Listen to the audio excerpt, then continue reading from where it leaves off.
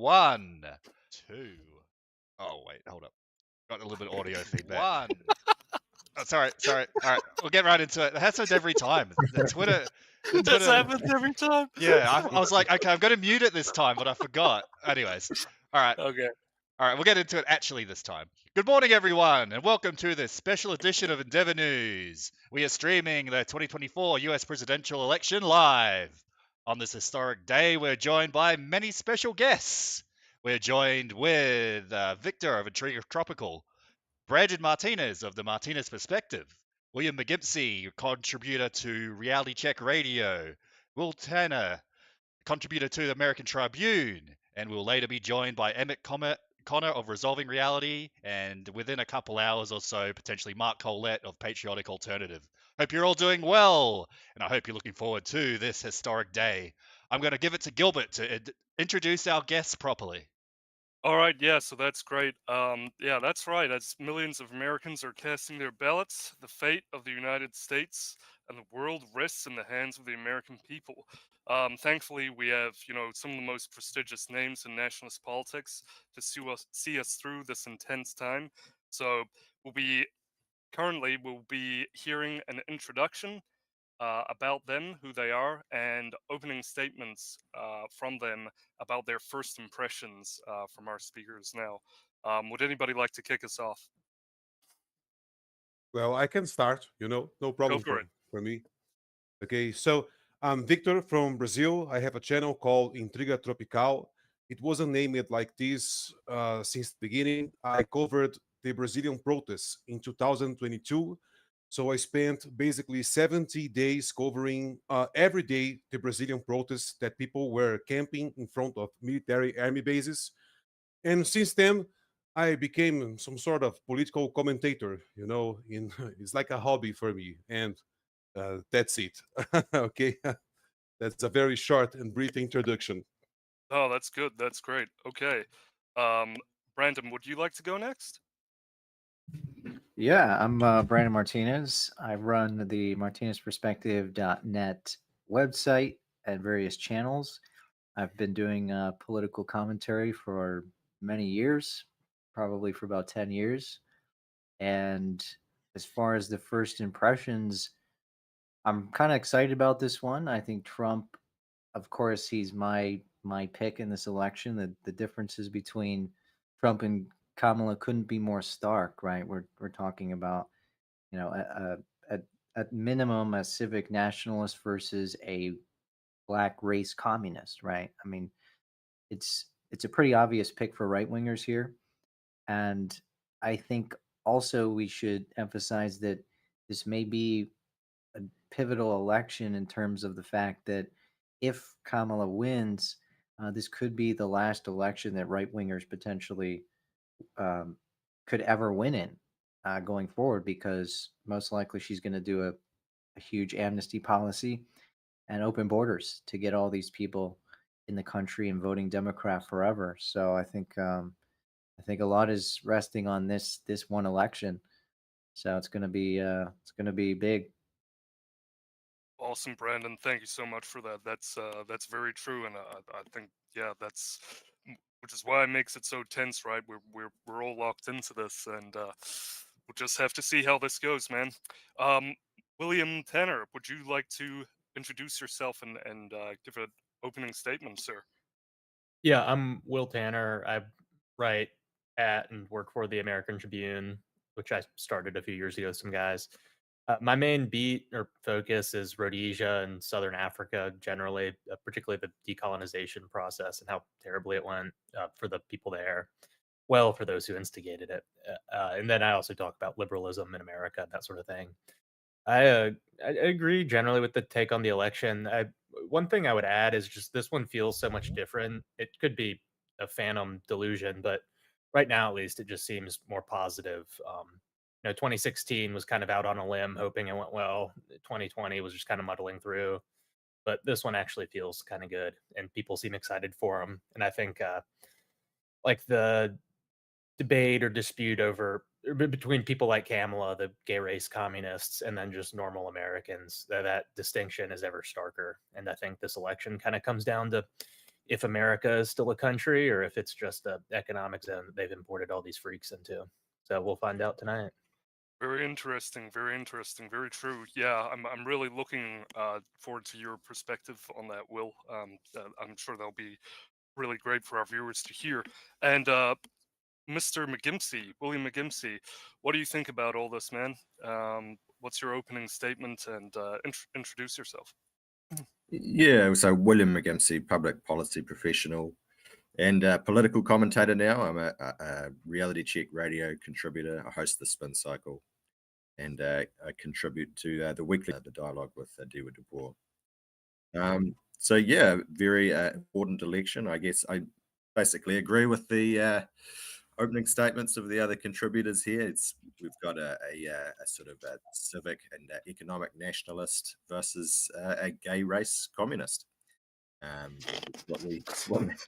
Another, which is a sort of realistic and accurate way of describing what we call wokeness, or what progressive liberal politics in the US and elsewhere now really is.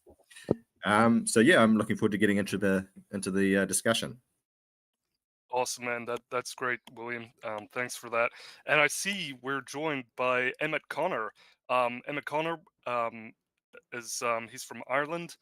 He's currently in Texas now. Emmet, we're just currently doing an introduction and an opening statement about your first thoughts about this U.S. election. So if you'd like to go ahead, you can introduce yourself and tell us what you think. Hey, Gil, how's my audio, first of all? Yeah, it's coming good for me, man. Coming all right in for everybody else. Yeah, good. Mm-hmm. Great. Okay. Great. Yeah, so good audio on my end as well. Yeah, so good morning, good afternoon, good evening, gents. So yeah, my name is Emmet Conner. I'm an analyst and author from Ireland. I suppose my specialty area is kind of Marxism and Marxist indoctrination. I released a book earlier this year on the subject called Red Pandemic, the Global Marxist Cult. And I've been kind of looking at, geopolitical affairs in general, and helping people kind of focus on this issue, I suppose. So in terms of the US elections, yeah, I'm here for the gay race communism. So we've got a capitalist versus a communist, I suppose, to simplify it. And it's really interesting to see the dynamics here. It's hard to know how things will go, but I'm really seeing this struggle very much as a struggle between Marxism and everybody else, which seems to be a recurring pattern across the West. So, it's a big test, really. It depends on how many people are on board with patriotism in the States, or how many people want to go down the degenerate globalist path. So we'll have to see what happens. All right, absolutely. That's great, and yeah, thank you all for that. And thank you all for joining us. I'm sure it's going to be a great election night.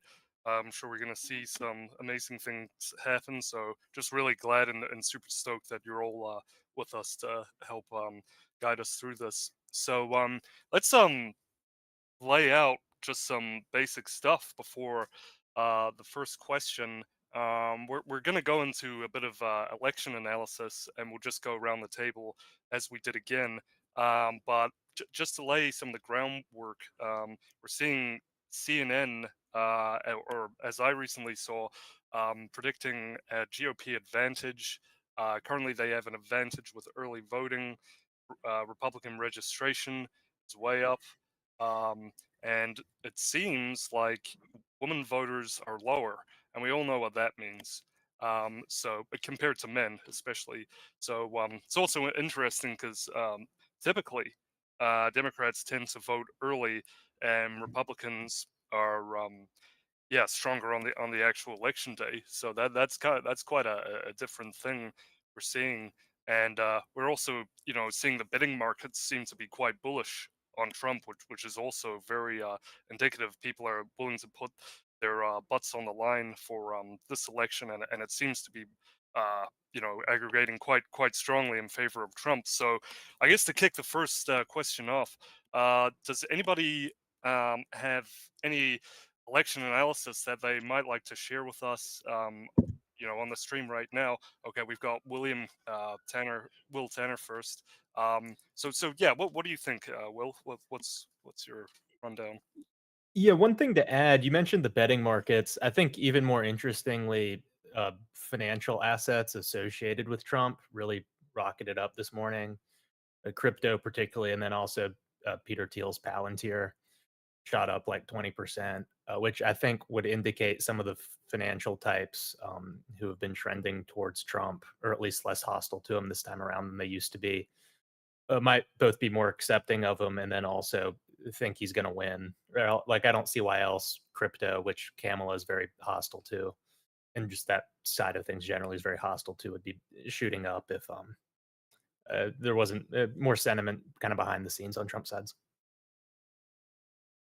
Okay, awesome. Yeah, I think that's a really good point to get, yeah, those sort of big tech people, the fact, and that is a very strong indicator of that there is something in the works being more favorable to Trump. Does anybody want to tack on to what Will Tanner just said? Well, I could just add something here. So, I mean, I've just been trying to get my head around what's happening early on in the piece, and although it's still really too early to make any definitive statements on anything, obviously, all the early signs point to Trump doing well. So, the Real Clear Politics no toss-ups map has Trump taking it out. The early voting numbers, Republicans are doing ahead of what they were doing last time. The early chatter from I'm getting on social media is that the turnout from Republicans across everywhere really is pretty good. It's holding up. It's quite high. And in previous elections, Trump has generally outperformed his polling. The polling has sort of been below what Trump has ended up getting. This time, the polls are pretty even. So if that trend of outperforming the polling continues, you'd have to see him win. He's ahead in the prediction markets. Like we said, I've got a Decision Desk open on my computer here. Decision Desk has got him a 60% chance of winning before any votes have come in. So yeah, all the signs I'm looking at here say that things are looking good, but obviously that could all change very quickly when the results begin coming in. Awesome. Yeah, it's another good great indicator of how it's. So we've got two going for Trump. Anybody else see it any differently, or anybody else want to add something different? Emmet or Brandon or Victor, do you guys want to say anything to add on to that? I mean, I would just add, I find it pretty interesting that whole tech bro swing towards Trump, right? I mean, I guess back before Elon Musk took over Twitter, you had just total progressive kind of libtards running all those companies, right? You had Jack Dorsey was running Twitter. Obviously, Zuckerberg was pretty leftoid at that time, but even Zuckerberg came out recently and made some positive statements about Trump and said he regretted doing some of the censorship because, like, the Biden White House was trying to get his site wiped of all the Hunter Biden stories and stuff, and then he said he regretted doing that. So you're seeing quite a bit of a shift. I think some of that actually came from the assassination attempt and Trump's response to it. And then I think that's what Zuckerberg said. He thought that was badass. But it's actually a good positive trend that we're seeing some of these bigwigs in the tech sector starting to warm up a little bit to Trump and sour on the Democrats, who are pretty hardcore pro censorship, which is giving them all a bad look and a bad image. So this is kind of cool to see that happening. Yeah, great. Yeah. So we all seem to be seeing that there is sort of this sort of like the dictatorial tech bro kind of conglomerate sort of dictating a lot of this, and we all seem to think that this is actually quite a strong indicator. Does anybody have maybe unless they want to continue along that vein, does anybody have any thoughts about let's say, like how foreign interests might be trying to influence this election, whether it be from China or Russia Israel, is a big one, of course. I think we all know. Does anybody see anything with that happening? And where do you think, for me, in terms of foreign powers, I think we're going to see probably more Russia, China, and Israel going for Kamala. But I also see probably actually probably more Russia and China towards Kamala, and then probably Israel is seems to be more favorable to Trump, if I'm seeing that correctly. Does anybody want to hook on to that or say anything about that? Okay, Will, you can go ahead, buddy. Cool. Yeah, I think China is actually uh, ambivalent or hostile to both. Just as if you look at what the Democrats actually did after they removed Trump, most of Trump's like economic policies more or less remained in place. Some of the rhetoric was toned down, and some things were changed on the margins, but not that much really changed about the approach to China. And even Pelosi was visiting Taiwan and all that. So I just I don't think China supports Kamala any more than it supports Trump, just because it probably dislikes both of them, at least from what I can tell. Interesting. Okay, cool. So I see, Brandon, you had your hand up. So if you'd like to respond or say something, go right ahead. Yeah, it's an interesting phenomenon. Russia, I heard Putin make one statement where he said he supports Kamala, but he was probably joking about that. Um, I think he may actually lean more towards Trump just based on the one issue that he thinks Trump's a bit less supportive of Ukraine, whereas Kamala has been pretty pro Ukraine, right? Whereas Trump's a bit ambivalent to it. He's not really making it much of an issue, and he probably would pull back some of the support there. So for that reason, Russia would lean towards Trump, and China is definitely anti-Trump because Trump is explicitly calling for removing China's favored nation status and preventing Chinese real estate buyers in the country and preventing Chinese vehicle imports. That's all in his manifesto. And so the Chinese have disliked Trump for that reason because he's doing a pretty hardcore trade war against them, and they don't want that, right? It's interesting. Like, people sometimes give China credit, say, oh, they're based, they're against the globalists, but like the Chinese actually support globalism because they want to dump their stuff everywhere. So they don't like it when we kind of stop them from doing that. So that's why they don't like Trump. For Israel, I think Netanyahu probably favors Trump and the Republicans because there is some like anti-Zionism going on in the Democrat Party. It might be not coming from Biden or even Kamala, although it's coming from certainly like that squad faction and stuff. So I think Netanyahu would probably favor Trump for the reason that he's been pretty consistently pro-Israel. That's like one thing I don't agree with Trump on, but that's probably how Netanyahu views the whole thing. You're going to have disagreements, so yeah, I mean. Yeah, no, okay, so that's interesting. So you think, okay, China would be right. Okay, I'll let Victor go first, or do you want to play that video, Hector, before we? Because the Soviet desire to get this aid to help them destroy these weapons, all because they worry they'll be used against the United States. They worry it will be used against them.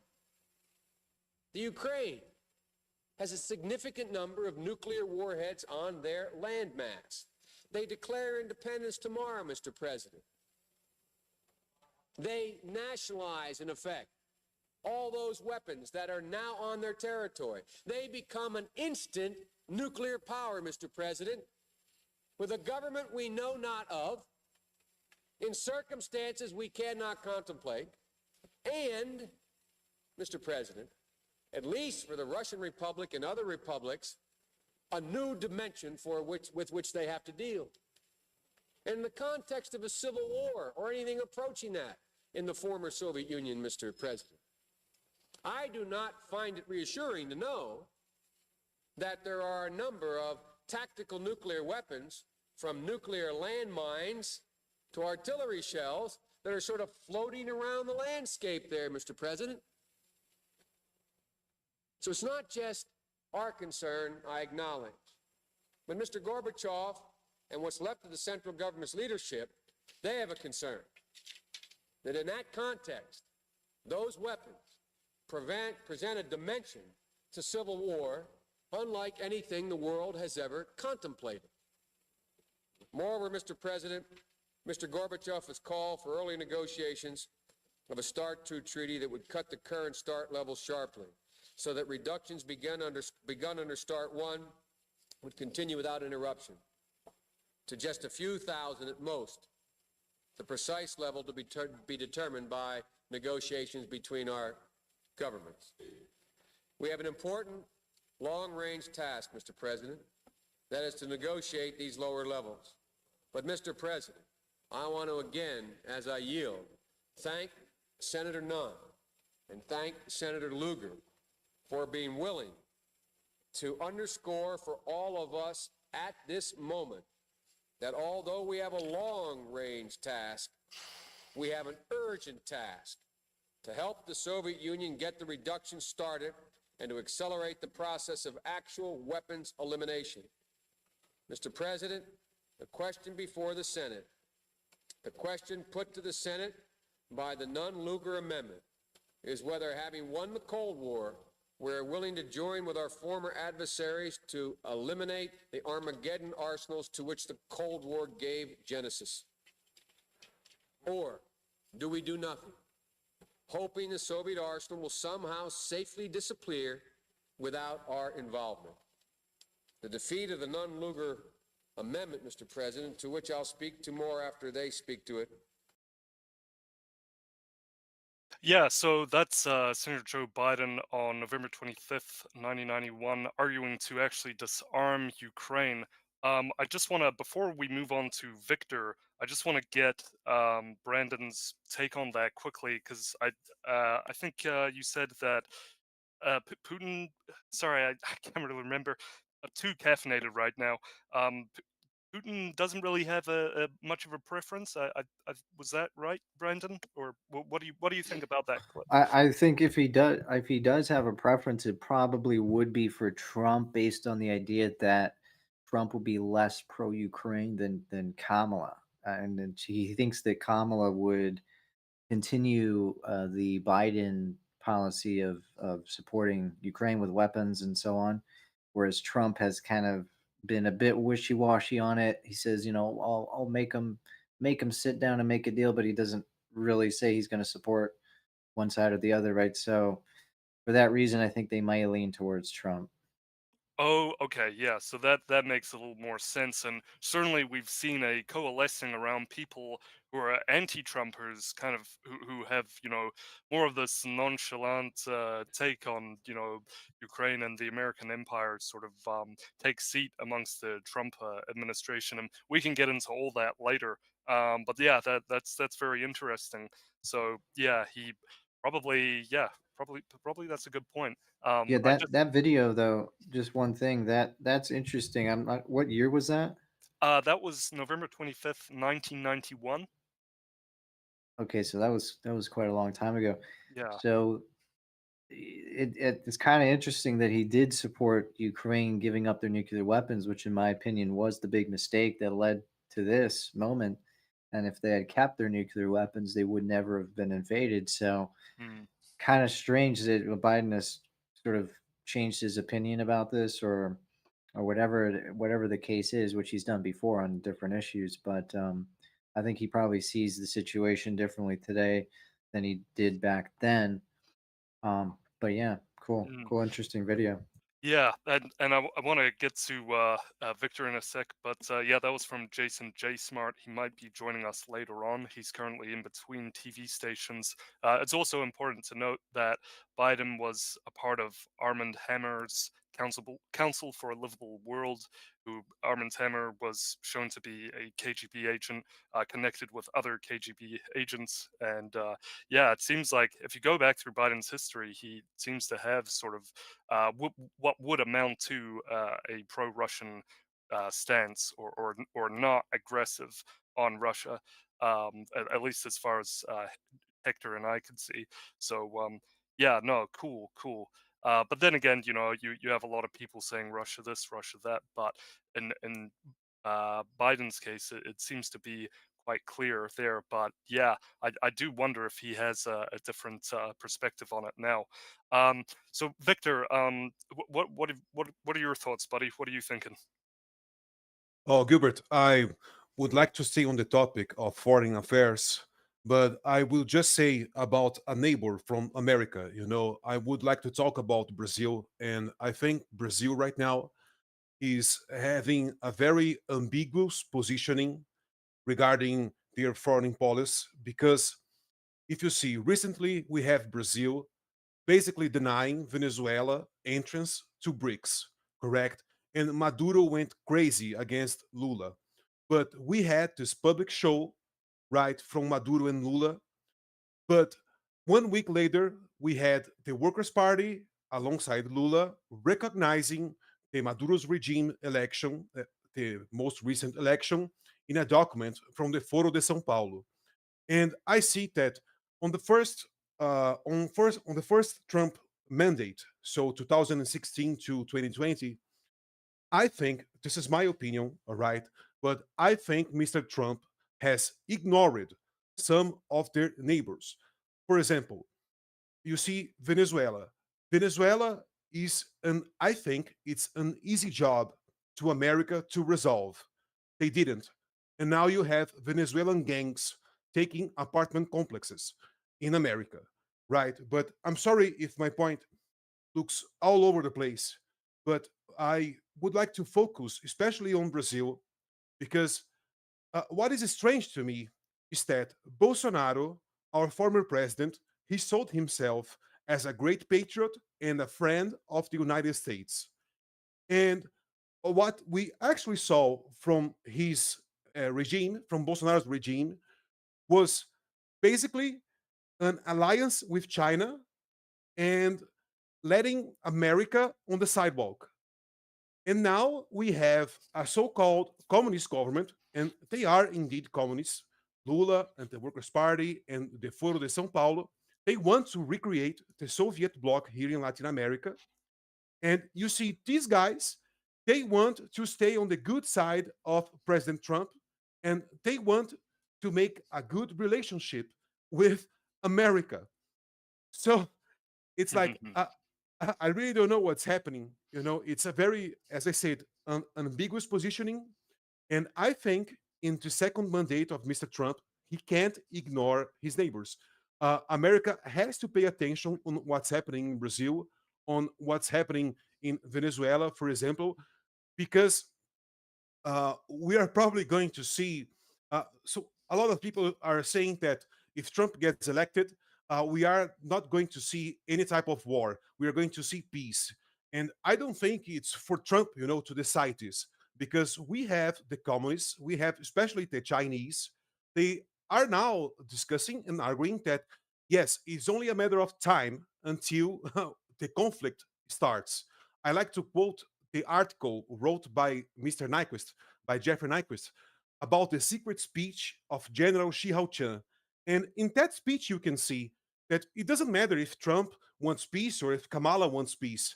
What matters is you have an enemy, a declared enemy, that say that they need and they have to obliterate you, right? So I don't know. It's a very sensible position, I think, America is right now. And I wouldn't accept a peace talks with China. And I took very seriously what Mr. Trump said about Xi Jinping. Excuse me. And now, gentlemen, I understand that my commentary is all over the place, but again, I will justify it as Gilbert. I'm very caffeinated right now. Anyways, I will finish my commentary. I just took very seriously what Trump said about Xi Jinping, that he rules China with a tough hand. I'm paraphrasing right now. I don't remember what he said on Joe's Rogan podcast, but this is like, hey, no one that understands the communists, the fight against the communists, would ever say this, at least in my opinion, in my view. No one would ever say this about a communist leader, okay? There is nothing respectable about a communist leader. Yeah, 100%, man. That's and that's something that people really need to sort of focus back on. Is that, yeah, there are these people that are really actually, along with Russia and China, especially in Latin America, that they are trying to position all these nations against America and against Europe itself. You know, Putin has been playing a very integral role in the mass migration crisis in Europe, and organizing all kinds of other hybrid warfare techniques against everyone. But that was really interesting to get the Brazilian perspective on that. It's important that we get outside perspectives about how this sort of global communist revolution is sort of taking place. Emmett or William McGimpsey, or would any of you guys like Uh, to add on to that, or Can I yeah, add go something? ahead. Yeah, just Go ahead. there's this exit poll apparently via Reuters. So apparently the turnout in this election for white voters is up by 4%. So that's probably a good sign for Trump. I don't know what the margin of error on this poll is, but I mean, it looks like there wasn't a mass mobilization of um, POC voters, I guess, that I assume Kamala was hoping for. So potentially this could have a big impact. I just thought I'd say that from this exit poll. But continue on. Yeah, I see Emmett has his hand up. Emmett, would you like to go ahead, man? Yeah, just on the geopolitical situation and the ideological side of it, it really is quite incredible, isn't it, that you have like a full-on Marxist cult member, like, head full of fucking cross wires, nut job, going for the presidency of the United States. That's really symbolic of how bad things have gotten, in my opinion, and shows how America has been progressively eaten away by this crap. We've had this going on for years, progressively going back over the decades, but particularly, I'd say even before the BLM stuff 4 or 5 years ago, we could really see it getting even more prominent. And you guys understand my work. You know that I talk about being an incremental thing, but that's the problem. It's gradually building up its influence till eventually you have someone like Harris. Now, I mean, she wasn't the first, obviously. You've got Biden himself with connections, to the Chinese Communist Party through his son, and then you have a Hunter, and then you have Barack Obama as well, the socialist who got trained up in Chicago, from the legacy of Saul Alinsky, the community Marxist approach and so on. But it's really incredible. And as I said earlier in a post, I see it as being the only big question today is how many people in the States are brainwashed enough to think that supporting a full-on Marxist is the right way to go for the country. That's essentially all that matters. And so it could be a few million, could be tens of millions, which is more likely. And on top of that as well, there's the whole issue of cheating, which I'm sure they did in the previous election as well. That's why with the polls and stuff, I know we have to look at them to try and make some intelligent estimates, but it's also true that it's hard to know what's real and what isn't. And these bastards have a history of cheating and bending the rules. They don't give up power without a struggle. They don't fight fair. We've got the same problems in Ireland and other Western countries as well. So, the whole thing's a big mess, but really the only big issue is, are there enough patriots in the States who are determined to win? And are they willing to kind of do what it takes? Yeah, super interesting, really great takes, and yeah, it really is a sign of our times that this hyena woman, just like an absolute ravenous hyena on the stage, baring her fangs at the American people, is and of course is a ravenous communist, is yeah, this is just crazy, and it is a great question, how many are brainwashed because of this ideology. And okay, it seems like we are joined by Mark Collett of Patriotic Alternative. So just like to give a warm welcome to Mark Collett. How are you doing, Mark? Hello, are we live, guys? We sure are. Superb. Excellent, excellent. Well, we actually just went around. Everybody gave their opening statement, and well, they introduced themselves and gave an opening statement. Is that something that you'd like to do? Just first, introduce yourself and give first thoughts and impressions about this election. If you'd like to go ahead, you can. Well, I think this election's been an interesting election for a couple of reasons. I think at first you'd have to say that Trump was the sort of definite favorite. You'd have to say that Trump was going to win this by a long way. However, I would say that was against Biden. And when there was the assassination attempt, that pushed Trump into this almost legendary position where it looked like he couldn't lose. But Harris, I think, has been a much harder candidate for him. And the Democrats switching out for Harris was a good move on their behalf. And in a world of identity politics where Harris reaches out to the minority voters, she reaches out to the sexual minorities, you know, the trannies, the LGBT community, she reaches out to white self-haters, white communists, etc. And she reaches out to the female vote. I think when you look at American demographics and you take into account of the 2020 census that Americans or white Americans made up just 61.6% of the population, and it's likely that that's lower than that now because that was 2020. So you've got to say white Americans made up around 60% of the population. Are there enough white traditionalist Americans to actually win it for Trump? And that's sort of my concern. I look at this and I would say I would probably bet on Harris, and I would say that the demography of America makes it very unlikely that a candidate that's perceived to be an anti-immigration sort of, white male, let's get things back to the way they used to be candidate, they're gonna fare increasingly poorly in that kind of environment. So I would say I think Harris is going to win.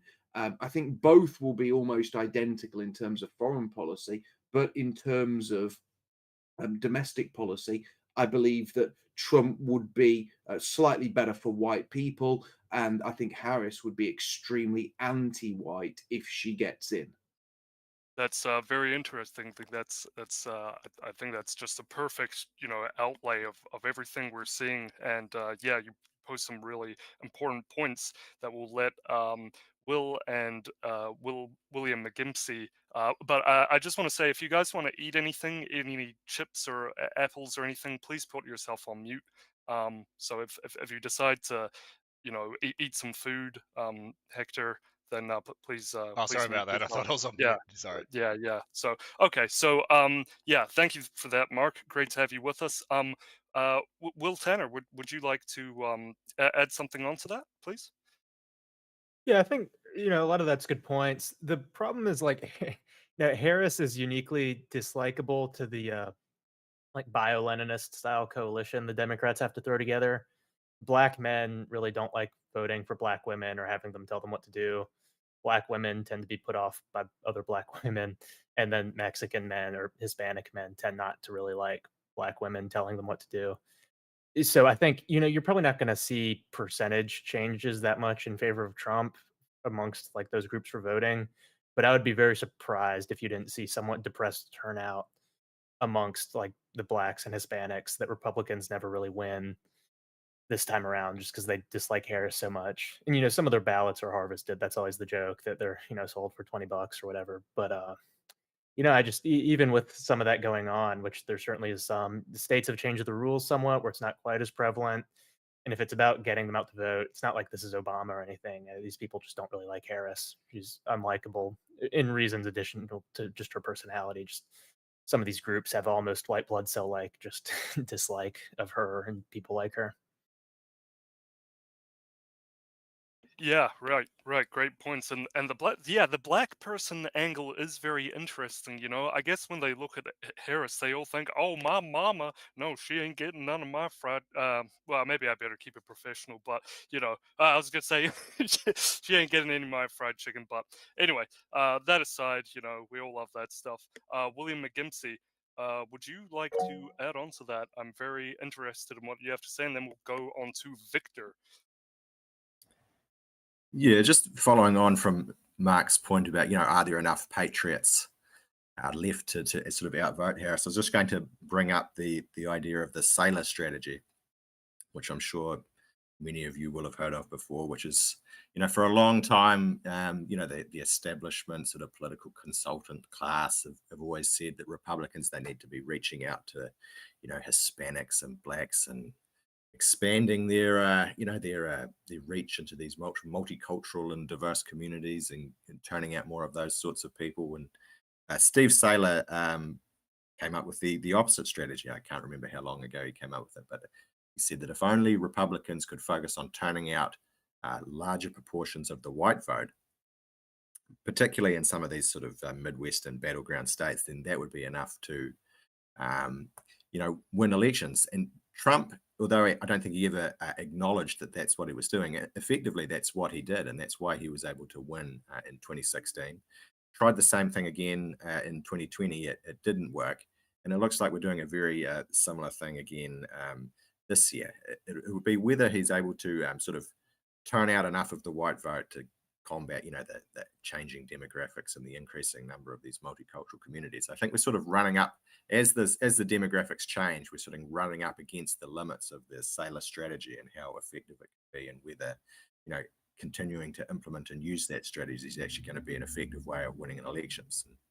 I think we're going to see this election might be the last one it'll be effective in. If not this election, maybe the next one, but not too many more elections in the future will this be an effective strategy for winning if the demographic changes continue going the way they're going. Very true, very true. Great points, great points. Okay, Victor, did you want to add on to that? Oh, yes. Mark said something that I just thought about it. And you see, in Brazil, during Bolsonaro, we had the greatest attack of the judiciary against its own people that we have ever seen. And in America, we have the same peril from the Biden administration, the Biden-Harris administration. You see, when Kamala was just beginning her mandate with Joe Biden in 2021, they enacted the not forced, but they basically made the jab obligatory, and they started to wage war, against the American people.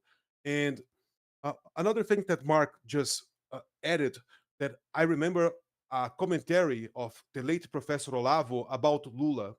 And Lula, back in the 2000s, in his first mandates here in Brazil, he was very popular, and most people basically accepted him. But Olavo made a very surgical commentary about the situation.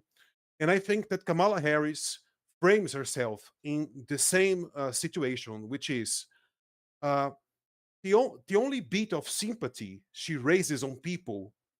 It's because she's a very vulgar woman, and basically nowadays everyone, it's if you live in an urban center, you see almost every woman is like her.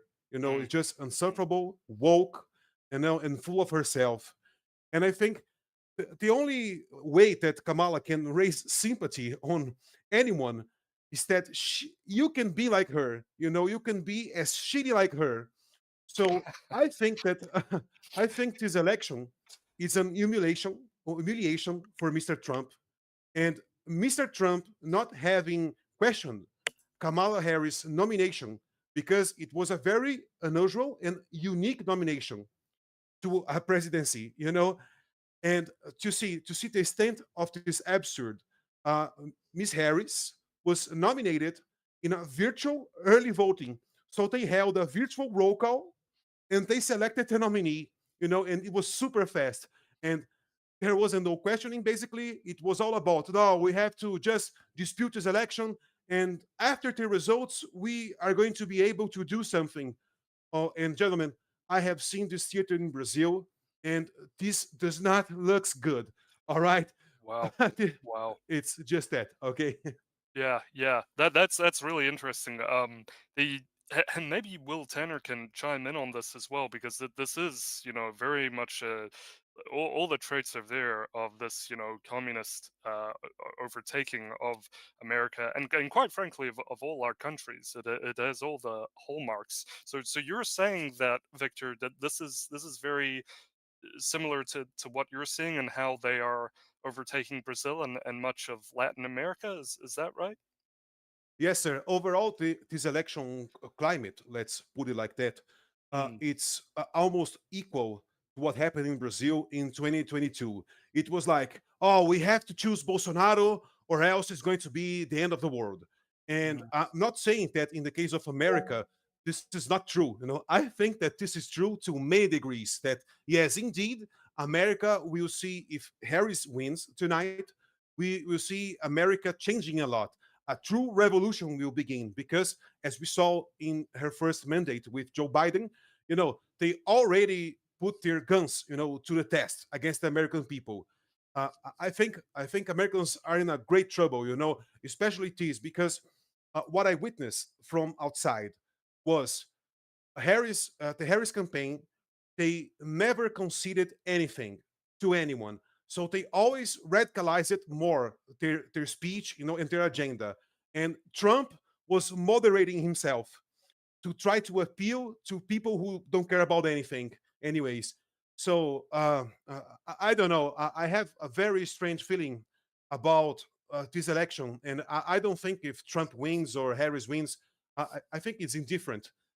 What matters is we have Russia and China already positioned to fight a war inside America, and they will do it. They already say they will do it. So it doesn't matter if Trump wants peace. I think it will happen like Bolsonaro. Bolsonaro also wanted peace with his enemies, with declared enemies. Then they reorganized themselves, and they are now stronger than ever, right?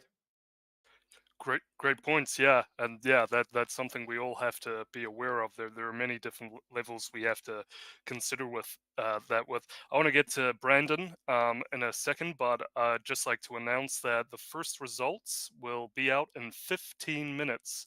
So be prepared, everybody. Brace yourselves.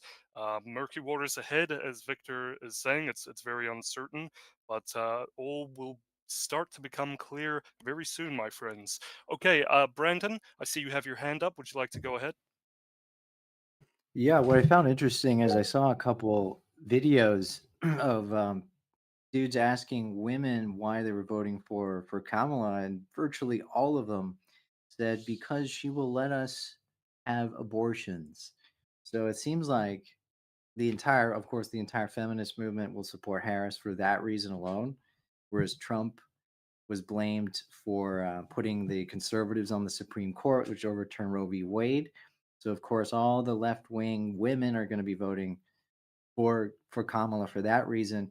But what's kind of baffling is the amount of white people that are voting for Harris, or that say they're going to vote for Harris and that will vote for Harris, because she's explicitly a black supremacist, essentially. Like, there's multiple clips of her saying she's going to pass laws to privilege black people specifically, to give them a leg up specifically. And there was like a black guy at one of her little meetups who was like, we need laws that privilege our people specifically and nobody else. And she was nodding her head to this and saying, yes, of course. Right. So she's on record supporting DEI. She wants to increase DEI.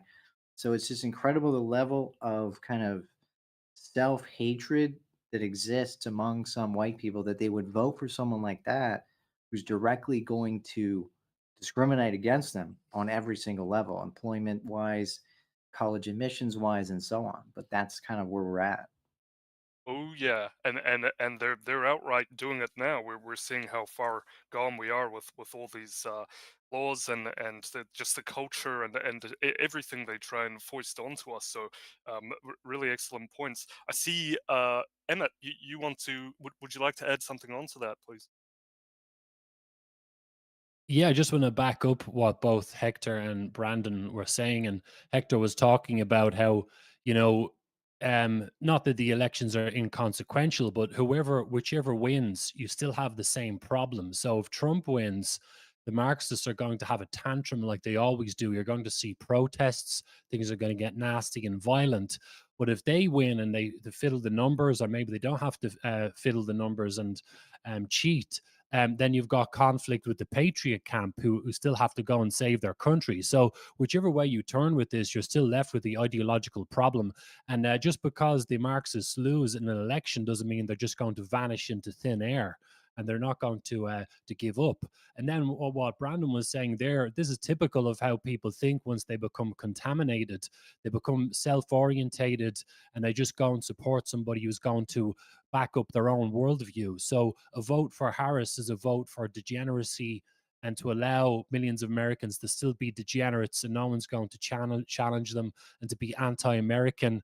And obviously there's a lot of money involved, and anyone involved within corporate world who's taking money for pushing DEI or ESG and so on is going to want Harris to win, etc., whereas Trump's going to clear out all of that crap. So once again, it all comes back to the same problem of indoctrination and where people stand. If they have the interests of America at heart, surely Trump is the better choice. Surely indeed, surely indeed. And yeah, that's certainly the path is okay, very much clear. It is a very clear path. I'd like to expand on that in a sec, because while the enemy is certainly clear, we also have, these people on the right in general. I mean, let's just say it, the people in the Republican Party, they're not good for Western people. They're not good for Western countries. They're not good for anything. They have their own interests in mind.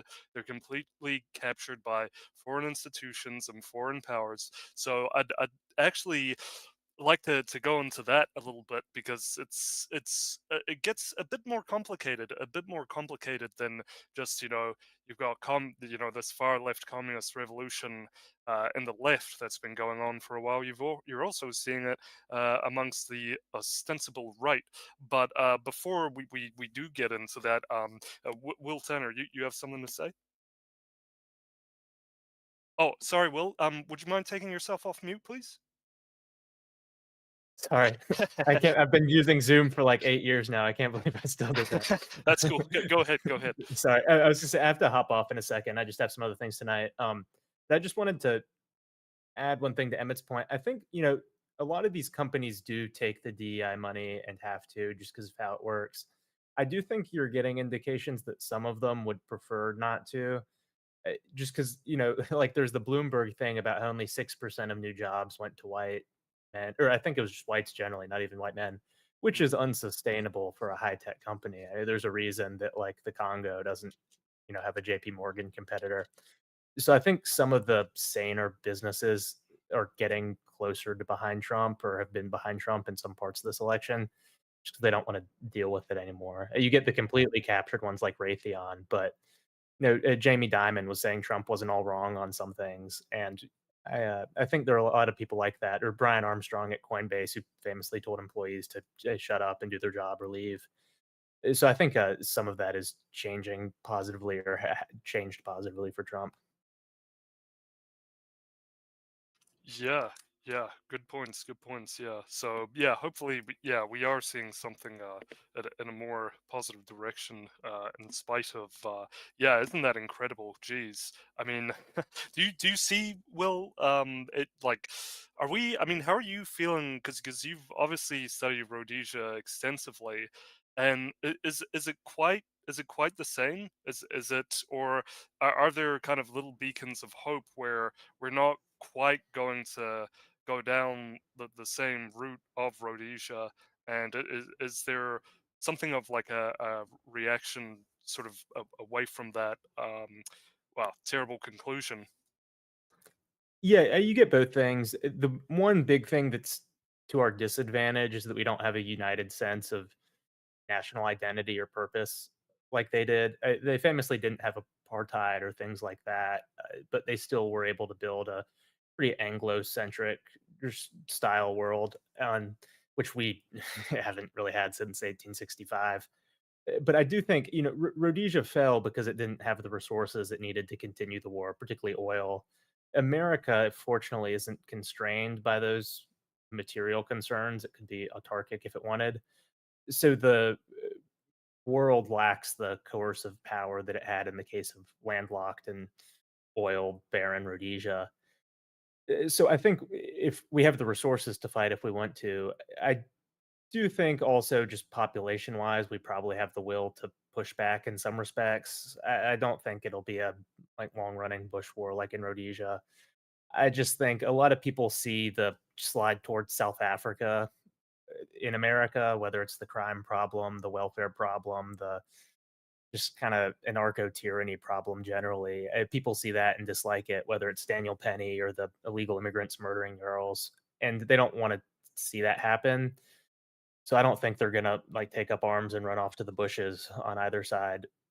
But I do think you'll get people who say, "Well, we don't want to, we don't want to turn into that. We don't have to put flamethrowers under our Porsches like they did in South Africa. So maybe we should do X or Y to make it better." I don't think that would be everything we want or people like us want out of an election or a government, but I do think it'd make things a lot better. There like 1,500 people were responsible for 90% of the New York subway incidents or something. If you just pulled a Bukele and got rid of them, the problem would go away. Like there's a lot of stuff like that that could make America pleasant again, which I think Trump might do, or at least push some states into doing. So no, I don't think we're inexorably headed towards Rhodesia. I think Rhodesia and South Africa are great comparisons because race communism destroyed these formerly prosperous countries, like it's destroying America. But I don't think it's an inexorable slide towards that. I think there's a lot of pretty easy policy things that you could do that would be pretty popular that would deal with a lot of the big problem or the at least immediate concerns there.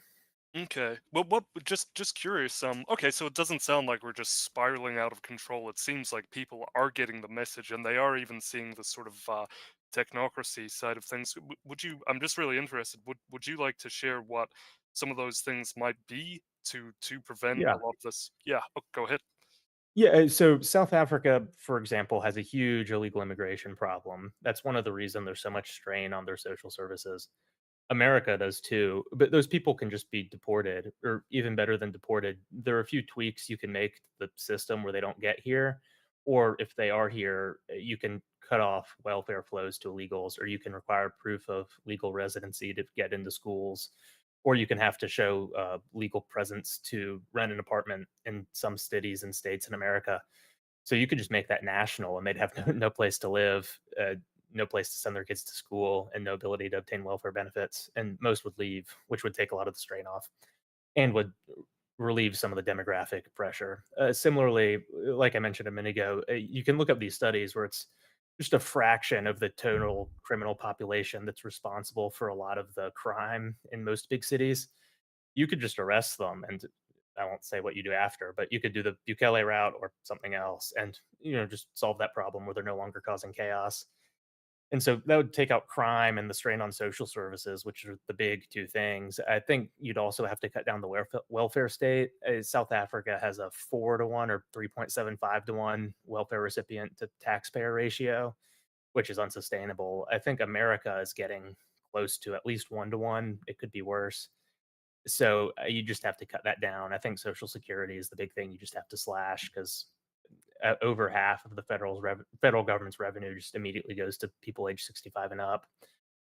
So those are a couple things. The other thing, which I think would be trickier in America, is if you look at how South Africa got where it is, a lot of the fault there lies at the hands of subversive elements that push them into being an open society rather than a closed one. And George Soros's Open Society Foundation got its start in South Africa and was a lot of the impetus for it becoming open, or at least the way the various foreign actors expressed their displeasure at South Africa's existence. So you'd have to slash the ability of people to do things like that, whether it was just a tax on nonprofit and university resources, like take away their nonprofit status and say if you're not a church or whatever, a religious institution, then your endowment is going to be taxed at a 50% rate. That would solve a lot of it and kind of take away the resources these supposedly philanthropic organizations have.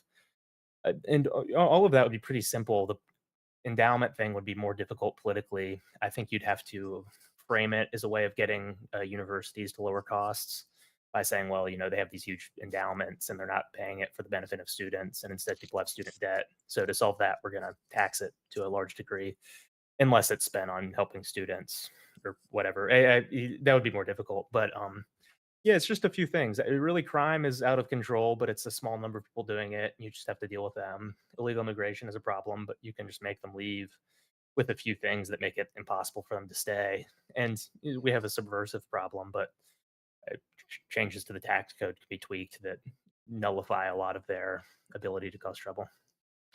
Right, right. Are you part of Project 2025?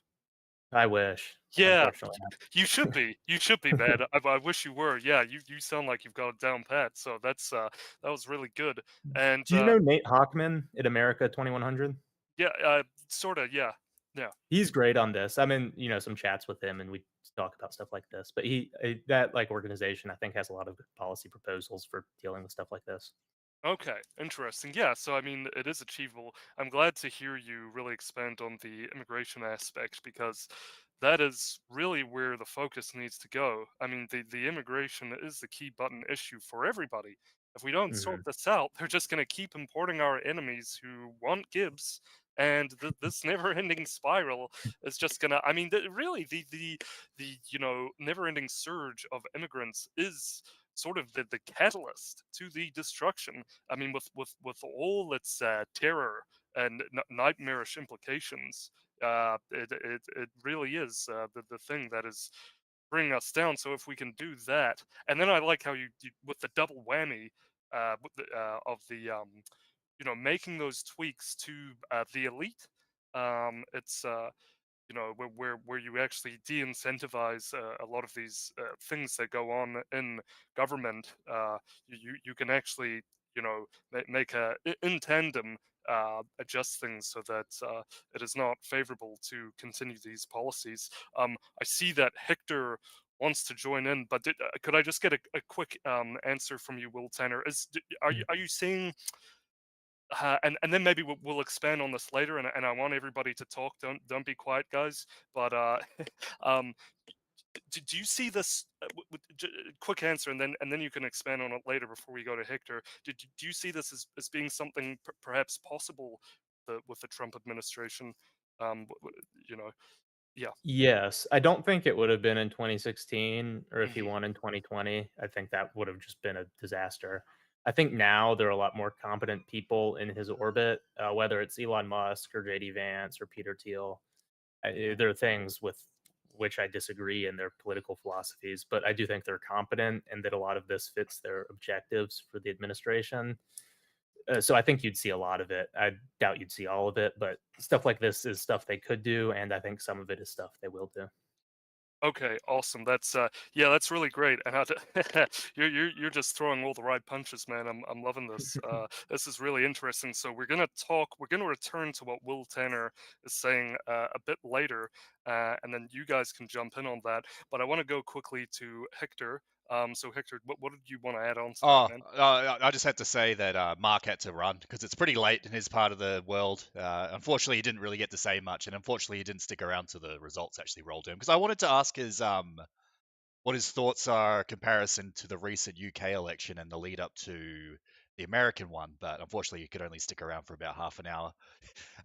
But anyways, yeah, the results should be rolling in literally any minute. We should start getting the first results in a couple of the states. I think, what was it? I think New York is potentially one of the first ones. New Hampshire. Will Tanner also had to go. Yeah. At least he gave his final thoughts before leaving. So the results should start rolling in any minute, and then we can really see what's going on. See how the election turns out to be. Yeah, awesome. That's If when you have those updates for us, Hector, please just put your hand up and we'll get right to you. So that's going to be interesting. So brace yourselves, people. Pull up the Ron Paul meme. It's happening. Okay. So did anybody? And by the way, if you have a cam, please put yourselves on cam so we can see you. If you're okay with that, but if you're not comfortable with that, that's fine. But we probably have the most handsome panel on all the internet right here. So it's all right. There we go. There's Victor. Hey, how's it going, man? How's it going? Yeah. Awesome. Cool. So did any of you guys have anything that you wanted to add on to what Will Tanner was saying? It sounds like we're talking about the broader implications of this election, whether it goes one way or another. There's so many different ways we could go about this. So Emmet and McGimpsey and Martinez, you guys have been pretty quiet. Did you guys have anything to say to add on to what Will Tanner was saying? Well, one of the most interesting things is that Trump has promised the largest domestic deportation in US history, right? So he's promising remigration. Now, whether he will actually follow through and do that or not is something we don't know about. But one of the things that has happened because of this campaign that would not have happened otherwise is that the topic of, remigration has been sort of memed into the public consciousness and the biggest election race in the world, and that's a huge positive thing. All countries have to make decisions about what their immigration policy is, like what type of people they want to bring in and what type of people they don't want to bring in. And we've been sort of confined, the public conversation has been confined due to political correctness or wokeness and censorship and cancel culture in recent times. To like a whole range of everything outside of ever increasing diversity being off limits for public discussion. And that's not the case anymore. People can discuss remigration, they can discuss reducing immigration, they can discuss bringing in more of these types of people and less types of these types of people. And so all this stuff is on the table for discussion in elections and in discussions about politics all around the world now. So that's a huge positive thing. Great. Okay, Victor, you want to say something? Go ahead, Hector. I just want to interject that the first results are starting to roll in. It's not from swing states, so nothing too exciting. From Kentucky, Trump is up 63% to 25% to Kamala, and in Indiana, which is this is expected to go to Kamala, Trump is up 71 to 26. These are very early votes, and they're probably like rural votes, so they're probably going to lean heavily towards Trump. So the first results are starting to come in, so we're finally starting to kick the things off here. All right. Yes, down with gay race communism. Let's go. Indeed. We don't like the gay race communism. We're gonna go Judge Dredd. Maybe I shouldn't say that. But Judge Dredd was a really good comic. So, in fact, all three of you guys look like you could be a good Judge Dredd or something. But anyway, okay. So that's happening. Let's keep our eyes on that, everybody. I see Mr. Victor Tropical, he's shared something in the chat. Maybe you'd like to pull that up in the meantime while we keep our other eye focused on that, Hector. So, Victor, what did you want to say, my man? I would just like to add to something that Will Tanner said. And actually, I would like to thank him because I was thinking, and I said this to Jeffrey Nyquist once, that I thought that America would become with Trump. If Trump puts into action the greatest deportation operation ever, there is no escape also to the greatest police state ever, correct? Because you will have to crank up things, to deal with that, because it's over 10 million people. It's a lot of people, you have to basically enact some sort of police state in parallel to be able to run this kind of operation. And Mr. Tanner here, he just put on the table suggestions that are way more easier, and I think they won't hurt the American people. Some time ago, just a brief, I will go on a tangent here very quickly. Go for it, man. I think this week or last week, last week I saw Bukele posting about an operation, and he was saying like this: oh, we have 10 bad guys in this area of El Salvador, so I put 2,000 soldiers in the street and I blocked the neighbor to catch them. And I would just thought to myself, hey, if these were images from China, we would see this with very bad eyes. So why with Bukele, we are seeing with good eyes? Oh yeah, that's right, Mr. President. So go get the criminals. I think this is madness, folks. And Mr. Tanner, he put suggestions on the table that they won't actually hurt the American people. And wow, it was a very refreshing thing to hear, honestly, in my opinion, because I was very I am a doomer, basically. I took the black pill sometimes, you know. So Too that's many it, black gentlemen. pills, bro. Lay off the black pills. Yeah. Yeah, go ahead. Oh, you want to say add more to that, Victor? Oh, Oh no, not at all. Yeah, yeah. It's just that quick commentary. So, some would say though that. Oh yeah, go ahead, Hector. oh no, finish it off. I just want to compare some counties that we've actually got some fair amount of results in. But Cool. go, cool. finish your thoughts, and then we'll do some county comparisons, which could potentially tell us the way the election may go in these early days. Okay, cool. No, that's all right. Yeah, I mean that's certainly something to be very aware of. Some people would say in China that, as opposed to like Brazil or the West at large, that we, as opposed to the Chinese kind of just like to stay at home and play video games and eat like I don't know, dumplings or whatever. Whereas in the West we actually have problems with certain kinds of people like running around with machetes, beating each other up, whatnot. So it's kind of like some might say that that is somewhat justified. I guess it just depends on the extent of this rollout, or is this kind of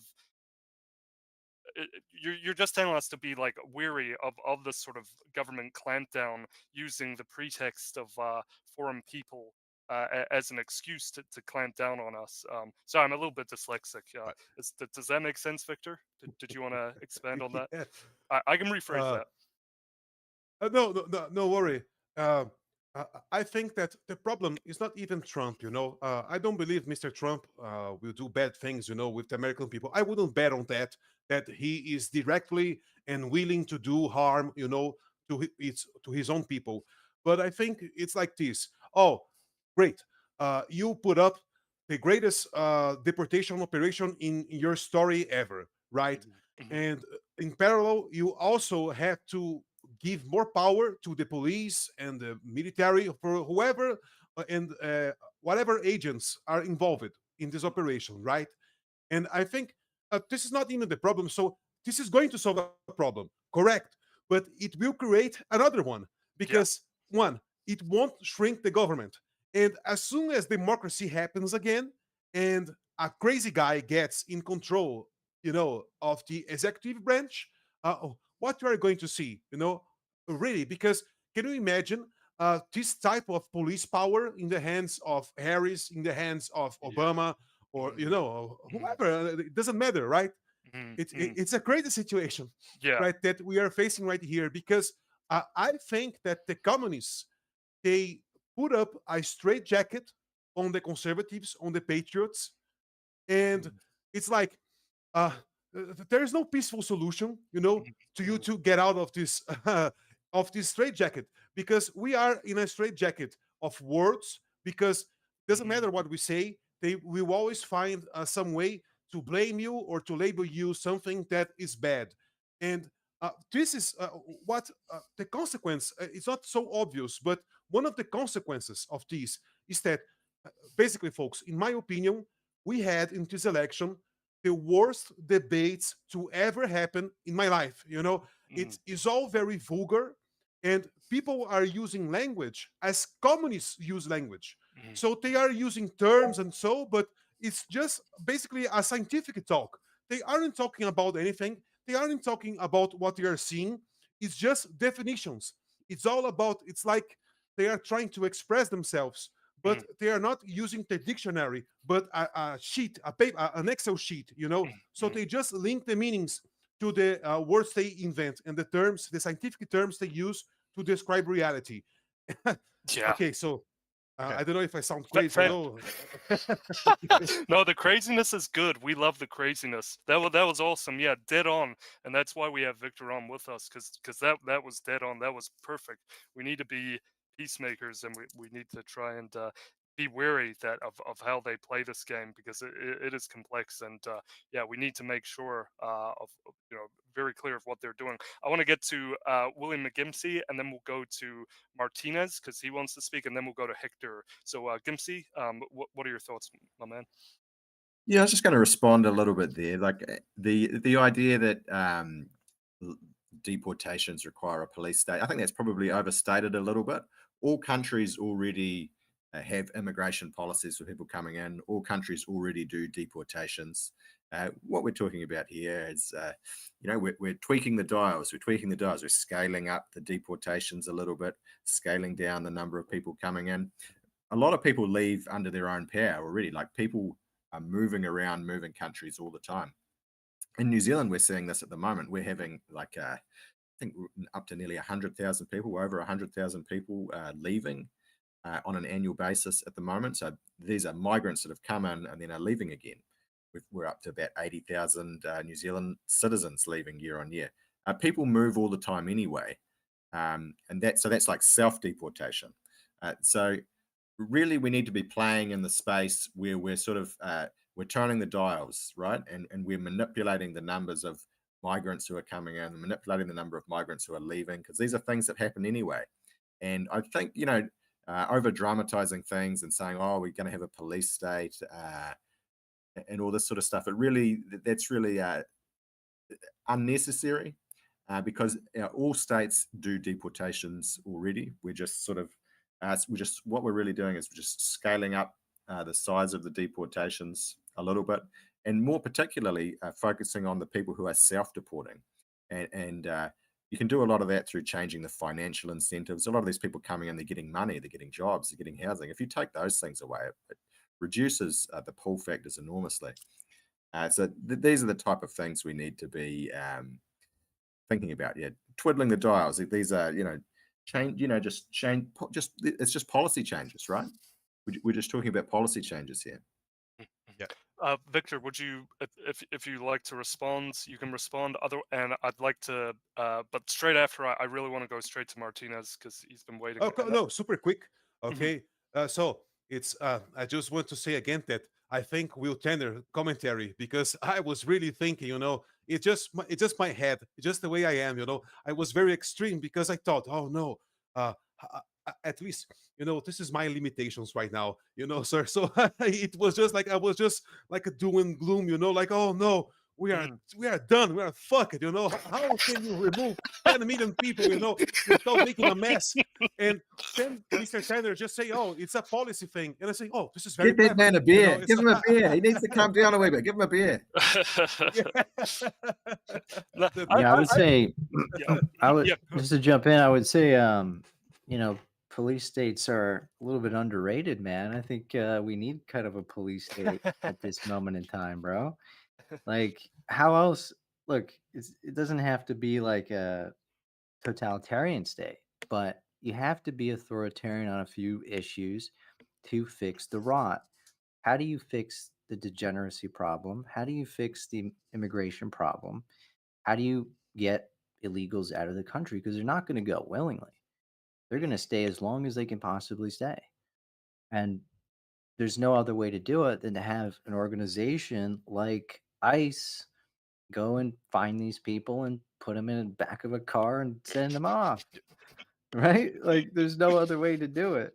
And so, like, I mean, I think that we can't win with a weak mindset where we think, oh, we can't be authoritarian, that we can't be seen as bigots and authoritarians. We have to just play by these rules. But they don't play by those rules. They will censor your ass. The second they get into power, they'll censor your ass. So we have to fight fire with fire to some degree to win the battle. That doesn't mean we have to turn into some like totalitarian communist regime. However, you can't stop drag queen story hour by just telling them to go home. Right? You're gonna have to send someone in there to bust up the damn thing. Right? So I think a little bit of authoritarianism is necessary, right, to fix all these problems.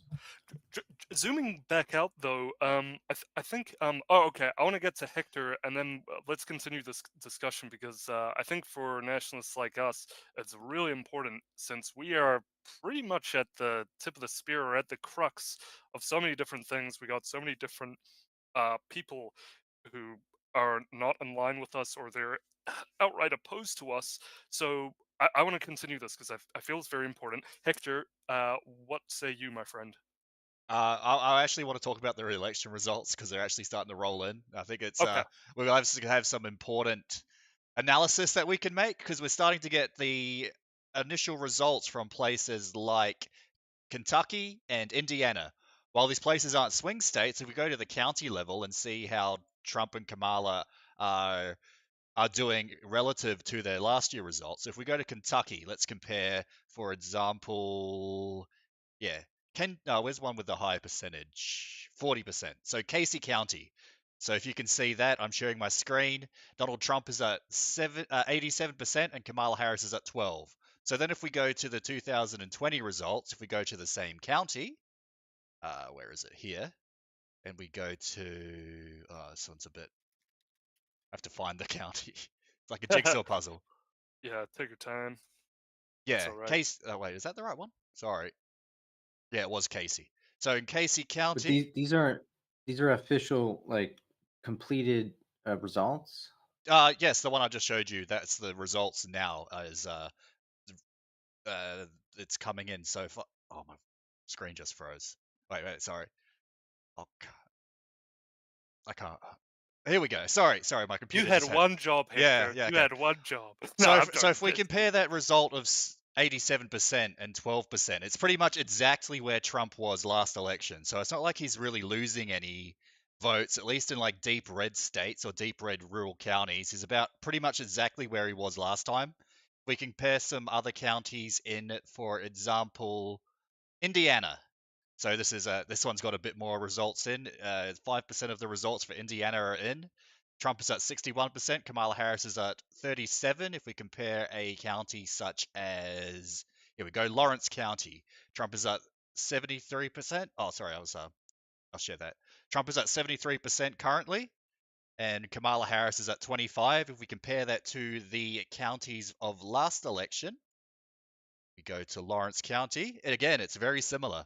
Trump is at 75% and Biden was at 25. So we're seeing some very similar results, at least from like rural voters. So rural voters in these rural counties are staying steady for Trump. So it doesn't seem to be a major swing either way. If we go to a more populated county, so Fort Wayne, I believe, is one of the three biggest cities within Indiana. Trump is currently at 52% and Kamala Harris is at 47. If we compare that to the 2020 map, Trump is actually doing a little bit better. Trump is up last time. Trump was at 54. Joe Biden was at 43. And this time he's doing about the same. So about the same again. So within these rural red states, Trump's pretty much holding steady as the early results come in. These can change throughout the day, but I just thought that was interesting to point out.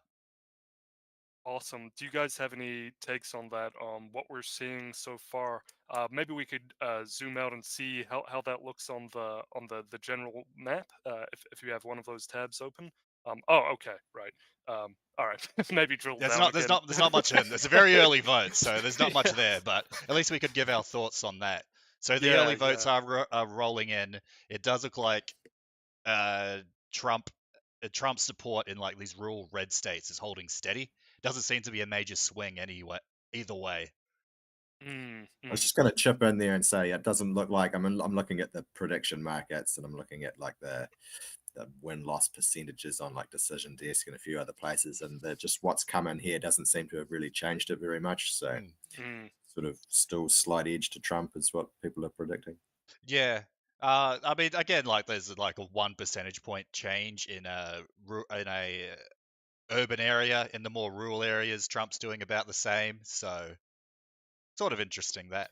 Yeah, you're gonna see that the urban libtards are gonna come out for Harris. It's always the case, man. Yeah. Oh It's boy. like we need to fix this situation. We need to get rid of these big cities or quarantine these people, man. Because it's like every time the big major metropolises, it's always voting libtard. Could you send me the prediction market, Skimpsy? Because I don't have that tab. It might be just a good one to bring up as well. I'm just on Polymarket. Polymarket.com. I'm sure there are other ones, but that's the biggest one, I think. I'll get them for you, Hector. That's all right, man. But yeah, no, it's something that we definitely need to do. And yeah, I mean, it's kind of like time crisis or something now, because this really is. I hear a lot of people, downplaying this election because they're like, oh, it's either they're both the same, and it's like it's really not. I saw Martinez actually. Brandon, he actually shared something that showed no, there's actually a marked difference in Trump's immigration policy, and he actually did, in spite of all the liberal, what would you call it, sort of pressure from them, sort of blocking Trump and what he intended to do with immigration. There's a really good post that he made and on one of his streams where it's like, well, actually, even in spite of all the Democrat pressure, he actually managed to get some quite significant initiatives through in terms of fixing this situation. And had we had a more unified Congress and Senate and country, it would have been a lot more powerful. So it isn't much of a muchness. I mean, there are some clear distinctions that I feel make this election very much worth it and worth voting in and getting politically active. So it's I don't think it's much of a muchness at all. It's a great Yeah, shame. I've seen Mhm. I've seen some people trying to shoot down Trump saying he like did nothing about immigration, but when you look at the side by side comparison, it's crazy. Like as soon as Trump gets in, executive order after executive order after executive order, in which he is going after the illegals, he's giving orders to ICE to round them up. He's doing the stay in Mexico policy. He tries to get rid of DACA. They blocked him from doing that. He reduced the refugee numbers from 100,000 to 15,000. And then Biden, on every single one of those things, immediately reversed the thing. He rescinded all the executive orders. He reinforced DACA. He took away the stay in Mexico policy. He increased the refugee quotas. It's incredible. And then overall, you look, because of COVID, he enacted, I think it's called Title 41, in which he reduced immigration by 50% overall. So kind of thanks to COVID, immigration massively dropped off as well. And then you see it shoots right back up. The second Biden comes in 2020, shoots right back up. The most border crossings you've ever seen, millions. I think it was like 1.3 million gotaways, meaning they caught them and released them. Increasingly, he's like Biden at the debate in 2020. He was telling immigrants to surge the border. He's like, we're gonna let y'all in, right? So it's pretty amazing, like what Trump tried to do. He did do some on the border wall as well, but I guess because he didn't, deport 20 million people at once, then some people will say it's a failure, right? And we'll dismiss it entirely. But it's very clear that there's a massive difference between Trump and Biden and Trump and Harris on this topic, right? Oh yeah, it's night and day. And it's totally unfair to blame Trump for that. He is just a man after all, and you see how he carried his weight in 2016.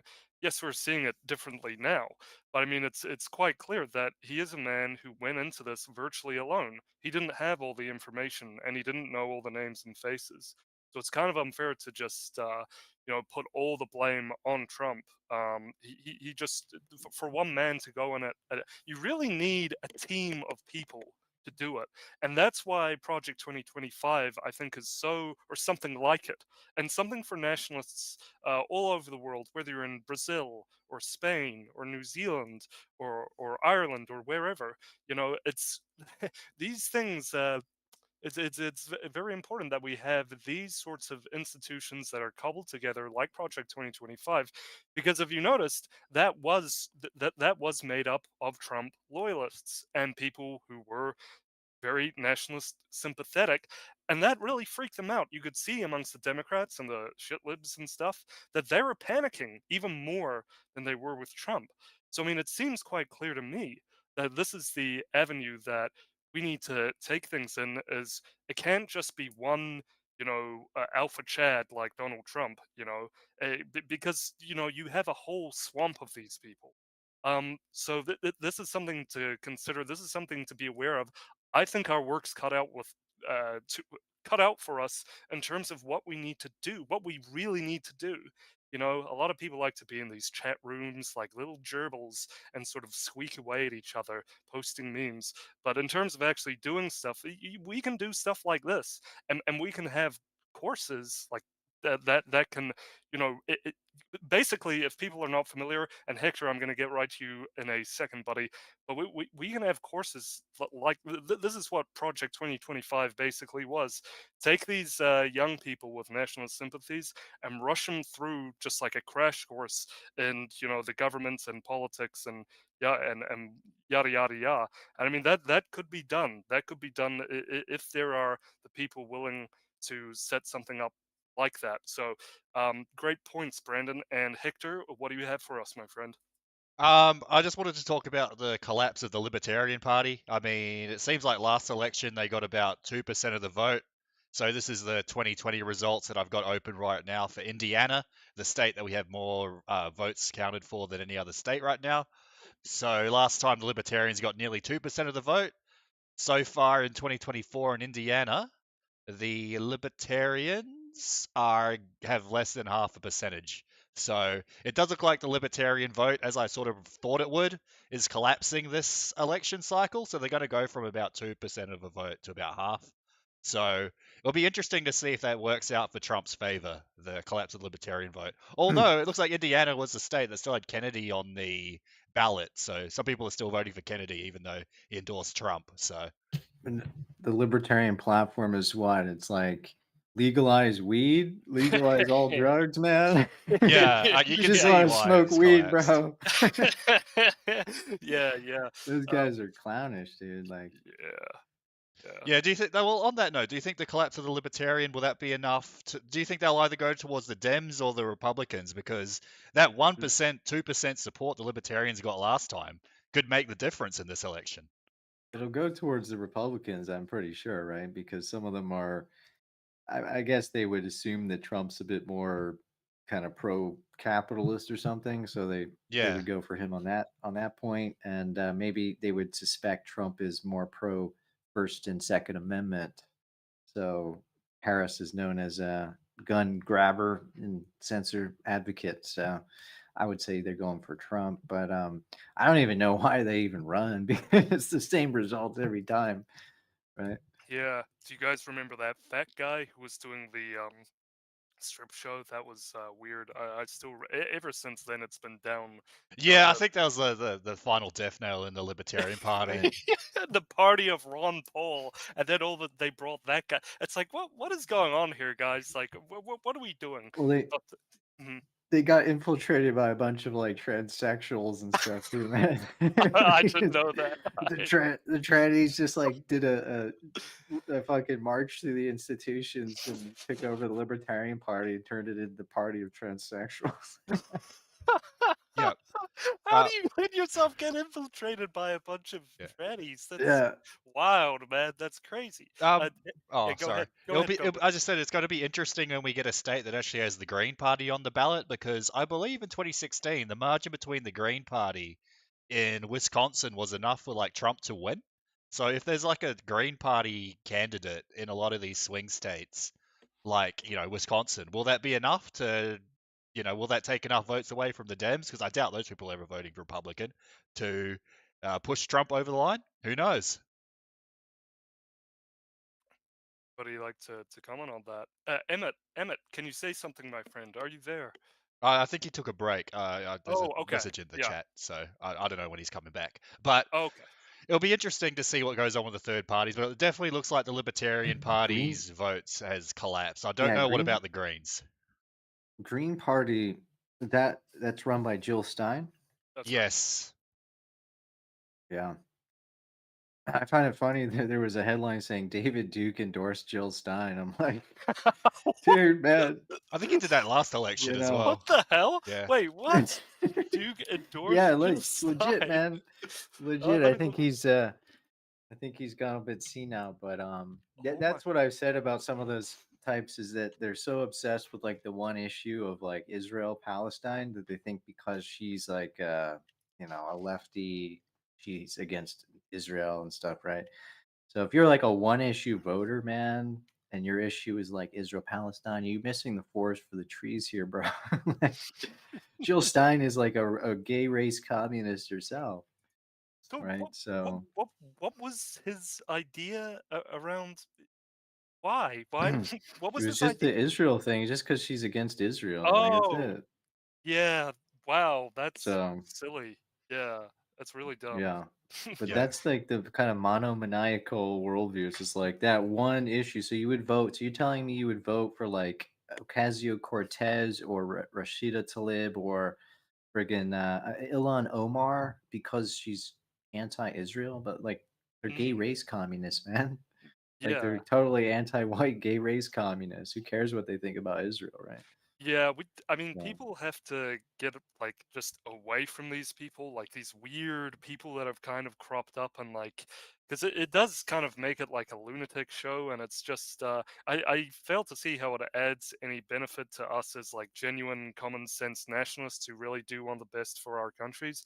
Like, how is this? I mean, if anything, people like this guy, I mean, are sabotaging our chances to actually do anything real and do anything that's yeah just real. So that is yeah, but that's very funny. they were pushing this like Muslim Christian alliance thing. I don't know if you've seen Yeah, this that's on just Twitter. Like some of the ridiculous. Yeah. Groypers are doing. I was like, they endorsed a guy, that Soleimani clown on X. He's like this Muslim influencer. He's like a Andrew Tate shill and stuff. And he's like a total like globalist, like a total leftist. He even made a post where he's like, Britain was never white. Yeah, I saw that. And I they're like, saw that. this guy's our ally, man. He's gonna help us defeat the Zionists, bro. And it's like, no, he might help you defeat the Zionists, and then he'll stab you right in the fucking back and implement Sharia law. That's what they always And do. so like these guys are so obsessed with that one issue, they're willing to align with leftist Muslims to just for that one topic. Yeah, it's like it's a great point because it's like, well, what are we really about? Are we about this because we really love our people and we really want to see our societies and civilizations come back to something good and stable and strong and protected? Or are we just in this to like hate a bunch of like a particular group of people, whoever they are for that matter? But why? Why is it? And I think that's like probably their like hate animus or their dislike or skepticism of the Right. Hebrews That's are it. yeah are more they hate them more. It's They wouldn't more say that than they actually it's more love. virulent. Yeah. Yeah, well, or they hate them more than they actually want to do something, and actually want to, create something. So it's Yeah, it's a negativist worldview. It's they hate that's them right. more than they love our people. They hate them more than they're pro-white.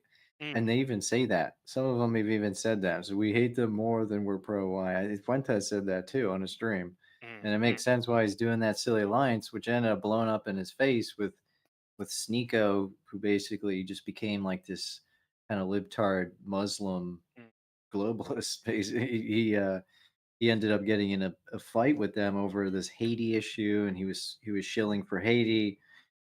Um, and it makes sense. I mean, brown Muslims are never going to side with white people. Like they're never mm. going to side with white No, interests or no. the West or anything like that. They hate the West.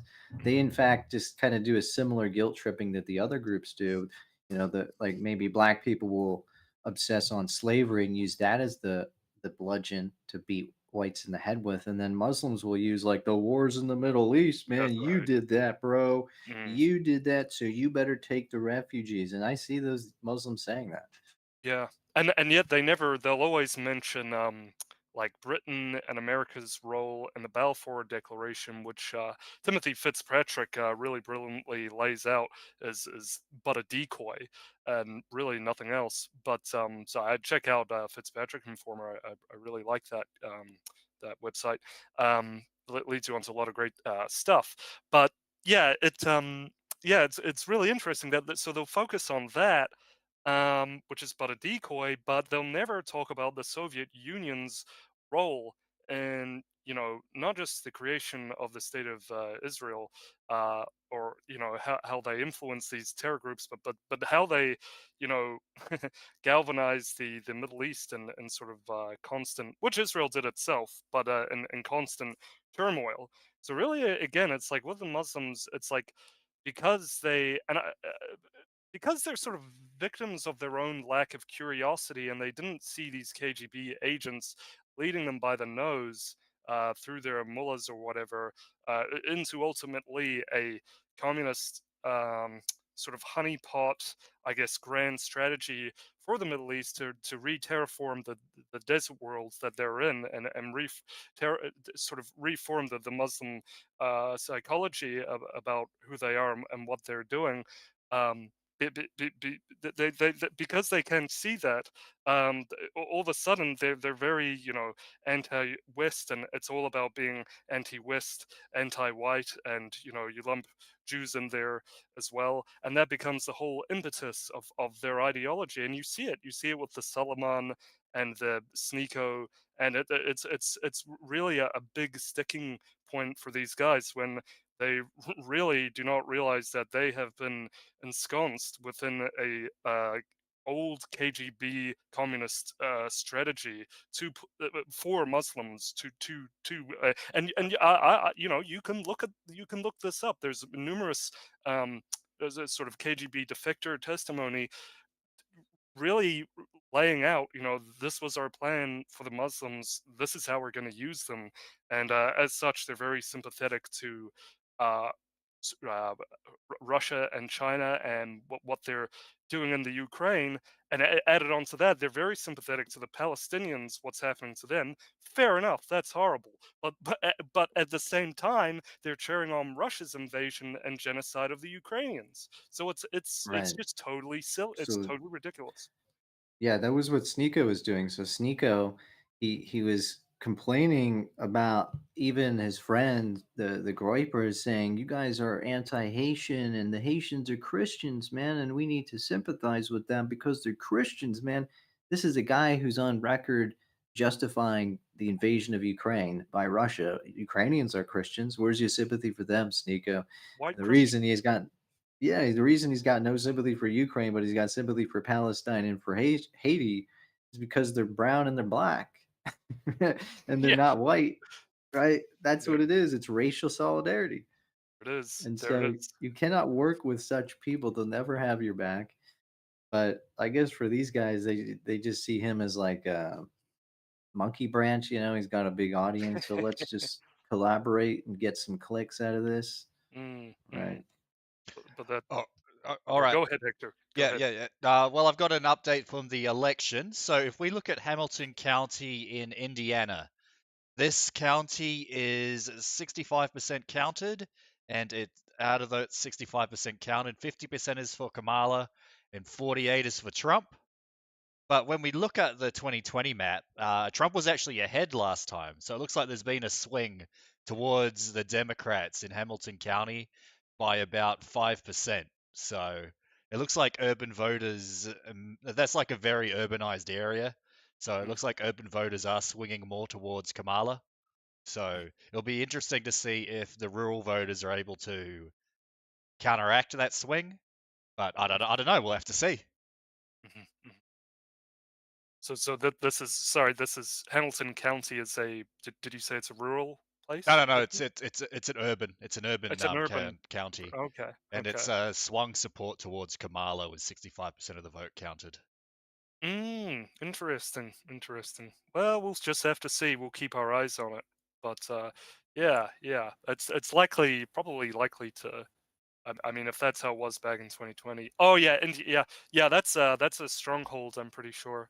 So You have Yeah, to be careful, I think, with the way these votes come in, though, because the different counties are counted at different times, and it could be that the Democrat counties have been counted now, but not the Republican ones. well, it's county by county, but there are, obviously boos within the county. But that is a little bit of a swing towards Kamala in Hamilton County, so within Indiana, so urban area.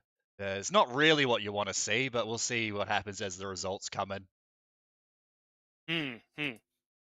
Okay, great. All right. So we're likely to see more of that coming in soon. So stay tuned, everybody. Yeah. We'll keep you updated. Yeah. Do you have any more projections or updates available, or has the betting market changed at all, Hector? The betting market is about the same as it was before. Here is people were chimping out like a day or two ago, like saying, "Oh my gosh, Kamala's coming up! Oh no, it's the end of the." But then it just like reversed again, and it's like, oh, Trump is. So yeah, we'll see. I mean, go ahead. Sorry, Hector. What are we seeing? Yeah, I mean, Kamala's, I think, up a little bit, but not that much. She's still sort of in the gutter. Yeah. By comparison. Yeah. Okay. But that's just one area in one urban area in one state. So, Mm. all right, let's see. What's up? Oh, what's up, Victor? Okay, so I would like to begin with the link that I sent to you in the chat Okay. here of our conversation. That we are seeing the biggest mainstream media in Brazil. This is UOL. It has over 4 million access here in Brazil daily. It's like, it's crazy, you know. They are the biggest players, you know, in Brazil, and they are communists, okay. And so we are seeing here that they are basically saying that a survey aggregator is putting Kamala as the winner, as Kamala as having the real chance to win this election. Yeah. And I right. think that this is the second or third article that I found that is putting Kamala as the probable winner. And I was actually here in our house. We still have a subscription to a physical newspaper, and in the physical newspaper, they are also saying the same thing, that probably, very probably, Kamala will be the winner of this election. So I don't know what's happening. You know, I don't know what they know. But honestly, my true opinion about these people in the Brazilian media, they write about their wishes and they state their wishes as truth. So I'm on the fence right now, but it's just surely I think this is worth saying, you know, because it is important what the other medias, you know, around the world are saying about this election. And here, the Brazilian media, they are all cheering for Kamala. And just a second thought, it was about what Martinez said about Isnico. And my commentary about Isnico and the Tates, I see that they are pushing this some sort of ecumenism and universal fraternity stuff, and it's all a lie. You know, this is all a lie, and I truly think that they are just a bunch of ignorant people. You know, and they don't know to which extent uh, the agenda that they are truly pushing. You know, and I I agree. think they are when they say freely, you know, some sort of all this universal fraternity values and also some sort of ecumenism that all Christians and all other religions, they have to work together for a better world, and they have to focus on their community traditions. Man, this is all bullshit, you know. Personally, I have a very radical stance about this, you know, especially with my recent studies on the Catholic faith and so. And it's more like, man, I wouldn't bet on that. You know, I wouldn't bet on an alliance with a Muslim, for example, because as Martinez said, yeah, give them space, and all of a sudden you have Sharia law, you know, in your country, right? And Muslims are your friend until you put the ham in Mohammed. Okay, so it's crazy, right? It's just that, gentlemen. Good points. Yeah.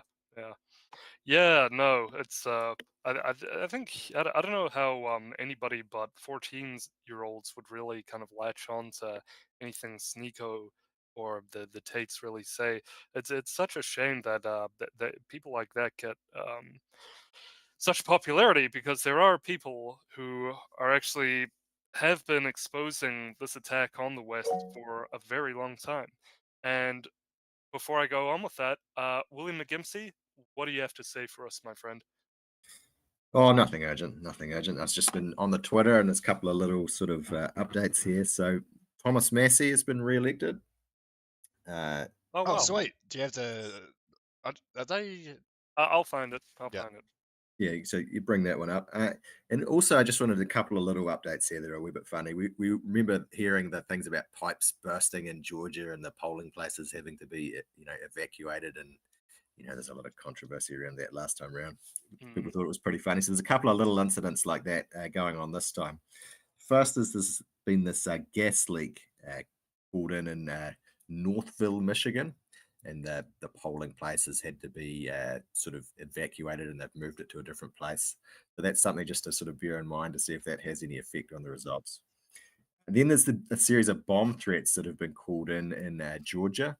So that's obviously, if you're concerned about people turning up to the polling place and you'd rather the turnout was a bit too high, you just call in a few bomb threats, and then maybe the voting gets called off and moved somewhere else there. So I just thought I'd chip in with those sort of things that are happening there.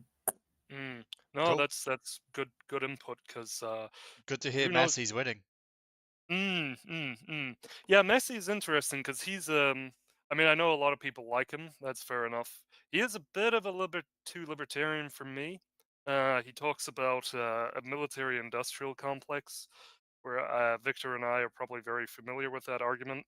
I wish it was the case because I want the West to be to maintain nuclear and just general military parity with Russia and China, or I want them to be superior, right? But anyway, that's probably just very shortly in a nutshell my biggest critique of Messi. But the fact that he's talking about what he's talking about has put some, head and shoulders beyond and knees and legs and toes, above everybody else, quite frankly. So yeah, that's amazing actually, and good for him. But yeah, I'm glad, Gimpsey, that you said you mentioned that, because that is definitely, depending on how things go. I have been hearing Oh, that. apparently Massey was he didn't even have he ran unopposed, so that's why he won. Oh, there you go. That's sort Oh, of funny. wow, Well, they couldn't that's find amazing. one person in the whole district to run against him. That's pretty funny. Yeah. No, that's strange. I wonder why. I guess he was that popular, or I yeah. don't know. I guess Anyway, no one else bothered. The Democrats didn't even bother to run someone there. So that's weird. Yeah, yeah. So I mean, look, good things can happen when you critique the most powerful foreign interest in your own country, right? So there's that. Look, it can be done. You just gotta do it in the way that Messi does it, and yeah, just don't chimp out too much, I guess. But Yeah, it's kind of an interesting phenomenon you've seen in America where some people are now willing to criticize Israel, but they're not willing to criticize Russia.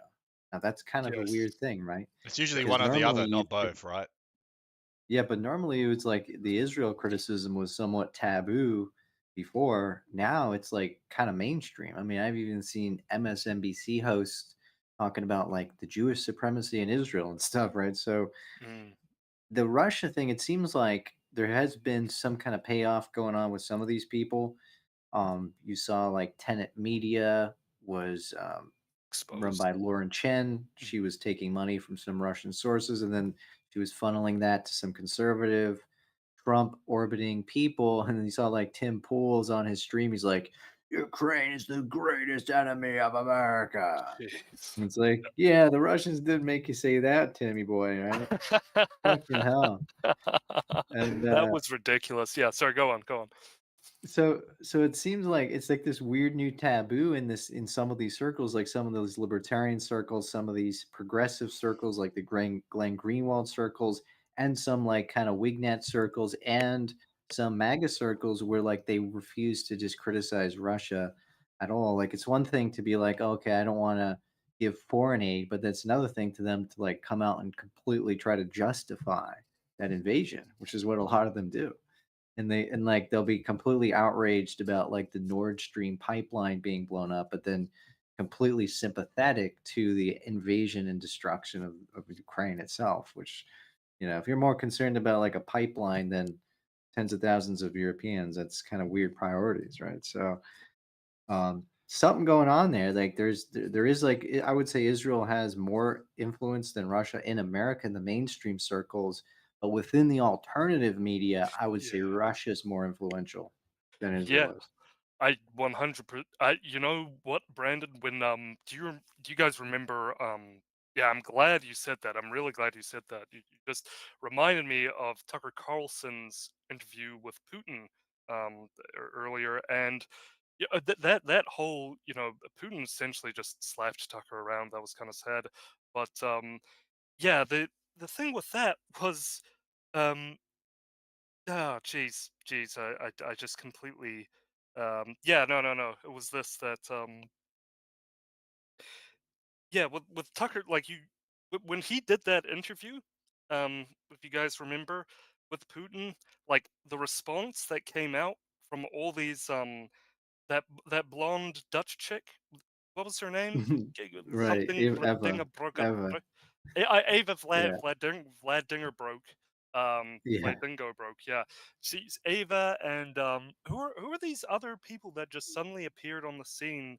Who's like, I feel like there were a lot of them kind of before it happened, and they were all saying the same thing. They were going, "Oh my Right. goodness, the Putin recounted the history of Russia back 2,000 years. None of our Right. elected officials could do that. Wow, Putin Yeah. is so smart." And it was literally the same thing. He's And copy pasted. Yeah.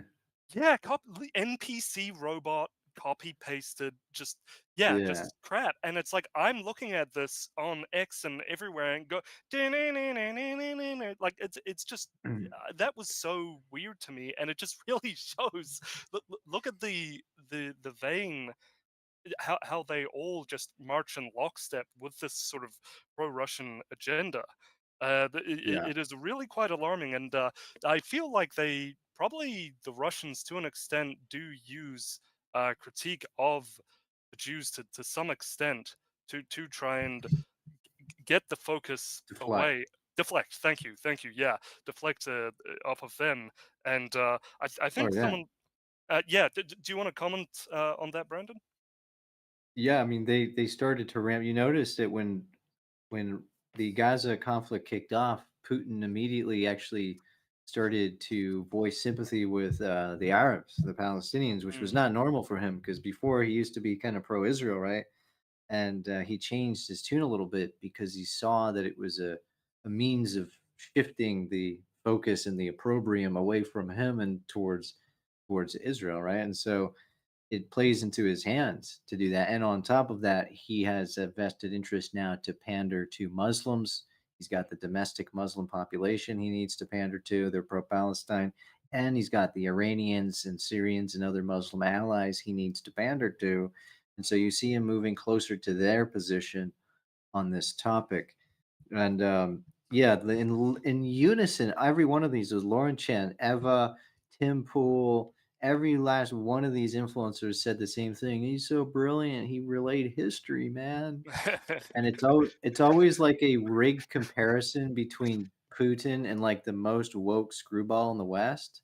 It's like, mm, okay, yeah, you can compare friggin' Jill Stein to some like cross-dressing transvestite and she seems normal, right? It's mm, like, yeah, you're rigging the comparison here.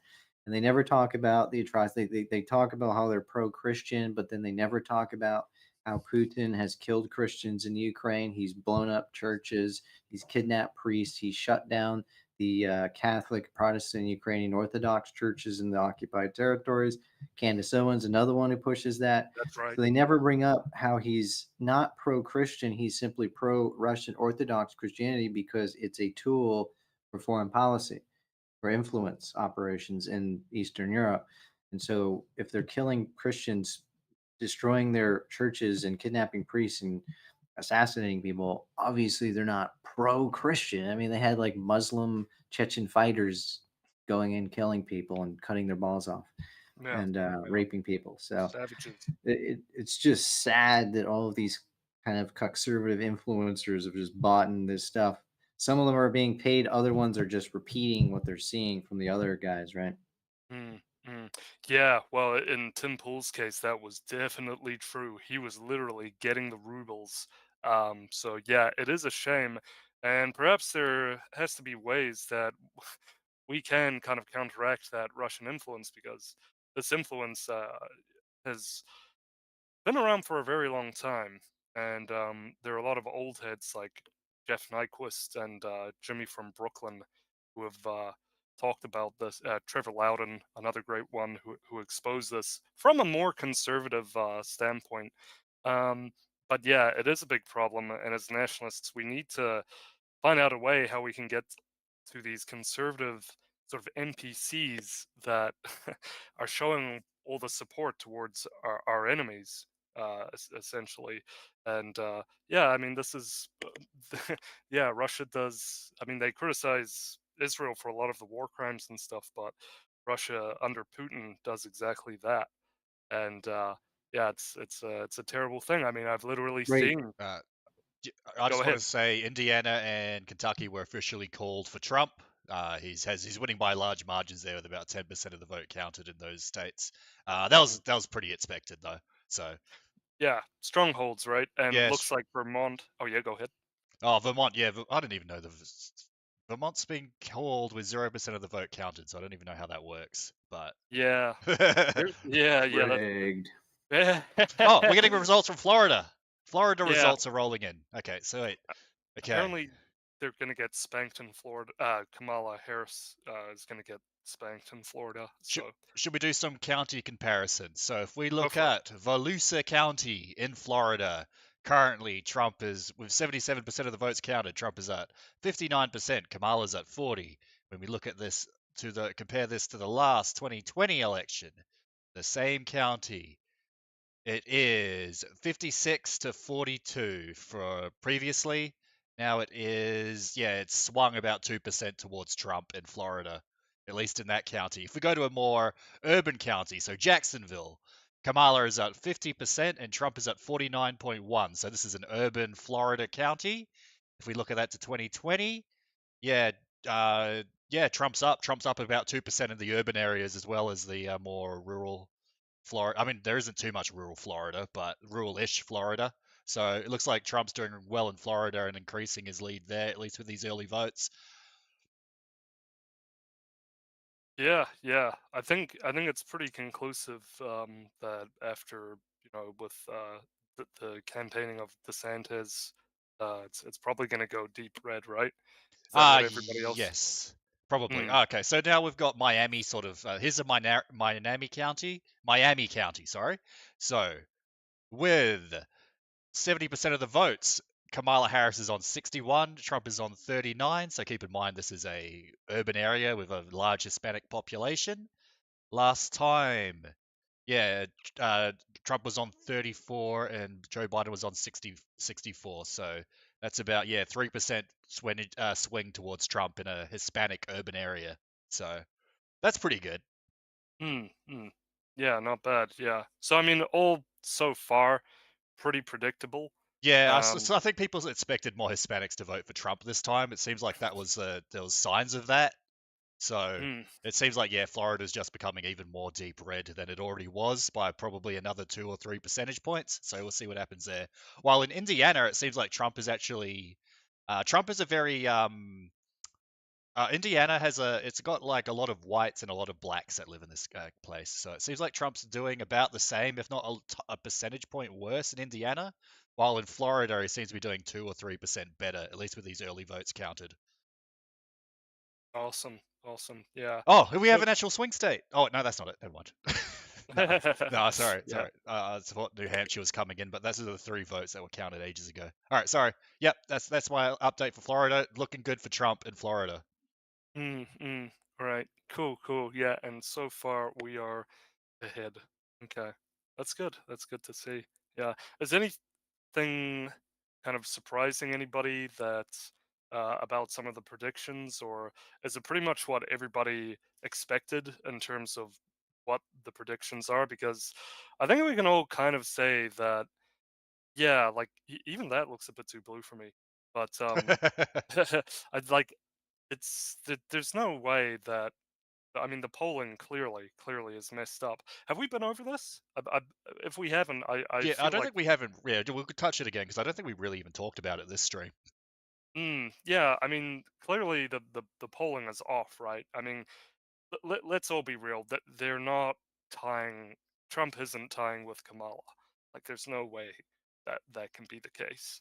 I mean, we all saw, like, there was no way that Clinton was that popular.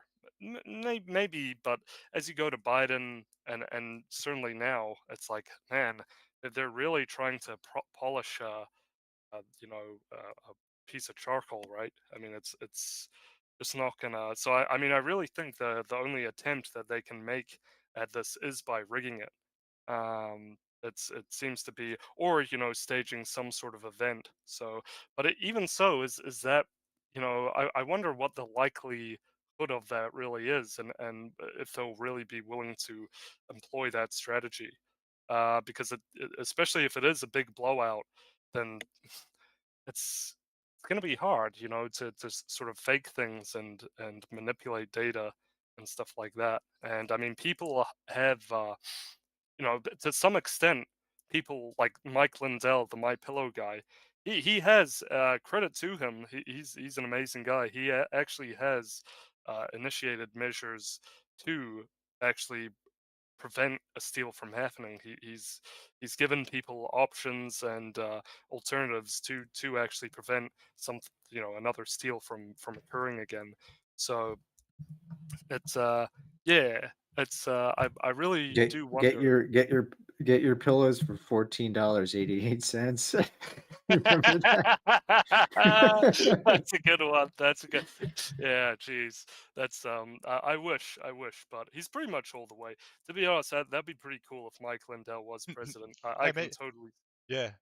Yeah. Oh, I was going to say maybe he could call in, but can I get let's just have a look at some more Florida states because again these are like urban Hispanic areas, so it'll be interesting to see how Orlando is going.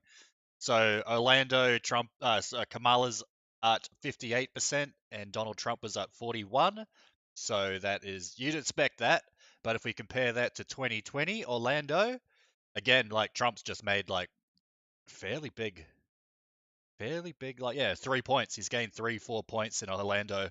He gained 3 to 4 points in Miami. So it seems pretty consistent across Florida, at least, that Trump's winning these large Hispanic areas. There seems to be a noticeable swing of like urban Hispanics towards Trump, at least in Florida.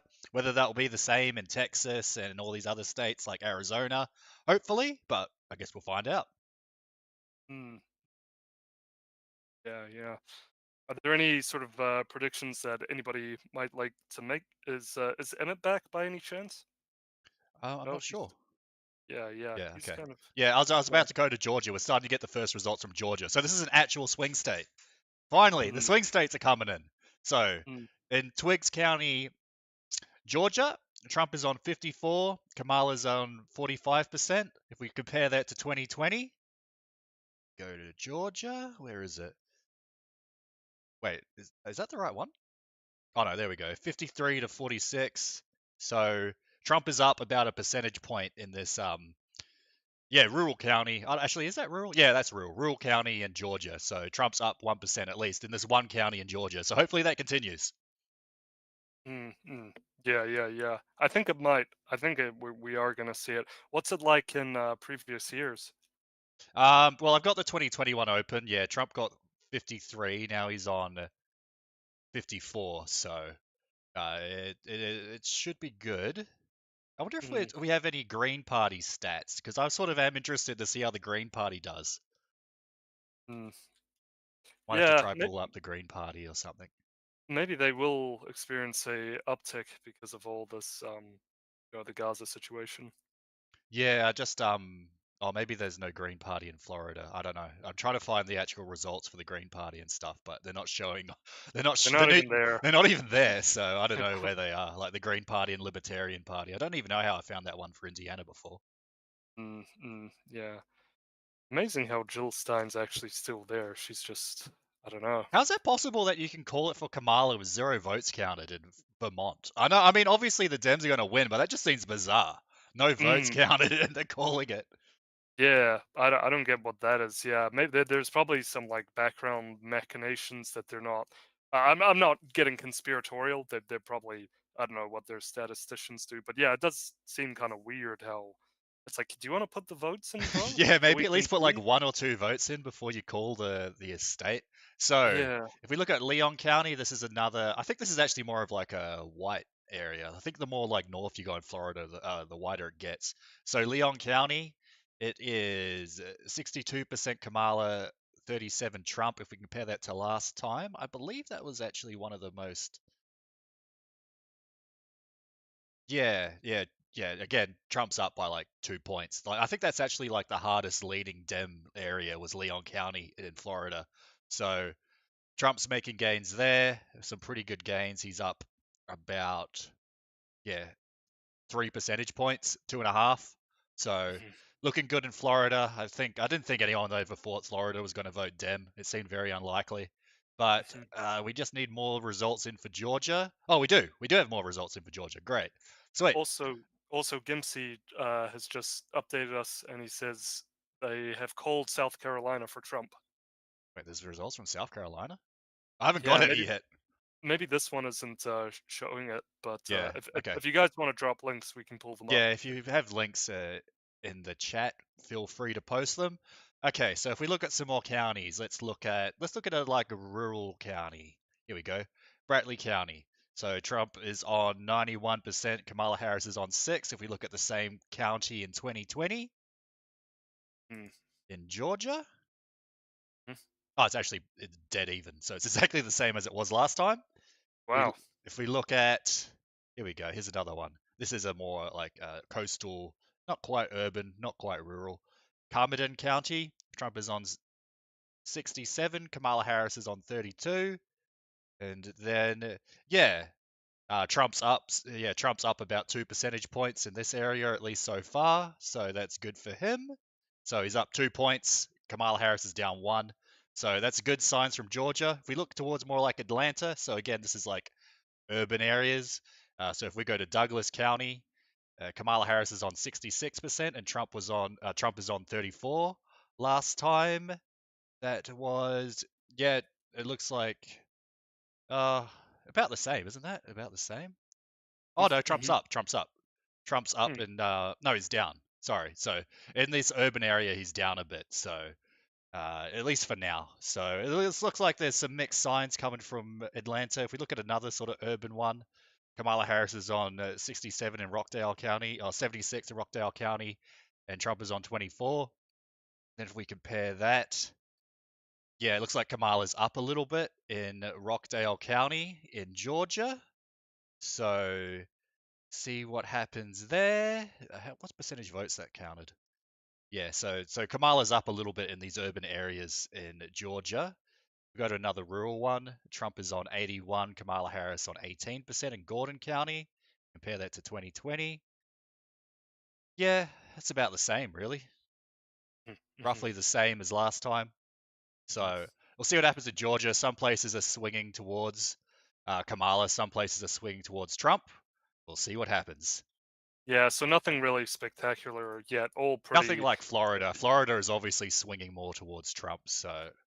Yeah. Even though like DeSantis really betrayed Trump earlier, I don't know if you guys remember that, but he campaigned against him after everything Trump had done for him. But yeah, he fell in line eventually. Okay, we've got in the chat Trump campaign statement about the Milwaukee vote counting. Do you want to check that out? Yeah, we'll play this now while we wait for more votes to come in. You want to read that, Gil? Sure. Okay, so we have our RNC election integrity by the RNC. So it's entitled Milwaukee, Do Your Job. Washington RNC Chairman Michael Watley and co-chair Laura Trump stated, "Throughout the day, we have been monitoring slow ballot counting in Milwaukee. Now our legal team has learned that the counting took place in insecure conditions, and the city now has to start over, wildly extending the counting timeline. This is an unacceptable example of incompetent election administration in key swing state. Voters deserve better, and we are unambiguously calling on Milwaukee's officials to do their jobs and count ballots quickly and effectively. Anything less undermines voter confidence." Too true, too true. Yeah, why would they do that? I wonder. Yeah. That's did they give a reason why? I guess they don't really need reasons why they would extend that. I mean, I mean, soon enough it'll become apparent as soon as they start to feel the heat on their ass, like then I think we'll begin to see some funny stuff happen. In the initial stages of it all, we're probably not going to see too much, or maybe we will. But as it becomes more and more apparent that the red spreads, then I think we'll see pipes bursting, and Oh yeah, go ahead, McGimpsey. What do you have to tell us? I didn't mean to interrupt you. Carry on. I'll just start after you finish saying what you say. Oh yeah, no, I'll just wrap that up by saying, yeah, it's kind of, I think that's when we'll begin to see some odd things. Is yeah, pipes will start bursting, people will start chimping out. We'll see some weird things happen when it becomes a bit more definitive about the sort of way this election is headed, the direction of it all. Yep, go ahead, William. I was just looking at some results in Virginia. So I'm using the Decision Desk site here, and there's a county on the far eastern part of Virginia called Virginia Beach, which in 2020 the Biden beat Trump in, but the initial results coming out of there are that the Trump campaign are ahead in that one county. So it's one county, so you're extrapolating a long way. Yeah. But the Trump campaign did put out a statement earlier on in the evening saying they thought that Virginia was in play and they might win that one. So that's an interesting thing to sort of Early days for Virginia. We'll see what happens there. So, I mean, we do have a Virginia county coming. We got Prince George County with Donald Trump on 57 and Kamala on 43. If we check the same county, try on this one. Yeah, it looks like Trump's doing a little bit better there. Oh, no, wait, sorry. No, he's doing a bit worse there so far. So we'll see what happens with Virginia. We also have an update from Victor. Harris is taking the lead in Georgia. Is that true? Wow. Yeah. That's So, crazy. I mean, it's only 3% of the vote counted. So, there are a lot of the urban areas around Atlanta are reporting in first. So, that's not too crazy. Somewhat expected. Okay, let's have a look at another Georgia county. So here we go. Union County. 85% of the votes counted. Trump is on 81. Kamala's on 19. In 2020 in Georgia, if we compare that, yeah, roughly the same. So 81, 18. Yeah, about the same. So Greene County, Trump is on 67. Kamala's on 33 in Greene County, Georgia. When we compare that to 2020, roughly similar. I know Trump's doing a bit better in Greene County, so some places he's doing better, some places he's doing a bit worse, but we'll have to see as the results come in. It's still early days for Georgia. Yeah. So, yeah. Right. So, yeah, let's have a look at Douglas County. Douglas, yeah, Kamala on 66, Trump on 34. And yeah, Trump's down a little bit there, but we'll see what happens as the results roll in. There's still a lot of votes to be counted. Yeah, Trump's still well ahead in. Yeah, Trump's lead is 9 percentage points in Florida so far. So he's made. It's sort of funny how he's made massive gains there. Yeah, it is pretty. Yeah, I think it's telling. Yeah, I mean, how could this not be the case? But yeah, just There's gotta a lot of Republicans moved to Florida, aren't they? I mean, I think. Yeah, I that's think right. that's sort of That's true. right. And to Texas, yeah, Florida and Texas were the big two states because One of of the- from California. Flee there from California, yeah. Yeah. Because I mean, it is. California is a pretty scary. Unless you're up north, I think a lot of Californians migrated up there to places like Mammoth and stuff where they can coexist peacefully amongst the away from all the sort of the masses of Mexicans and whatnot, whoever else, Haitians. But yeah. But otherwise, yeah, a lot of them fled to Texas and Florida. So Hey guys, I appreciate you guys having me on and everything. I have to head out, but it was great to speak to y'all.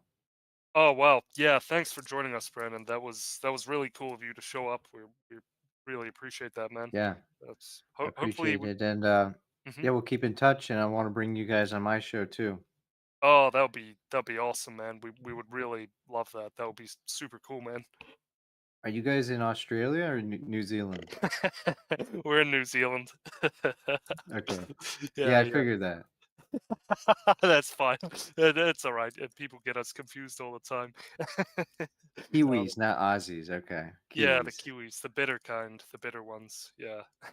Based. Based indeed. All Yeah. right. Cool, We'll man. catch you guys later. Have a great night. You too, Good to man. meet y'all too, William, Victor, everyone else. Peace Cool. out. Yeah, Awesome. see you later, mate. See you, man. Yeah. Oh, that was good. Yeah, I've been meaning to talk to Brandon for such a long time. I've been trying to get him on the show, but I think he's a very busy guy. He's like got lots of different jobs, and and then he runs the stream pretty much daily. You know, he does like over 2 hour long streams by himself. Sometimes he has other people on. So you should go check out Brandon Martinez. Goes by the name Martinez Politics on Rumble, and he's on X and on Telegram as well. So make sure you follow him. He's got really great content, and he's very good political mind. You know, very good thinker, very intelligent. So highly recommend his stuff, everybody. Yeah. In fact, check out all these guys that we have with us. They're on X, they're on Telegram. Yeah, they're everywhere. So check everybody out. All right. We're potentially getting some results from New Hampshire as well. The first results are rolling in there. So if we look at Belknap County, Trump is on 61%, Kamala's on 38%. We look at that last time, Trump is actually up a fair bit. He's up like 5 points there, at least so far. So that's actually quite a big swing. And if we look at Concord, in 2020, Biden got 54% of the vote. This time, Trump is on 60. Wow, that seems really high. I wonder if that's going to change. That's a massive swing if that's true. So Trump potentially doing well in New Hampshire. Like if this swing continues, that's enough to that'll be enough to like carry the state, which I don't think much people were expecting. Yeah, totally. Could do. Yeah, isn't that that's a blue state though? Am I? Yeah, you Yeah, it's just been said blue that, the right? last 2 elections. Damn, and it's so. I mean, that's. Oh, go ahead, William. I feel like I'm interrupting you every time I push that hand button. I love it, man. I love it. Nah, I'm just gonna talk some nonsense anyway. So you go. I was just going to say that there's another county. I'm just looking at the Virginia results. There's another county with results coming in called Prince William County that Biden won last time in 2020, and Trump is up in that county at the moment. So as well, there's some promising stuff there, but still very early. You guys think like we're gonna see some places like prior Democrat strongholds? Do you think we're gonna see like a lot of that, or what's the extent to which you guys think that is gonna like happen? Like, are we gonna see like entire states or like groups of states flip, or do you think that's on the cards potentially with I guess with what we know so far? Do you think that's possible? Anybody? Well, let's wait for a few more results to come in before I make an idiot of myself and say. Yeah, okay, yeah, fair enough. Yeah, that's pretty harsh of me to put that on you guys. So yeah, we just don't know enough yet, even with the polling, which sucks, and then with honestly, the betting markets are far more, to me, indicative of how it should go than barring any sort of nonsense from the Democrats. Yeah.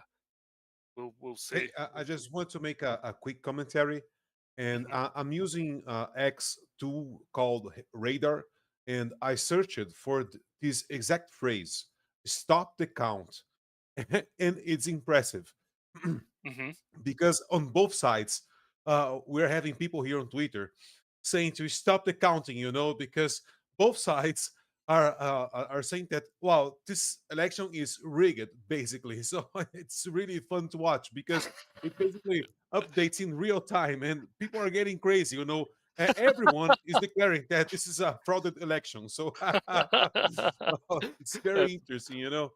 Yeah, that's amazing. Although potentially that could be quite bad. I mean, it seems like either way you're gonna get chimp outs. Like if this kind of thing carries on, you know. Yeah, Yes. I'm seeing Yeah. on the trends, election day threats and voting issues in Georgia, and let's check that out. Georgia and Pennsylvania. So yeah. Oh no, it looks like we have Cobb and Gwinnett counties are going to stay open later because of bomb threats originating from Russia. What? Huh. Oh, okay, this is a Democrat. Sorry,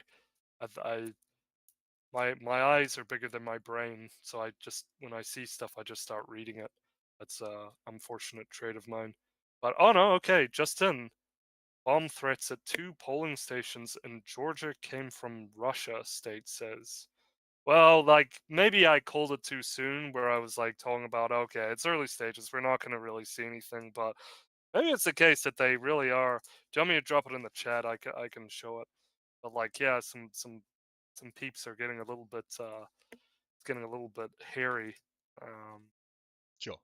with that. So I don't know. So apparently yeah, we're receiving. Should we watch this little video? About one bomb threat. What's going on? What's he saying? Can you hear him? Oop.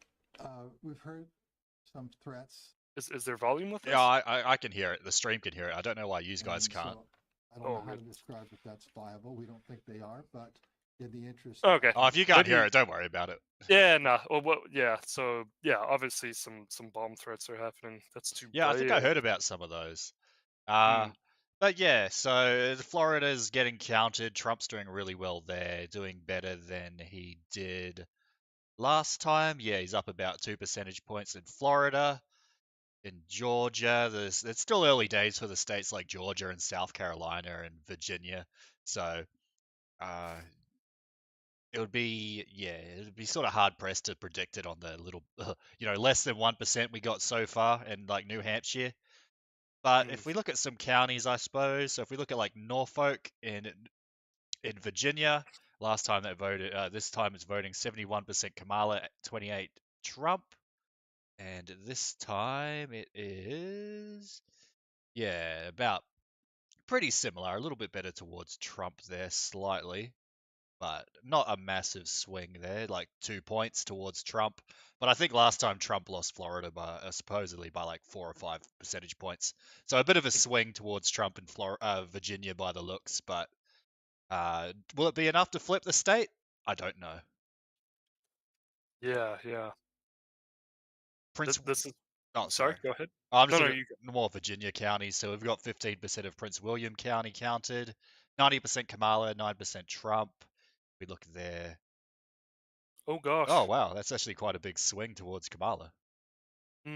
So that seems quite significant. So we'll see what happens there.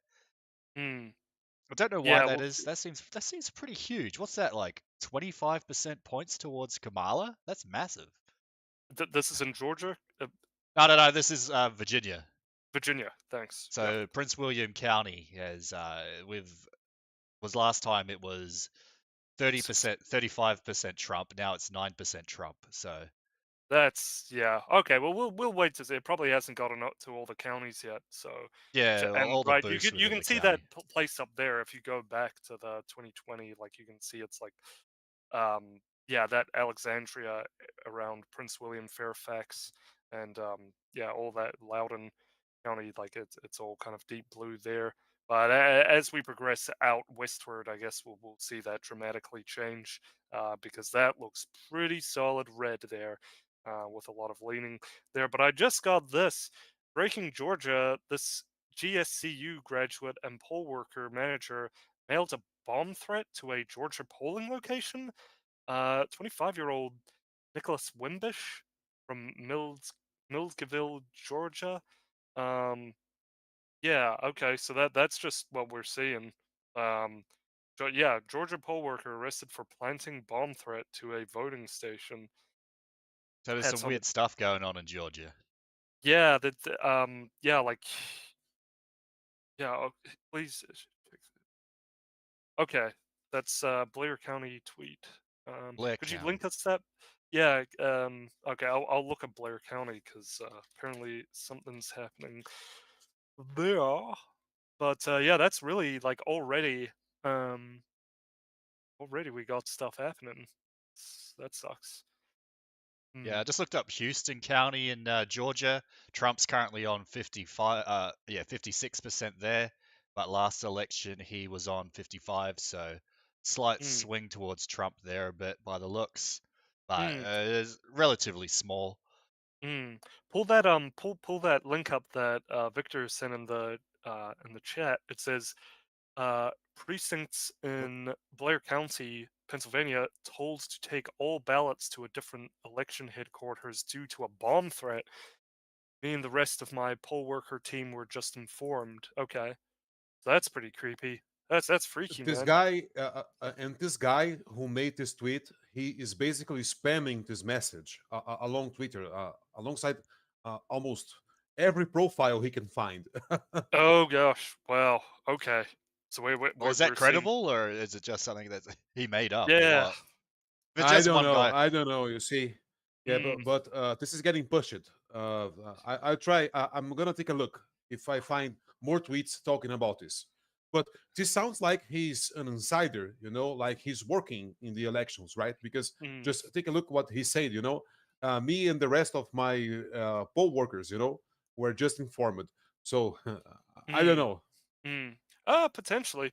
I mean, it is possibly the case that after this election, a lot of people did sign up to become poll watchers and judges and whatnot because I think a lot of people were very angry about what happened. So it is possible. It looks like he could be a groyper. He's got Christ is King. Maybe, yeah.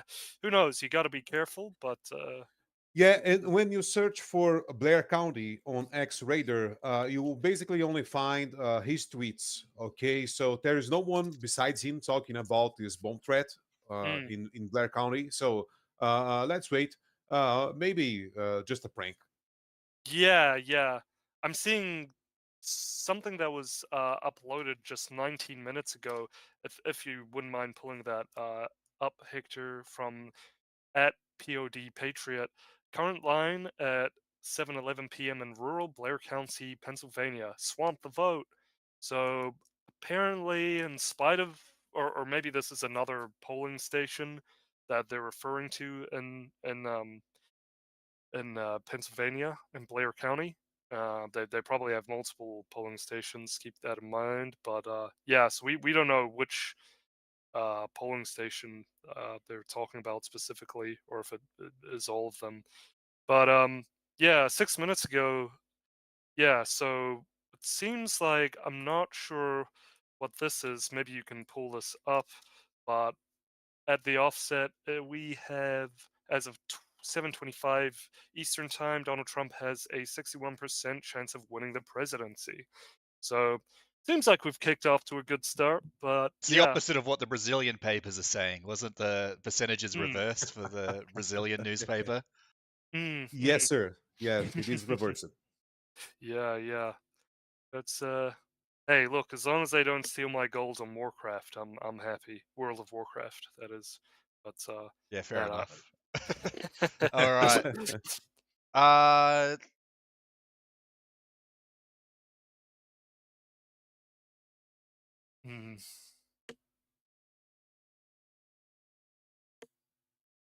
Yeah. So what are we seeing here? Where's this? Georgia? Right. So right, it's going 61% to Trump, and then looks like 39 to Harris. And I would say that yeah, that's probably gonna go deep red. But yeah, that is a very important state to have. What's really going to be, of course, the most important things to look at is the WIMPA states, Minnesota, Wisconsin, Michigan, and Pennsylvania. So that's going to be the stuff that really makes it or breaks it. But who knows? I think, all things being equal, we might even see more swings and gains than that if you just go by the poly markets. And with a lot of what what I'm seeing on New Zealand media or just in the mainstream media here, and in American media, I you know, a lot of them probably are still calling it closer than it actually is. But yeah, I think all things are pointing in one direction for now. Um, you know, barring extenuating circumstances. So yeah, we've got Kalshi. We've got like Polymarket has Trump's 67% up. I think Kalshi has them up like 59, 60% from when I last saw it. Yeah. Just got to keep tabs on that. Hmm. Yeah, I guess. What do you guys think about? I guess Elon Musk and Joe Rogan's endorsement really helped push Trump over the edge. I think those really helped him. And what do you guys think? What do you think gave Trump that extra edge? Because it was like for a while, um, he was getting really attacked, and it was kind of in question for some time whether he would actually run again, because it was so brutal how he'd been treated. Did you guys have any thoughts around that, or what was it that actually sort of? I would say it's probably like a mix of stuff that people saw in the media, how brutally he was being, the punished Trump meme, where Trump is like Solid Snake, you know that, Hector, and then it was a mix of that, like just how savagely he was being treated, and then you had people um come around him, coalesce around him, like uh Tucker Carlson, like Vance, who's connected to Carlson, and kind of all these people, Candace Owens, these kinds of sort of alternative but still sort of mainstreamish, I guess by our side of the aisle. I think it was a mix of people sort of coming around him, because even so, he was very popular in spite of in fact, he just grew in popularity, and then after the assassination attempts, that just kind of really sealed the deal for a lot of people. It's like this has really gone way too far. So it's kind of like no matter what they tried to do, he just kept on chugging along. Gimpsey, did you want to add on to that, or did anybody? Yeah, I was just going to say, like the size of Joe Rogan's audience now is huge. Like, back in the day, of course, these guys would compete for the endorsements of various newspapers, and that was your big push to get you over the line if you could win the endorsements of the newspapers. And now we've got Joe Rogan's. You're getting Joe Rogan's endorsement. Yeah. But given the size of his audience, it's not like a unreasonable sort of thing. So I think Rogan is really more friendly towards like Elon Musk than Trump, but because Elon Musk is on sort of backing Trump, has invested a lot of resources in it. I think that's sort of enough to persuade Rogan to give him his endorsement. So like Rogan's in this sort of position of power now, where he's got all this, he's the biggest podcast in the world. He's he rivals big newspapers in terms of the influence and the reach that he has, and he's getting his endorsement of presidential candidates is something that people are seeking after. So it's really illustrative of the big change that's happening in media, where it used to be dominated by these big newspapers and these big TV companies, and now it's sort of independent podcasters and things like this that UFC bros, yeah. And Yeah. the podcast, yeah, the UFC bros, and like the podcasters, and everything's going online in terms of entertainment, like these Aiden Ross types and all these funny people. But yeah, I think that's a good analysis of that. So it's you would say that what you're saying is it's like the media, the alternative media, and like these billionaires like Rogan, and I don't know if Rogan's a billionaire, but these very well-to-do people like Rogan and Musk. Is that kind of summed up? Yeah, well, I mean, it's just a huge change in sort of the way mass media and influence is sort of working these days, where it was sort of largely the bounds of the political spectrum were largely defined by a handful of major mainstream media companies, and now with the media market's kind of fragmented. You've got these independent podcasters, the likes of Rogan, sort of breaking through and influencing national elections. Yeah, no, too right. Did Rogan? I feel like Rogan like always. No, I think that's right. I think he was always a little bit tentative around Trump, wasn't he? He never really was all the way like I think he talked about it like, oh wow, like what is their problem? And like there were times where he was like sort of supporting Trump, but I'm just going off raw memory here.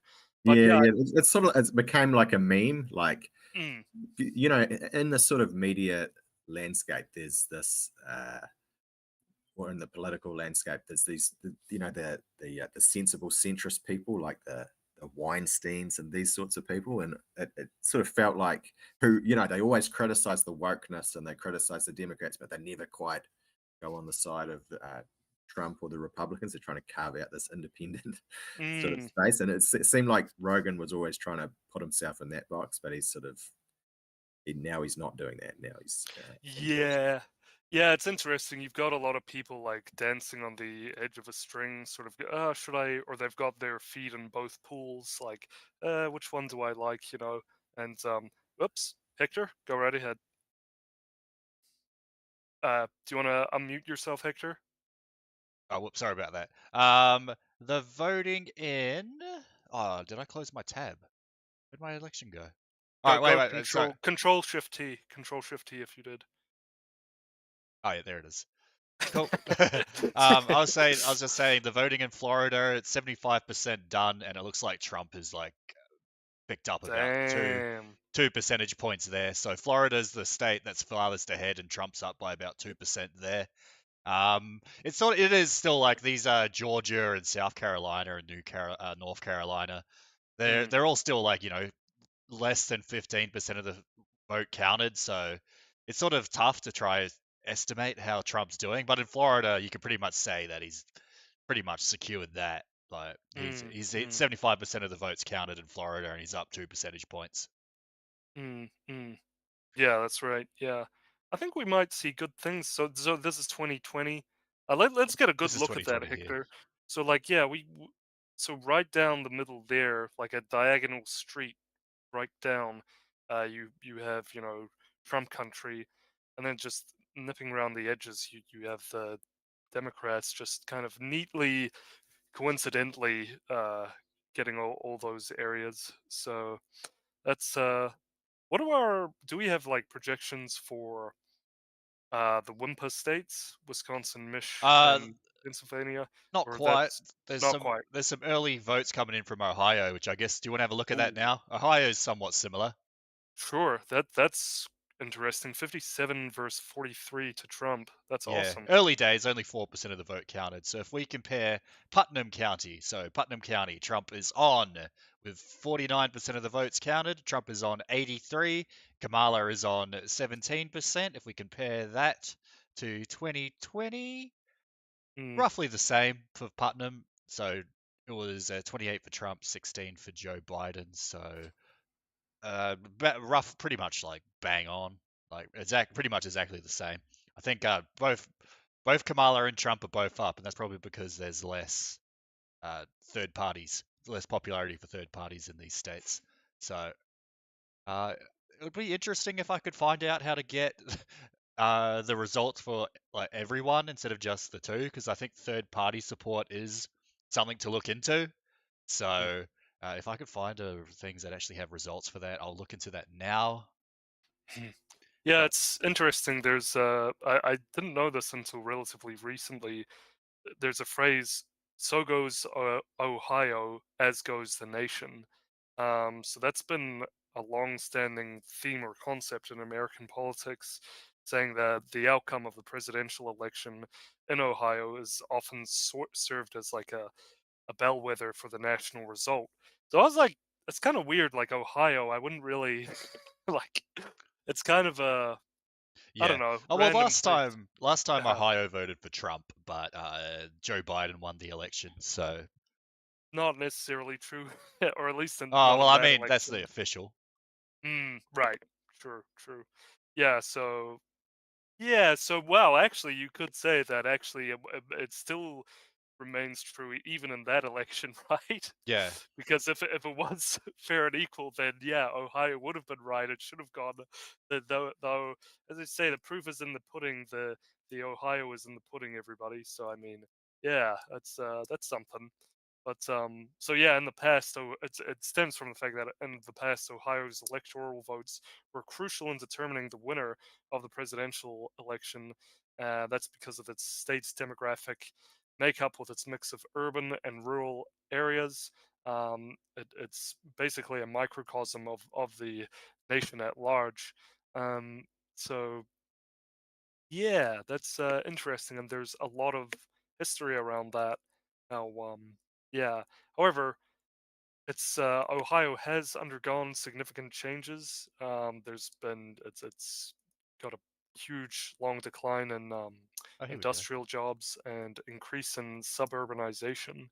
Uh, this shift has led to a more conservative tilt in the state's demographics, with the majority of voters now being white and over 45 years old. Just what the leftists don't like, right? Everybody, these old white men. Oh my god! Can you imagine? They really think these leftists think that old, old men with their canes are coming and Yeah. terrorizing them. And their Oh, do you have an update?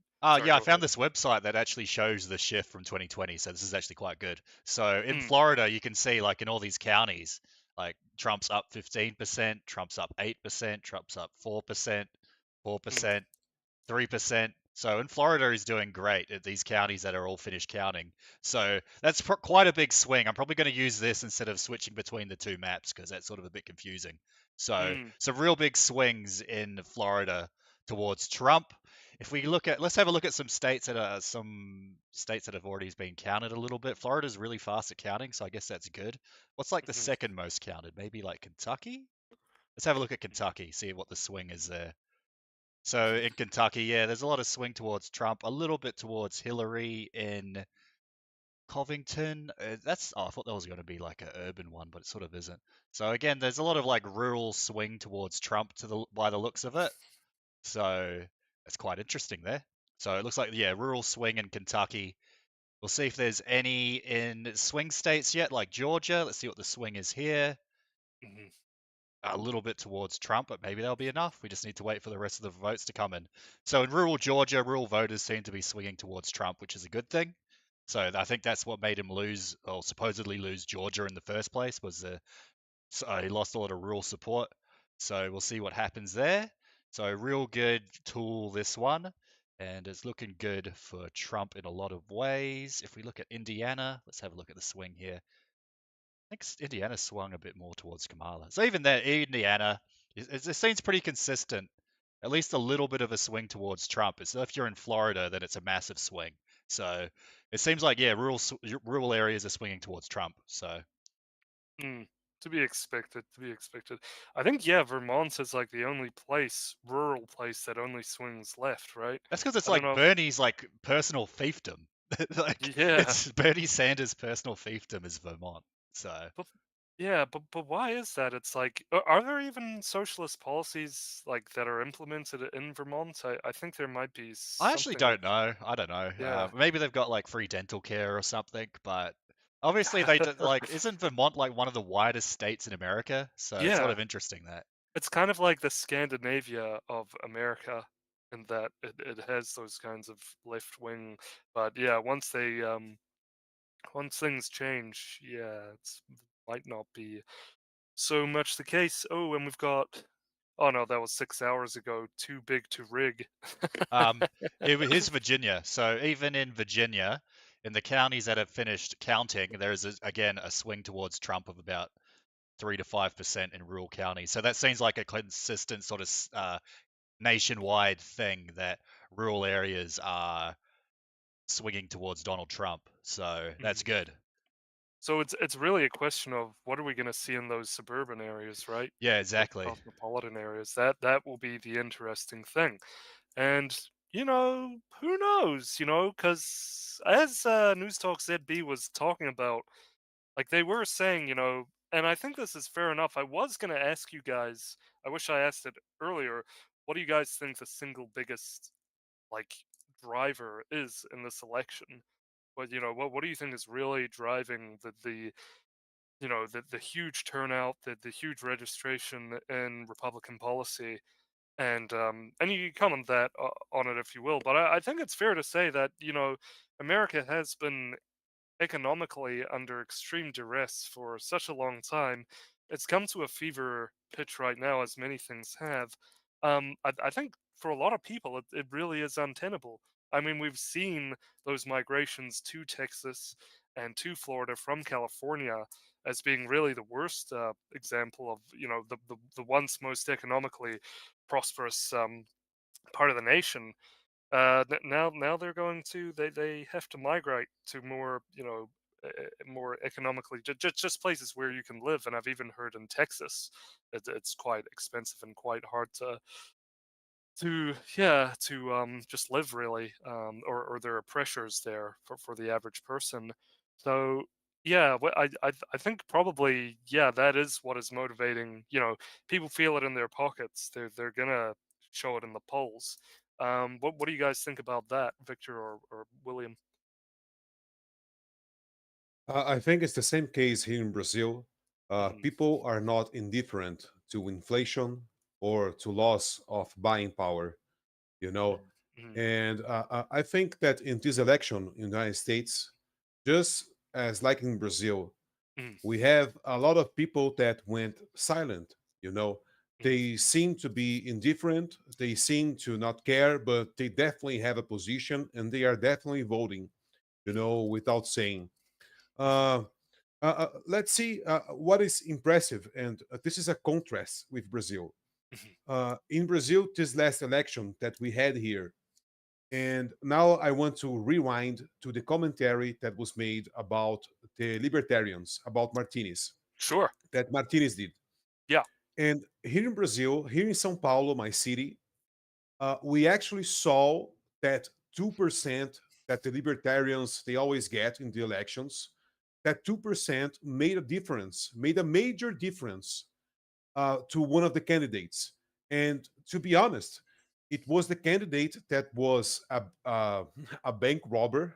Let's put it like that. He wasn't actually he wasn't a violent bank robber. He was just sending phishing links. Sending. He was like just scamming people through the internet. But it was a banking scam. But anyways, this guy got out. He was he received, I think, 1 million votes or nearly 1 million votes, and the 2% that the Libertarian received was the difference between this candidate disputing the second round or not of our elections.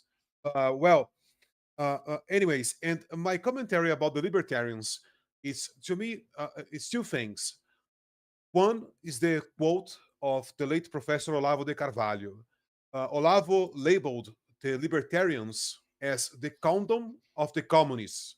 So whenever the communists want to fuck everyone, they use the libertarians to do it. And the libertarians, they will always fall for this. Yeah, no, that's actually true. That's a good expression because that's what I've noticed. But yeah, keep going, Victor. You see, they are the greatest line of defense of the communists. And basically, our elections here in São Paulo, they went. It was a fight between Agenda 2030 guy and a guy from the Foro de São Paulo. So we were in the shit anyway, right? So, but the Americans, what I'm seeing, the obvious contrast is that people are actively participating in the elections. And here in Brazil, we had, I think, in my city, we have over 1 million people that didn't went to vote. I was one of them. I would never vote anymore. After Bolsonaro, I decided I won't vote anymore for the Brazilian Republic. Okay, but anyways, I had something else to talk about, but I forgot. So That's all right. Yeah, that's- get rehydrate yourself, and when you think of it, then just we'll go over it. But But yeah, that's a very interesting dynamic. It's the libertarians aren't as people often say like libertarians are like the true anti or they think logically that if you're a libertarian that you're an anti-communist or you're the opposite of an anti-communist, but really it's actually nationalism that's the opposite of communism, or it's the most threatening to communism. Because we've seen in typical libertarian fashion having this kind of just as a basic philosophical concept. We could start there. I won't sort of flesh this out too much, but there are like a ton of reasons why it's nationalism that is actually more anti-communist than libertarianism. But the main sort of, I guess, groundwork for that is that in libertarianism you can't really just sort of you can't be by yourself alone, isolated as individuals or as a group or as a nation. You can't simply isolate yourself. What the communists do very well is they are always looking for all kinds of ins and outs and back doors and front doors and all kinds of secret passageways to get into different things and try and steer things a certain way and a certain direction. And you see the libertarian ideology and how it poses itself. It is very much uh, porous, especially or vulnerable, especially to the communist ideology in particular. Okay, I mean a lot of political persuasions are because they simply do not understand or are not aware of the sort of communist strategy. But the libertarianism with that sort of philosophy, they that makes them particularly useful or susceptible to communist deception, manipulation, and control. So the very funny analogy Victor used is really quite apt and something that you do actually see quite a lot. That's why that we really need to. I mean, if you want to be a capitalist, I see no problem in that, and in fact, that's important. Especially the communists viewed small businesses as being particularly uh, hard or difficult for communists to surmount in a country. Lenin said that himself. But in any case, I'll finish my thought there because we got some people who want to talk. Victor, would you like to go first? You've been waiting very patiently. Oh no, it's just a brief commentary that I just disagree with you in the point that nationalism Okay. uh, presents some sort of opposition, to communism.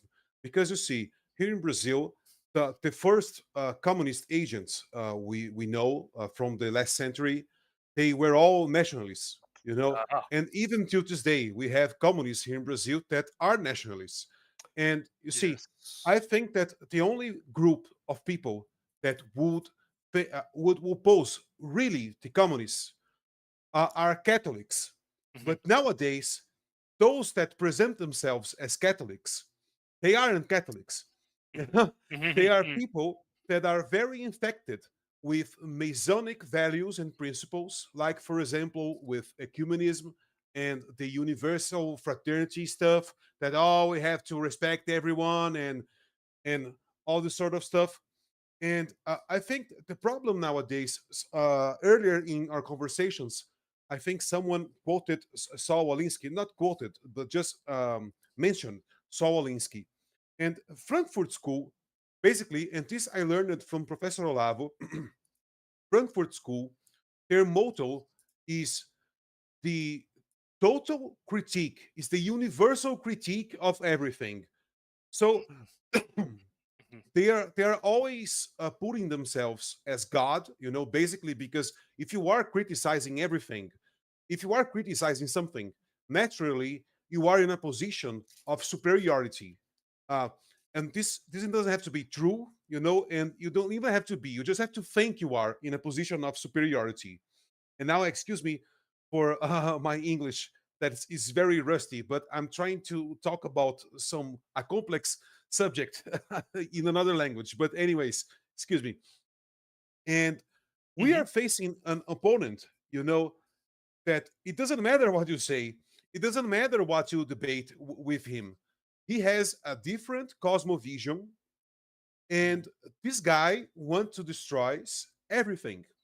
So it's like it's very hard, to fight this type of opponent, because you see, I think the Kamala Harris campaign, at least for this election, Kamala only has an artificial support. I don't believe she has the support people say she has. No. All right, everything with the Democrats is fabricated, basically. So it's all artificial, and it doesn't matter their agenda. It doesn't matter what she's saying. It doesn't matter what the Democrats are arguing. It's all about power, right? And we are facing an opponent that I think we can make an analogy with with the demon, with the monster that God shows Job. So Job is shown a demon, some sort of demon, that every time he gets attacked, the demon adapts, and now he gets stronger when you attack him. And communism is basic like that. It's like a cat and mouse, some sort of pursuit. Okay. Yeah. Yeah. Betting. But I think that's my point, right? Yeah. I just want to add, Florida was officially called for Donald Trump, so Donald Trump is very likely winning there. Damn. I just want to say, Trump is winning there by 11 percentage points, which is massive. Like 95-35 electoral. Yeah, look at that. To Trump. Yeah, in Florida, Trump got 55% of the vote compared to Kamala's 44. And I thought that would be an interesting comparison, because now we're over, 85% of the way counted. They thought Trump was only going to win by 6 points, so they underestimated Trump's advantage by 5 percentage points, because he won by 11. So it seems like Trump may be underpolling again, because he did 5% better than the poll said he would in Florida. Is that going to carry on to the rest of the country? If it does, then it's basically going to be a landslide. Oh yeah, even RFK said that. I smell a landslide. And it's looking pretty good for Trump. If we go to the one with the swing, he's basically just ruthlessly teabagging her now. Like, this is pretty. Yeah. Anyway. Yeah. Go ahead. If we look at the shift from 2021, all the red triangles are shift towards Trump, and I don't know. All I see are like little red triangles everywhere. So it looks like pretty consistently across the country, even places like Virginia. Well, the really big triangle is the lead in that county. Yes. So the bigger the triangle, the more they have sway in that county. So if we look at Virginia, let me click it. Maybe not. So it won't let me do it. But you can see like shifts even towards. This curse is really buggy. But you can see even in like Virginia, which is not expected to be a swing state, Trump's swinging these counties like pretty bigly, as he would say. Oh yeah. Yeah. So it looks like swing towards Trump is pretty universal, at least in all the states we see so far. So looking good for Trump. It looks like he might be underperforming in the polls again. In Florida, he underperformed by 5%, which is huge. Wonderful. And a bunch of states just got called. Oklahoma got called for Trump. Mississippi got called for Trump. Alabama got called for Trump. South Carolina officially got called for Trump. So people were saying South Carolina might be a swing state. I don't know why, but it's not. So Trump seems to have won that pretty handedly. And we're just waiting on Georgia. I think even Georgia, the shift is... Oh, we finally got the Atlanta. Atlanta's votes are starting to be counted. And it looks like that's probably... I don't know if that's going to be enough. Like, you need this Atlanta... Kamala needs to be winning big in Atlanta, and I don't know if that's going to be enough. Like, it looks like... there's a lot of black people there, but, like, I think before, like, they... Actually, can you go back to Atlanta in 2020? Is that possible? Yeah, that's that. Yeah, so if you look there, like, we sort of see a similar thing developing, even in these initial stages that we're still in. So yeah, you've got, like, a blue center right there in Atlanta itself, and then it's like the rest is just like pretty deep red, actually. I mean, that's a stronghold. So I mean, I think yeah, that's we're likely to see the same thing. So Joe Biden got 72% and Kamala's on 71 in Atlanta. So I think that even that would be like it's putting Kamala in the danger zone. I think it looks like Trump might be winning Georgia bigly because look, there's all these rural states here that haven't even started counting yet. Yeah, true. Yeah, look, you're seeing all those little red dots, those Yeah, where they, circles, just yeah. yeah. So it Like, looks like pretty Trump might be up bigly. We'll I have to think figure it out. yeah, it's too like I asked earlier, like what do you guys reckon? What do you guys think about how this is gonna go? And yeah, it's understandable. You guys you guys didn't want to comment on that, and that's fair. But I think yeah, it's probably like he's gonna. I think he probably will win Georgia, North Carolina, and Arizona, and Yeah. that's quite ballsy to say. But I think he yeah. Also, Michigan will go to him, and I think we'll see big increases for In him in Virginia. Wisconsin. Yeah. Oh yeah. Yeah, Wisconsin and Pennsylvania. So that's kind of that's me putting my chips on the table for everybody. We'll Yeah, I see. think that seems right. Like it seems like the early results look like he's sort of performing slightly better than the polls, and it's probably going to be enough to well, if win. Things can always change, but that's what it's looking like now. He's slightly outperforming. Trump's up 13% in Florida now, so his count just keeps increasing in Florida. So he's doing like instead of winning by 6%, like people were saying, he's winning by 13, which is nuts. That's a massive margin. He won Florida in 2016 by like half a percentage point. Now he's up to 13% lead. That's huge. What do you guys think about? Yeah, that is huge. And on that, like, what do you guys think about Kamala Harris being propped up? And I don't want to sound too like ballsy here, but do you guys think about like Kamala Harris being put up as the capitulation candidate? Because on so many avenues, the Democrats have really dogged themselves so hard, and they've really kind of made mincemeat of themselves in this like their perceptions of the average person, they haven't grown in line with how average people actually think and view things, and how they actually, as people say, they've gone completely off the road. They've gone completely crazy, and it's kind of like they've sort of missed, or there was a big disconnect in how they view Americans as the plebeians really view things, and they came out with all this strange, crazy stuff. Perhaps some would say in an attempt to sort of maybe, deceive people into believing something else or to going somewhere else. But that's probably a bit too far out for most people. But yeah, I mean they've so like for instance in New Zealand we had Judith Collins some elections ago, and she's terribly unpopular. She was put as the lead candidate of National because there was virtually nobody else. And that's what I mean by capitulation candidate. Do you think we're kind of seeing something similar here? And chat, let us know too. Or did they genuinely put Kamala up as the best chance? I mean, they subbed her in to take the fall. Is that what you're kind of saying? Yeah. Thank you, William. Thank you. Yeah, they put her in to take the fall so that they wouldn't get the other maybe more serious Democrats, if there are any. I think Gavin Newsom probably has a good chance at maybe 10 or 15 years down the track. Who knows?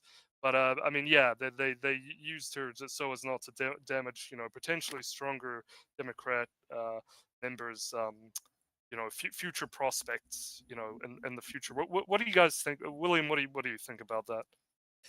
Well, I don't know about that, but I have been reading these stories, which is quite funny, about Republicans saying when we're telling people to vote for us and telling them why they shouldn't vote for the Democrats, we can't tell them what the Democrat Party's real policies are because people don't believe that their policies are that bad.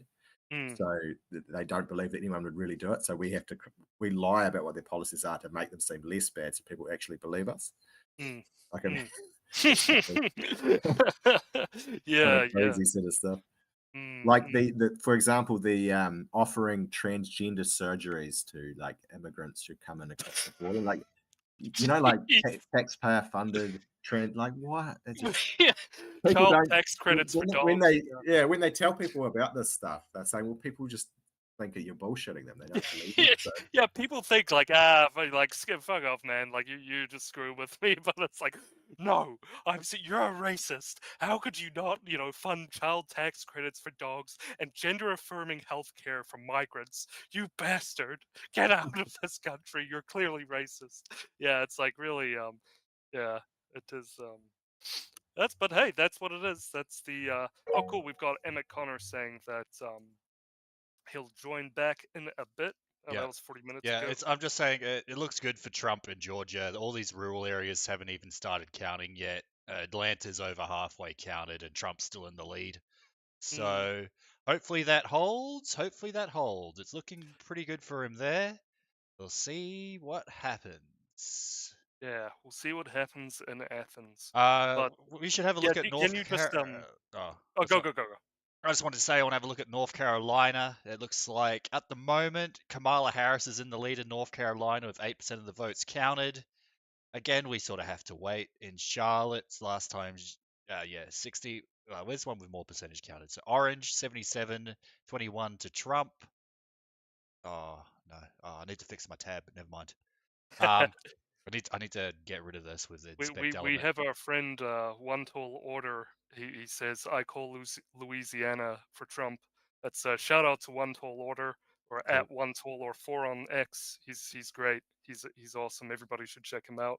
So he's calling Louisiana for Trump. That's all. He says it is prophesized. I don't doubt him, man. He is the prophet.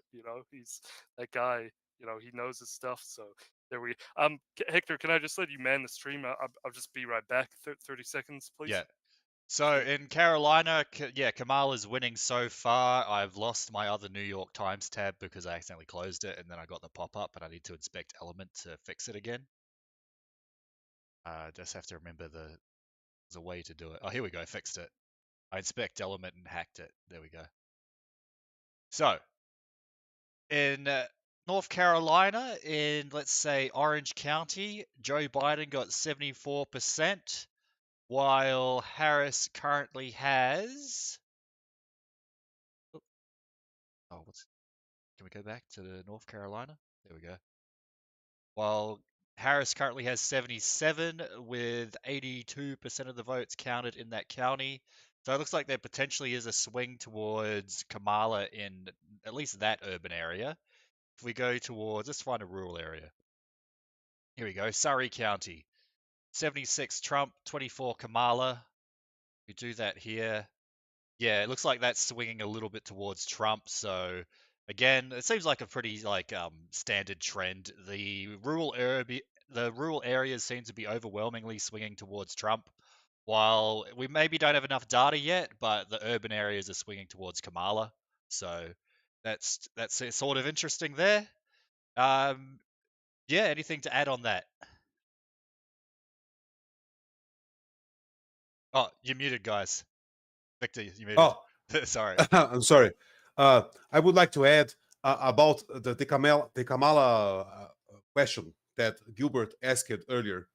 And you see, and I'm sorry if I sound like a broken record, always quoting Brazil, always mentioning Brazil, but you see, Bolsonaro's election dispute with Lula was even more crazier, right, than Kamala with Trump, because Lula was then arrested. He was jailed basically and condemned he received a penalty of 500 years because of corruption and money laundering, and receiving money and all sorts of stuff. And Bolsonaro ended the operation that got Lula in jail. But anyways, people accepted Lula as a legitimate opponent, not like a condemned criminal, right? And Kamala Harris, we see, for example, it's like she was the only nomination. It was, like I said earlier, in a virtual call, basically, that they got her as a candidate. And Biden, if I remember well, Biden appears and he makes a joke, right? Wearing Trump's hat. and all of a sudden he's crazy, and he gets to the sidewalk, right? He gets sidelined by his own party, and Kamala appears as the savior. And what is impressive to me is that people consider, and I'm saying this from the bottom of my heart. I think it's really impressive to accept Kamala as a worthy and legitimate opponent. It's all a mess, you know. As I said, I don't think there will be winners in this election. The demoralization and the humiliation, they are already completed, you know. You can't. It's My brother said something to me once, and it really got me into an introspective moment. That he basically said that, hey, in politics, I don't think there is a gradient. I think it's either this or not this. It's either A or not A.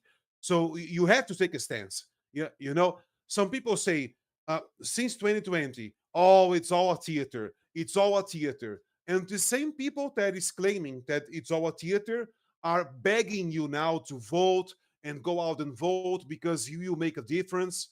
So hey, I don't know if I'm clear enough, but I think it's reasonable if you think that, hey, no, if you're claiming that it's all a theater, so it's either is a theater and my participation doesn't matter, it's indifferent, right? Or it's not a theater and my participation does matter, right? In the subject. And I don't know. You see, Americans, some people say, oh, America is becoming Brazil. And I think it's unfair if you compare uh, when you state this and you compare like, oh, it's the public services, you know, it's the economy that it's becoming more like Brazil. No, it's not about that. When a Brazilian say that America is becoming like Brazil, is this total indifference to crime, this total indifference, you know, to illegal activities. It's a madness, you know. To me, as I will close my point here. I think it's an emulation to Mr. Trump to participate in, you know, in this campaign because come on, guys, Kamala Harris. And okay, Yeah. I'll finish my point here saying this. The other day, and I am not vouching for drugs, but I was tripping on shrooms. I had ate 8 grams of shrooms, and I was tripping, watching Professor Olavo, the borest hippie ever. You know I am, but I was watching Professor Olavo, and he said this, guys. He said this in Portuguese, obviously. Uh, Americans had a president called Barack Hussein Obama, and then he laughed. Like, yeah, it's absurd, you know. First, you had a guy named Barack Hussein Obama as their president, and now they're going to have a bitch named Kamala Harris. Oh, come on. This is already intimidation. Come on, this is already intimidation. Come on. I rest my case. Yeah, fair enough. You said it all right there. Yeah, yeah. No, especially like right next to like a Chad like Trump, right? I mean, to me, that is the guy. I mean, he lives off of a diet of like cheeseburgers and fries, for goodness sakes. Like you can't tell me that, you know, that is not the real president. That is the real rightful ruler of America. So, well, what was that rant about? I kind of came in midway before you were talking. But what was that all about? Oh, I don't even remember. But it was basically, but it was basically saying that Trump accepting to battle Kamala in this election, it is already a defeat. You know, he is already in a bad position, right? And we have to be honest. It doesn't have. Yeah, surely Trump is older right now, obviously, but there is a lot of that meme energy that went Mhm. away in this election in the name of, oh, let's convince the moderates, let's convince the people that think it doesn't matter, you know, that, oh, Kamala and Trump, they are the same. No, they aren't the same, you know. They aren't, definitely they aren't the same people. Right? And they don't fight for the same things. And I think that is very symbolic, you know. because you see, Trump, as you said, Trump is like he perfectly represents a generation of Americans, and I'll be honest, I really admire this generation. You know, these people they are tough. Let's put it like that. And Kamala Harris, she represents another generation. You know, especially she represents a group of people of this some sort of so-called intellectuals, people who has degrees and they think they are very intelligent. No, but she's just a nasty bitch, right? She's just a very nasty woman and an evil person. Let's put it like that. Just take a look. How can this incompetent woman be part of all the three parts of the government? So she worked in the executive branch, in the judiciary, right, in the legislative. So how is this possible? So it shows that America has degraded itself, right? So Americans are in a thin line, right? And this election is really that extreme because Kamala, she doesn't represent just a group, and so it's a new cosmovision. There are Americans that think that they aren't a hot shot, that it doesn't matter if America is in first place or not. And oh, come on, right? Let's have some balls, okay? But so if I can be fair, also commenting about Trump, I also find it dangerous that Mr. Trump talks about peace with Putin and Xi Jinping, and it's all a mess, right? But it's understandable. The United States, it's in a really sensible position, right now, and you guys won't escape the war. It will be impossible. It will be impossible to escape the war, okay? Because it's not again, it's not about them. It's not about Trump. Oh, Trump decided not to go to war. Okay, but did you warn the Chinese? Did you warn the Russian to not go to war? Because they decided to, right? It's like, it's just crazy times, right?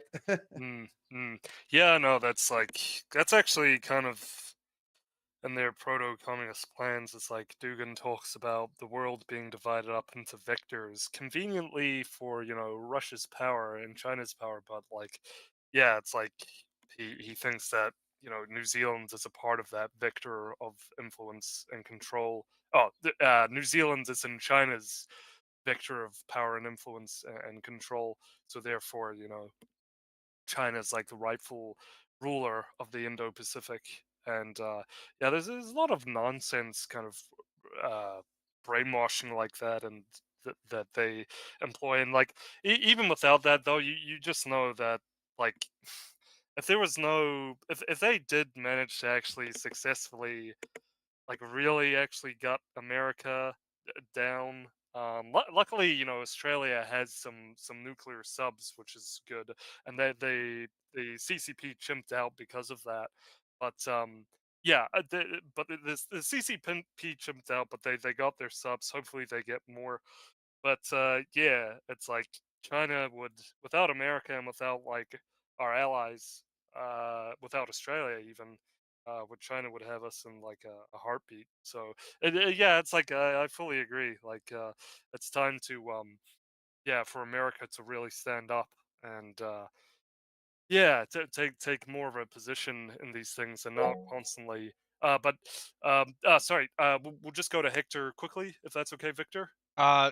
Cool. Maybe not quickly because we're starting to get results from a whole lot of places. We're getting results from Michigan, Pennsylvania, and Texas.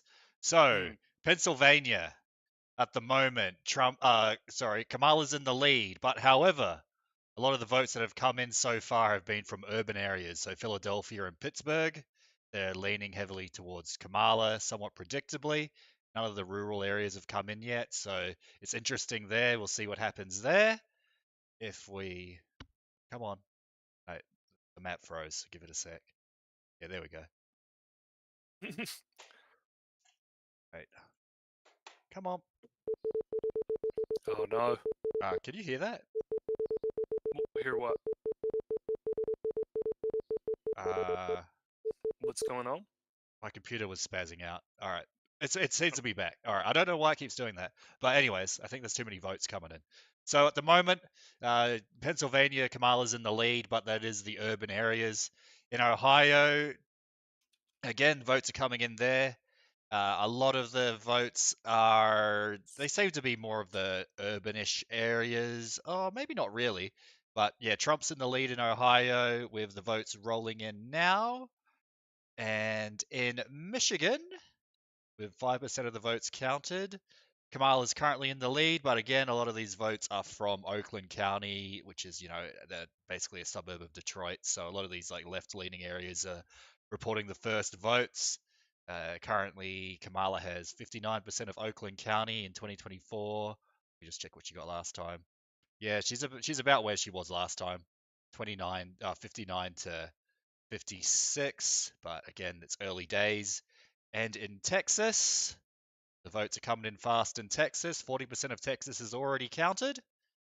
And Trump's in the lead in Texas, unsurprisingly. And a lot of the votes already are from urban areas like Dallas, Austin, San Antonio. So it looks like Trump's going to win Texas because look at all these rural areas that haven't even voted yet. In North Carolina, things are looking fairly close in North Carolina.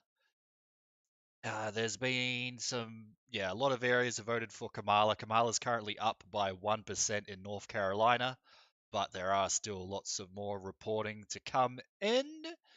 And it looks like, it's hard to tell. North Carolina's looking pretty close to where it was last time, I think.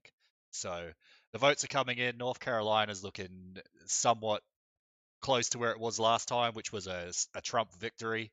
So we'll see what happens there. It looks like Trump's in the lead in Georgia still. I don't know if that's going to change. I think, I think Trump's going to carry Georgia this election. So we'll see what happens. I just want to ruminate a little bit on, and I want to get to Victor, but I just want to, just for some, what do they call it? They call it fear porn. And just want to kind of like capitalize on that and what Victor was talking about. It's like, can you imagine like a black woman as president? Like a communist black woman. Like, yeah, Victor's going, he's nodding his head, right? It's like, she literally, like with her black race communism, she would literally like put all straight white men into like KFC mining camps, like just for black people, and like it would just like be terrible, I mean, how? And then you've got Trump like promoting peace and prosperity and freedom, like it's just yeah. It's just a I mean, the way things have gone, the way things have just. If you think about it, like I was gonna say, like the way things have gone is just atrocious. But it shouldn't have never gotten this bad. But it only seems like now people are really beginning to sort of get the message now. So it took all that.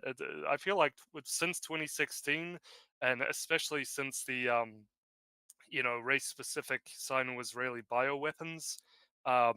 It's been really accelerated since then. In particular, the sort of consciousness of everyone in the West. But yeah, Victor, what do you want to say, buddy? I just want to change a subject for. Just want to make a commentary. All right. Yeah, but go for it. About another subject. And I find it curious, because if I were Chinese or if I were Russian and I was part of the government, let's say it, from the closest circle of Xi Jinping or Putin, I would see Mr. Musk with very, how I say, with a lot of, I would doubt him. Sorry, now excuse me. I'm getting tired and my English is getting way worse. Okay, but I would doubt about Mr. Musk's integrity, and I wouldn't see SpaceX. And now I will sound like a crazy guy for a lot of people, but my cosmovision is not the same of a lot of people. So, for example, I don't believe that we will ever go to Mars. And the only reason why Mr. Musk has so much money and SpaceX is so successful is because of this. If I were the president of the United States, I would give money to Mr. Musk so I can have a rocket that I can send very high and I can send bombs and obliterate my opponents in a range that their missiles can't reach my rocket, right? Mm. And I would return this rocket to my base, reload him, Right. send it again, right? Bomb the fuck out of you, and return again, and bomb you again. And you see, and I find it impressive because you see, I was talking about using the radar tool of X and Grok, and it's impressive. I can harness data in real time using artificial intelligence. Let's put it this term. And a question that is posed in this election: how much was the influence of these tools, of these artificial intelligence tools, in the election, right? Because just think, Mr. Musk, who has contracts with the Department of Defense and also the Chinese government, this guy has made available a tool that you can search in real time and uh, basically have a conversation with it about any subject you want, and you can filter in real time all the information you want about a certain subject. So why a guy like him is giving us, the people, the normal people, this type of opportunity, right? It is. I think SpaceX and all these artificial intelligence tools, they oppose a real challenge to the new government. It doesn't matter if it's Harris or Trump, because they are really powerful tools, and they are changing the way we interact with the internet and our devices, right? So we are basically in the dawn of a new age. And honestly, it's just my schizo feeling, and I'm being super honest here. It's just my schizo feeling. But on the same day we had the news that North Korea has sent troops to Ukraine, Mhm. we saw Mr. Musk grabbing a rocket, the returning rocket. So what is Mm. unimaginable to most, a Yeah. returning rocket, a rocket that goes backwards. Now Mm. Musk can grab this rocket. And to me, if I were a Chinese, to just close my initial point, if I were a Chinese official, I would look like, hey, look at this guy has. He has a rocket that he can send straight up in the air where our missiles and our defense won't reach them, right? Mm. They can bomb the shit out of us, return, reload, and do it again and do it again. This is really powerful, right? We don't have one like this. He has two buttons. So basically, he has two buttons: one to send the rocket and another to return the rocket, right?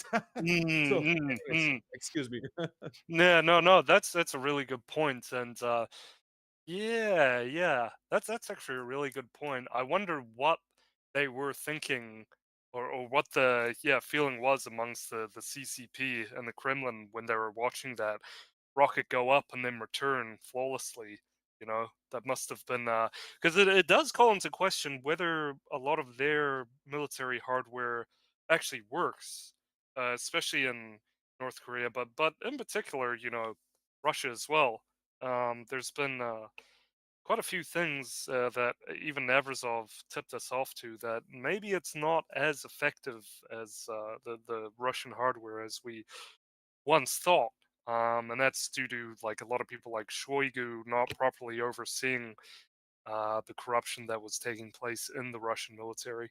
But yeah, no, that's a good Gilbert, point. Yeah, just a quick commentary. go One go go. thing I'm sure that the Chinese thought about it, the Chinese and the Russians, once they saw that returning rocket, Hmm. that machine grabbing the rocket, they Hmm. think we have to steal this. Yeah, We yeah. have to steal this, right? Because it's like, but let's see if Project Manhattan will repeat itself. Because you see, Mm. Project Manhattan is like this. Oh, Americans are financing a secret research, right, to a Mhm. new weapon. And then 1 year later, the Russians have the same weapon that was a product of a secret research. How the fuck this is possible, right? Yeah. This was secret after all, right? It was a secret operation. Now, let's see if the Chinese, and the Russians, they will repeat history, having their grabbing rockets in the next year, right? Will be And now, interesting. I'm sorry, excuse No, me. no, no, no, go, go, I go, go. think I was going to be quick. I just going to pass to Hector. But you see, what is truly more impressive now, if you have these machines, these artificial intelligence machines, Mhm. basically you can reverse engineer what the rocket was doing, right? If you prompt it enough, right? So now it's Yeah. just speculation. Okay, now it's just speculation. But I finished my point. Yeah, no, that was good. That was really interesting. Yeah. Hector, what do you want to say, man? Hector, Sorry, I had to you unmute want to unmute myself. yourself? Yeah, I'm unmuted. Am I coming through? Yeah. Oh, is he there? No, I'm here. Sorry. I had to find my unmute button. In the Senate election, which is also going on, the Republicans won a senator seat in West Virginia that they didn't have last time, so they're up a Senate seat, at least one, from Oh, Jim okay. Justice. Yeah. Oh, Jim Justice. Yeah, that guy. Because they're behind in the Senate, aren't they? So if they Yes. what do they need? Like 1 or 2 more senators, and they get. I think it's 2. 2, yeah. Oh, So we So that's actually important. we need to keep an eye out for the Georgia one because they lost the Senate in Georgia last time. So we'll have to see Yeah. what happens there.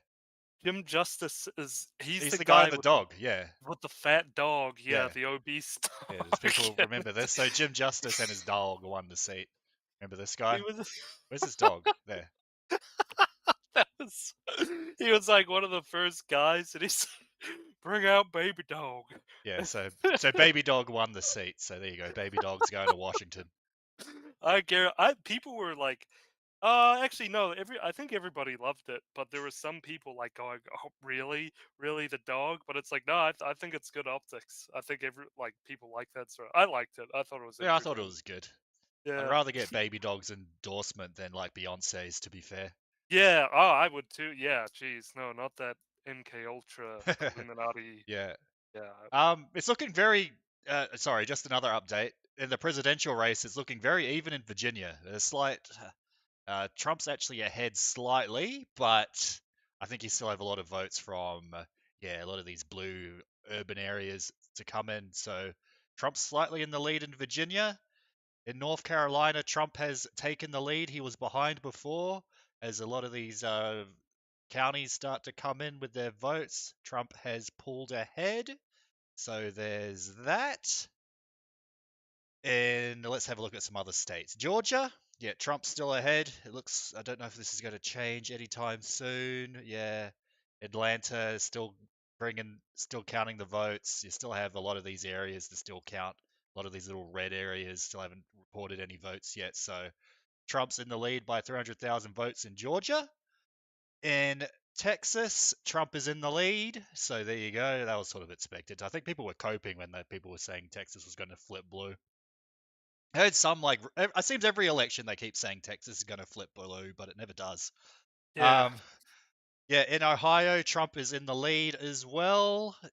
Just letting all the votes come in there. He seems to be doing pretty well in Ohio. In Michigan, it is fairly even, but at the moment, a lot of the votes that have been counted are from like the Detroit area. So Kamala's in the lead in Michigan, but a lot of that has to do because it's Detroit's votes coming in. And in Pennsylvania, Kamala is. Did we do Pennsylvania? Yeah, Trump's in the lead. Kamala's in the lead in Pennsylvania, but again, all the places that have reported the votes are all cities. So we'll see what happens there. So the votes from the swing states are starting to come in, and Kamala was just called for Illinois, but I don't think Trump was ever going to win Illinois, to be fair. So there you go. So there you go. There's some more states for you. Interesting. Okay. Yeah. Okay. So here's some stuff with the bomb threats, apparently. We okay, heard let's some check about that this out. earlier. Yeah. Shall I read this? Yeah. The Senti County election office in Bellefonte was temporarily evacuated for a bomb threat received via email, according to officials. The FBI is investigating. Okay, and she's got another. People with mail ballots were able to return them by 8 p.m. deadline to a volunteer nearby. Law enforcement allowed people to return to the building around 8:15 p.m. They'll all be searched per Center County Sheriff Brian Samsel. Okay. Wow. Yeah, so there's definitely something going on, and this is in Georgia, right? Yeah. Jeez. Well, it looks like Trump's in the lead in Georgia anyway, so I don't know what difference this is going to make. But yeah, it's pretty ridiculous to call bomb threats on polling booths. Like, you have to be a sort of a bit of a nut to do that. Yeah. Maybe But they've just given up on their terror cells. I don't know. Yeah, but anyway, yeah. Sorry, what? yeah, and if we look at the swing, I'll get the Bloomberg swing map in. So all the little red dots, it looks like a sea of red to me. So it looks like Trump is gaining percentage points nationwide. So it's looking good for Trump. Okay. Yeah. Of course, the thing is have to look out for like what it extends to like 4 a.m. in the morning. Yes, so I mean they're going to keep counting, but these are each little dot on this map is a county that has reported at least 95% of their expected votes. So it looks like a tsunami of red, to be fair. And Yeah. and also we can keep an eye on the Senate race because Bloomberg actually has the Senate as well. So that's where I found out about Baby Dog winning, and it looks like Ted Cruz is in the lead in Texas. Is Emmet here? Because he was on the ground in Texas. He like met up with Ted Cruz, had like a conversation with him. Yeah. I think he might still be away. But that's all right if he calls in later. So yeah, it looks like Ted Cruz is expected to win his Senate seat, and yeah, we'll keep an eye on that. Close. Apparently, these are the close ones are Ohio. So if the Republicans can win the seat in Ohio, then they take the Senate because it looks like they've won West Virginia. So they need one more, I believe. So then they'll have a majority in both houses. And then in the Senate. And in the House, the Republicans are ahead, but I don't think there's been any major switching of hands here. I think it's pretty much the same. So we shall see. Yeah. Yeah. When you say Ted Cruz, it sounds like you're talking about his prehistoric ancestor, like his drug ancestor. That always cracks me up. But so it looks like we have, what's this? Election fraud in Pennsylvania. Cambria County, Pennsylvania, scanners and machines are down. Voters are being forced to put ballot in a box. Where will that box go? Election worker says they deliver it to the courthouse in Ebensburg. Counts them. Weird. Very odd. Should we watch it? Weird how these things always happen in swing states. Can you hear that? Well, they know. Oh, just play it. Just play it. Cool. The stream can hear it. Yeah. It didn't go in. Well, they know. It's in a separate box. It's in a separate box. And it won't take them anyhow. It won't take any of them and scan them. So how do we know? How do we know what happens to that box? like they come and get it tonight? No, it'll be taken to the courthouse. We deliver the ballot. Yes. Oh, okay. To the courthouse. Yes. And who's there? Who's there? Yes. Who's there to get them? Yeah. So did you decide You don't know what you who's there to wanna get do? them. Well, there's trained people. What do you mean? No, we take them. All right. I mean, I'm just asking. Her. I'm just asking questions because. That's fine. Yeah, I mean, it's not your fault if anything. Absolutely not. But yeah, It just makes it more difficult. everybody, we all. We have it because we have a blank piece of paper, and I think you just put it in and we vote. I mean, you couldn't hear it, but they're basically saying people are putting votes in these boxes and taking them somewhere from the voting counters. Something sus is going on there. What is this about? Oh, they're trying. Are the ladies like questioning it, or I couldn't quite tell? Sort of. Yeah. I mean, they're a bunch of old ladies, so I don't know what else.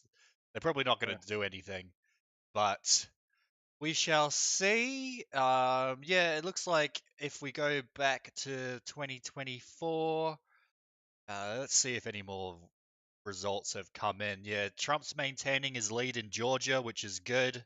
So the votes are rolling in Georgia, and Trump is maintaining his lead. There's still a lot of rural areas that haven't even voted yet. So his lead could very well increase, even maybe. Who knows? So Trump's doing very well in Georgia. In North Carolina, he seems to be he's winning in North Carolina. He's winning by a couple percentage points. We still need a lot of areas to report their votes. A lot of these areas still haven't reported yet. So we'll see what happens there. Hopefully it is good. let's compare. Where's a county like Union County did 63% for Trump. When you compare that to last election, it was 61. So it looks like Trump is trending upwards in North Carolina, which is good. We just need more votes to roll in Pennsylvania because it still sort of seems like it's all the urban areas that have reported their votes. Seems like some of the rural votes are starting to roll in. So it looks like Trump is doing well there. Yeah, and even in New Hampshire, yeah, it looks like Kamala's ahead in New Hampshire. But if a state would flip that people don't expect, it probably is New Hampshire. But it looks like Kamala might hold on to it. So Okay, we'll see. we'll just I think McGimpsey has to gap it. Will you be back later or? Oh, I think he maybe. No, I think already he's left. gone. Oh, that's all right. If Okay. McGimpsey comes back, he comes back. Yeah. Oh, for a bit. Okay. Whoops. Okay, yeah. So he should be back. So it's looking pretty good for Trump. If we go back to the swing map here, again, it's like a tsunami of little red increases for Trump. So it's a good sign. There's a couple little blue ones, but there's way more red increases than there is blue. So looking quite good for Trump. He might have this in the bag. Think so. And look, I'd just like to announce that Victor of Intriga Tropical is the last guest standing. Just realized, damn, he made it. He's the chosen one from Brazil. All right. He is definitely going to be the next Pinochet of Brazil, let's say. He's unemployed with no kids. That's why. Bro, we'll just wait to see. If Elon Musk can make a cloning device, we should just clone you like 1 billion times, and we'll just have one. What would that be? That's so there's 7 billion. What's that as a percentage? 1 billion. I don't know. That's 12%. 12%. 12, yeah, 14. yeah. Imagine 12% of the world just being victors. That would be a fun time. But anyway. Yeah. Congratulations, Victor. You that would be awesome. Here in Brazil, it's almost 11 p.m. Right? Yeah. Damn. It's the same. Yeah, so. I think it's pretty much the same time as it is in the United States. They count their votes very late. Yeah. Sometimes 1 hour earlier, sometimes 1 hour later. For most U.S. cities, Brazil. So it's basically, to me, this is a late night, show. Well, for us, it's still afternoon. It's only 2:45 in the afternoon, so it's sort of a good time for us to do this live stream coverage. So we could just keep going. So it looks like, it's sort of interesting. It looks like Virginia, Trump is still in the lead in Virginia, so it looks like he's making inroads there. I don't know if it will be enough to flip the state, but it looks like it's got to be a close race in Virginia at least, or at least closer. Florida's nearly done with their count, and Trump has won Florida by 13%, which is, like I've mentioned before, that is just insane. Like, insane swing towards Trump there. He only won Florida by 0.5 percentage point in 2016. So he's gone up 12.5% in 8 years. So that's huge. That is big. It's sort of a shame the rest of the country didn't just follow that trend. Otherwise, he would have won every state except California and Hawaii. Yeah. and Vermont. Well, it had to take a Biden backlash, I guess, for it to happen. People saw how bad it was, and they're just like, all right, whatever Trump is, for the normies, the liberal-minded normies, they were just like, all right, however bad it is, clearly the status quo through, Obama, Biden, even starting with Bush, it's not working. So, yeah.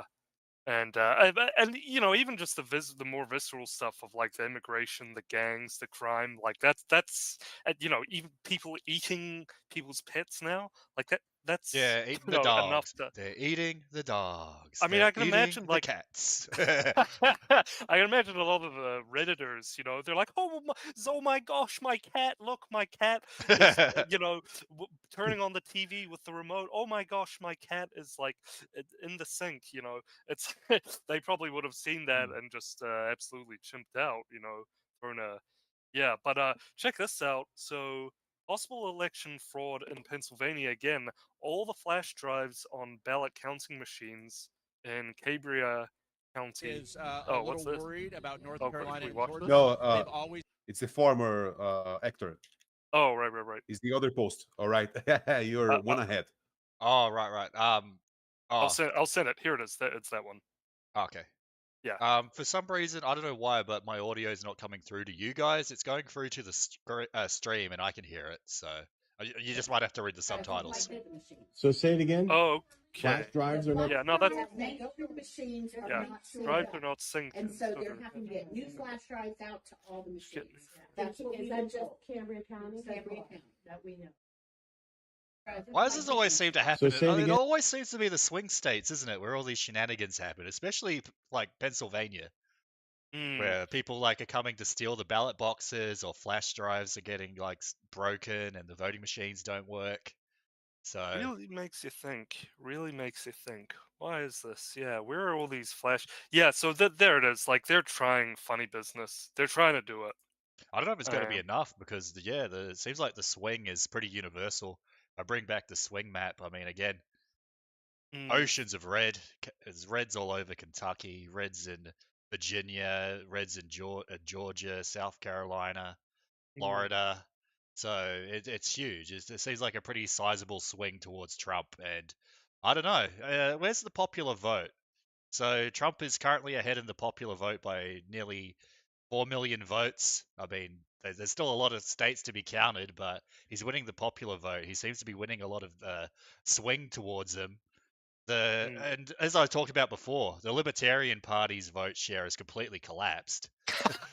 So I sort of predicted that pretty accurately. I said they'll get half a percentage point, and they're way under that. So it seems like the collapse of the Libertarian Party has helped Trump.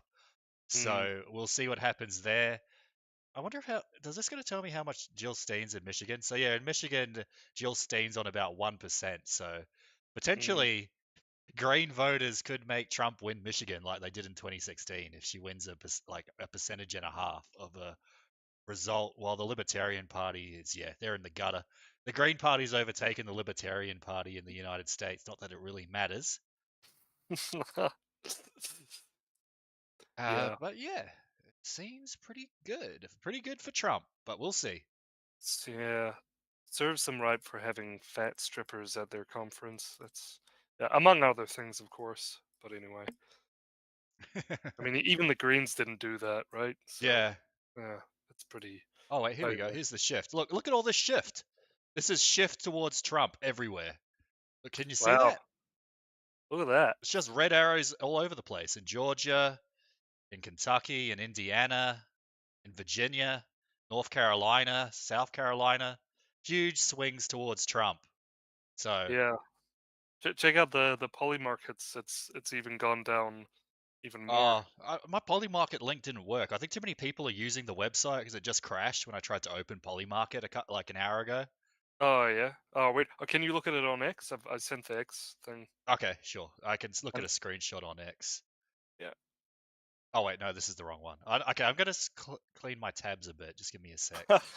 Yeah, clean your tabs. I'll just report on this.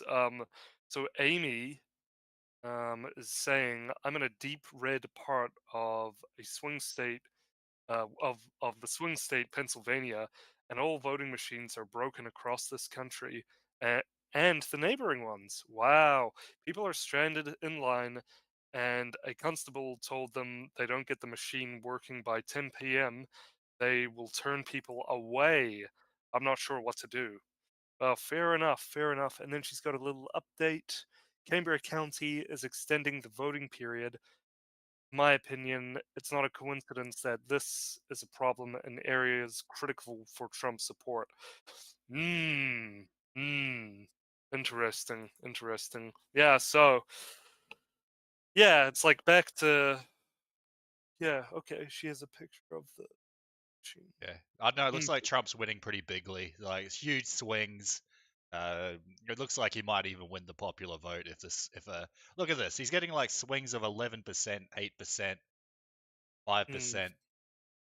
Pretty huge. So Trump could win the popular vote along with the Electoral College if this continues. Yeah, could be. Look who we have here. Oh, hello, Emmet. Mr. Emmet Conner. How's it going, man? Oh, you're muted, by the way. Yeah, there you go. Hello, sir. I was out. I just had to get out and vote for Kamala. I wanted to, I thought I've had enough. I think that Western civilization is fucked. So I thought, you know what, I'll vote for her. You know, I want to be able to marry both my boyfriends and turn into a full commie. So that's why I did it. I hope that's okay. Hey, well, I mean, as long as you voted for Kamala like 200 times, then I agree with you. Yeah. Vote early, vote often. So I just I went to a graveyard and took some names down and voted for her 12 fucking times. I've had enough. Were you the one supplying the USBs, sending them to Pennsylvania? That was me. That was me. I get around, lads. I get around. It's good to have you back with us, man. Thank you, sir. Yeah, what has been going on the ground there, Emmett? Like, what's the feeling like? It looks like Texas is gonna go deep red, but I guess what have you been hearing? What have you been seeing? Has anybody tipped you off about any interesting details about things that you've spoken to? Well, I kind of I suppose you know, I'm a bit of a social recluse, just doing interviews and streams and stuff all the time. But whenever I did get out and I did, you know, went to different Republican meetings and stuff, I mean, obviously it's one way. You know, they're all on the Republican side and all super passionate. That's what I've been kind of seeing. I haven't really been interacting with the general public, probably for my own sanity's sake, because I don't see how anyone could get behind Harris at all, you know. So that's what I'm kind of seeing. And when I'm on spaces and stuff, everyone seems to be just sick of all this mental Marxist crap. But as we know, you know, States is like, you know, nearly 340 million people. It's a big place and it's got different pockets of different things. And again, it all comes down to ideology, in my opinion. You know, how many, how far is the red rot kind of spread, sort of thing. Right. Interesting. So yeah, I mean, well, the results sort of show this. It looks like there's big gains for Trump this election. It turns out I was right. It turns out I'm psychic because I'm like, oh, the polls are probably under predicting Trump this time, like they did the last two times, and it looks like that's probably true at this point. They might even be under predicting him by about like 1 or 2 points nationally. So it looks like, yeah, Trump's in a pretty good position. This is really interesting. I'm gonna damn it. I'm gonna share this here. So what happened was they actually called Virginia for Kamala early, but Really? it looks like just a minute ago. This is just 60 seconds ago. Trump is now ahead in Virginia. He's ahead by a point, and it's swinging towards Trump. I don't know how they could call it because that's ridiculous. Yeah, but they actually called ahead of time. But yeah, I don't think it matters if someone calls it if they end up losing. But yeah, fair enough. Yeah, I don't think it matters if CNN calls it for Kamala and they end up losing. I mean, it does look like there's a pretty big swing towards Trump in Virginia. Will it be enough for Trump to win? I don't know, maybe. But I mean, just the fact that Virginia is in question is a big warning sign, and it probably will be for a lot of the swing states. At the moment, yeah, again, there's not too much updates from the swing states. Pennsylvania and Michigan, Kamala is still ahead by a bit, and that's just because, yeah, again, a lot of the places that have reported the votes are Oakland County and Detroit, and you know, these sort of Detroit satellite suburbs, and again in Pennsylvania, it's like Pittsburgh and Philadelphia are the places that have reported the votes so far. So we still need to wait for these rural areas to report in. So we can't really tell yet whether Trump's going to win in Pennsylvania or Michigan. Who knows? In Georgia, he seems to be doing really well. In North Carolina, he's ahead. So at least for those two swing states, it's looking good. We still need to wait for the results to be reported in Arizona and Nevada, which are two other swing states, and Wisconsin. So it'll be interesting to see what happens there.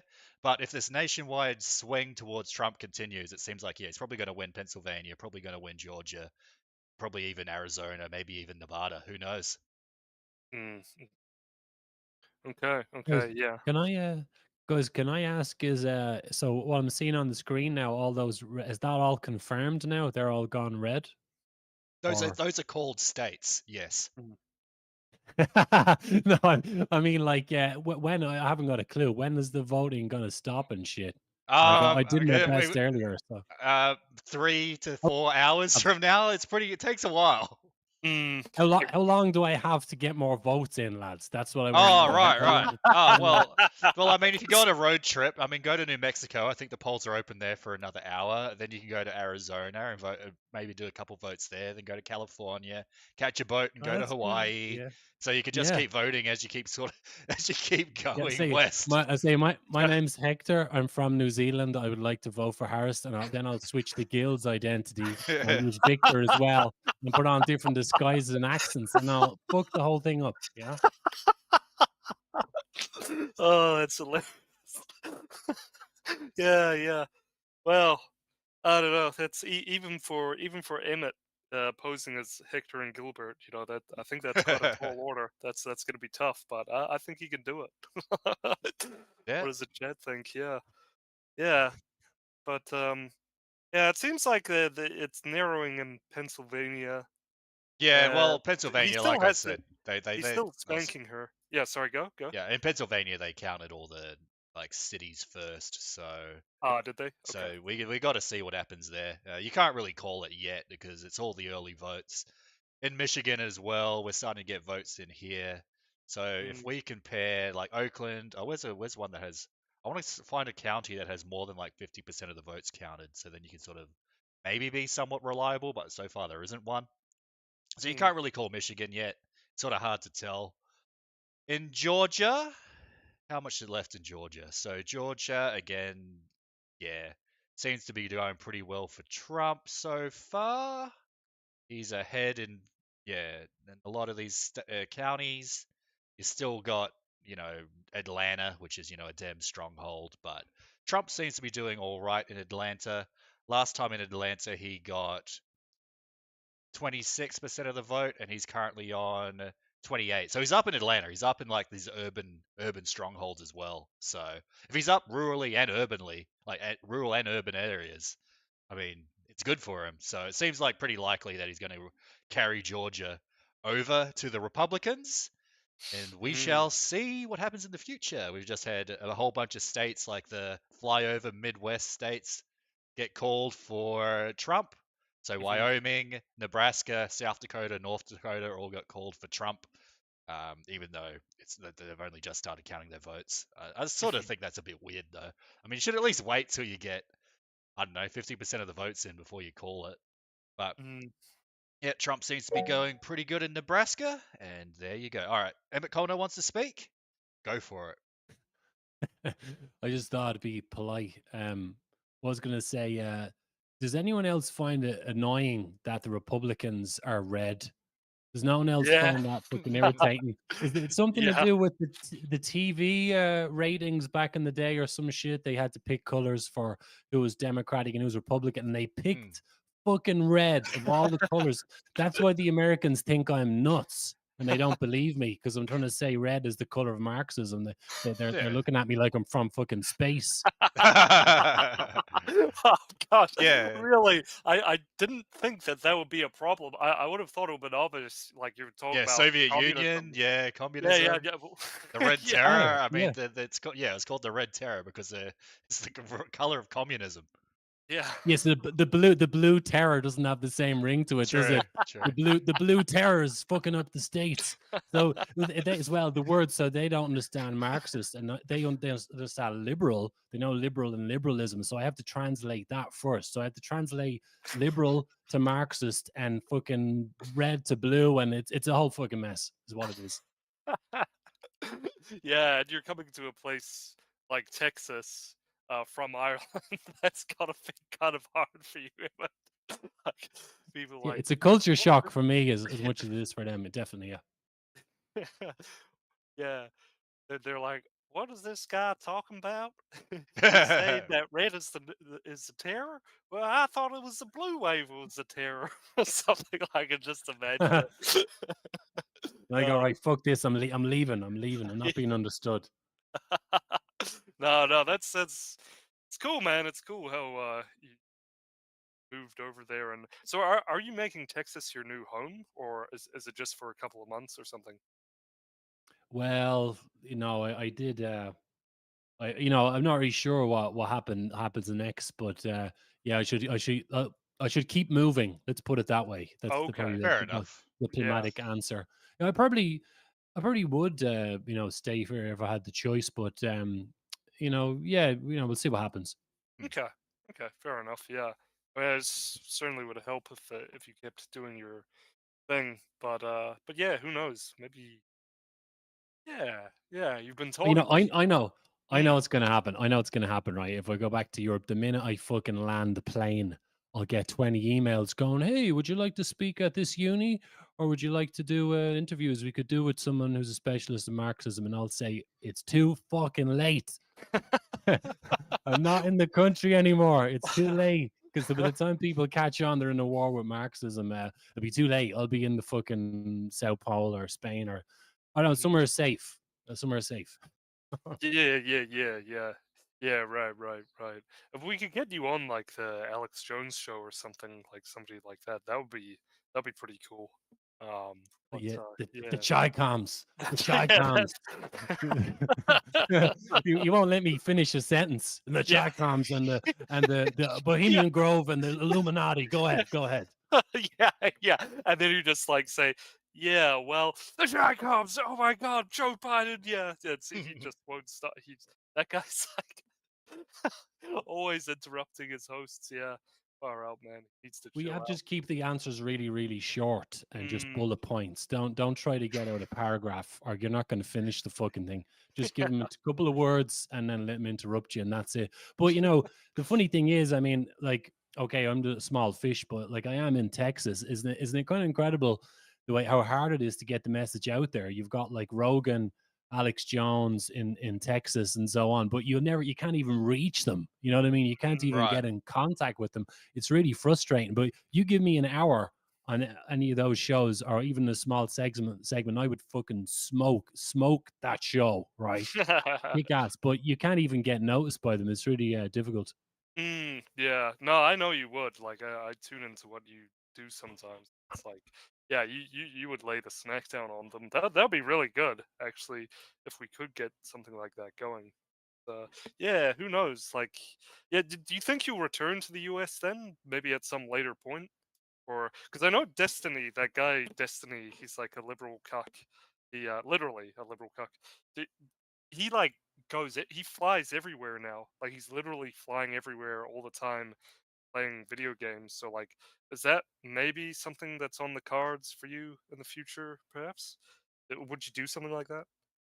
I would love to, but I could always like come back in the spring or maybe later and line up more speaking engagements. So I have one at a university in a few weeks. So I'm going to film that, process the audio, edit it, make it look good, and use it as like a show reel for more speaking engagements. So I've got something to present people with, and then I could come over again at some stage and like go around, try and go for a few weeks and get a few unis done at once. That I would love to do that. That would make me feel so much better about things.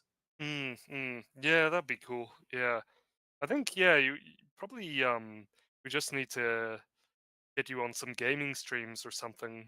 And are you Yeah, much of playing a game? Fortnite or Fortnite, something. Call of Duty, yeah. Yeah, I'll try and squeeze in some. So, did you know that Marx said this about the economy? I'll squeeze in a few jokes in the middle of a game, in the middle of Call of Duty, when someone's getting fucking riddled by a fucking machine gun. My voice comes in and goes, "Did you know that Marx didn't believe capitalism would last?" and so on. Just squeeze in a few one-liners. Yeah, exactly. That's how it's done. Oh, here we go. Yeah, the decision desk is having a increased likelihood of Trump winning. Oh. So it went from 63% to 72. Guys, So check this out on what we were talking about before. So yeah, what one tall order weighed in again. They changed it. The Democrats were red, the Republicans were blue, but when the Democrats began to be infiltrated by Communist Party USA, they switched to blue, so the Republicans became red. And he has here as late as the 1990s. What? Democrats were often represented by red and Republicans by blue. According to the Washington Post, journalist Tim Russert invented these terms during his televised coverage of the 2000 United States presidential election. What? Walker, unbelievable. Impressive. That's Jeez. crazy. Impressive. And why did the Oh part? my- Why did the GOP and stuff go along with it? Like they obviously adopted the red themselves because it's on all their merchandising. So why did the GOP themselves go along with it if it was like a more infiltration of the Democrat Party? I don't get it. I guess maybe Yeah. they got infiltrated as well. Who knows? Oh yeah, they yeah, probably. That's I mean, to be honest, when you see like people dressing up as garbage bags, it seems to be like Yeah, that was probably sort of tradition. stupid. Yeah, a tradition. Oh, well, the left thinks we're that, or it's like that. Okay, so we'll do this. You know, it's kind of, but that's amazing, man. Yeah, shout out to One Tall Order at One Tall or 4 on X. That is crazy, man. That is so crazy. But there you go. So you have the GOP to thank for that, Emmett. You can tell them Jesus. that. And before you start your speech, you could just say, "Did you know?" I just have to tell you that, yeah, the Democrats were actually Reds. You should tell them that. Give them a lesson. That's crazy, man. That is I'd crazy. like This to is another dedicate. case. Sorry, Connor. You can go. Excuse me. Oh no, go ahead. Sorry, my mistake. Go ahead. Okay. I think this is just another case that proves that people just accept things, like they were always like this, So this stuff about the colors, everyone accepts nowadays that the red is the color of the Republicans, right? And you see, like as One Tall Order is explaining to us, so this is mind blowing. It's just like Brazil, you know. What I think, I won't say about Brazil anymore. I will talk about the United States. Let's say about the recent case of that squirrel. So you have this national commotion about the squirrel, and some people saying, "Oh no, it's not about the squirrel. It's about the government tyranny and all that stuff and blah blah blah. We can be next." Okay, that's correct. I'm not denying that humans can be next, but the thing is, all this commotion was fabricated, right? We have kids nowadays, and I'm just 29, right? And I remember when I was a kid, I listened to my parents and listened to the adults. They always say that here in Brazil, it is impossible for a kid to have a heart attack. It is impossible. A kid can have diabetes, a kid can have hepatitis, in its liver, but it can have a kid can have a heart attack. And nowadays, kids are having heart attacks, and who cares, right? And it's a mess. And now the squirrel, oh, it's all a big commotion, and what the fuck? Oh, fuck it, the squirrel, and fuck this government. This is all bullshit, a fucking squirrel from a porn guy, right? This guy, I think, if I'm not mistaken, the squirrel owner, it's an adult. He creates Actor. content for adults, Yeah. So it's like, come Wow. on, right? Come on, and the same people are trying to artists, the same people that are trying to moralize the country, right? Nowadays, you have these beaches, and I'm not. I'm saying a descriptive. I'm doing a description here. I'm using this as a descriptive term. I'm sorry if my English is a little bit messy, but you have women posing naked with guns and with the Trump flag, for example. You say, "Oh, I voted for Trump." I doubt it. First, I doubt it, and and it's just to catch attention from the boomers, from the so-called conservatives, that are pure and fight for their country. Like, hey, it's like, oh, I'm not a tranny. So this is the conservative woman. She is a bitch that is not a tranny, that is not a she-male. Pathetic, right? And people think they are the hot shit, oh, I'm so smart, I'm so smarter than Dude, the it's Democrat worse. and It's this worse than communist. that. It's like It's if you're a tranny, but if you pose with a gun and a MAGA hat, they're like, "Oh my god, that's awesome!" No, It's like, I have to say it is. I don't have this example. I can't pull the example as quickly as I'm saying, but Yeah. we have here a trans woman, right? And it's a guy who look like a bus driver, and he's a friend, and he received support from Bolsonaro's wife, Michele, right? So Bolsonaro's wife was supporting this guy, this trans guy who looked like a bus driver and say he's a woman. And the propaganda, actually, the advertising this trans woman was making was like this: I am a trans woman that fights for the family. What the fuck? Like just in Brazil, something crazy like this can catch it. You know, like a trans woman fighting for the family rights, and with the support of the greatest patriot that Brazil has ever seen. What a mess, right? Yeah. This is I really can't wait till we can like get unstuck of the whole tranny thing. It's like I can't believe they thought that really. Honestly, I'm actually surprised it worked as much as it did. You know, like you do have some people apparently who catch on to that. Usually, it's the woman. Not the dudes so much that they believe that kind of crap. But yeah, it. Well, that's the Yeah. thing. I mean, a dude pretending to be a woman obviously isn't a woman. But anyways, we're starting to get votes in from another swing state, Wisconsin. Ooh, The votes are starting to roll in. At the Alright. moment, Trump is in the lead, but you expect these places like Milwaukee to lean towards Trump. But if we look at one of the counties, you might as well do this because we got to compare it to something.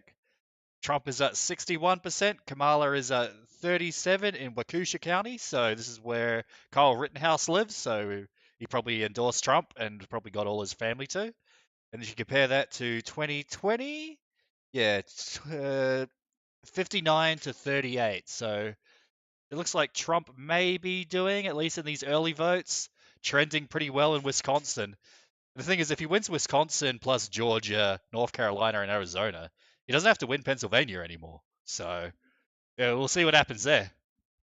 Wisconsin might be more of a swing state than Pennsylvania. Who knows? Or might go more in Trump's favor than Pennsylvania. With Pennsylvania, the votes are starting to roll in. Again, a lot of the places that have reported already are urban centers, but the rural votes are starting to come in. Let's compare. I'm just going to try to find a county that has. Here we go. What's that? How do you say that? Lycoming County. What is that? Lycoming County. Lycoming County. Lycoming County. Lycoming County. Yeah. Sorry, go. Lycoming County. So Trump is at 66%. Kamala is at 33%. If you compare that to 2020, where is it? I lost it. Where was it? Around here. I lost the county here. Oh, there it is. Yeah. Yeah, Trump 70, Biden 28. So slight at the moment anyway, slight lead towards Trump, but that could potentially change as time goes on, as we saw with Georgia. So yeah, it's still sort of early to call it. It looks like Georgia's definitely leaning towards Trump. North Carolina's definitely leaning towards Trump as well. He's taken the lead there, and he seems to be maintaining it. It's currently Trump's in the lead in Georgia by about 400,000 votes. So that's looking good for him. If we look at the swing, the shift, again, a lot of red arrows, heaps of red arrows, a couple blue ones, but overwhelmingly a shift towards Trump in the popular vote across the nation, especially in rural areas where Trump has taken a pretty, the swing has gone decidedly towards Trump in rural areas, which bodes well for him in places like Georgia, probably even Wisconsin, Michigan, Pennsylvania, and Arizona. So these sort of trends are good for Trump, and I think he's on track for a victory if this trend continues. Yeah, that is, gosh, look at that, 99 to 177 for Trump. We look at the. Oh, sorry, keep going. Oh, and I was just going to say, and he looks to be closing in on Michigan for 15 electoral votes, so he's catching up. Yeah. Well, hopefully he does win in Michigan. We will find out in the popular vote, which for some reason's on Google. Trump is currently at 27,600,081 votes. Kamala Harris is trailing behind on 24,492. So Trump's ahead in the popular vote. He seems to be gaining in a lot of swing states. It's looking pretty good for him. Yeah, he's winning in Georgia. I think it's actually pretty likely he's going to win Georgia at this point. Pretty likely he's going to win North Carolina. Pennsylvania, Michigan, Wisconsin, they're all still up in the air. Still early days for those states, but we'll keep our eye on them as the day progresses. And Trump's also, he's still in the lead in Virginia. So there's been a decided swing to Trump in Virginia, and he's still in the lead. He's still in the lead at Virginia by by a percentage point. So I don't know. Maybe that will continue as well. Who knows? Not I looking have a too question. I have a bad. question. Yes. So the score is, by my calculation, the score is 15-4 for the communists. 15 red states, 4 blue. Yes. Basically, yeah. Good answer. No, I like what you did there. That's good. It's good. 15-4. I'm feeling a bit childish right now, so childish answer is the best. Yeah. Yeah, that's how I'd see it. Yeah, 15 before. No, that looks exactly. Yeah. But Yeah, go. Yeah, it looks like it's too early to sort of count yet if whether Trump is ahead in Wisconsin, but again, that's early. It's only 4% of the votes being counted in Wisconsin. He's up in Waukesha, so that's sort of good. We got How much did Louisiana win by Trump? Louisiana? Right of Texas. Oh, here we go. 74. Shit, she got. Oh my god, she got owned. Shout out to Louisiana, man. I'm gonna buy my hot sauces from Louisiana, man. Like, yeah, so that's frick yes. So it looks like if we go to Texas, which for some reason every year for the last like 20 years, everyone keeps coping that it's going to go blue. Trump is winning by 9 percentage points, so I don't think that's going blue. Oklahoma, Trump's in head. Yeah, Oklahoma, Trump's ahead, 67-31. Arkansas, 59-39. Mississippi, 60-39. Alabama, Trump's way ahead. I guess Louisiana is the most red state out of all of them, right? For now, but they haven't counted a lot of their votes yet. Look at that. It's still early. It's still early days, so we'll figure out. I think Wyoming might be when they actually count it, because I think that's the reddest state. Okay. Yeah. Does anyone feel like this is like the kind of calm before the storm a little bit? I do. You know what I mean? Like, yes. If they're going to be like, do you reckon it's going to, like, we're all going to sleep and go, yeah, everything's good, Trump's going to win, and tomorrow they're going to come out and say, oh, the last 3 or 4 states, magically the results are in, and we found an extra 6 million votes, probably from dead bodies and stuff, and Kamala wins. I'm not being negative. They're going to try to cheat. We know they're going to try to cheat. It's just a question of how. Yeah, no, I think that's one thing. I think that's probably good to be, or it's that we can be confident in, is that like probably people are aware of that, and that especially if you're American and not outside spectators like us, it probably is quite freaky for a lot of Americans. Like, oh, we can't let them do that again, those freaking commies, or whatever. And so I probably think I anticipate that before we close tonight, at least for us here in New Zealand and perhaps elsewhere around the world, we'll probably before Americans go to bed typically tonight, we'll probably see like a lot of like tents and campsites propping up outside of polling stations, I'd imagine, to prevent any sneaky, punky Brewsters trying to get in and trying to fill the ballots up with the black woman votes, but with brat votes or slay queen votes or however you want to call them. But so I think that's. But if we don't see that, then I don't know. I mean, I hope Americans have that down, because that's literally the only thing that's stopping. Yeah, exactly. Yeah, exactly. Yeah, because Trump's Go ahead. Trump's gonna. When you look at the amount of the voting, it's clear that Trump should be the winner. So the only way the Marxist camp can win is by fiddling the votes. Yeah. So logically, the Patriots need to be watching them like fucking hawks, like watching the employees. Like in the Irish elections a while ago, people were watching them like fucking hawks, like watching their hands. Trying to like actually look like pair of binoculars, almost looking at them like fucking trying to fiddle with the boxes and stuff or whatever. Because they will try fucking anything to stay in power. Yeah, well, exactly, and I mean, Trump supporters have to meet that same sort of zealousness that these communists have, as as they have. So, the Trump supporters have to match that zeal that they have, and without it, I mean, yeah, they'll Yeah. be happy to rig things, do the USBs, do the bomb threats that we're seeing. It's only just started. I mean, it's this could go on for a while, especially as we're seeing like a record turnout. So, yeah, yeah. I mean, people literally have to be physical, be present, and making sure this election goes the way we all know it should. Go. You know? I mean, all of this is kind of like ridiculous. Like, really, Kamala Harris? This is what? But they're not even putting her up. Like, okay, we're putting. They're like, yeah, we're putting her up. Like, she can actually do it, and she can actually be president, and so that's the whole problem. So, yeah, it's a yeah.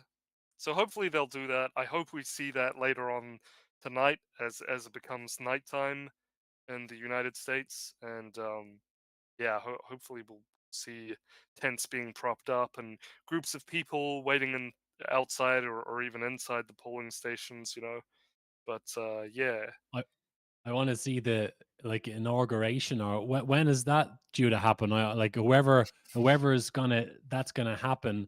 It's gonna be there's gonna be a lot of pissed off people. You're talking about probably half the population are gonna be fucking pissed off because if Harris gets it, everyone is gonna know the patriots have a fucking fight in their hands. If Trump gets it, you've got the Marxists will break out all the protests and start going on strike and clogging up the cities with protests and stuff, and things are going to get violent as well. So either way, I think things are going to get a bit dramatic.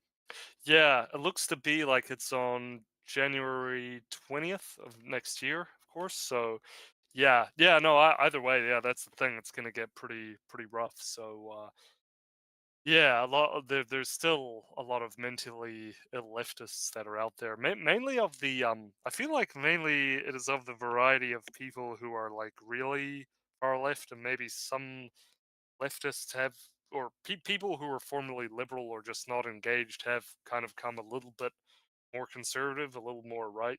But in any case, it just needs a few, a few, things in the punch bowl to spoil the punch bowl, right? So I Yeah. mean, that's exactly what we. Yeah, I think we'll see either way. Did I mention it before? Ohio officially got called for Trump, so Ohio's part of the Trump train.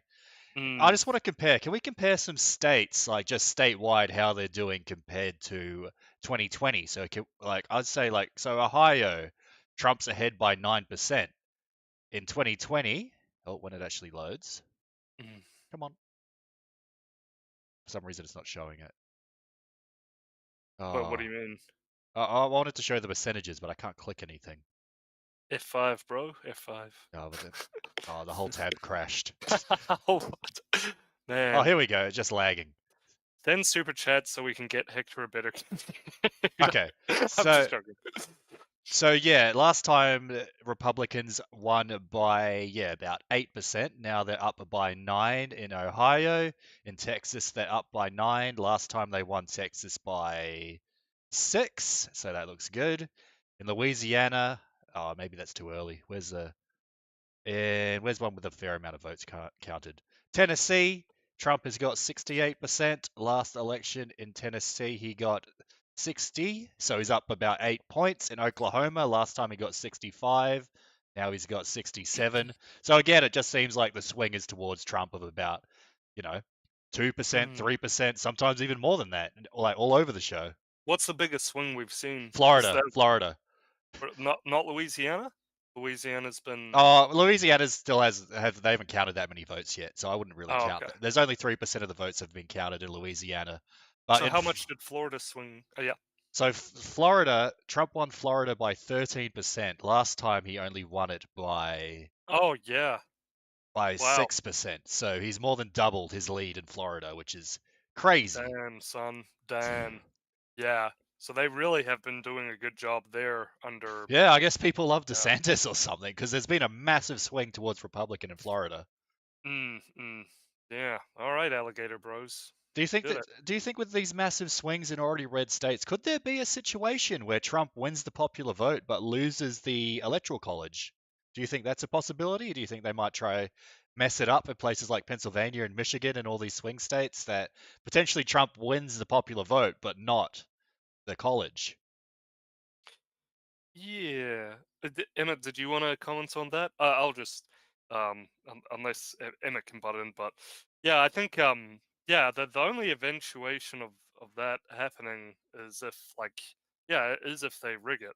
I mean, that's the only way I can, because, like, I said earlier, I think Trump really takes all three, bar any extenuating circumstances, but, yeah, I think those will pretty much. So I think he probably, the way things are looking, um, it's looking like he probably will win both. But of course they're gonna try it on, right? So they I have a question, actually, guys. You probably understand the system better than I do, but I suppose the electoral college, if I don't know, I mean, the Marxists will try anything. So if they can be bought off, or if they can replace members of that college somehow, then they'll try it. And basically, anything that we can imagine them trying, they will try. So they can't get what they want one way, they'll try another way. That's the way the ideology works. I don't know the details myself, but it's reasonable to assume Yeah. they will try anything. It's technically possible, but something like that would just be like so outrageous. I don't know if they would even like possibly like try it. If Trump won the popular enough. vote and the college, but they like paid off the delegates at the college, like that would be nuts. I'm like that would actually just be like a complete sham. So it's like you're pretty much living in your dystopia already if that happens. But it's technically possible, but I'll give it like a 1% chance if that. because they do to Cool. some. Yeah, go ahead. No, I was just saying cool. Yeah, that's Yeah. good analysis. Yeah, because they do, to some extent, I think, need to keep up the veneer of legitimacy in elections and in the media. We've seen sort of Bezos and the New York Times, to a degree, capitulating to the sort of demands of the public by saying that they'll hire more conservative writers and things like that. And so that's one thing. So they do need to some extent. I mean, how of course genuine that veneer is, or how far it extends, is another question, of course. But Oh, you're dead right. Yeah. yeah. So it's yeah, I don't know. I mean, it really, I agree. Like, yeah, if they do swamp the votes, then yeah, it's just going to get harder and harder for them to really do anything. And I guess what we're seeing, just trending of the bits and bobs I've seen in the news and stuff, and trends and stuff, that it seems like maybe they won't take such an aggressive stance this time around, and they will try and maybe cede some ground, perhaps even in the entirety of this election, giving it to Trump. But yeah, I mean, of course, the enemy will always be there in one form or another, carrying out one function or another. So it's needs to be deeply rooted out. I mean, of course, I hope everybody watching this, understands that it can't stop here. Like, probably, because communism is something that's deeply rooted in people. And in fact, some would say that it's just an ideological expression of, how some people are, and they come to these conclusions in their life more easily than others who are more attuned to. Yeah, bio-Leninists or whatever you want to call them. Sure, absolutely. So, You know, yeah. I just thought of as well. Oh, sorry, Gil. Oh, yeah. Oh no, you go. Actually, I was done. Yeah. What did you Well, think just of? thinking. Yeah, well, you know how, say, recently I heard that they were trying to change, is it not the constitution or something, to make it legal for the army to shoot American citizens on American soil. Yeah, I saw that as I well. saw that. So now, I don't know if that's true, but let's look at the way these nut jobs work, right? Everything's tactical and planned out. So you know the way, logically speaking, we're saying this is clearly a Trump win. He's definitely going to fucking win this, right? So we're already counting our chickens, right? Now, hear me out here. Imagine if they somehow swing it around and say the Harris has won. They're expecting a physical fight from the Patriots, and that's when you bring in the fucking National Guard and stuff. So, I know it sounds like a bit of a stretch. This is like one of my outside bets, okay? Imagine if they try that one. They try to fucking swing it and rig it again. And if anyone tries to get angry, then they pull out the fucking muscle because, it's like they like to cover bases tactically speaking. Now, it probably sounds fucking outlandish, but, we know that what they're like. They're always trying to take the guns off the Americans and they try to paint us as being the fucking traitors. So I'm not taking anything off the table myself personally. No, nor am I. I think that's very apt. I mean, I actually don't think it sounds crazy at all. As crazy as it may sound to some people, I actually, after everything we've seen, after everything we've experienced, it's like, fuck, that's not crazy at all, man. And this is how, if you do find that crazy, you are listening to this and you find that crazy, it's like, you kind of got to realize how mentally ill and strange and weird these people are. They sit in, little, I don't know, they have little tea parties and meetings, board meetings with each other and going, yeah, how can we make people crap to make them break their will and stuff like that. And it's basically all based around that. I mean, what is the WEF? What is Davos? What is, a lot of these places, the WHO. So we know that occurs. And, but just so I have you correct, Emmett, so you think, what if they, just want to make sure I understand you correctly. They say in and amidst all the voting, they say that Harris instead won. Could you explain that scenario to me again? I'm not sure I fully got that. No worries. Well, I mean, I believe I can't remember myself. Was it the 16 election? I think the one that they rigged one of them, the Biden's win or whatever. I think they 2020. did. Sorry, 2020. Yeah. So Yeah. they did rig that. I think. So Yeah. you're talking about what we think is beyond the realms of possibility. If you asked me 8 years ago that there was going to be this, mysterious flu going around and everyone would need 6 injections, just to be able to get on the fucking plane, I would have told you were fucking crazy. Or if someone else told me that, you can marry 2 of your boyfriends at once because you're in a polyamorous relationship and one of you is going to be pregnant, I'd have told you to fuck off. You're Yeah. mental. Yeah. But you know what I mean? But yet we're seeing it.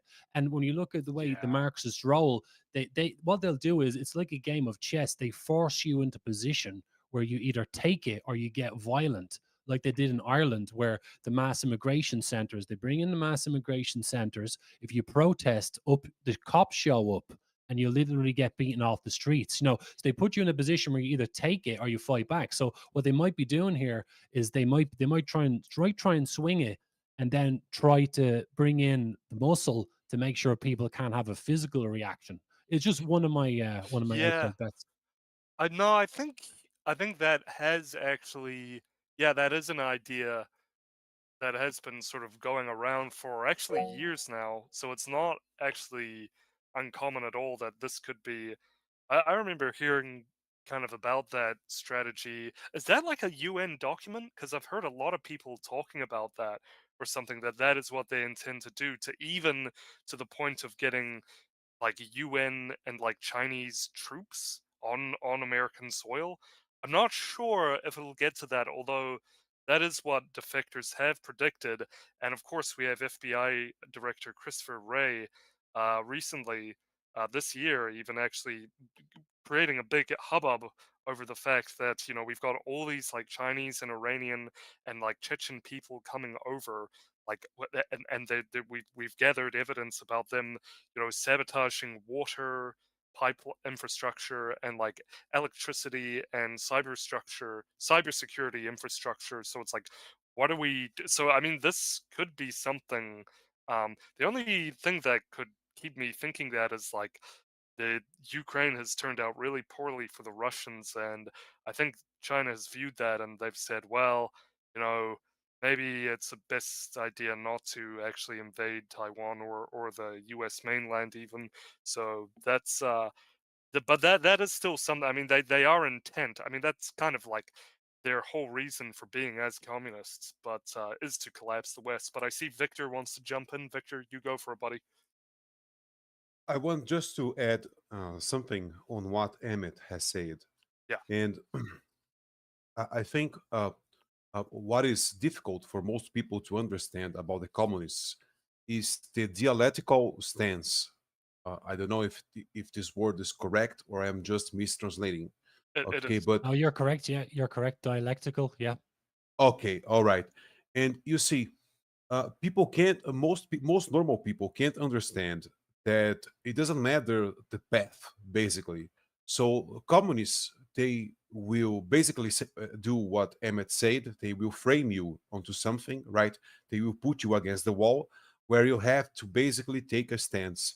But I appeal to what the late Professor Olavo has said once, that you should not only ignore but reject this kind of framing. You should reject, especially that the wall even exists where the communist is basically, try to put you on, because we have to live in our own system. We have to say that this system that the communist is trying to impose us is not only fake, but it's impossible, right? And they know that. They know that communists are the only people that anything that they do is then justified. Oh, it was we were trying, but what happened last week, it wasn't true communism. Communism will arrive next week, and we have to do another thing right now. And I don't know. I don't think most conservatives and most patriots oppose any threat to communists. They are just like, most of the times, they are just line of defense for the communists, right? Because they are the ones trying. You see, we have a lot of Republicans trying, talking about peace deals with Russia, with China, and these people are just out of their minds. the, the, the, the Chinese and the Russians, they have already decided that they are going to attack you, and that you are the real enemy. You know, and it's all. Um, I don't think we have an intellectual elite capable of fighting these guys, at least not here in Latin America. Because if you think about the United States does have people that are capable of fighting these folks, but they don't have any voice right now. And you see, you were talking of taking Emmet to Infowars. Impossible. This is impossible to happen, because you see, if Emmet opens his mouth and for 1 hour on Infowars, he will never be called again there. And I say this based on the article written by James of eyesoftherepublic.com. And it's an article about Alex Jones, which has over 150 references about his connections to Soviet agents and former KGB agents. So it's like Alex Jones' situation. It's basically like this. I like to make this analogy, that imagine that your wife is very good friends with a porn actress, and she's not only very good friends with this actress, but she goes out to parties with this actress. You know, they chat a lot and they go out to have some cafes at Starbucks and all this bullshit. And sometimes your wife arrives at home past midnight and she's smelling like a nigger. And you say, yeah, it's reasonable. It's kind of reasonable for you to speculate that, hey, I'm possibly a cook. I'm possibly probably she's cheating on me. You wouldn't be too crazy to imagine that, to speculate that. And Mr. Jones, it's like, hey, he's probably a Soviet agent, because you can't be that close to these people and not be contaminated, right? And he had a major Soviet agent basically being his chief editor for more than 8 years. Uh, Infowars, you see, and this will blow your mind right now. Infowars' first archive was named Pravda. Yeah, it's crazy. Wow, I think it's wow. nuts that people supposedly on the right are trying to co-opt the term Pravda. It's like, what are you, silly or something? Yeah. Yes, of all the terms of all the Russian words, you had to use the one that was used by the biggest newspaper of the Soviet Union. Right? It's like people say Q people Ronuns. talk. And I was one of them. I'm not ashamed to say. I began my journey believing in all this Q stuff, and I will be very honest to you. I was talking to One Tall Order earlier today about this. I think most people on the right, they lack the sensibility to really facing Q as what it is. You see, because think of like this: there are a lot of coincidence in Q posts. It's undeniable. It's undeniable. You have a lot of deltas, especially deltas are the posts that were made a very long time ago, and now they are proving to be true. Now you can see that, oh, okay, this is related to that. But a point right here, a parenthesis. Ex post facto, you can justify anything. Okay, close parenthesis. But returning, some people from the movement, they claim that, oh, this coincidence is because we have all these white hats fighting for us, and they are basically telling us, using this method, that everything's fine. And I don't see like that, because you see, who are the people that pushes the most these Q talks are non-Soviet agents, right? That are located in America or in Europe. And you add to that Q is actually sometimes the person that is doing that, they are posting about honest information, real information. So to me, it seems like this is a demoralization agenda, right? Operation, I'm sorry. And on top of that, it's revealing that America is definitely infiltrated on higher posts, you know, and it's basically you have two factions fighting. You have some sort of more obvious faction that's represented by Kamala and her team, let's put it like that. And you have some sort of occult, by now, occult opposition to these folks. You know, I'm not watching Trump's victory, Trump's landslide victory, to me, it seems, with good eyes, right? Because if it is true that everything's a theater, and if it is true that everything's rigged, why is this election honest then, right? Why should I perceive this election, as a real chance? So I don't face it like that, right? And I just don't do it like that, so I don't get crazy, right? Because it's dark times, you know, and we have to remember that the dragon transforms itself inside the mist, so it has to cause trouble, and we are inside of a lot of noise, a lot of trouble, and the people, especially on the side of Trump, that were declaring, "Oh, it's all rigged. 2020, it was all a fraud." I agree. I agree. It's my opinion too that 2020 was a fraud. But how now? How can this election now be honest, right? So if it was a fraud, how can you participate in the same competition now with good eyes? If you were just were practically stolen, 4 years ago, it's mind blowing to me all this, right? So, anyways, I'm just raising a lot of questionings, and I'm just sharing my worldview about this.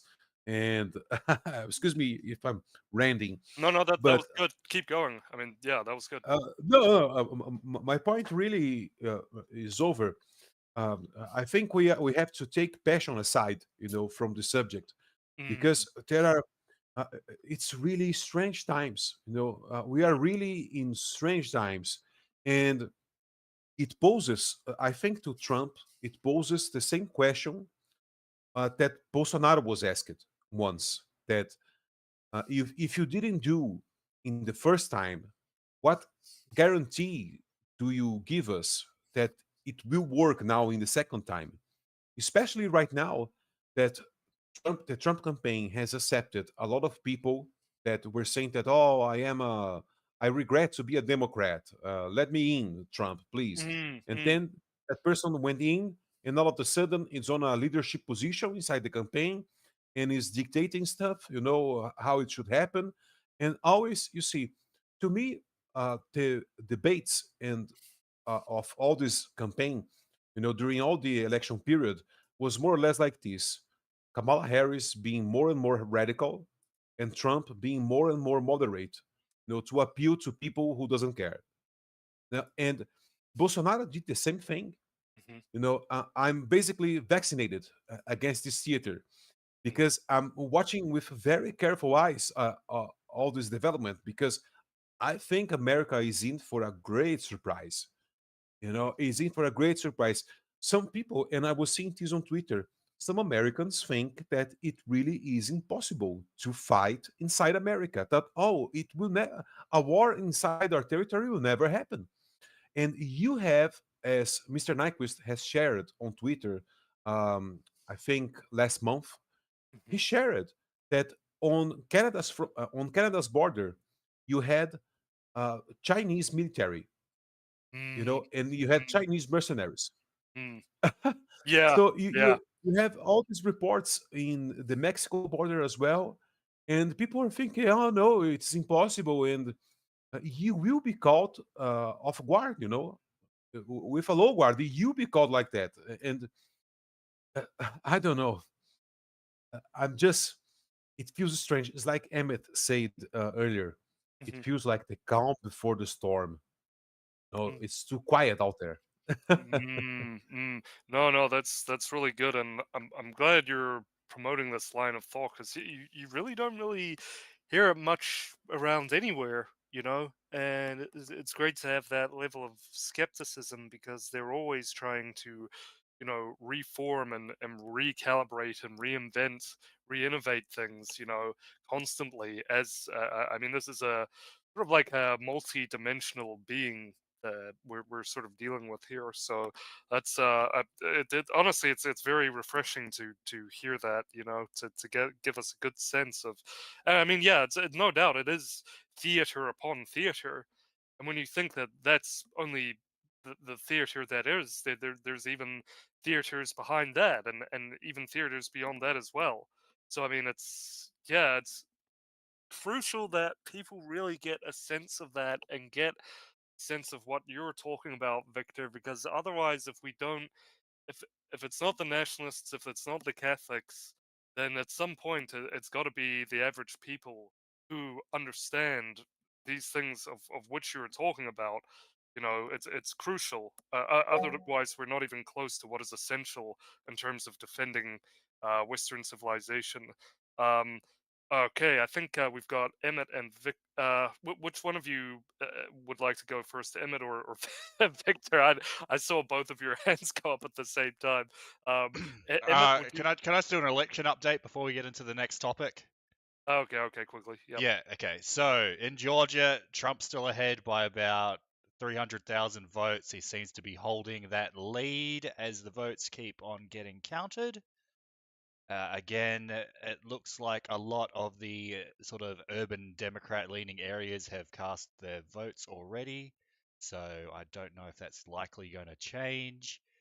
In Wisconsin, it seems like there is a shift towards Republicans, like in Kenosha County. Trump is currently up 58%, and on the last election in Kenosha County, Trump was at 50%. So he's gained 8% in that one county. In neighboring Walworth County, Trump was previously on 58%, and now he is on 64%. So it seems to be there's a bit of a swing towards Trump. In Milwaukee, Trump is on 31%. Last election, he was only on 29%. So it seems like there's a fairly uniform 2 to 3% shift towards Donald Trump at this stage, and that shift would be enough for him to win the state. So it looks like he's probably going to win Wisconsin. But yeah, okay, interesting. By what swing is? Oh, yeah, because last time Biden won the state last time by basically half a percentage point. So like 0.6%, and it seems like there's a 2 to 3% shift towards Trump. So wow.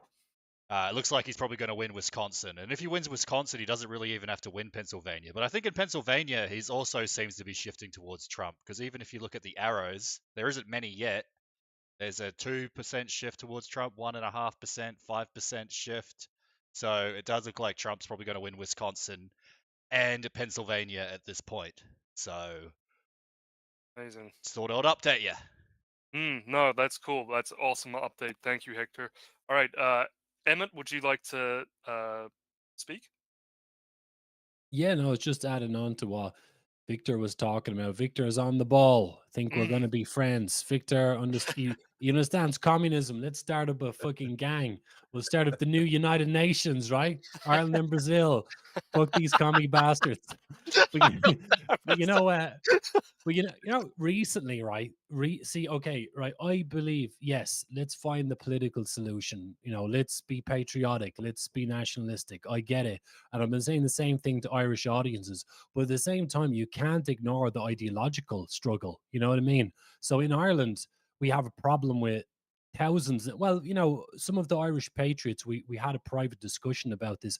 I think it's over 1 million Marxist brainwashed crazy people in Ireland, right? The population is 5.2 million. Maybe it's higher, who knows, right? But my point is, you can talk about elections and voting and all that stuff, but if you don't fix the brainwashing problem, you're wasting your time. And it's the same in the States as well. So what I advocate is everyone pushing on different fronts, you know, push on the political front, try to get some nationalist candidates in power, whether it's New Zealand, Oz, UK, Ireland, Brazil, doesn't matter, right? Or the States. Yes, find a political solution, but you have to be, you know, create the new anti-Marxist culture and literally, you know, treat this as a mental illness and stop these fuckers getting into power or influence across society. You have to do both. And we see one of the problems with elections and politics is that sometimes people think, I just have to vote for X and my life is going to be better. You know what I Yeah, mean? absolutely. Like, Yeah. people are going to stay on the ball and stay passionate until the election, and Trump gets in, and then they might just take their foot off the gas and start relaxing. And I'm like, no, you can't do that when you're up against this movement. You have to keep the fucking pressure on. You have to keep fighting, because otherwise they crawl back. You know, the rot comes back. So that's what I'm concerned about. And the Irish, some people in the Irish scene, they think I'm being a wet blanket and I'm being dramatic, you know, and I'm like, you know, all this shit. But I'm actually being tactical. You have to think a few steps ahead, or you're going to get your ass kicked. And actually, in Ireland, I had an argument recently. One of the Irish patriots who he accused me of being a bit silly. Like, my work is a bit silly. It's more important to talk about elections and voting. And I'm like, okay, buddy. Best of luck with that brain dead bullshit. But he's a bit brainwashed with Marxism anyway. Like, even some of the nationalists in Ireland are brainwashed with Marxism. So, you know, when you say this is an ideological problem, they don't understand what you're talking about because of the brainwashing. So anyway, rant over. I just thought I'd put that on the table. Yeah, no, that's really good. It definitely extends beyond. I mean, I think unless I have this correct, I think the answer to that would be, well, how do we take control of the culture? And we need like people in the realm of culture, like singers or I don't know, artists or something. Yeah, I mean, there are those. I mean, there are right-wing artists, right-wing music producers, writers, that sort of thing. Yeah, it has to be something to contest what we're seeing. It has to be something as like big and intricate to combat what is essentially a spiritual attack, like a psycho-spiritual threat or attack. But before I say anything else that makes me sound like a dude weed man, lol, let's just go to Victor and see what he thinks. So Victor, what do you have to say, man? Oh, You're muted. Can unmute I yourself, think. Victor? Oh, Hey, there you are. hey, can you hear me? Yeah, we I can can hear. hear you. Yeah, I think I lost, you know, the end of your phrase. So my Oh, internet, the connection is bad. It was just the end, the final part. That's why I didn't answer you. that's fine. Yeah, no, that's I wasn't really saying anything that amazing. So Oh, yeah. all right. You just concluded your thought. And honestly, Gilbert, I think what you said, I'm going to answer you. I think Emmet did an amazing point, but I want to address a point that you made in your first answer. And I don't think, brother, that we are going to see anything, any solution coming from the people. And why is that? Because I have a different cosmovision, and this vision that the people will solve something about politics or about their lives, it's an illuminist mistake. So this started, this was born, basically, this mindset was born with the French Revolution, practically. And it is a trap, you know. And the fight against communism, it also poses another question that is a very important one, which is, are Americans willing to give up the First Amendment? Because you see, freedom of expression is a secular value. And if you search, you can do the search yourself. You can go to Chat GPT, for example, and you ask it about the church position about freedom of expression before Vatican II in the 60s. And the church condemned freedom of expression. You can't say things, you know. And I was thinking to myself, if we look honestly into the subject, into this matter, we are all against freedom of expression in a certain degree. You see, when I'm here in São Paulo, for example, and I hear a communist, or not here, not anymore, I don't do this anymore because it became dangerous. But if a communist tries to debate me, or he just claims something, like, hey, he says something that a communist would say, I will debate with him, I will confront him. And why is that? Because I understand that if this guy is saying these things freely, it will jeopardize my country. It will jeopardize the harmony in the society. So you see, it is a trap. The first, all these secular values and all, let's fight for freedom of expression. Okay, so you can't complain that some people are now plotting openly to eradicate you, you know, because they are free to talk about that, you know, and you defend that. And this is the worst part, you know, because you can't really face them if you don't abandon this value that, oh, I defend freedom of expression. Dude, fuck freedom of expression. You know, if if you say something wrong near me, you will be punched. Or I will knock you out. And I'm not joking. I'm not joking. I answered criminally. So, sometimes, you know, here in Brazil, I had my trouble with the police, and you know, people that were saying, basically, they thought that, oh, I can say anything near you, and they discovered that they can't, you know, and it was a very painful discovery. And but anyways, I had to answer criminally, and I had to pay, you know, my debt, right, with society. And but honestly, it, it is a trap. These secular values, they are a trap that the communist uses. So, which means I truly think that the only people that are capable of fighting them are the true Catholics. But where are these people now? They are on the catacombs. They are hidden in the underground right now, because dude, you know, I will explain in a way that people that are not Catholics or are not in the church or don't know anything can understand.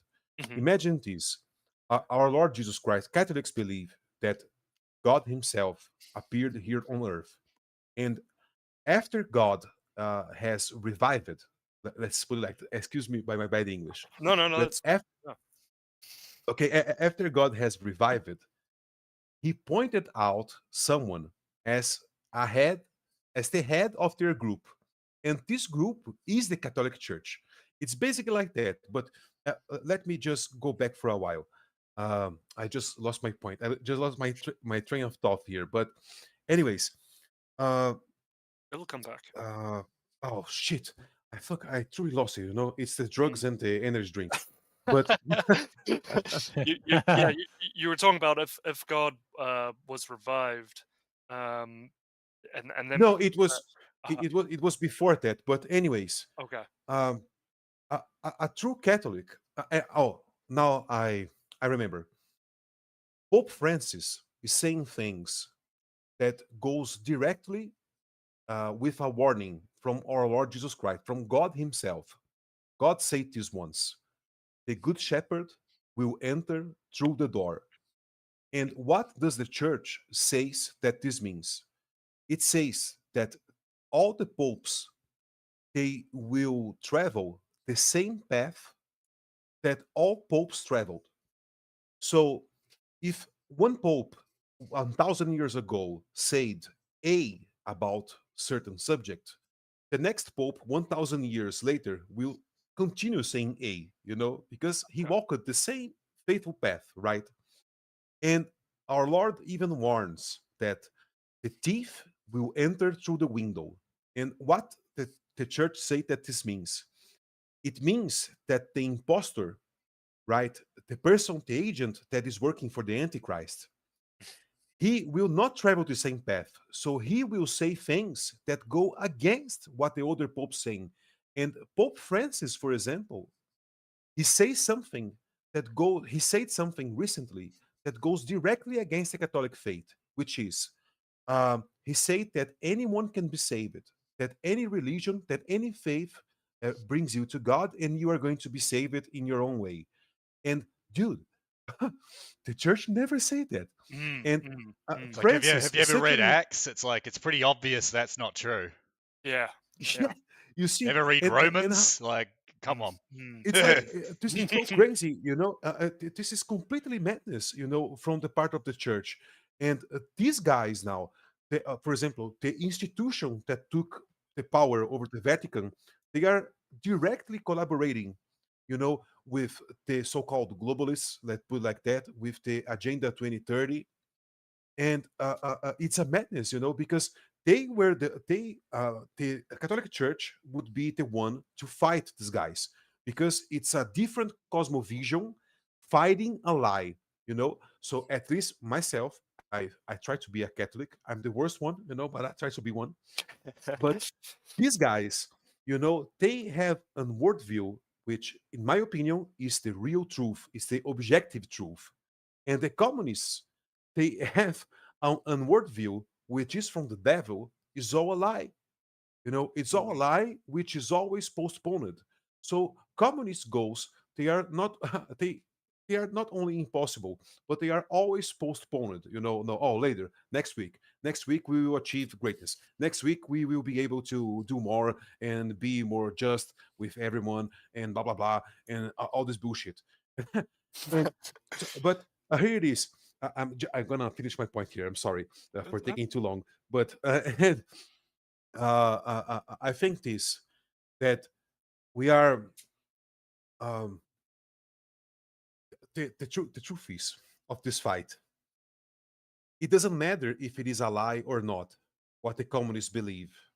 What matters is that they will bring everyone misery trying to achieve this lie. They already decided that. So you have to understand that you are facing basically the Joker from Batman. It doesn't matter. The Joker in a card game, it can has a value of nothing or everything, right? Depending on the game. If you have a Joker in your hand, depending on the situation, the Joker doesn't mean anything. But depending on the cards you have on the table, the Joker in your hand can be the solution, right? And this is exactly the type of enemy we're facing. He already made his decision. He already made his decision.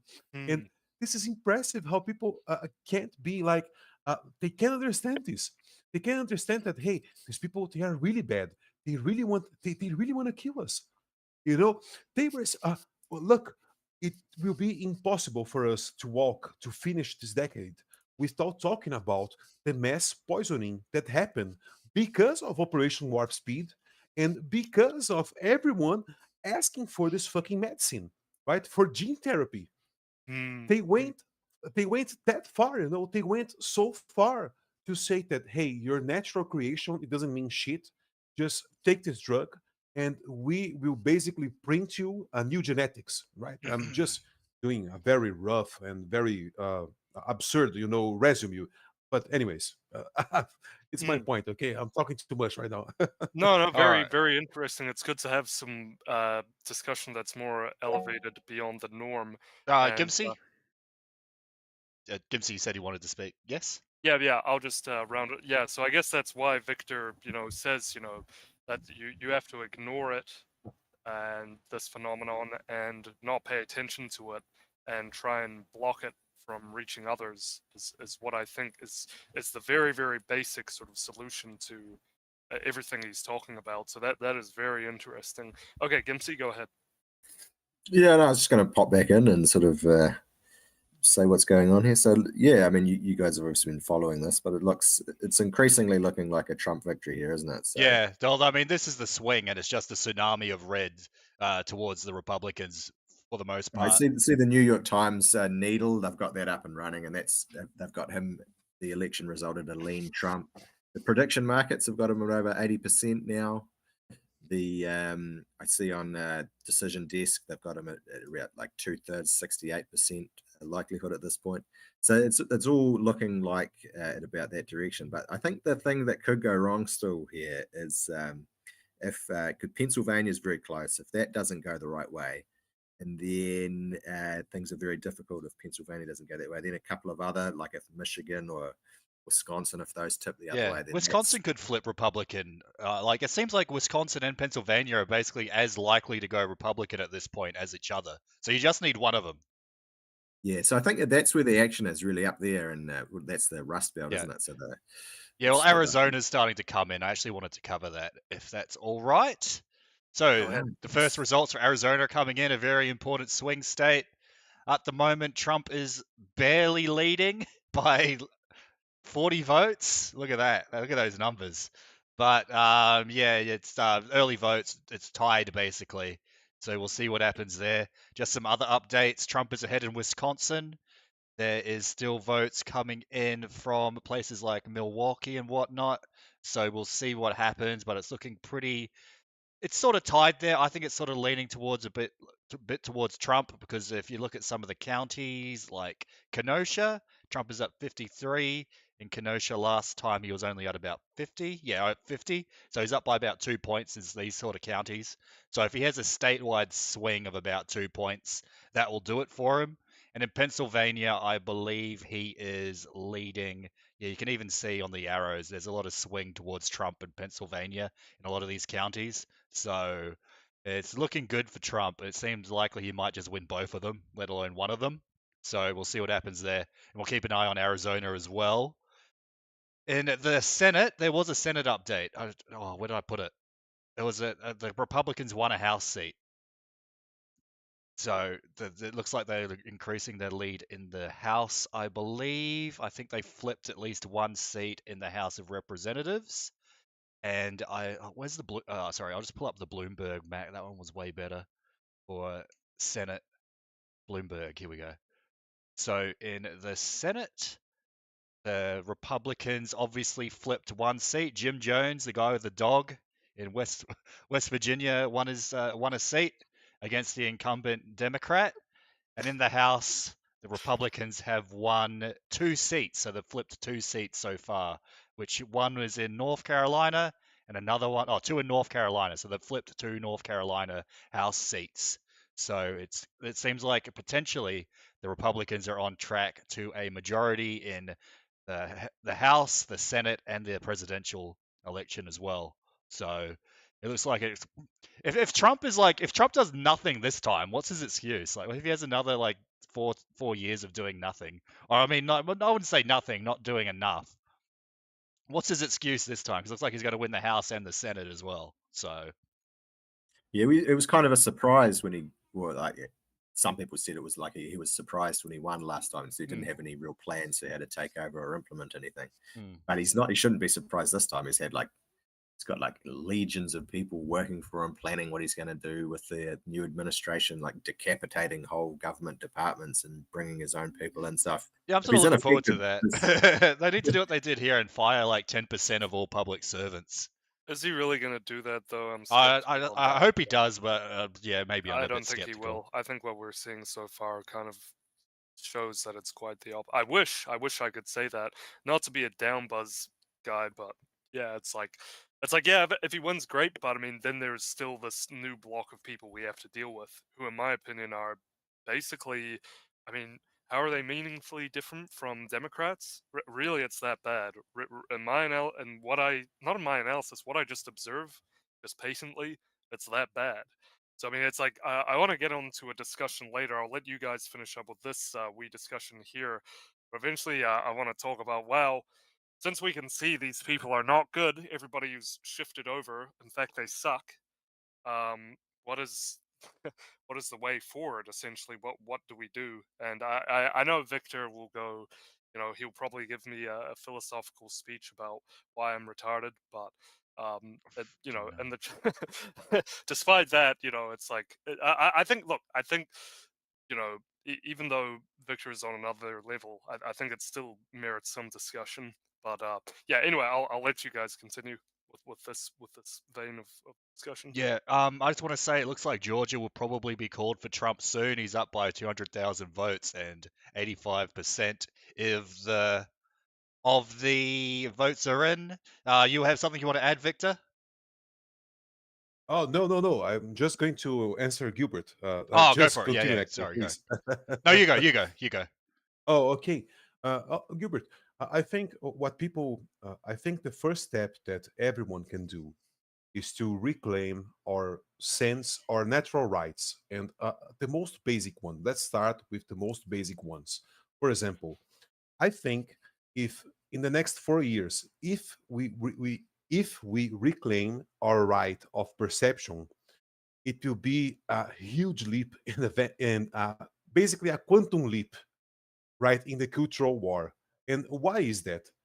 If you claim your sense of perception, you will say that the tranny is a man in a dress, right? And you won't accept the framing of the enemy, right? And that's it. Basically, what we had during this campaign was more or less this was the debate in most of the groups. The Democrats versus the Republicans. The Democrats, oh, you guys are racists. And then the Republicans, no, I love niggers. You guys are racist. And then the Democrats, no, I love niggers more. And then the Republicans, no, I love more. Right. And and then the Democrats, yeah, but I vouch for black woman. Here's her rights. Here's what I fought for to become a law, right? To everyone to pay for black woman. And then the Republicans, here, I made your project even better. Now you are paying even more for black woman. So you see, it's if we just reclaim our right to perception, it will be a huge leap into this fight because you can't accept the modern frame. You can't accept the communist frame. It's impossible. If you accept it, it's like, oh, let's go. I accepted to fight in a boxing match. My opponent is on the ring and he has a pistol. He has a revolver with him. He has no gloves and a pistol. But I will fight against him and boo boo boo. And then just I will close my point with this. It's some sort of unrelated, but I think yesterday that newspaper Visegrad 24 on Twitter was saying, "Oh, justice for the women that fought against the trans guy in boxing in the Olympics." And I was thinking, "Hey, fuck them, fuck these women." And why is that? Why is that? If you accepted fighting that guy, and if you needed an exam to say, oh, he has balls, he has a dick, right? If you needed a scientific exam to claim that, which anyone with eyes could see, and if you accepted fighting that opponent, you turn that guy into a legitimate opponent, and you had to face the consequences. So don't go like, oh, I need justice now. No. If all the women had turned their backs, had not accepted, hey, I'm not going to accept these terms, the discussion would be different. But it's all about, oh, I entered in my opponent's ring and my opponent's territory, and he was unfair. Oh, come on, grow up. Come on. Perfectly stated. Reclaiming. Write that down, everybody, and put it on your wall. Reclaim your sense of perception, and be a fighter. Be a fighter, and fight for what's real and what's right.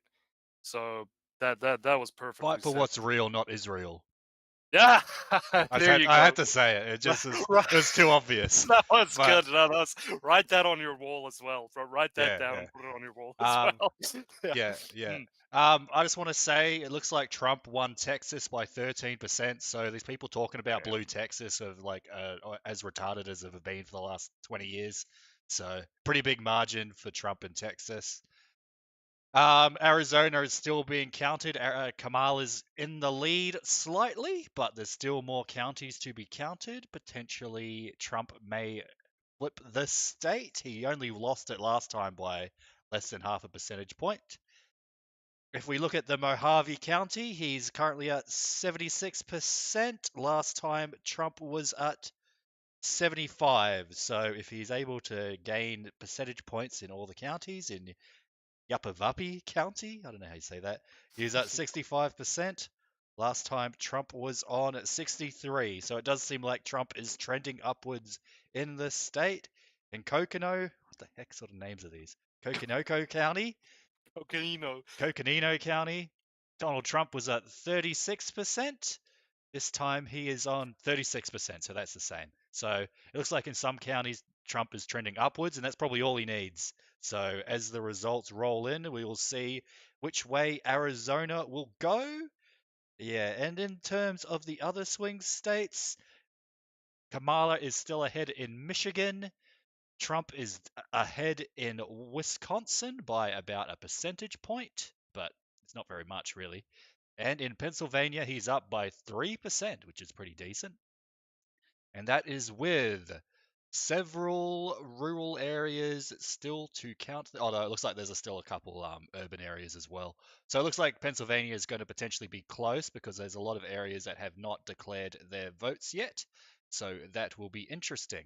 But I think Trump is trending upwards in both states. If you look at the arrows, the trend arrows, Trump is pretty much trending all over I guess you call this the East Coast of America. He's probably going to trend over the entire country as well. Although it seems like in Colorado he's doing a bit worse, but I guess it doesn't really matter. Who cares about Colorado? But other than Colorado, pretty much Trump is trending in as an upward swing, an upward trajectory. So I wonder why that is. I wonder why Colorado seems to be going towards Harris. It seems a bit weird, but it is what it is.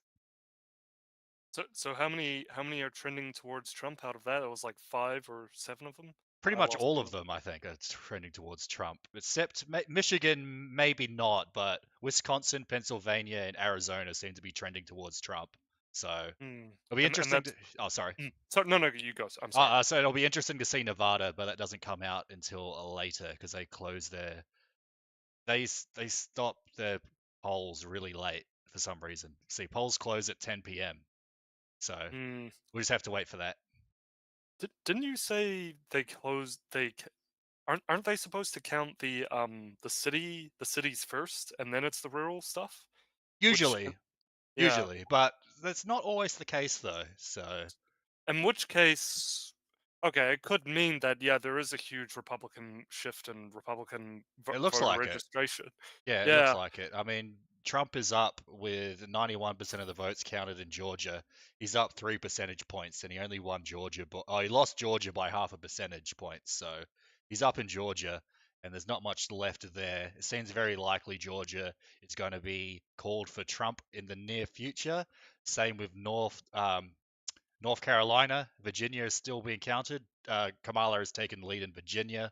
Trump was ahead there for a little bit, but we'll see what happens. And at the moment, Trump's ahead in Pennsylvania and Wisconsin, with about half the voting left to do in those states. In Michigan, Trump's ahead in Minnesota. What? Sounds a bit crazy. True. How's he doing? So if we look at the county, where's a county there? There, Rochester County. No, Dodge County. So if you want a Dogecoin, go to Dodge County. Trump's at... where's one with more percentage counted? Or is it too early to sort of call it? Yeah, I think maybe it's too early. Oh, here's one. 76. 50. 56% counted. So Trump is at 71 in Murray County. And last time in Minnesota, in Murray County, Trump got 68. So it looks like he's trending upwards in Minnesota, but we will see. So he's gone up at 3%, at least in that one county. So who knows with Minnesota? If Trump wins Minnesota, that'll be pretty funny. That will be pretty good. Yeah. That's okay. So we have updates. Brazilian media still highlighting the 56% chance of Kamala Kabala Harris winning, and Emmet says in response to that he has an 82% chance of winning the election according to his own polls. So that's some good that's some good updates. Is there anything you want to add to that, Connor? You've been a bit quiet. I'm not sure how reliable that data is, but it came from me, so Yeah, that's take pretty it what you reliable will. then. It's more reliable than the Democrats, but I verified it with at least one other person, me. That's awesome. No, that's all we need to hear then, okay? We can just shut the stream down right now in that case. If Emmet says it, then it's got to be true. Here's another one. The Republicans won another House seat. They've won 3 House seats. They've flipped 3 House seats in North Carolina. So it looks like the swing towards Republican isn't just for the president in that state. So there you go. So how are we looking in terms of? Because obviously it gets harder and harder for them to rig. You know, the more that goes Trump's way. So I guess as we're seeing right now, it's more. Is it a lot more likely, or how do we gauge? I'd just say it's by more. looking I think it's pretty likely at this point Trump's getting it. I think compared to go. it's compared to last time where you couldn't really tell, and then everyone went to bed, and then we didn't know the results for like 2 weeks. So this time it seems way more. What the swing towards Trump is like the margin's way bigger in Trump's favor. Because when do those battlegrounds? I mean, it looks like Georgia, North Carolina, and then we're waiting on Nevada, Arizona. Yes. Okay, so and it's still, and then you've got Wimper. Yeah, Wimper plus maybe even Minnesota, so maybe Wimper or something. Yeah, and he looks to be doing pretty well. And you've got how much of the votes? 3%. Okay. Yeah, Just not like much. Yeah, so you can't really call that yet. Will those be opening soon? Because that's going to be the real meat and potatoes of it all. Like that's what? Like we're only the thing is that like because everybody could theoretically still go to bed. And yeah, well, that's exactly what happened in 2020. Everyone went to bed going like, "Oh yeah, Trump's done pretty well. He's probably going to win." And they wake up and they go, "Oh yeah, we found all these votes for Joe Biden." Yeah. Well, it's just like I mean, this looks good. Don't get me wrong; it looks really, really good. But it's like, come on, isn't this kind of the same way that it's been done before? You know? Yeah. The margin's bigger this time. The margin's definitely bigger than compared to 2020. Like, how much bigger do you like? 3 to 4 percentage points bigger, I think. This is similar to like Trump's win in 2016, if not a little bit bigger. Like just the numbers I'm seeing now, it seems to be shifting more towards Trump even than 2016 because it seems like the margins and the swing towards the Republicans is just higher than it's ever been. So I guess you can say it's Jova. True, very true. Yeah. Okay, interesting. Yeah. So really, it's still kind of. Oh, New York Times says that it's likely that Trump's going to win Michigan. They're saying it's likely going to go Republican. Well, if that is the case, then it'll be a lot easier for us to tell where it goes, and it'll be therefore be a lot harder for them to rig. Right? Is that an accurate assessment? Well, I wonder why the New York Times is saying that. Did like Detroit all do their voting or something? Wayne County. So there's Detroit's county. Wait, how the heck is Trump winning in Detroit? What? Oh, it's 1%. Man, he's with the nibbers. What? Trump's winning? Oh no, wait. I'm just blind. I just couldn't see numbers properly. What's going on there, Hector? No. I had it hovered over the wrong county. No, Trump is not ahead in Detroit. Okay, but he's got 44% in Detroit, which actually seems somewhat good. Hmm. 44% of Detroitians voted for Trump, which seems actually quite high. So if we compare that to 2020, last time it was only so 42% voted Trump. I know, I guess they just love Trump there. I would have never guessed. Yeah. Who would have known?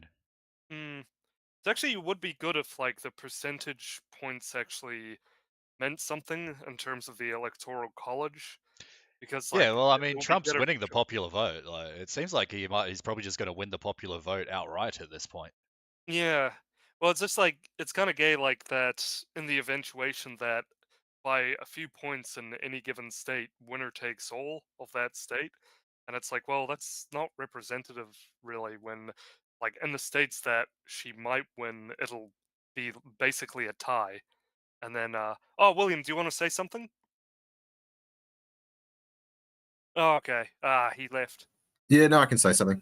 Oh, I yeah, don't know yeah. what else. So just Sorry, thanks very much for letting me on the panel. It's been a great chat. It's all looking positive here for Trump. But yeah, I think you're right. There's still a chance there that with with those states are close enough there that with Pennsylvania, Wisconsin, Michigan, maybe even Georgia, if they've you've had bomb threats. Georgia there. seems to be going pretty heavily towards Trump. Like the margin there is pretty big. Yeah, I remember it seemed that way last time too. I mean, I think Oh, you're did it? probably right. No, You're yeah, probably okay, right. maybe. But like it sort of closed up a bit towards the end. But North Carolina's gone. That's been called for Trump this time. So yeah. It's I think you're basically you're right. It's sort of maybe they can still rig it, but it's looking like it's going to be harder to do it at this point. So. Yeah. I had a feeling that because it's not during COVID, it would have been just harder to rig it in general. And like more people are aware of their shenanigans. So we'll see. Yeah, but I'll leave you guys to it. Thanks very much for having me on. That was no worries. Great to have a chat with you. Always good to Yeah. have a chat. Yeah. Thanks. Okay. Catch you later. Cool. Have a good See you later. evening. Bye. Have a good one. All right. But yeah, it looks like Trump is, at least if these are correct, if these trends are to continue, it looks like Trump's probably on course for a victory. Do we see what Kamala Harris is saying on Twitter? Was she like having a cry? Yeah, let's see. I saw AOC was having a cry, and she was. Oh, should we have a look about- at that? Can we have a look at AOC having a cry? Okay, I'll go. I mean, it was just in a Twitter post that I saw. Hopefully, there's video. Yeah, apparently a lot of people are talking about the fact that Trump won Miami. So this is like a county where like 80% of the population speaks like Spanish, and Trump won with it. So I guess it really is like, I guess Mexicans for Trump was actually real. It wasn't just like a made up thing. Yeah, well, they out of all the minorities, even more than Asians, I think they probably, if you are going to rally for non-whites, probably they are the best bet. But I mean, yeah. there's some white Mexicans, but not many. Oh, true, because you've got to factor in the Castizos. Yeah, Yeah. right, because they're considered. I mean, Latinos just as look at well. Victor. He looks pretty white to me, even though he's from Brazil. Yeah. So he's He's technically I don't even know if that counts as Hispanic, but if on the census. I don't even know if he's like. Yeah, I think he's just like straight Portuguese or something. Like, he's the one that didn't race. Yeah, there you go. Oh, he is Spanish. There you Sorry. go. My So bad. I mean, technically, if he on a census, he would be Spanish, but it looks like they all voted for Trump this time, which is sort of interesting. Well, not all, but a lot of them did. Oh Yeah. my gosh. What? What the hell? This is kind of like. Am I just like? Is this kind of memeable? Like, I don't know. The fact that she posted that, I feel is kind of like. I don't know. It's not that great. I just find it kind of. Okay, Buenos dias. This is the energy. It's not even loading for me. Okay. My computer's like having a spaz. Oh, there we go. What is this? She posted that. It's just like, okay. This is the energy. I'm not sure if that's the energy you're looking for. Yeah, I don't know what she. Yeah, I can't believe she really believes in that. But I don't know. Yeah, that's not the saw- case. It looks like all the Hispanics are voting for Trump this time. Wait, Yeah. I think maybe even like Florida, it seems like Hispanics seem to be voting more for Trump than the whites are. Because, wait, that's 2020. Oh crap, Victor's am I allowed to say your ancestry on stream, Victor, or no? I am. Do you want me to? I won't. If you don't. Sure, no problem. Okay. Yeah. I find this stuff interesting. So apparently, all of Victor's ancestors are from Scotland, where the Cameron I guess that's a Scottish clan where the Cameron came from, which is I don't know if I'm pronouncing that right. Okay, cool. That's pretty cool. Yeah, I mean, looks Scottish to me. So but yeah, if that's pretty cool. I like that stuff. That's awesome. Yeah. So And I've always got along well with from my Scottish father's side, I have the Italians and the blacks. So Oh. it's like this, from my mom, I have the Spanish, and a long time ago, this guy's from Scotland, and from my father's side, I have the Italians and the blacks, the Africans, and the Africans, they have no history, right? And they are from Africa. Who cares? And but I Italians am and some blacks, sort of aren't they the same thing? uh, Oh, sorry. yeah, some sort of crazy mix, Yeah, it's some sort of crazy mix. This is Brazil. This is Brazil. Okay. Yeah, I've never heard of Scottish and Italian people, but I guess there were in America. And blacks. And blacks. Yeah, that's no, that's interesting. Hector, that imagine. That's pretty funny. Check this out, Hector. This is her bitching. This is like when she goes, "This is the energy," and then she's like having a cry. Yeah, so she says, yeah, we ran 80,000 election simulations and women are pissed off and well organized in every one of them. What is she talking about? I don't know. It seems like she's like lost the plot. Like, why is she talking about simulations? What is this, like cyberpunk or something? Yeah. She got like the headset on. She got like the VR, like running the election odds. She's got the VR headset playing Cyberpunk 2077. Yeah, I don't know. I don't know what she's talking about. I think she's sort of like, a couple of screws have gone loose. more screws than usual. She's lost true, even true. more. But yeah.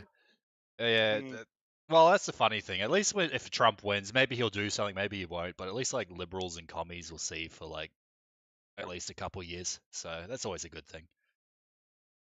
Interesting. Yeah.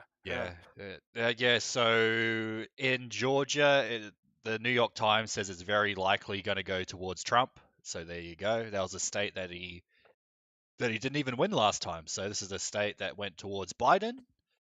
Now very likely towards Trump, with 91% of the votes counted. Damn. So actually, so I've got, it's looking like, so what have we got that I said? I just want to test myself. I said it'd get Georgia, North Carolina, Arizona, Wisconsin would increase, Michigan and Pennsylvania. So yeah, it looks like I got North Carolina, looks like I got, it looks like it's going my way for Georgia. Arizona is, I don't know what's going on with Arizona. And then Wisconsin probably will go to him. I think that seems somewhat likely. And so is Michigan as well, seems to be. Oh, okay. Well, I mean, the New York Times did say it was likely Republican. Now they've changed it back to toss-up. I think we might be getting a repeat. I sort of vaguely remember this happening last time. Remember they're like, oh, it's likely Republican, and then all of a sudden, oh no, it's a toss-up again. Then all of a sudden, oh, Joe Biden won. Yeah, this is like, because this doesn't follow.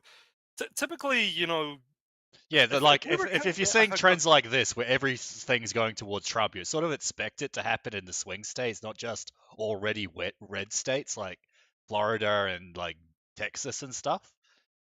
But for some reason, it seems like the swing states have less of a swing towards Trump, while everywhere else seems to. Even like the blue states, like New York, is swinging towards Trump, but it's like not enough of a swing that it makes a difference. So it seems sort of odd. Yeah, I mean that's the thing. It's like we're seeing this wall of red, and it's like, oh yeah, it's like Trump's gonna take it, and then it's just come nighttime, we wake up, oh, it's blue. Oh, what the It's hell? blue now. Yeah, well, it's like what the heck? I'm blue now. Yeah, went to bed red, woke up blue. Wow. Yeah. So yeah, it's like it just seems to be. I would have thought that if it's counting the cities, what is the? Here's an interesting question. Do the votes get counted in like any particular state first, and then is there? I mean, we started with Indiana and Kentucky, then Florida. So I mean, obviously, but is that always the case throughout? Yeah, that's pretty much always the case. Yeah, that's always been the case. So it does. Okay. So I'm just like a conspiratorial spurg. So okay, don't worry then. No worries.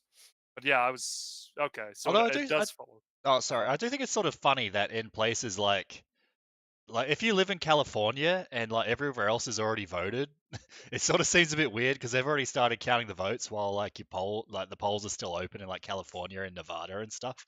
Seems sort of strange to me, but whatever. Sorry, could you say that again? Sorry, I just blanked out mentally. Oh, I'm just saying it's sort of funny that like the polls, like you can still vote in California, like the polling booths are still open. But it's sort of funny, you've already got all these states that have already been declared, so it's sort of interesting that that's the case. Yeah. Yeah, so I guess in Arizona, Trump is leading. Whoa, barely leading. Trump's barely leading. He's leading by 1,000 votes. Mate, I think I am actually having deja vu. Wasn't this exactly the case last time? Like Trump was leading by like 1,000 votes, 10,000 votes in Arizona, then suddenly he lost it by like 20,000. Yeah. So, anyways, it looks like the votes are still coming in Arizona, and it's no, it looks pretty. Who knows which way it's going to go? It's sort of hard to tell. But it looks like if we just look at one of the counties, let's look at this one, Prima County. Donald Trump got 37% of the vote. Last election, he got in Arizona 39. Oh wait, is that the wrong one? Oh, that's the right one. So yeah, it looks pretty even. Like, yeah, apparently Trump's slightly down in this county, but I think in other counties he's up because yeah, if you look at Mojave County, Trump is on 67% of the vote. No, sorry, 76% of the vote.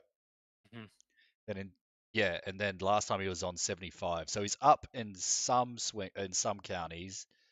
Seems to be down in others. So it seems pretty even. So in terms of popular vote, so if we go to the popular vote, Trump currently has 47 million votes. Kamala has 41 million, so Trump has basically 6 million more votes than Harris right now. So there you go. It looks like it's going pretty good for Trump, but we'll see what happens. You still got Georgia, you still got Arizona, you still got Pennsylvania, Michigan, Wisconsin, and Trump's somehow even leading in Minnesota. So I mean, who knows? It'll be shocking if he flips like Minnesota, but not like Pennsylvania. Yeah. Exactly 6 million. It was exactly 6 million. I mean, I looked at the numbers. I thought it was a bit high, but it adds up. yeah. But pull this one up. This is interesting. I don't know how they're getting these numbers, and then I want Victor to talk. This poly market. All right, Yeah. I'm just gonna go to the go grab a bottle of water real quick. So go ahead. Go for it. Yeah. Okay. Victor. So what have you got on your mind? Just a quick commentary about Brazil.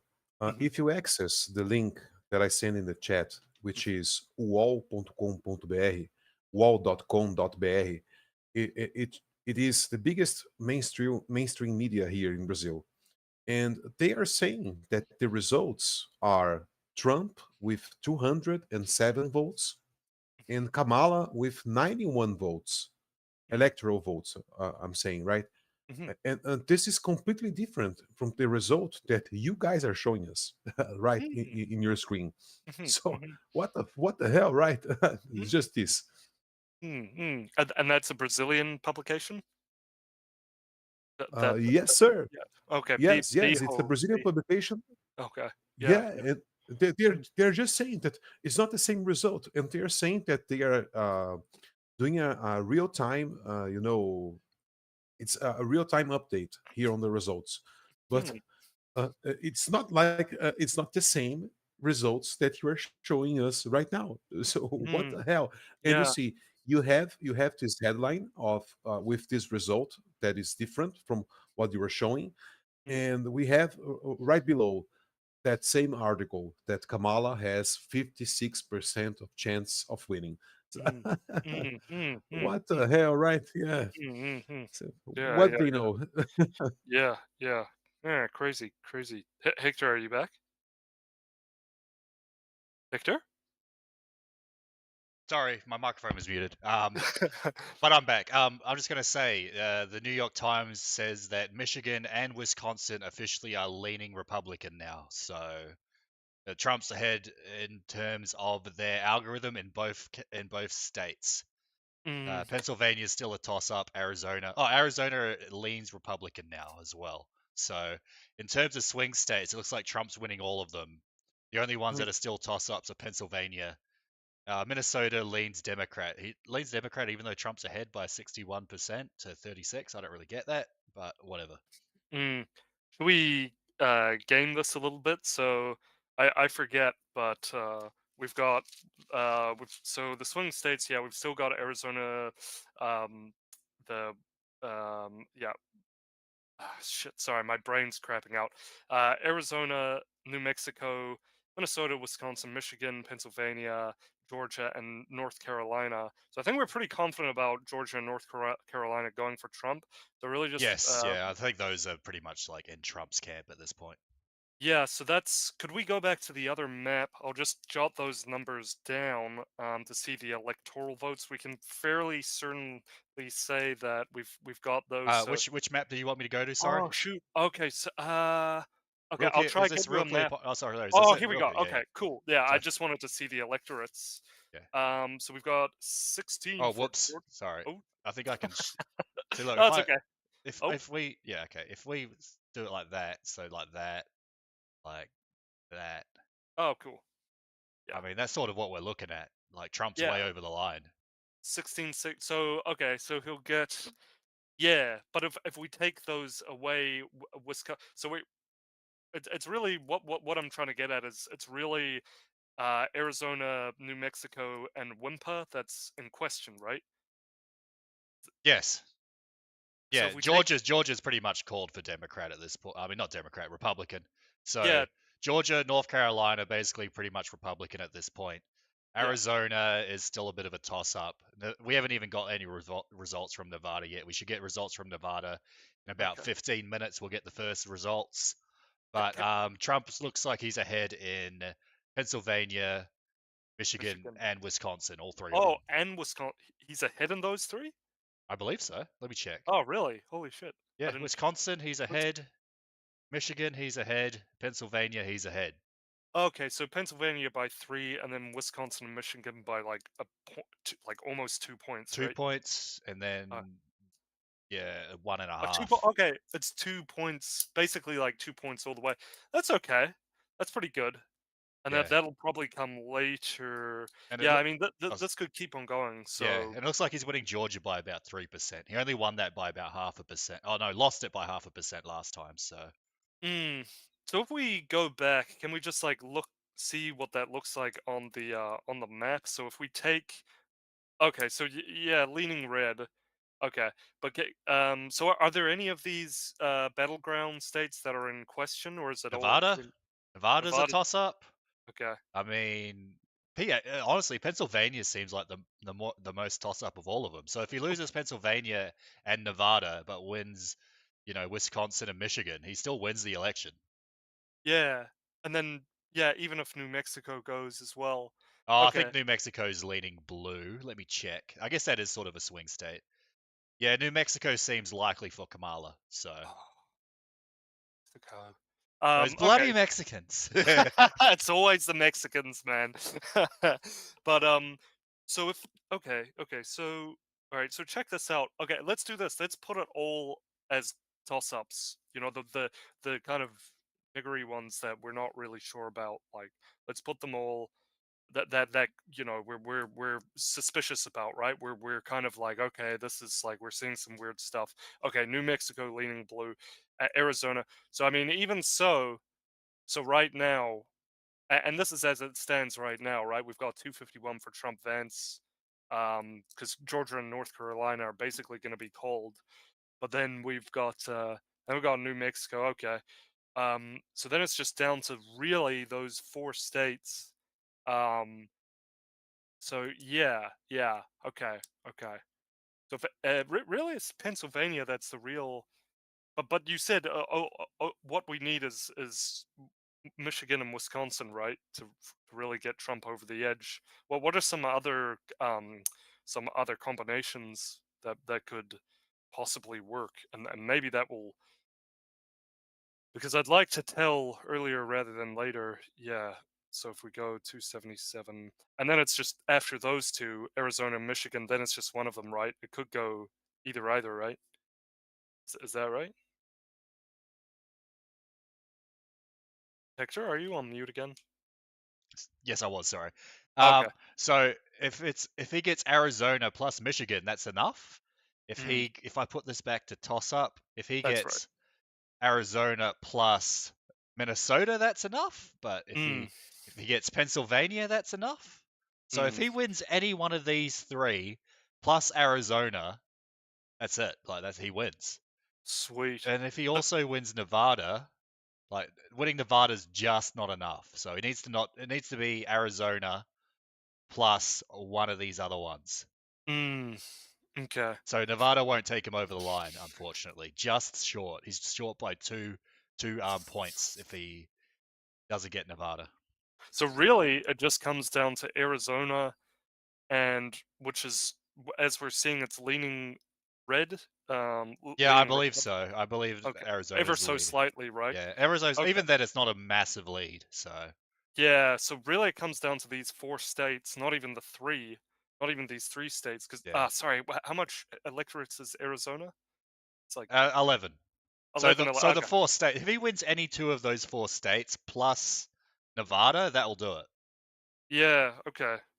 Even Okay. then, if I think he wins Pennsylvania, he doesn't even have to win Nevada either. So Interesting. Okay, so any of those 2 states plus, so he just needs 3 more states basically. yeah, he needs 3 more states. Maybe he actually just needs 2 more. Like Arizona, Pennsylvania will take him over.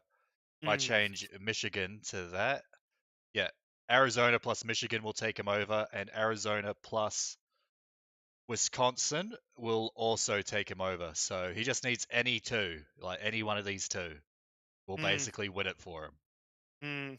Okay. We see Roger Stone saying that things are looking good for a Trump victory, but yeah, who knows about that? Of course, we explained later about the InfoWars screwy stuff going around. However, Polymarket is predicting. Probably Trump. Polymarket seems to be pretty heavily towards Trump. I sort of regret not betting all my Ethereum now. I was like, I probably should. I think Trump's going to win. But I'm like, gambling's a sin, so I won't do it. But maybe I should have just done it and made like $1,000. I think you would have been all right. You're a good guy, so yeah. I didn't want it. Yeah, I didn't want it. I'm like, it's sort of immoral to gamble, so I'm not. That was the main reason I didn't do it. Yeah, this lady at my work, she's like, "Oh, did you bet for Trump? I put all this money on Trump. I think he's going to win." I'm like, "Oh, nah, I probably won't. It's not the good thing to do." But she's probably going to be happy. as long as you're unvaxxed and as long as you're racist, you're yeah, true. That's the Australian way, or Australian way, yeah. But okay, cool. Do you want to look at that Polymarket thing? Oh, sorry, I didn't realize you sent a link. Yeah, that's good. Yeah, I just to get people seeing what we're seeing now. It's 72 chance Trump wins every swing state, which is okay. Well, maybe I should have bet on that. It wins every swing state. And we've got Steve Kirsch weighing in actually as well. Steve Kirsch is the guy who was big in the anti-cookie dough injection. Oh yeah, thing. cool. Yeah. So that's, but well, I mean, now it seems more and more likely Trump's going to win. What do you think? Like, do you think like him having RFK on his cabinet's a good thing? Because while RFK was good for vaccines and stuff, he has some pretty poor sort of views on stuff like climate change and race relations, I guess you would say. Like, do you think that like that's potentially a Trojan horse? Like having this lifelong liberal suddenly say he's anti-vax and then join your team?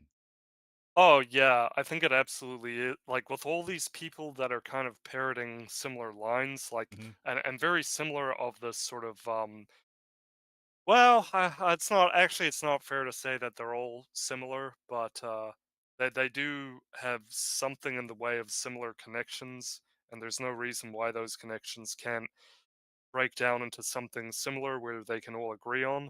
And then in the case of that happening, which it probably will, again, we're going to have to attack the right. Like people are going to need to understand that we're going to be fighting for the rest of our life, and we're going to be fighting against these people after these election. If everything goes swimmingly and Trump does get in, it's like again we've got to fight these people because they're going to be the new bloc. So okay, cool. So Victor's heading off. okay, Victor. Oh, thanks for tuning in. We've been here 6 hours, so thanks for joining us. It was good to hear. Thank you, Hector. Yeah. Thank you, gentlemen. Okay, it was great. All right, but I really gotta go. All No, right. no worries, no It's worries. very Have a late good in evening. Have a Brazil. good evening. You're a champion, man. Good You're evening. hero. Thank Yeah, you. we Thank you, appreciate brothers. that. Yeah. We'll have you on again soon, all right? All right, he's gone. Well, yeah. I mean, even if we look at New York Times here, New York Times is predicting that Trump will win the popular vote, not just the Electoral College. So That's white pilling, isn't it? Even they're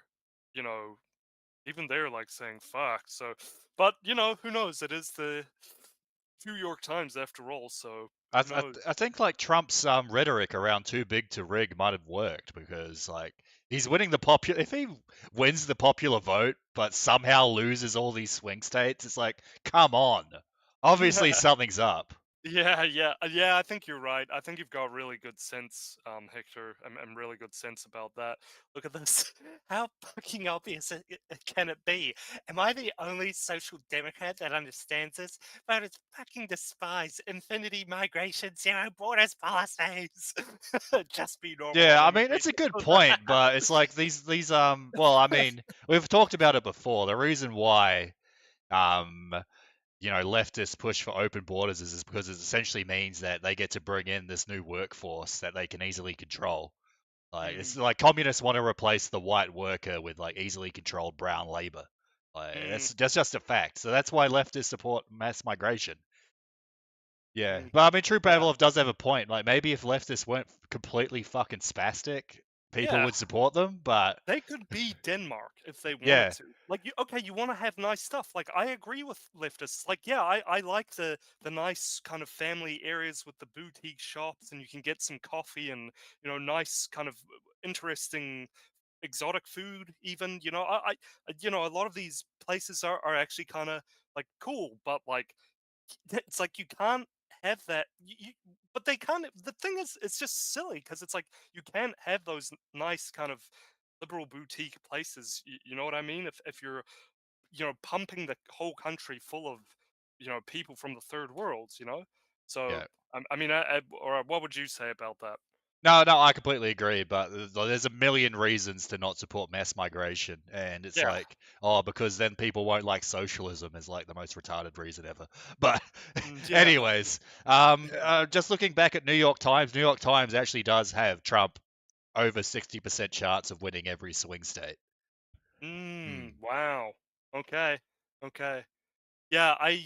Yeah, it's looking good. It's looking good, but I mean, you know what? I just can't shake that feeling of apprehensiveness. It's just like it's just there, and I just can't get rid of it. Yeah. It's just like I want to win. I want reassurance, but even with this, it's like fuck. Like what is the guarantor here? What is the guarantee? Yeah. Yeah. Well, Google is saying Trump is ahead by again. He's still ahead, unless I need to refresh this, right? Is he still ahead by 6 million votes? Yeah, he's pretty much nearly 6 million votes on the dot. It's 940,000 votes. Trump is ahead by. Yeah. So he's up by 6 million votes. It's always worse. 6 million. He always maintains a 6 million vote lead. Yeah. So it actually does look like Trump's going to win the popular vote, which is nuts. And these photos of Kamala down below, they make her look whiter. Like, look, they've got like blonde hair. Oh yeah, what's going on with that? Like before, she was like browner, right? And campaigning, like what's up with that? Why are they like bleaching Kamala? What's going on here? Yeah, it's her latest attempt to attract white photos. Yeah, well, she dyed her hair blonde and like bleached her skin. Yeah, blue eye contacts. Yeah. Blue green eye contacts. Yeah, that's odd. That's funny. Yeah, because But yeah, Trump's ahead by 6 million votes, and it's not it looks like that's not going to change. Trump's let's see what New York Times is saying. Yeah, Trump's ahead in Arizona by 3,000 votes. Mate, Arizona, why is it so close? He thinks there's something. Well, anyway, I can say Yeah. that till the cows come home. Yeah, You know? yeah. So if we look at the swing, I mean, just look at that ocean of red. So everywhere's Yeah. like swinging towards Republican. I guess we can have a look at the House races, right? So if we look at the Senate, let's see how everyone's doing in the Senate. Oh no, that's the same one. So yeah, Republicans got 48 Senate seats. They need 2 more to have a majority, and it seems like they'll probably get that. They are ahead in Wisconsin in the Senate. They're ahead in Michigan in the Senate, ahead in Ohio in the Senate, and ahead in Pennsylvania in the Senate. So it seems very likely, yeah, Ted Cruz, he's crushing it. He's cruzzing it. He's winning. He's crushing it. Yeah, he's winning in Texas. People were like, I don't know why. Like, I know I've mentioned this a couple of times, but people always try to hype up. It's like, oh, Texas is going to go blue for real this time. Nah, not happening. Not happening. Ted Cruz is winning by like 8 points, and Trump won by like 13. In the House of Representatives, let's see if the Republicans have made any gains. No, they've gained all these North Carolina seats, but that's all right. So Republicans are in the lead in the House and the Senate and the presidential race. Nice. Emmet, do you have anything you want to say, my man? Oh, is he away? Oh, off mic, but still listening. Okay. Oh, No, okay, that's cool. okay, no Oh, yeah, worries. okay, all good. Yeah. So He's yeah, probably gone to like the pub to celebrate or something. He's in Texas, right? So he was like Oh, you just- campaigning with Republicans, just right? got me. I just had to go and do something. Yeah, Oh, okay. okay. Can you hear me okay? Yeah, we're good. We're just Yeah. wondering. Yeah, you can chime in whenever you want. If you just Yeah, jump in, go, you feel know? free. Yeah, But yeah, it's, I mean, even the New York Times is saying like Trump's got this. Oh, the votes from California are rolling in. There's 0% votes, but they called it for Harris. Yeah, I mean, even though we kind of know where it's gonna, well, we know where it's gonna go with California, but you know, even so, it will be interesting just to see, you know, what Well, is there any change? Yeah. Yeah, I mean, hopefully there's a change because it's like the change in California might determine whether Trump wins the popular vote or not, which is sort of interesting. So if there's like a 5% shift towards Trump in California, then that means that Trump is very likely going to win the popular vote, along with the Electoral College. Wait. If what happens? Say that. Sorry, Oh, man. if there's a 5% shift towards Trump in California or something, that means he's definitely going to win the popular vote. Oh, okay. Yeah. But in California, he's not going to get. No, he's not going to get California. That's basically what's the margin in California? Yeah, I mean, Joe Biden won California by like 28%, not 80, 28%. So yeah, Trump's definitely not winning California. But Yeah. if he lowers the margin, he'll get the popular vote, which is cool. I mean, a great way to have stopped this terrible situation happening is literally if you concentrate on mass remigration in California and like literally build a wall around California and have Coast Guard around the surrounding sea. So like just because the electorates are based on how many people there are in that given area. Yeah. So if they could reduce the number of people that they've just flooded, whereas before it was just like a family state, you know. But if they reduce the amount of people in there, presumably the electorates would come down. So it's actually kind of smart that the globalists and the communists have flooded California. So yeah, well, like we were talking about earlier, like all the based people are leaving California and going to places like Texas and Florida. Yeah, it's like I mean, even in the debate, I wasn't in the debate, the discussion between Joe Rogan and Elon. That was like one of the. I mean, it was a sort of boring discussion. I'd probably waste my time watching it. But one of the things they talked about is like, yeah, people are leaving California because it sucks, and then they like going to these new places like Texas and Florida and making it more red because they know that Democrat policies are bullshit. Yeah, but. Right. But anyways, honestly, just builds a wall around California. Yeah, I agree. But I think the based people can leave. As like a slave colony. Yeah, but all the based people, because there's still a whole bunch of cool people in California. Well, some of them. Yeah, but they should. It's like come on. It's like come on. You got like a week. You have to leave and go move to Texas or Florida or like West Virginia or something. Yeah, well that's what Arvold did, and look where he is in the Ozarks now. So yeah, which is I can't remember what. Oh, that's where is that? Where is that? Where's Arval at? Where's Arval? Oh, well, was it? Where is Was the it Ozarks? Idaho? Was it Idaho? I don't remember. Yeah, I think it was Idaho. The Ozarks.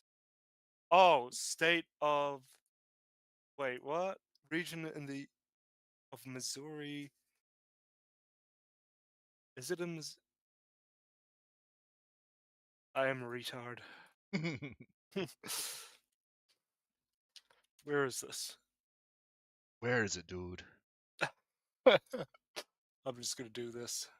Yeah. So it's in it's Kansas. So Kansas. Oh no, it's like right in the middle of a bunch of places. What the hell?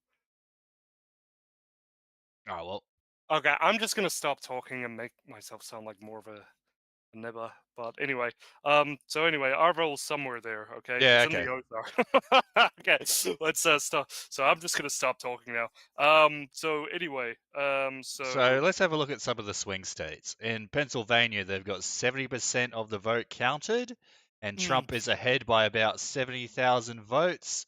In Philadelphia, Trump is on 21%, Kamala is on 77%.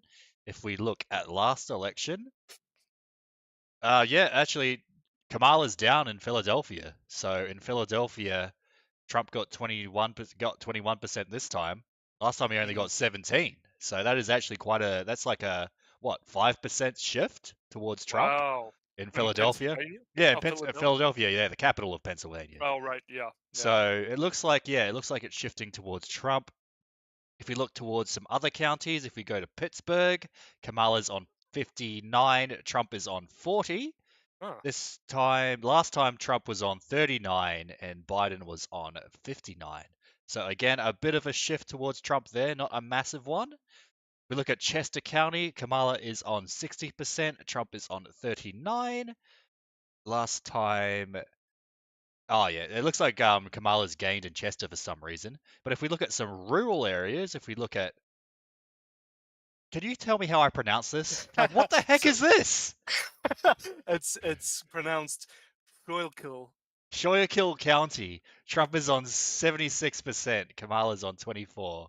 Schuylkill County. Shekel County. So yeah. Shackleborough County. Yeah. So in Shekel County, so it looks like Trump's made gains in Shekel County by about a lot. That's a lot. That's a lot. Yeah. Yeah. How much was that? Last time against Joe Biden, he got 69%. This time he's on 76. So that is like what, a 7-point swing towards Trump. So that seems pretty good. That's a big one. Yeah. That's pretty huge, actually. Huge. It's bigly. He's gonna win bigly, dude. Oh, okay. What's up? So we got Project Veritas, sorry. Yeah. It's 11 p.m. Why are boxes of ballots still arriving to Detroit's Bureau of Elections via cars with California plates? We're here, we're watching. Should we watch this, Hector? This short 30-second video? Sure. Again, you won't be able to hear it because the audio is broken, but it's all good as long as the stream can hear it. The stream can hear it. What is this? That's all good. What is going on?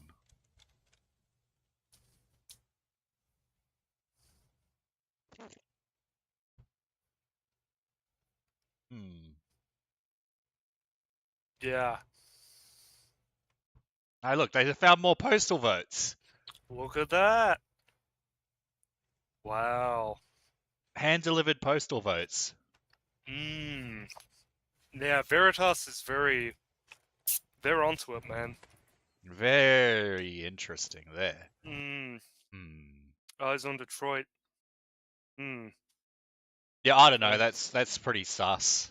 Well, I guess we'll have to keep an eye on the Michigan race.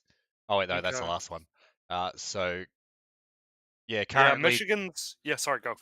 Currently, Trump's ahead in Michigan, 32% to 47%. So it's pretty high. But however, Wayne County, where Detroit is, hasn't actually reported much votes yet. So we'll see. I guess we can have. Oh, sorry.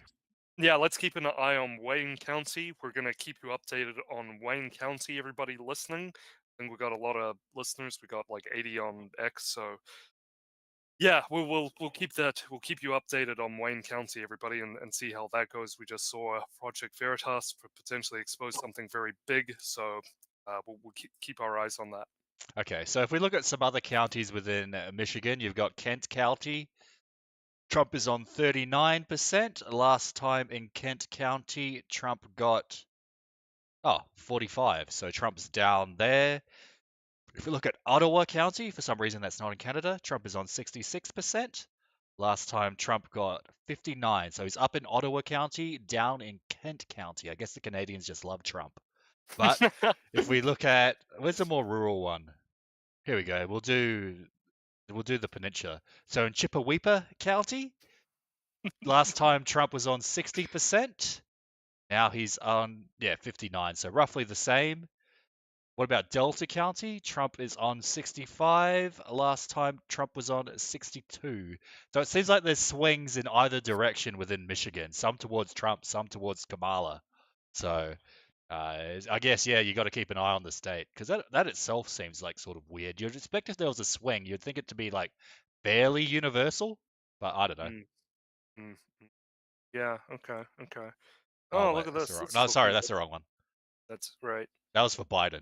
Oh, I guess we can compare that. So this is the swing from Biden's election to now. So this is 2024. And this is 2020, so there's a lot of blue arrows. Wow. So this time it's like, half and half. A lot of red arrows, a lot of blue arrows in 2020. In 2024, it's just like 90% red arrows. Wow, that's actually quite white pilling, isn't it? Holy, so there is actually, so that is like statistically very significant, right? Like that. Yeah, absolutely. I mean, as a representation of, graphically, it's like, damn. Yeah, so last time, it looks about half and half, right? So it looks like Trump got gains, Biden supposedly got gains. This time it's just all Trump. Like, holy crap. Yeah. Well, that puts a new spin on it, doesn't it? That Yes. puts a new kind of angle on everything. That's amazing. Maybe this, maybe that goes in kind of in line with what I just shared. I don't know if you want, but yeah, we're getting this. I mean, I think if people are like, I think Trump's winning. Like, I think Trump's winning at this point. That you might as well just talk about what you think Trump's next term's going to be like, because I think at this point he's basically got it in the bag.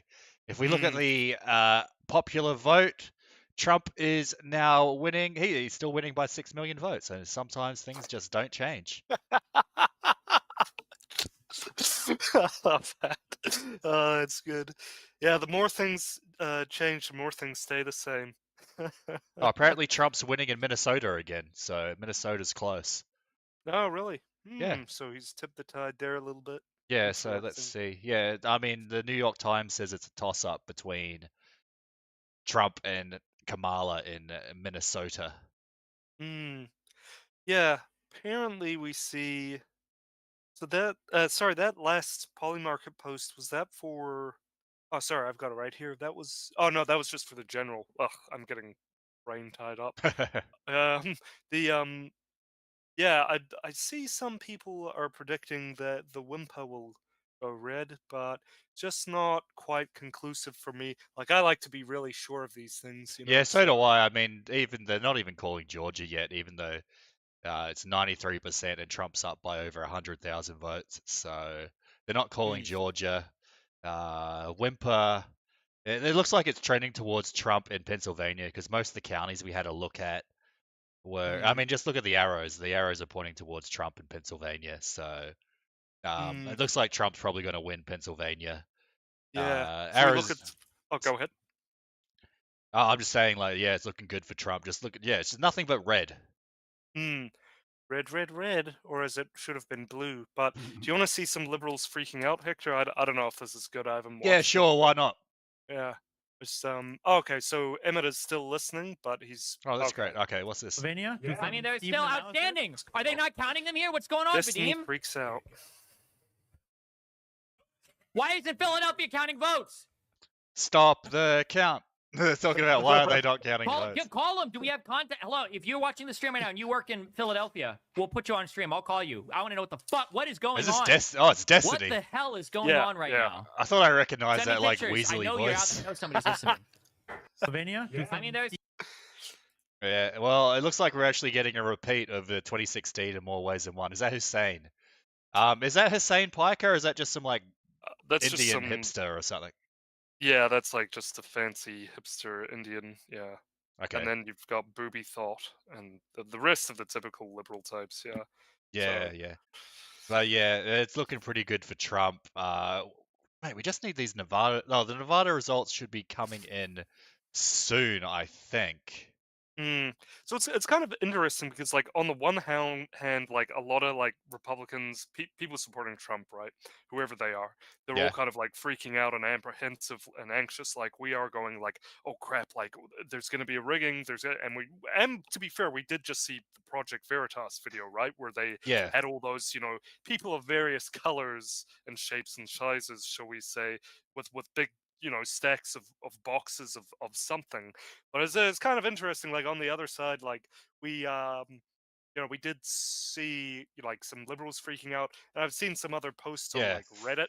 Yeah, Reddit. Oh, man, you should have seen the cope from Reddit, because occasionally you'd look up, when I'd like Google Trump Harris poll, and like you'd see a Reddit post, and they'd be like, oh yeah, there's no way Trump's winning because all my friends have said Trump is like an evil man. And it's like, they literally cope. Like, remember, they just go, oh, all the polls are fake. Kamala's winning by like 10 million points or something. Like, it was hilarious just looking at these Reddit posts going, there's no way, you don't need to worry about Trump winning. It's impossible. Yeah. Well, it's like, well, it's time for a reality check for you.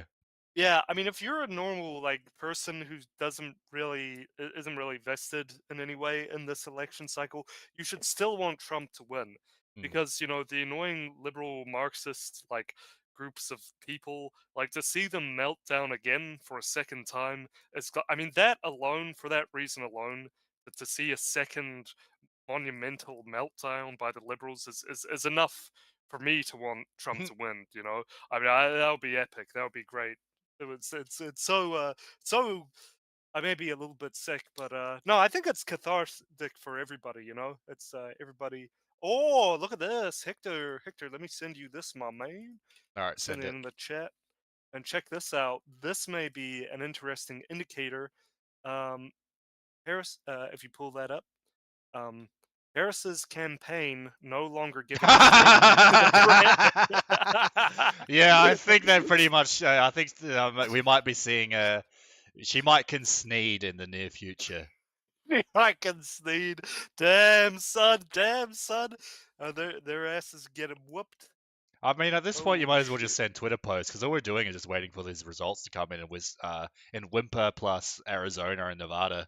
And even Minnesota. Minnesota's, leaning towards Trump still. So damn. Okay. Yeah, she's at this rate, it looks like Harris is gonna have to keep her head under that desk, as her husband said in the DNC. But okay, 16 minutes ago we have presidential election odds. Yeah, okay, 94.4% to Trump. Yeah, it's Harris, basically ogre. It's ogre. Yeah. I still just I'm still not satisfied. I mean, that is probably, you know, Hector, out of everything that we've seen so far, that post that we just saw. That's probably it, right? Like, if Kamala Harris's team just like is I don't know, going full on Doomer mode, then it probably means it's over. Yeah, I mean that to me is the most sort of confidence buffering thing that I've seen so far of this whole election to make me feel safe as someone who wants Trump to win. New York Times says it's likely, so not even lean. They say it's likely. Trump has a 89% chance of victory. Interesting. Yeah. So I still want to see this through. Yeah, of course. I want to see more like states called. I want to see Trump's victory speech, like we got to see in 2016. Day of, we got to see Trump's victory speech the same day of the election in 2016. Yeah, let's go the whole way, man. North Carolina just got called for Trump. Ooh, there you go. get wrecked, black woman. Yeah, I gotta be so careful because we're on YouTube. So, but Well, I mean, yeah, no, Victor it's said the alright. N-word like 50 times on YouTube, so Oh, if true. we get in Yeah, trouble, I we're did gonna get in too. trouble. Did you? Yeah, I said nibber, but Oh, that's a plausible deniability. But anyways, yeah. So yeah, North Carolina got called. Georgia, Trump's up by four percentage points. He's up by 100,000 votes, over 100,000 votes. In Pennsylvania's Trump is winning by 3%. He's got 200,000 more votes there as the results roll in. Trump's winning in Michigan, winning in Wisconsin, barely winning in Arizona. So hopefully there's no yeah. shenanigans in Arizona, because you had the whole spiel in Arizona last time with like Maricopa County, remember? Yeah, And I remember that. Yeah, yeah, can you talk a bit about that? yeah. Like, So last time it took them like 3 weeks to count Maricopa County, but I don't know. Like it looks like Kamala's ahead in Maricopa County, but Trump's got 49%. If we look at last time, yeah, let's do that. oh wait, this is the wrong one. Here we go. No, let's take your time. Here we go. Yeah. Oh, it's about the same. So Really? 48, 40. Oh, sorry, 50. So Biden got 50.3. Trump got 48.1. This time, yeah, it's yeah, because I think the third party vote collapsed. It's sort of even for each one. I guess on that thing, we should maybe have a look at how the third parties are going. So we've got the Green Party with Jill Stein at 0.4%. Chase Oliver with the Libertarian 0.4, and Kennedy somehow got 0.4 as well. So yeah, the Libertarian vote completely collapsed, and that probably did help Trump get ahead in places like Minnesota, Pennsylvania. So it's sort of interesting there.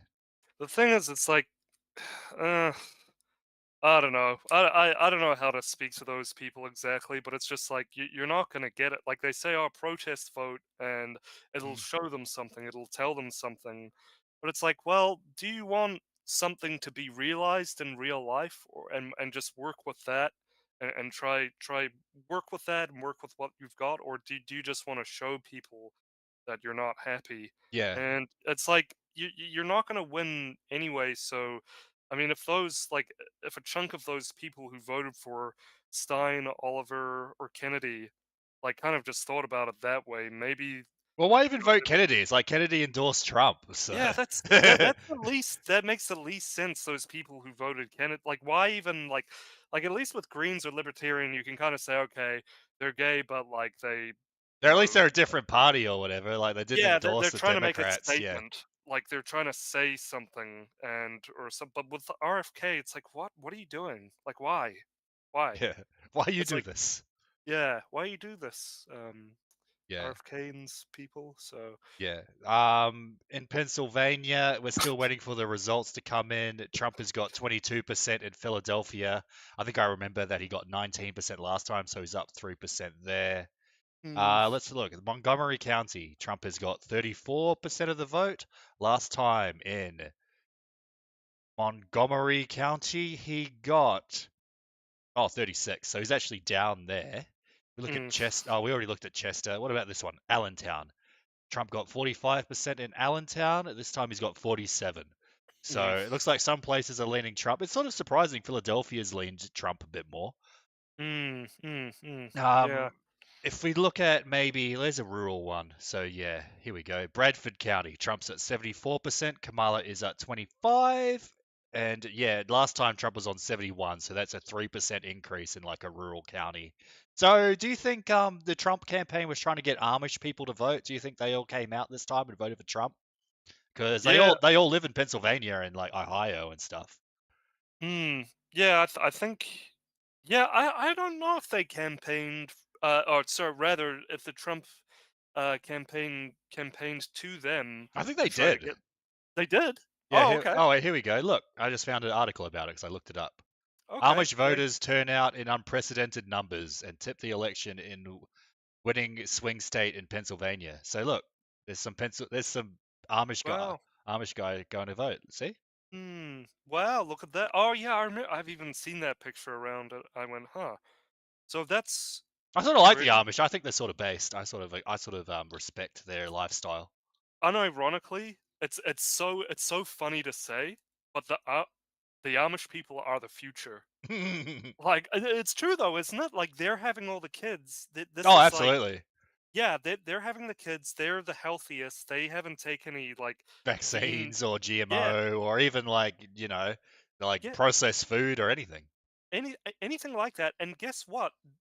You know what's interesting about the Amish? They actually have a gene that makes them live 15 years longer than anybody else. Yeah, well, there you go. That's it. And you guys can look that up. But they're so healthy that I guess they've selected for. I mean, if you think about it, because that community has selected for like health, right?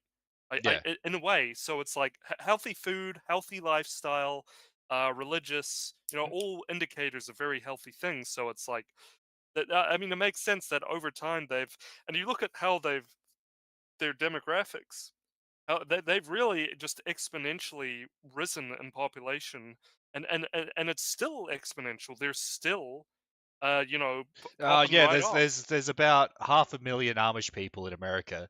5 years ago, it was like 300,000. So they've increased by 200,000 population in like 5 years or so.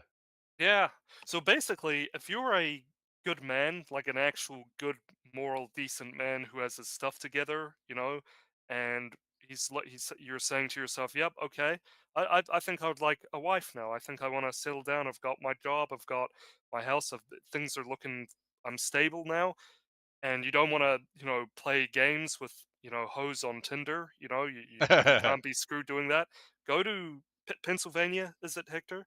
And or go to where Yeah, the Amish Pennsylvania and Ohio is where they and mostly Ohio, live. Yeah. yeah, and just pay a dowry or whatever it is to get in there. Sorry, that some people might say that the wrong. There are a lot of people with the wrong. I meant get in there, like get in with the crowd. So go there and just find and try and Oh wait, here we use your go. courtship skills. Yeah, Because okay, one of the chat members was talking about Hassan Piker. Let's see what he has to say. He's a leftist guy. Oh wait, I thought this was a clip. Okay, so communist streamer Hassan Piker announces he's moving to Japan. Well, and then for some reason there's Nick Fuentes doing a Roman salute. Yeah, you know what was really funny? I saw a really funny post with him. I'll try and get it up. Oh yeah, let me drop this in the chat. This, I don't care what people say. He's funny. Like Hassan Piker or Nick Fuentes? Who are you talking about? Well, they're both funny in different ways. But open that link up. All right, let's see what Fuentes has to say.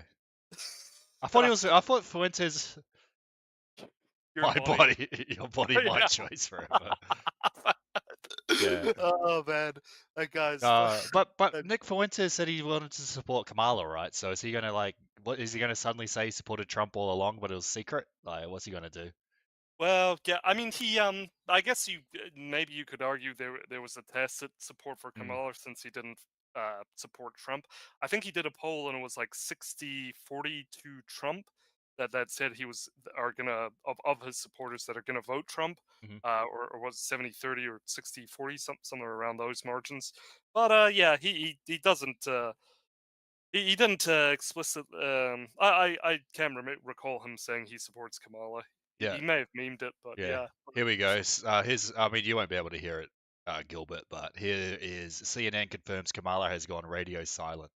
See what happens. Yeah, Jake, let me just give you a gut check here about what we are hearing here as we've been sitting here reporting from the Harris headquarters. And I think the operative word right now is silence. There's not a lot being said because the Harris team appears to be searching for bright spots in the map as these results very, very slowly come out. Searching for bright spots and also very bright spots. That's a weird way to put it. Signs throughout the electorate in Virginia, in Iowa, in other places. I am told that Milwaukee and Detroit Iowa and Philadelphia. That's a cope. That is what the Harris campaign tonight is holding out hope for more votes to come in. I think it's more of a cope than a hope. The blue wall was the most straightforward path.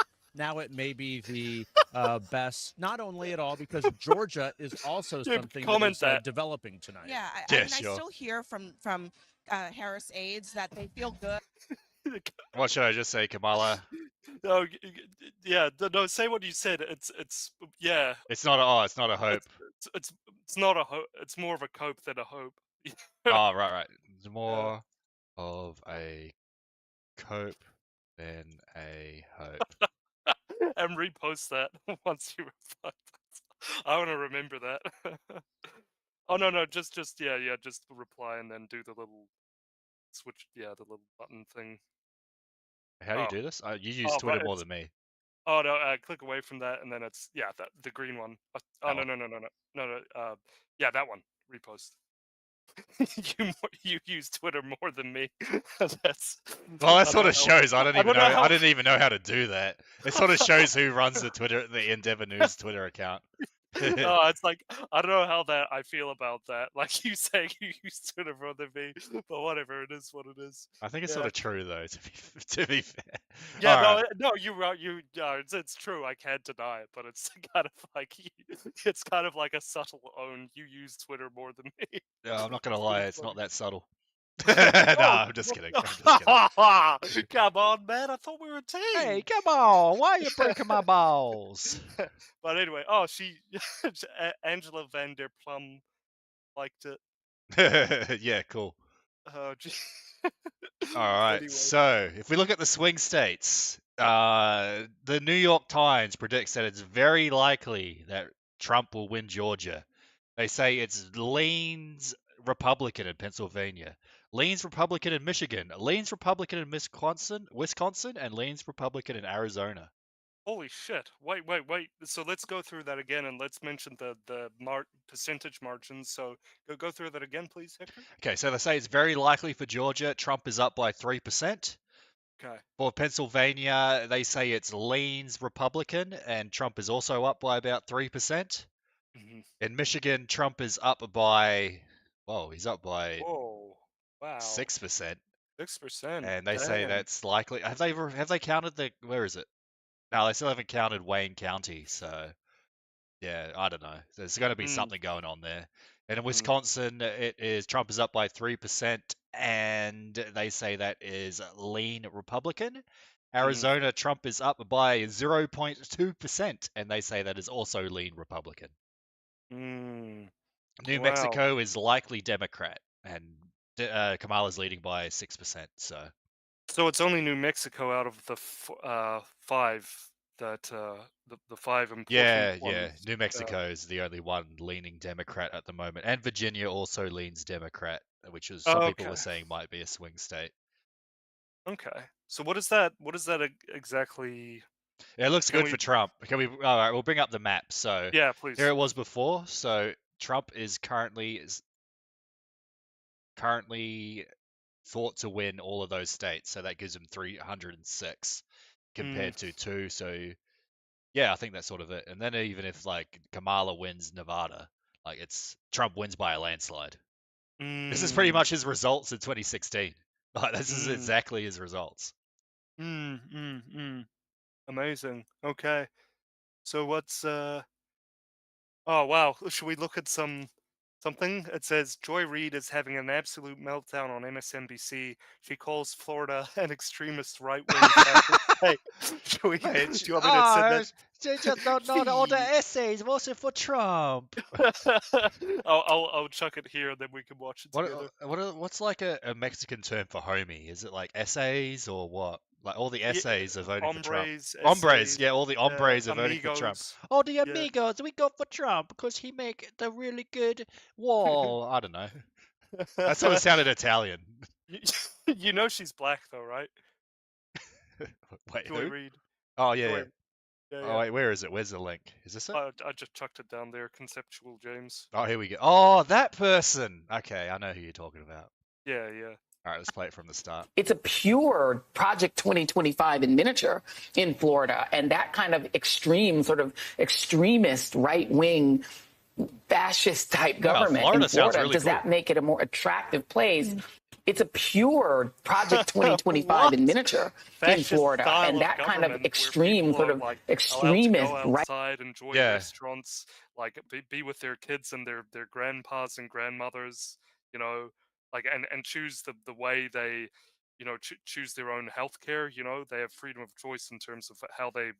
Well, I mean, Medicate. obviously the people like it because Trump won by 13%. So, I mean, it seems to be resonating with voters having this right-wing fascist government in Florida. So, you can't argue with Yeah. the results. Yeah, that's amazing. That's amazing how. Yeah, updated MIT shift. Yeah, so I mean, this is looking really. SNP in chat says Cubans love Trump. Well, there you go. Hey, Trump likes the cigars just like me. And again, that sort of just sounds Italian. Yeah, no, I think Cubans, out of all the Hispanic demographics, they are supposed to be the ones who are the most supportive of right wing. Yeah, well, I guess this makes sense because their country's like a communist shithole, so it makes sense Yeah. they don't really support communism. No, true. Yeah, exactly. So, yeah. Okay, what Or- else are we seeing, Hector? Is there anything else like going on? Yeah, I mean, there's results are slowly coming in for Pennsylvania. Trump is maintaining his lead. He's leading by about 200,000 votes, just under. And most of the votes have come in for Pittsburgh, which is which leans Democrat. We still got more votes coming in for Air County. We've still got more votes coming in for Philadelphia, and we've still got more votes coming in for Montgomery and Delaware County. There are still there's still some rural areas that haven't quite submitted all their votes yet, but I don't think there's going to be enough votes left for Democrats to close that gap on Donald Trump. It seems like he's winning in Pennsylvania, and it seems like it's a fairly decent margin as well. Yeah. No, yeah, I think. I was going to say Trump is maintaining his lead in Georgia. He's still up by over like 150,000 votes. So he's seems to be doing really well in Georgia, a state that he lost to Joe Biden supposedly. So it seems like Trump's going to flip Georgia. Arizona, it is still close. We can't really call that yet. The New York Times thinks that it leans Republican, but at the moment it is basically tied with Trump with a slight lead. There is California. How's in California? I just want to see so it looks like Kamala's lead in California is actually diminished. It's 59 to 39. In 2020, it was so it looks like about 5% shift towards Donald Trump in California. Holy crap! That's Yeah. incredible. That's actually. Yeah, that's actually Holy pretty crap. good. He's nearly got 40% of the vote in California. So Damn, bro. Democrats are getting their asses kicked, Yeah. man.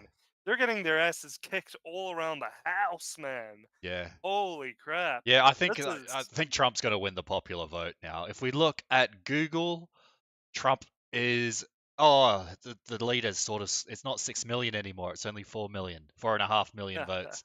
So Trump is up by 4.5 million votes currently in the popular vote. So we'll see if he wins the popular vote.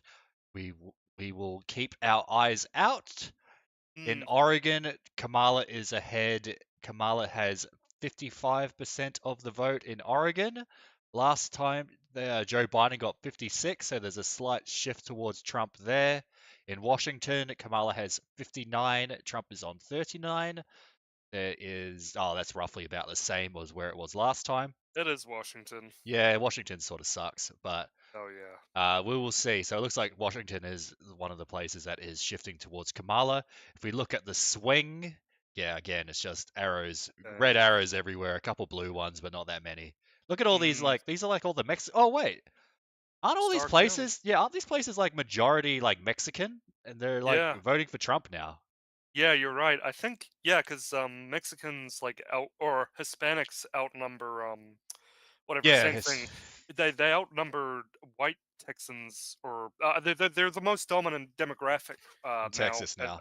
As of like last year or something like that. So right, yeah. But then at the same time, the Trump won where is it? Trump is winning Texas by 15%.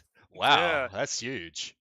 That's I think last time he only won Texas by like 8%. So in 2020 he won Texas by 8%. Oh wait, that's not even 8%. That's 6%. So he won it by 6%, and now Trump is winning. Oh, I accidentally closed my tab. Control Shift T, right? Yeah, there we go. There So we yeah, go. You're good now back. Trump is ahead. Oh, I'm gonna have to inspect element and remove the pop-up probably. Come on, this tab's loading. Come on. I think there's too many people using this site or something. Yeah, Trump is ahead by 15% in Texas. Wow. Up from 6. That's even more impressive than Florida. Damn. Yeah. So what was Florida? Florida got Florida up by... was 6 and now it's 13, and Texas was Oh. 6 and now it's 15. Shit. Man, so pretty much what we're seeing is this meme, if you want to pull that up. What is it? This one? So yeah, it yeah, looks like Delta. Hispanics like may even majority vote Republican now because those shifts are huge. Yeah. So in effect, what we're seeing is this. Like this Yeah. is like in a nutshell everything we're giving to you guys right now. Like everybody who's watching this right now, this is like what we're seeing in a nutshell. Is Trump's pompadour, his hairdo. Yeah. Yeah, Yeah. that's pretty much it. So we might see a bit of a boost in Michigan, but I don't think it's going to matter. Like this is, mate, I predicted this. I said I think Trump's going to win by more, that Republicans are going to try shenanigans, but the margin's going to be so much bigger this time that it won't even matter. You did say that. I can attest. Hector did say that, ladies and gentlemen. He did indeed, and yeah, true. looks like that. And then actually, you know what? RFK actually said that a long time after you did. So Yeah, see, I'm the one advising RFK. I give him all his Yeah. political takes. Are you part of the Trump campaign, Hector? Yeah, I actually am. You should be part of the administration. That'll be Fucking- good. I actually would like everybody on this panel. I would. Yeah, like Well- Victor on the Trump administration would be good. Oh yeah, Emmet, Victor, Brandon, Mark. Yeah. I would put them. I would put them right in there. I wouldn't. But in any case, it's like Trump himself said in the Rogan interview. It's kind of hard, like, to put people in when it's just so hard to. It's so hard to find like. I think there's good people. I think Trump just needs to look a little harder. Yeah, no, especially when it's the country. I don't know what was going on there. Maybe he just didn't know. But it's hard for a New York businessman not to know. But maybe I don't know. It's a Trump is very like he is like a bull. Like what I mean, like a bull with like he just goes for it. You know what I mean? Like he, Yeah. straight to the red carpet. Like that's how I feel like personality wise how he is. Like you and I we're kind of a lot more we're like eagles, we're surveying the landscape, looking at it all, saying, well, I Checking think it out, yeah. yeah, but between our nests but he's just like boom, I'm a bull. I'm just horns out, directed toward the goal or what's pissing me off, and he's just and there are people like that, and that's how it is. I this isn't an endorsement of this guy. Maybe you don't have to. I thought what he said here was really funny, but Yeah. no, but you keep talking though. I just wanted to say, if we look at the swing arrows, it looks like in Michigan, a lot of the counties are swinging towards Trump. And also in Wisconsin, it seems like it's the same thing. A lot of that's not Wisconsin. Yeah, Wisconsin, a lot of counties are swinging towards Trump, so it seems like Trump is ahead in those locations. And if you go into that, oh yeah, if you saw it before, you actually see it's very close to the cities, around the Yes. cities. So that's actually something very significant, that there's so much red, so much long reds around the cities. Yes. Grand Rapids, Eau Claire, yeah. Okinoshia. Yeah, there we go. So, yeah, it looks like, at least all the arrows we see now are pointing towards Trump. In the Wimper states, it looks like, they just called Oregon for Kamala. Yeah, I'm just gonna go grab another glass of water. So you're in charge. No. Oh, okay. Yeah, you just have to keep people entertained for the next minute. I'll be back. Cool. No worries. Yeah. That's so yeah, as you can see, everybody, Hector kind of manages the graphical visual component of all this, but I'll just be your host for now. How are you all doing? How's everybody doing? Seems like we're in for a good night. Seems like everything is gonna be pretty positive so far. What I think, like, pretty much by the looks of it, that could be it. I mean, we'll wait for some Veritas, Project Veritas updates. We'll wait for other updates from election hawks. People viewing the elections, actually intimately involved. But yeah, I mean, it looks. I just, you know what? I just can't say. I just don't want to like. I think we're all kind of calling up for Trump, but I just, I'm still very. I'm on my guard. I'm onto it. I'm waiting to see. I mean, we all need to have this attitude for basically the rest of our lives because, as Emmett, as Victor, as Brandon, and everybody was saying, this is something that really is deeply ingrained in all our societies today. Whether that is communism, essentially what that is in a nutshell, and in all its various forms, foreign interests and this communist ideology that is just really people have only woken up to it now. It's like a fish being in water for some people. Only now have people begun to wake up and say, "Oh, it's a woke thing. It's a woke thing. Oh, it's woke." And it's like, well, you know what woke is, right? It's Marxism and communism. So really people are only realizing this now, and but I mean we've got to go balls to the wall basically for the rest of our lives because this is going to be no easy task to weed it out. It's very hard to get rid of these kinds of ideas, and yeah, thankfully we had Victor and Emmett who are experts on this, and they really gave us a really fundamental kind of mental level of how you actually deal with this and to get other people thinking about it. So yeah, Hector's back. Hello, Hector. Yeah, I'm So- back. I just got a comment from anti-communist. Anti-communist satanic Covidian. What? Yeah, he said. Yeah, the AP's reporting 192 to 230. So yeah, I mean that's the same sort of here. Oregon just got called for Kamala, but that's all right. We weren't really expecting much different. It does look like Trump's lead in Oregon is probably looks like it's up a little bit. So Trump's on 43%. Last time on Oregon, he was only on 40.4.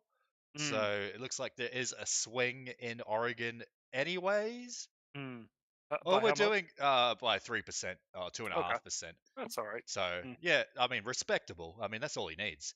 It looks like in Pennsylvania, Trump's lead. Trump's leading by like 200,000, over 200,000 in Pennsylvania. I feel like that's probably not going to change. Like that's a big lead, and he lost Pennsylvania. So in 2020, Trump lost Pennsylvania by like 700,000 votes. Now he's leading by 250,000 votes. So crazy. That's yeah. So that. Oh yeah, go ahead. Yeah, I'm just saying, Trump's maintaining his lead in Georgia. I expect that will be called somewhat soon. It seems pretty likely that Georgia is going to go to Trump, and we just need to keep our eye out for Michigan. Have we got any results from Wayne County? Yeah, we do. Okay, Wayne County has started delivering the results. That's where we saw those videos earlier of people hand delivering votes into the electoral office.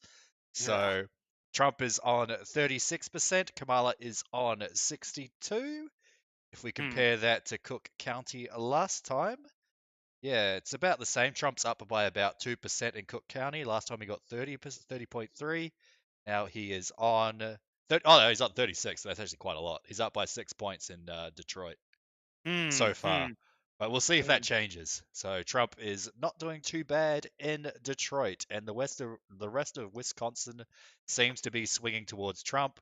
If we look at these swing arrows, it looks like he's gaining 3 to 4% in all the rural areas of Michigan. So it's pretty cool. That's pretty cool indeed. Yeah. So we've got Steve Kirsch again seems to be. Oh, if you want to bring that last post up so we can have a. Yeah. It's Yeah. 95. Yeah. I think it's over at this. I think as soon as like it became obvious that the Kamala campaign wasn't answering phone calls, it's probably Yeah. was over at that point. Yeah. Let's bring these up. So the last two as well, if you want to bring them up one by one. But yeah, I mean so you've got Steve Kirsch. Yeah. Yeah. Chances of yeah. So it's kind of so maybe this isn't going to be. Oh yeah. Could you make that bigger? Yeah, it's just And- Polymarket. Okay. Oh wow, cool. Polymarket. Yeah, 95% presidency, Holy 99% Senate, crap. 70% House. We should check the House. Let's Whoa. check the House. In the House, Democrats have flipped one seat in New York, but Republicans have flipped 3 seats in North Carolina, so they're still on track for victory. In the Senate, Bro, the Senate, they've flipped 2 seats. They flipped the Ohio Senate seat, so the Republicans have like won the Senate already. So Republicans won the Senate. There you go. holy moly. Bro, I just realized Baby Dog was literally right. Baby Dog. Yeah, Baby Jim Dog do? Justice? Yeah. What did he say? Well, he said like, "Oh, I'm gonna try to get the video up," but he was like, "Baby," according to Jim Justice, Baby Dog was saying, "We're gonna win the House. We're gonna win this. It's gonna be a clean sweep in Congress and the House, and it's gonna." Yeah, he was basically. I'll try find the clip of Jim Justice, but I'm getting to the. I'll get it up soon, but you can Yeah. just Sorry, keep talking. I meant to say, they need one more seat in the Senate, then they've got a majority. But it looks like they're winning like 1, 2, 3, 4. They're winning 5 Senate races right now. So it looks like the Republicans are going to win the Senate. They're winning in the House. I mean, they're not doing that great in the House, but they're still sort of winning. So that's pretty cool. We shall see what happens. But yeah, it looks like things are going towards the Republicans in the House and the Senate, and probably the presidency as well at this point. That's crazy, man. Man, they're getting so screwed. Yeah. New York Times says it's a 91% chance of a Trump victory. I mean, if the New York Times is, I mean, how do you come back from like 91% to like whatever Joe Biden says, or whatever, like, I don't know. Here's how Kamala can still win. Yeah. Yeah, I really want to see. I really want to see them sieve. That's what I want to do. Get the. Yeah. Hopefully they call the election soon, but I don't know. Yeah. Yeah. If we look here. Yeah, here we go. Trump is ahead. I mean, Trump's ahead in all the swing states. Let's look at that. Yeah. Wow. Okay. It's nearly impossible. Yeah, it's nearly impossible. Like, how the heck is Kamala coming back from 91% chance of a Trump victory? Yeah. Yeah. So those swing states before. I mean, what were they like in Clinton's time? Because they, I think none of us really like. I mean, I'm all just trying to. the swing states. I mean, Michigan, Pennsylvania, and Wisconsin all voted for Trump in 2016. So did Arizona. So did Georgia. Nevada voted Clinton. So if Nevada flips, that's one that even Trump didn't win in 2016. So we shall see. People are saying it seems likely that Nevada's going to flip, considering the nationwide trend of it moving towards Trump nearly across the entire nation, except like some areas in Colorado for some reason. But it seems likely that Trump's gonna probably flip Nevada as well. So it seems like he might win just every swing state. Damn. Really? All 3 or all 4? Yeah. Holy crap.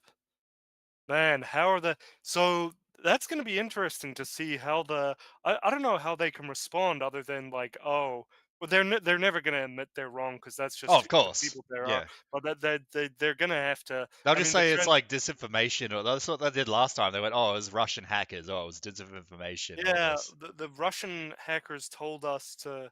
Well, actually, that is kind of true. Like, if you look at Trevor Loudon, it's really no joke that the Russians and Israelis. I'm being fair that the Russians, Chinese, and Israelis have, very much hacked the democratic platform. And not only that, but I mean, it's like, yeah, and look, I acknowledge that, is some Russian influence in the Republican Party. There's also like, yeah, of course we all see it, the Israeli influence. That's obvious. But I mean, it's like if you look into Trevor Loudon, like you see very clearly just how much they have, how much the Democrats are embroiled in foreign interests, Yeah. like mainly Russia, China, and Israel. On top of that, they don't serve the people. They basically serve, and this isn't me shilling for Republicans either. A lot of Democrats, like it's going to be a more democratic Republican Party. A lot of these big Zionists, these big neocons, Well, I have mean, you've got shifted like, over. yeah, well, I mean, you got like, RFK is an obvious example. Like, lifelong Democrat now supports Trump. Yeah, he's not a nationalist. He's not pro-America. The way he talks about America, in fact, just makes me it just makes me sick. Or if I had any other politician talking about my country the way he does, I would just be like, get out of here, But unfortunately, that's so. I mean, I get like people are very susceptible to that kind of talk that he uses, where he's very like, oh no, the poor. Like once they've had the worst thing done to them, where they've lost family members and their family members are all disabled, right, because of race-specific bioweapon. But well, I mean, everybody should be distraught over that. But just because some guy with a wrinkly face and a sad voice starts talking like that, I mean, that should be kind of expected of everyone, really. So, but people get sucked into that. People do get sucked into that way of.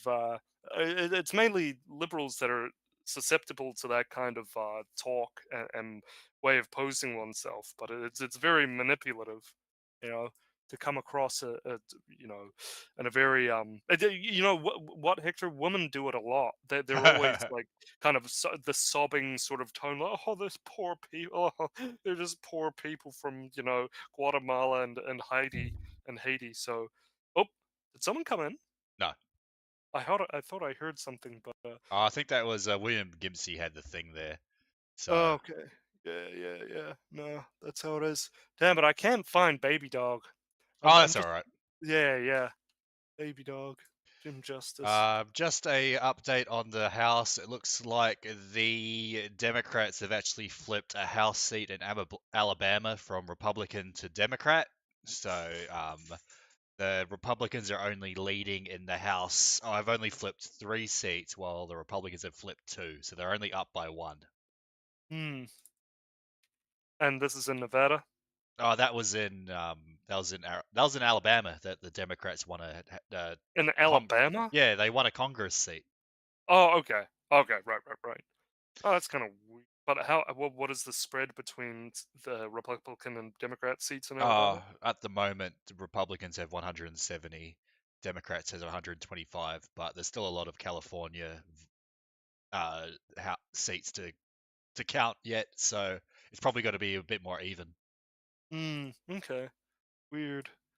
In Alabama, I would have thought. Yeah, I don't know, but I mean, I'm looking at it right now. So they won a seat in Alabama, the Democrats. In the Senate, let's see if anything's changed in the Senate. Yeah, in the Senate, the Republicans have flipped 2 seats, which is pretty good. West Virginia and Ohio. So they've got 2 seats there. In Texas, Ted Cruz has been crowned the winner of the Senate race in Texas. He won by 11%. So there you go. Okay. But yeah, so it looks like it's going pretty good for the Republicans so far. If we look at, where is it? Yeah, here's the results. All the swing states are still apparently leaning towards Republican at the moment.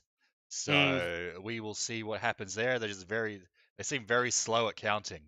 We need, even that, to be honest, is kind of worrying. But even so, like, it's gone to a kind of point where I think everybody is sort of acknowledging Like, Yeah, like it's like, hold on, why are they going quiet exactly? I mean, I think we can safely say it's obvious that the support is going one way, but is that also quiet because they have to resort to some drastic things? Maybe that's silly, but yeah, I don't yeah. know, but I mean, just look at all the red here. So obviously the support's going towards Donald Trump. Mm, mm. So it just Yeah. seems obvious to me. So it is sort of interesting. Yeah, swing states. I mean, yeah, all the swing states currently lean Republican.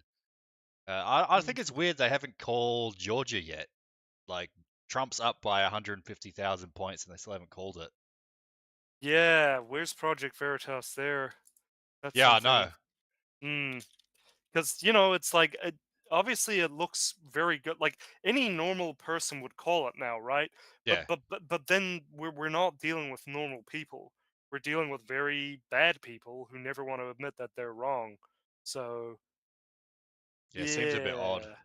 yeah, it's they are taking their time, but we'll be here with you, everybody, to oversee this whole event. So yeah, we've got Musk pretty confident there on X. Yeah, I'd be Says, confident too. I mean, yeah. I mean, bearing any abnormal circumstances, it seems quite likely. I mean, it seems like obvious that Trump's in the lead. Yeah. Oh, check this out. This is something interesting. I just found this here. Maybe let's watch a 45-minute video. Do you want to do that? 45 minutes. Oh, sorry, 40 seconds. Oh, right. Yeah. Yeah, I just conceptual James again. Okay.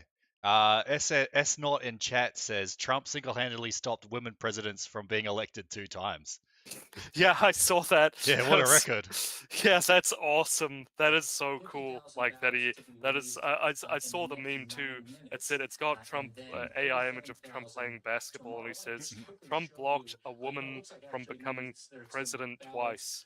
Like, that's like kind of the best epic, like especially having the whole establishment against you, right? Like that's kind of the most epic thing ever. But are you playing this now? Sorry, I'll stop talking. So apparently they just had more ballots shipped in to this place. Yeah, in Pennsylvania. Yeah, Philadelphia, Pennsylvania. They found 50,000 ballots. I just found it. Yeah. Yeah, what the hell's up with that? Well, there we go. They found 50,000 ballots in Pennsylvania. Wow. Same crap going on in Detroit. Still up over 120,000 as of now. Yep. Yeah. Okay. Okay, so this could get. So, sorry, what county was that in Philadelphia? The county is Philadelphia County. County. Okay, so right now 77 to 22 to Kamala. Okay, Yeah. fuck. So but it looks like outside of that county, it looks like it's all red. So yeah, I mean Trump's doing pretty well elsewhere except like Pittsburgh. Even in Pittsburgh, he's not doing that bad. He got 40% of the vote in Pittsburgh. So he's unfortunately, it's not by the county; it's by the popular vote inside the state. Is that correct? Yeah, that's correct. Correct. Yeah. So it's like 50,000 ballots. Oh, how convenient. So yeah, but Trump's up by over 200,000 votes in Pennsylvania at the moment. So they should have printed more. Yeah, I guess so. So are they going to find 200,000 votes in Philadelphia County? I don't know. Probably not, but who knows? Yeah. Hopefully, we will see Day of the Cope. Yeah, I see a lot of big Twitter names posting that Project Veritas video. Yeah. Can we post like someone saying the N-word on X? Will that get us banned on YouTube or? I think we're fine. What? Do you want to be Okay. posting? Yeah, maybe you can view it first before you put it on stream. But I just like, liberals are so like melodramatic, and it's just like so easy to dismantle these super serious people. It's like nobody takes you bitches really that serious. Yeah, I mean, they just has to not go their way once, and they have like a cry. I mean, I think you're gonna have the same thing. Remember how after Trump won in 2016, there was like the liberals crying compilation. It was like the Young Turks and all these other people crying. It's like, how could this happen? America's entered a dark age. I think you got to have that times 2.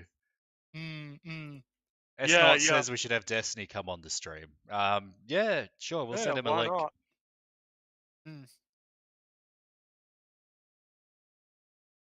All right. Where is?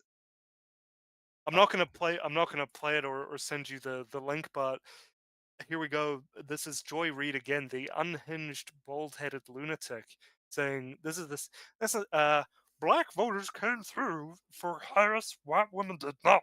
That is what appears happened. This is my black woman voice, everybody. Yeah. This is the second opportunity that white women in this country had to change the way that they interact with the white patriarchy. So yeah, that's what she said. Yeah, cry about it. I reckon. Cry about a bitch. Cry about a butch. Cry about a butch. But anyway.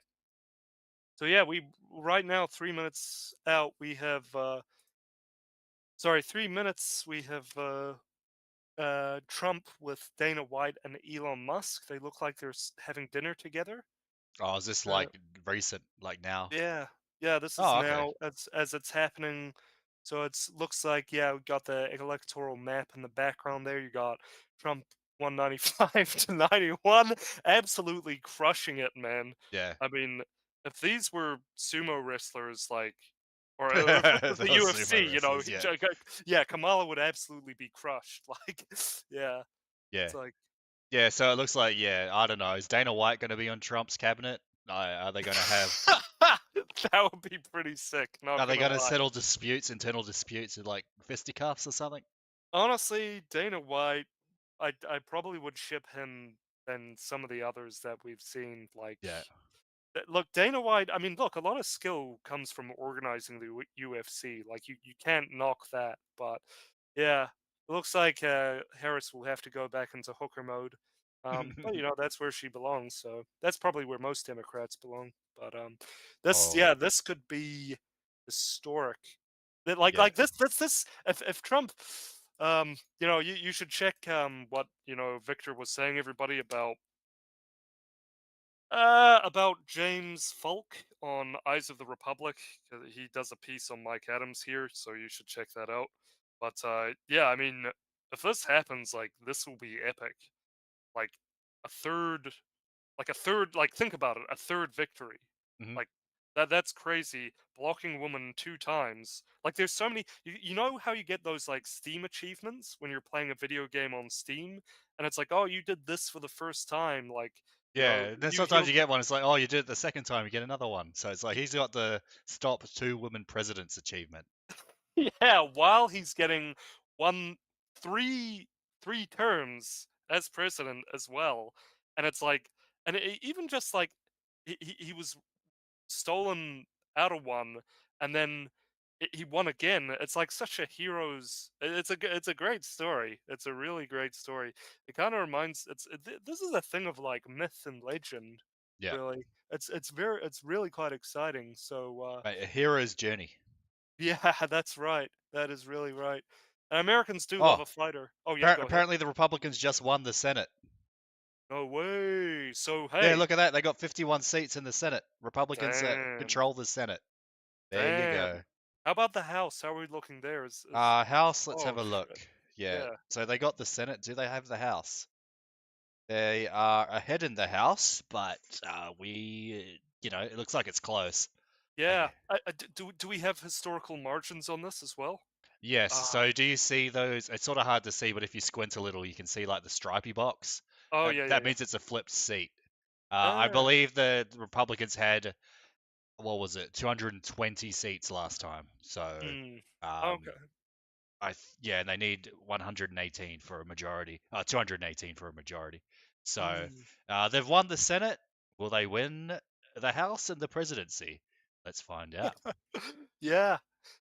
I just got another one from I quite like Polymarket. I don't know, there's just something about them. But if you look at that, you just quickly before you proceed with that, look at the full screen that so everyone can see. It's kind of funny. Really gives you some perspective on. Yeah. Oh, I should have voted on Trump to win the popular vote. Well, Whatever. man. No, You're- you can't worry about it. I made enough money off crypto that I don't have to worry about gambling. Hey, don't say that online. Yeah, it's sort of true. Yeah, Hector was just joking about. Yeah, I'm that. just joking. I don't have any crypto. I'm He's just broke. memeing. Hector's a big memer. Everything he says is a meme, so you can never quite tell. Yeah. Anyway, so okay, cool. Should we go back to the electoral map and just see? What It seems like they're pretty slow. Oh, do you mean this one? Yeah. Okay. No, let's start here. Let's start here. It's just being slow. Just give it a sec. All good. All good, my neighbor. All good, my neighbor. But yeah, Georgia, at least, I assume that's up to date. Georgia is still very likely to win. Trump's very likely to win Georgia. Cool.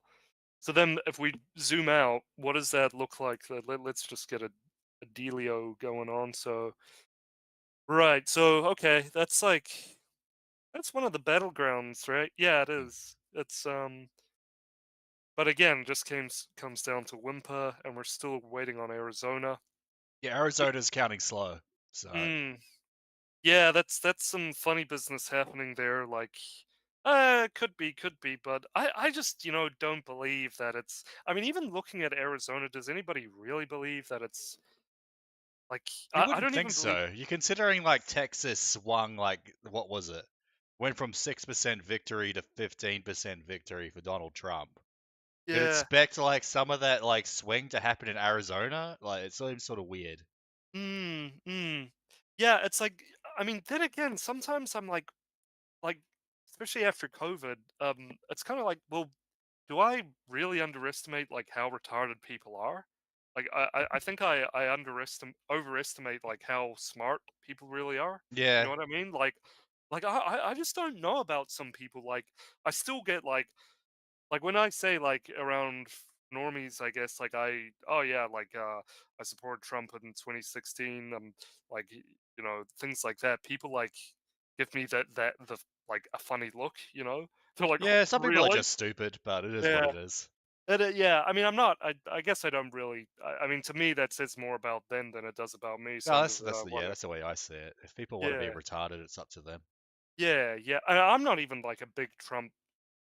I like the guy. I do like the guy, but it's just I wish we could have a more based administration, literally based on Republicans. I mean, you had the senator from Alabama, I forget his name, and then Thomas Massey. Some people really shill for him. I'm a little bit, I can see the appeal. He's the only one that talks about the Israel question. So I mean, that really, again, puts him head and shoulders above everybody else. And even people like Rand Paul.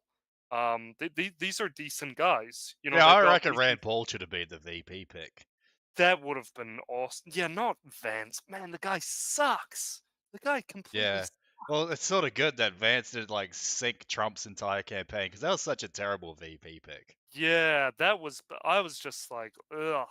Yeah, it's that- it's right after the election. You had the RNC, which should have helped build. Right after the assassination attempt, where he survived, and then right after the RNC. So it's oh yeah, it should be good. But it's picks JD Vance for his vice president. It's what the heck? Should we look at some? I got this video 1 minute 20 seconds from. Do we want to watch about CNN John King shocked by Trump's comeback? Yeah, sure. You can play. Okay. Yeah, we'll bring it up. Okay, cool. Play the clip. Play the I'll play the clip.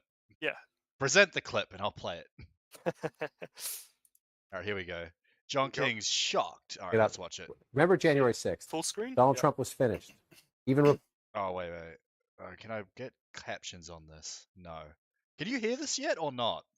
No, it's all good. Don't worry. I'm Okay. just watching it on the side. Republicans Okay, are running no away worries. from Donald Trump. Donald Trump is done as I'll play I from just the want to show you something. Bring it up. Popular vote. Remember January 51 to 6th. 47. Donald Trump was finished.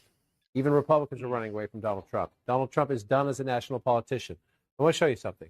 This is Trump overperforming his 2020 performance by 3% or more. This is what I predicted. This is statewide look. You're I not done with predicted some of these this. I counts said out it would, here. I said it would This will overperform change a by little 2 bit. to But 3%. Donald Trump overperforming 2020 after January 6, 2021. Yeah, you did. That's the statewide look. Look at I this. predicted this. Just look at this when you go to full counties. Look at how many counties across America, 994, of the 4,000 plus, 4,600 plus counties and townships, especially up this way, part of the country, they don't call them counties, they call them townships. But in nearly 1,000, 993 right now. This will change as we go through, but Donald Trump is overperforming. And look at where they are. He's mostly performing in red areas. His vote is getting higher in the areas where he wins elections. Yes, there are some blue places where he's overperforming, but look at Battleground, Pennsylvania. Look at all these red counties, places that Trump wins, where he's overperforming by 3% or more what he did in 2020. Then you come out here. Let's go up to Battleground, Michigan. These are the decisive states left on the board right now. How dare Look these at people in the areas; vote those are for his evil base Trump. areas. He's getting How more. dare The same you. over here in Battleground, Wisconsin. So the former president of the United States, given up for dead, Jake, after January 6, 2021, is running stronger now than he did in the last campaign. Blump is back, baby. Yeah, I mean, yeah. What do you think? First thoughts? Yeah, I don't know. He's like, oh, dude, he did January 6th, dude. It was a democracy or something. Yeah. No one cares. Yeah. It's there's this meme here that I thought was pretty good, but it's like I don't even know if they'll say that, if they'll blame it on minorities, but they'll say like, I mean, they did have, well, however, they did say like, I don't know if you guys remember the article, but it's like, right, like there's like brown Yeah. white supremacists, like, yeah, so it's like, it's got this meme, yeah, am I out of touch? No, it's the minorities who are white supremacists now. Yeah, Or- all the Hispanics in Florida that all voted for Blump, and in Texas. Yeah, what did they call? They called it like multiracial white supremacy or something. Like Yeah, something that's weird. right. I remember that. Yeah, something so they, silly. So, I was gonna say, the white man is back, baby, but it also looks like the white and the Mexican man. They're both back. Yeah, your Mexican gardener is back. So, Yeah, pretty good. Pretty good. Yeah. It's Oh, mate, why is Arizona counting so slow? It's so annoying. It's like being Okay, stuck at 53% for like an hour and a half. It like hasn't moved. Can I just show you one more meme, and then that'll be it for 5 minutes, okay? I can do 5 Okay. minutes without more meme, just one more meme, and I found this funny. Look, the century. Scott, that's really good. Oh gosh. All right. Oh, Bitcoin just hit an all-time high of 74K. Oh, cool. This is confidence in a decentralized money system, which is exactly the direction our world needs to go in order to evolve past fiat currency. Okay, blah blah. So apparently, it's Bitcoin hit an all-time high. So maybe check your wallets, everybody. Yeah, exactly. Mm. Georgia, yeah, Trump's still. Oh, mate, Trump's ahead by 150,000 votes. Damn. In Florida, he's up by 150,000 of roughly also. Mm. In Michigan, he's up by, wow, it's all 150,000. Yeah, he's up by 150,000 in Michigan. In Wisconsin, he's up by just 100,000 in Wisconsin. In Arizona, he's up by 11,000. So that's pretty close. Yeah. So is he gaining them? It looks like He's he might be- gaining in Arizona very slowly because they're very slow at counting the votes, but his lead is widening. It's very slim though, but it's a widening, yeah. When do you think is there like a bar or something to show like? Oh, I wish. I have no clue. I wish they would. Yeah. Sorry. Go ahead. I'm just saying. I wish they would tell us when they expect to be done, but they don't. It would be good if there was like a little bar that showed how close they were to like finishing the count. But oh, they just called New Mexico for Kamala. So you bloody Mexicans, you bloody New Mexicans. No, we prefer the Florida ones or the Florida Hispanics. I don't mind Florida Mexicans, but the neo Mexicans. These neo Mexicans with their neo Mexican marches and their neo Mexican flags marching down the street. Hate these people. But even if you look at New Mexico, it looks like it did swing towards Trump by a lot. So even though Kamala did still win the state, Trump did make gains. Look, some of these counties are going massively towards Trump. 9% towards Trump, 14% towards Trump. 3% towards Trump. So it seems like Trump still made gains in New Mexico. It just wasn't enough to bring him over the line. Yeah. So yeah, he's apparently he's lost New Mexico by 4%. Which on the grand scheme of things. They also called Virginia for Kamala. I missed this. So Virginia Huh. was called for Kamala. Kamala's ahead by 200,000 votes in Virginia. So it is what it is. Okay. I'm gonna look what's happening on the chans. I'm not gonna show it or send it if there's too much. Yeah, well, I mean, you go through 4chan, there's a good chance there'll be like pornography on the. Yeah, actually, it's not so bad. There's just some busty woman, but that's honestly it. So maybe it's because all the Indians and Jays are like kvetching and having a cry or something. Scared right now. Yeah, because that's literally it. There's like none of the hardcore stuff. So it's just It's actually pretty tame. Huh. Okay, but I don't want to. Minimal shilling. Yeah, that's amazing, man. It looks so clean. It looks spotless. This is crazy. There's like no porn. Wow. It's just like there's not even that much in the way of like woman like dressed in a certain way. So interesting. Where are all the Jays? Where are they? Where are all the Indians? Well, it's like the same thing of when that like when there was the attack on Israel, and then like on 4chan, all like the retarded like threads just stopped because it was like obviously like an Israeli psyop to try like demoralize people. Yeah. Well, that's exactly right. And people were all going, "Oh my gosh, look!" Yeah, everybody probably remembers that. Like, "Oh my gosh, look!" Are we even allowed to bring 4chan up? I just want to show. Fine. Yeah, there's no point if you just keep it to the like thing. But they you know the guy, the 13 Keys to Power, and Alan Lichtman. Oh yeah. Yeah, I don't know who this is, but apparently a pollster just posted Alan Lichtman just had an anxiety attack and walked off his own stream. So he was like, before he was like filling his book, like saying like, "Oh, Trump's gonna lose. Like he doesn't have the 13 keys to power." Oh, no one cares about your stupid keys. Yeah. Throw those keys at his face. Here's a key. How about these nuts? That's a key for you. Yeah, jingle these keys in your face. Yeah, exactly. But like, so like he I don't know what stream. Oh, it's on his stream, Alan Lichtman. But like he was saying, like, "Oh no, I'm not biased at all. I don't have any. I don't want. Like, it doesn't matter either way. I'm just saying." But like now it's clear. Like he.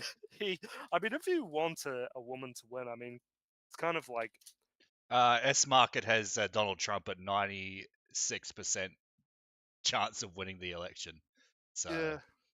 Hey, if you think Kamala's going to win, now's a good time to put down your money. So go for it. I just went on Alan Lichtman's stream. He's still there, still like. It's like, he didn't have my keys, dude. He didn't have the key.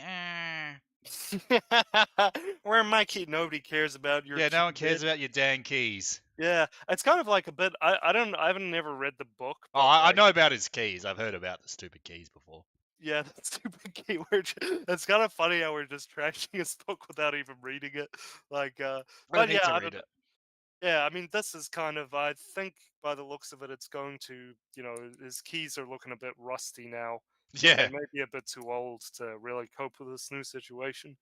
But yeah, I mean, because it truly is. I wondered about that. I was like, well, how can you put it down to 13 rigid points? Is that really? The points were bloody stupid. I'll say that. Yeah, with all the complexity there is in life in general, and like psychology and how people and all the things that go into politics. Can you just put it down to 13 points? Like I don't know if that's really. I mean, maybe you can put it to like 13 like really main points, but yeah, I don't know about that. Like I think especially with the advent of Trump, we can all say like this is a completely new game. Like all those retards that also said Trumpism without Trump are just retards. Like nobody has the same energy as the guy. You just gotta, no matter what you think about the guy, he's who can replicate that? I don't know. Other than like if Hulk Hogan becomes president. Oh, that'll be maybe. Mate, Hulk Hogan should have been Trump's VP. That would have been better than JD Vance. Fuck. Yes, that would have been awesome. I think like more people would have. Well, I don't know. Some people can be kind of gay about it. But, Yeah. So. Yeah. Sorry. Go I ahead. was just going to say, if we look at the New York Times predictions, Trump has a 91% chance of winning the election and is predicted to win the popular vote as well. So there you go. That's what the New York Times is saying. Has there been any more counting yet? So in Wisconsin, yeah, Trump is leading by 100,000 votes in Wisconsin. In Michigan, Trump is leading by 200,000 votes. In Pennsylvania, Trump is leading by 150,000 votes. In Arizona, he's leading by 20,000 votes. In Georgia, he is leading by 150,000 votes. Right, so it's all big numbers. I don't think they're going to Yeah. be able to. Well, if you remember in Michigan, the numbers were like 20,000, like 10,000. Like these numbers were slim. Because I remember going to bed on 2020 thinking like, oh, it's a close election, but it looks like Trump's winning, and then waking up and then apparently like Biden won. Yeah. So, I mean, don't you think we still sort of have to like maybe account for that? Oh, bro, I think we timed out on X. Oh, yeah, that happened. You can only set the X stream to 6 hours, so or 7 hours or something. So we can we can make a new one. Do we? Yeah, I can do that. Okay. I'll just have to concentrate on doing that while you'll just have to entertain people. Oh, okay. Yeah. Okay. Do you think that'll be good? Should we do that? Yeah. Okay. Yeah. Yeah. Okay. We'll do it. Yeah. So yeah. Let's see what this. I've got a lot of interesting tabs up that I can show Hector, and he can bring up later when he's done with this stuff. But oh, look at this.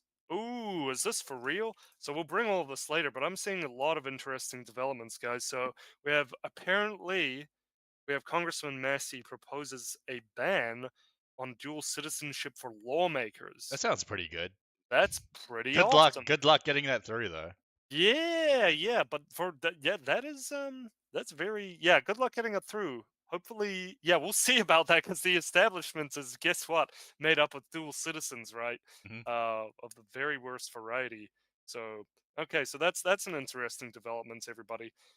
We also have some tabs on like how Russians may have been subverting this election by Mikhail Khodorkovsky.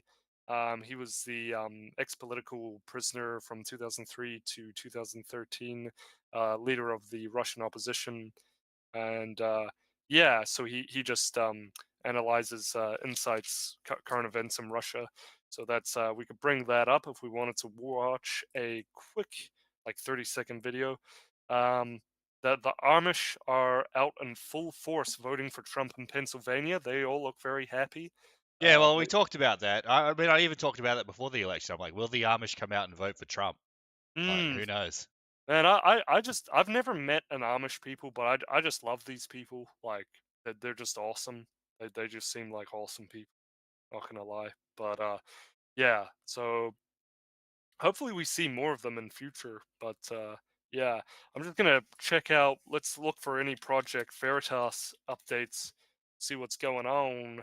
If anything's happening. I'm just making a new Twitter broadcast. Sweet as. So we'll get the X back up and running, everybody. And if you could share it. It was like a 6 or 7 hour limit there. So let me just check that's working. Yeah, I think that is. Okay, we're back on X now. Awesome. I believe I'll send you the link. Here you go. Cool. I'll put it in the chat. Yeah. Okay, awesome. So hopefully those numbers, because we got quite a few. Hopefully some people come back. I didn't even realize, like... Yeah, I forgot about it as well. I knew there was a limit because X only lets you make it for several hours at once, but it is what it is. But yeah, it's looking pretty good for Trump. I don't know. Like, I'm just so annoyed that these swing states is taking so long to count. Like, what's going on here? Yeah, and all the most important states, right?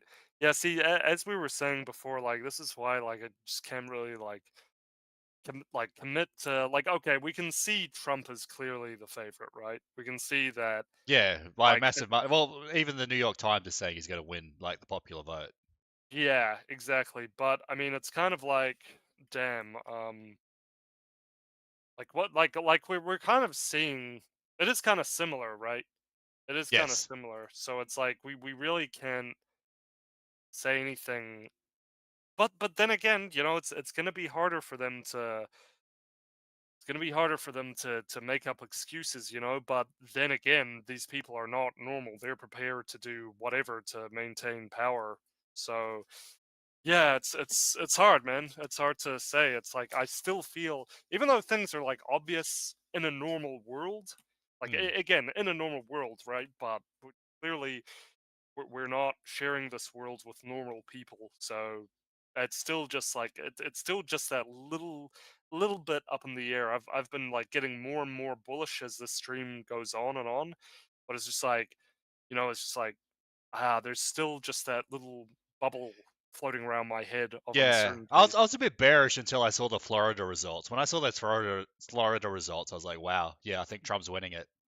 Yeah. Well, okay, that's good. You've got a lot more courage than me then. But for me, it was like it was when the Kamala campaign went silent, and Yeah, I went a bit bullish. I was like, I saw, whoa, Trump got like this much gains in Florida. It's looking good for him. Yeah. On Absolutely. that note, should we compare like some of the states that have been called? Like, let's look at Ohio.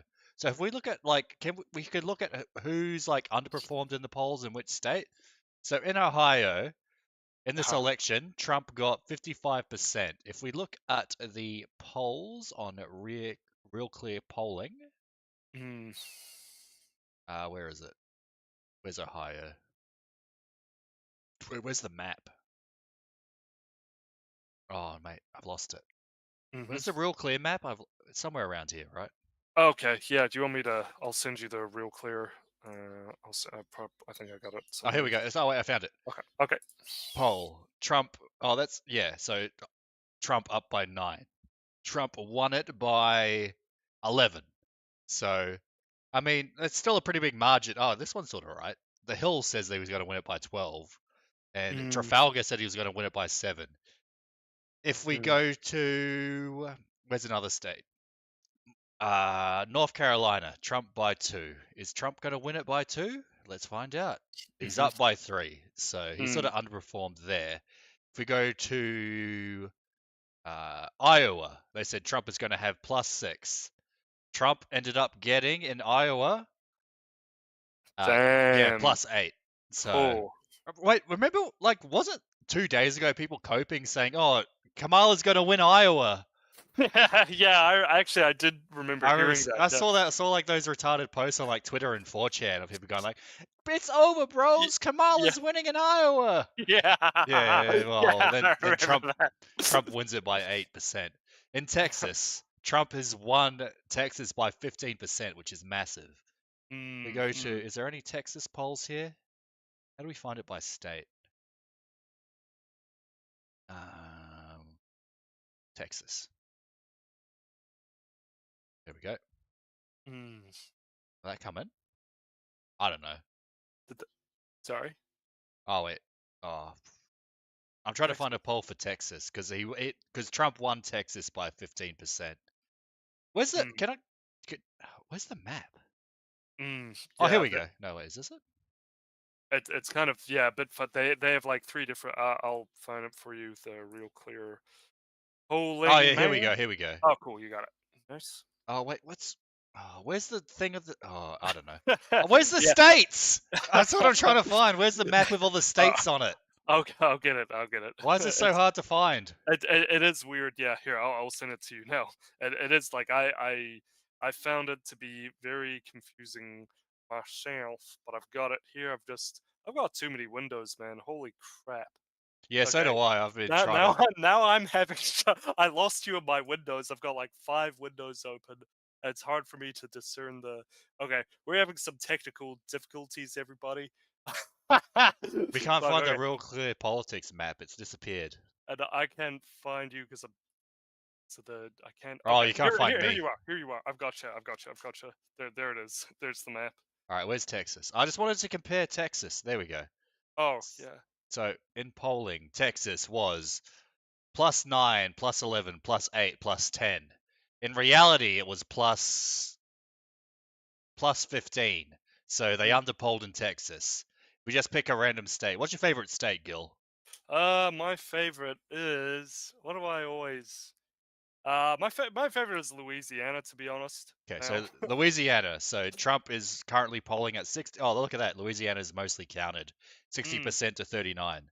So that is a what 22% margin. So let's see what they were polling with Louisiana on Real Clear Politics. Was it a 22% margin? Let's find out. Let's do it. No, they were saying +18. So I guess that's actually sort of close. So they're saying Trump was going to win by 18%. Oh, sorry. No, wait, those are the results. Where's the polling? Maybe there is no polling. Maybe they didn't bother. I don't think they bothered polling Louisiana. Okay. They just. They're just like, oh, Trump's going to win that, so why even bother? So if we go New York. So, yeah, Harris +18. What did it actually become? Well, in reality, Kamala Harris only won by 12% instead of +18. +18, +19, +13. I guess that one's sort of correct. If we go to, what's another state? Let's go to California.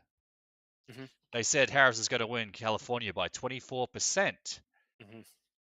Kamala is actually winning by 23%. That's actually pretty close. So, but if we go to places like Kentucky, build a wall around California. Yeah. That's what I'm saying.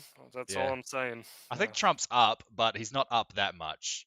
Yeah, last time Trump got 34%. Now he's at 37 in California. So he's made inroads, but not enough. Yeah. I guess that's something. I guess that is somewhat significant, though. But yeah.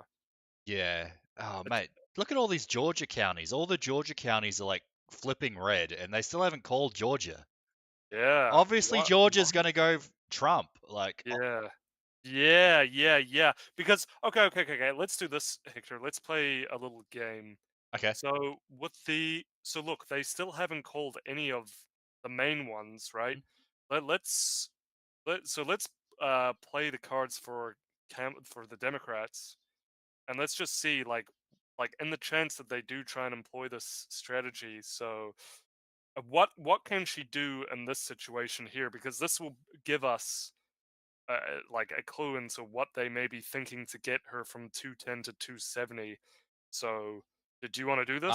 You'd have to rig out of like the 5 states that are left to go, the 5 swing states: Arizona, Georgia, Pennsylvania, Michigan, Wisconsin. They need to rig 3 of them, I believe, towards Kamala. So if we bring up, back to Real Clear Politics. I go to, where's the make your own map? Yeah, here we go. Okay. Make your own map. So if we go back to the swing states, Kamala, so if I put these all to toss up, right? Yeah. Toss up. Arizona. Arizona, yeah. And we'll even put Georgia. Okay. So Kamala has to flip, let's say, Pennsylvania seems likely because there's all sorts of shenanigans going on there. They need to flip Wisconsin. But even then, that's not enough. They need to flip one more state. So it needs to be like Arizona as well. So they need to do all 3 of those states for Kamala to win. Yeah. I don't know. Maybe they'll try. Maybe. Yeah. Is that so? 3 states that actually. South Carolina. Yeah. I mean, that's Republican at this point. But and last election they rigged 3 as well. Should we look at that? It was like Georgia, Pennsylvania, Arizona, and Michigan, I think. Oh, so that's actually 4 states. Yeah. So they actually, the rigging could potentially be. Yeah, I think the gap in Georgia's too big this time, though. Yeah, I think it's too big everywhere. Like, how are you? Yeah, I sort of agree. I think it's too big everywhere because he's winning by hundreds of thousands of votes. Like, they may try and do it, and they may actually carry it out, but it's just going to be such a hard sell, I feel. Like, especially in Michigan. He's winning at in Michigan, he's winning by over 200,000 votes. Yeah, yeah. It's going to be a tough sell. Like, I really don't. I don't know, like how they can. Because as you said earlier, if that goes like where we are at now, where we're just increasing for Trump all the time, it's just going to look like a complete sham. Like Yeah. a lot of people are dumb, but a lot of people aren't like totally retarded. Yeah. Oh, You where know what I was mean? the? I'm trying to find the New York. Yeah, the Needle. The Needle says Trump has a 90. Is that a 95%, 93% chance of Trump winning in the election. They say Trump's going to win the popular vote and win the electoral college. It's like, how do you go from a 91% chance to Kamala winning all of a sudden, winning all these like swing states out of nowhere? Yeah, like at this stage in the game as well, where it's so late. Like I don't know, like because how actually far out for like when do the polls close? That's because they could They don't keep. close. They just keep going. That's what happened in Yeah. 2020. They were open for like weeks. Yeah, that's like, yeah. I don't know how they're gonna justify that. So theoretically, like it could. Usually, I think it's after the first like I would say 3 to 4 days at maximum, you kind of get a good feel of how the electoral map looks. I mean, you should So have a good feel on the day.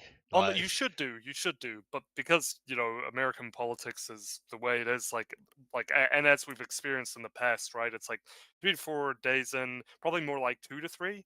I would say probably more like 2 days in after after the first night. It's like, yeah, like that you should that how it looks after that amount of time should be a pretty good assessment of what it's actually going to look like when the polls do close, I feel. So yeah, maybe I don't know, it could still, because they could keep just for like 2 days, they could just keep bringing people in with ballots. That's like, this is why I stress, like, it's like, I mean, yeah, it'll still be hard, but they could still just keep sending people in, maybe. As like, why people just have to camp outside the polls. Like, I wish we could get a hashtag going, like camp outside the polls or something. I'm not good with hashtags, but it's like, that's what Americans need to, like, go camping outside their bloody outside their polling stations. yeah, Really? if it comes to that, I'd say they seem really hesitant to. It's sort of weird. They seem really hesitant to call states like Georgia. Where's like Kamala's Twitter? Like, has she conceded yet or something? Like, what's going Yeah, on? let me see. I'll go onto her Twitter. So, yeah, Kamala Harris. All right, let's see. So, what she's saying now, yeah, it's just like 5 hours ago, the latest thing was like, if you stay in line before the polls close, stay in. What? Yeah. If you stay, hold on. If you're in line before the polls close, stay in line. Okay. Yeah, but if that's you're, always been the case. That's always been that way. Yeah. yeah, I wasn't. Yeah, it's just been so long that. Yeah, so it's like the post she's made is like hours ago. So yeah, what's this? Now what's this? I'm getting someone. When was this? 6 time was this? 12. So yeah, so that's like at 12:37 a.m. CNBC was saying election 2024 live results. Trump wins Georgia, his second swing state. Oh, this is EST. So What? Trump wins Georgia, his second swing state. So he's won Georgia Oh, now. wait, who said they won Georgia? CNB. I'll link it to you. Yeah. CNBC. Oh, okay. I mean, New York Times hasn't called the race yet. Yeah. Yeah. Okay, True. so True. yeah, CNBC is calling it that Trump wins Georgia. I think, yeah, it makes sense for them to call it because he's ahead by a mile. So Yeah. True. True. Hawaii, Yeah. what they called Hawaii? Oh yeah, they did call Hawaii for Kamala already. Yeah. I don't think that matters, but anyways. Yeah. How many is that? Like one electorate or something, or is it even? Four? Yeah, 4 electorates. Oh wow! So that's about as much as Nevada with 5. That's good. Nevada's 6, but oh, okay, yeah. It's still not that much. You want the big ones like Michigan, Pennsylvania, Wisconsin. But yet, oh man, it's annoying. Just hurry up and call it.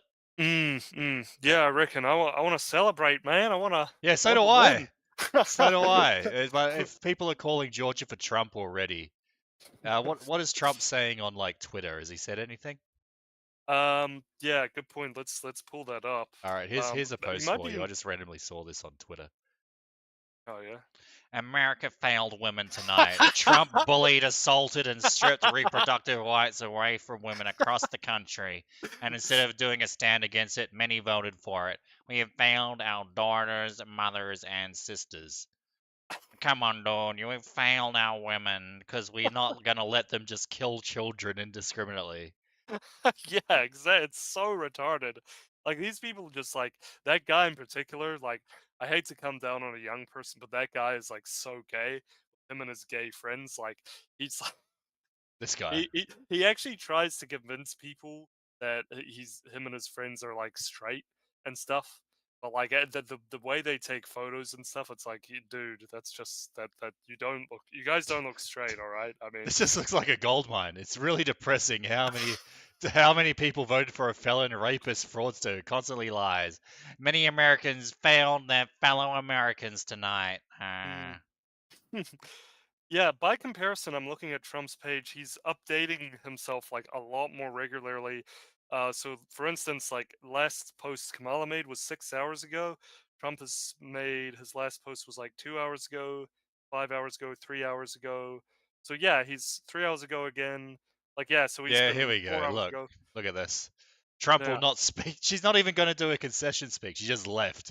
Yeah. If you lose, I remember Hillary at least gave a concession speech. She's like, I didn't win, but at least I gave women a chance to vote for a women president. Harris is just leaving without saying anything. Kamala Harris will not speak in our universe. Large crowds have begun to leave the venue. Oh, that is good. Oh, okay. What's this? Emmet is messaging me. He's saying, I still think. Well, does he want to Harris- jump on? If Emmet is still Yeah, I'll available, just- does he want to jump on? Do you want to jump on quickly? Oh, mate, remember this old May? People are still posting it. Oh, that's so. That's like, ancient. This is like This is like after like Bush was elected, like 2004. Yeah. It's like that map is actually kind of interesting because it's like those three parts of the Country America all suck. Yeah. Yeah, that all suck, but also like that, like are kind of dictating how the middle red bit should like take in more migrants and like be gay like them and stuff like Yeah, that. yeah. While they actually like a lot of them live in, yeah, we all know about them, but okay, sorry, not mic'd up, can't talk. Housemate's asleep. Damn it. Yeah. Damn it. So in terms of the popular vote, Trump is winning the popular vote by 4.5 million. So Trump's miles ahead of the popular vote. Okay, he was okay. All right, false alarm. Emmet was joking. He said just being a contrarian idiot, being silly. Oh man, he troll alert everybody. We got trolled by Emmet. Right. Okay, We got tricked. We got That's okay. That was a good one, Emmet. That was very good. You got us. You got us. I fell for it. Anyway, but okay, cool. So now that we've got the troll Emmet out of the way, he was spicy tonight. He was saying like gooners for Kamala. Like Victor and Emmet, man, so funny. But oh sorry, what were you saying, Hector?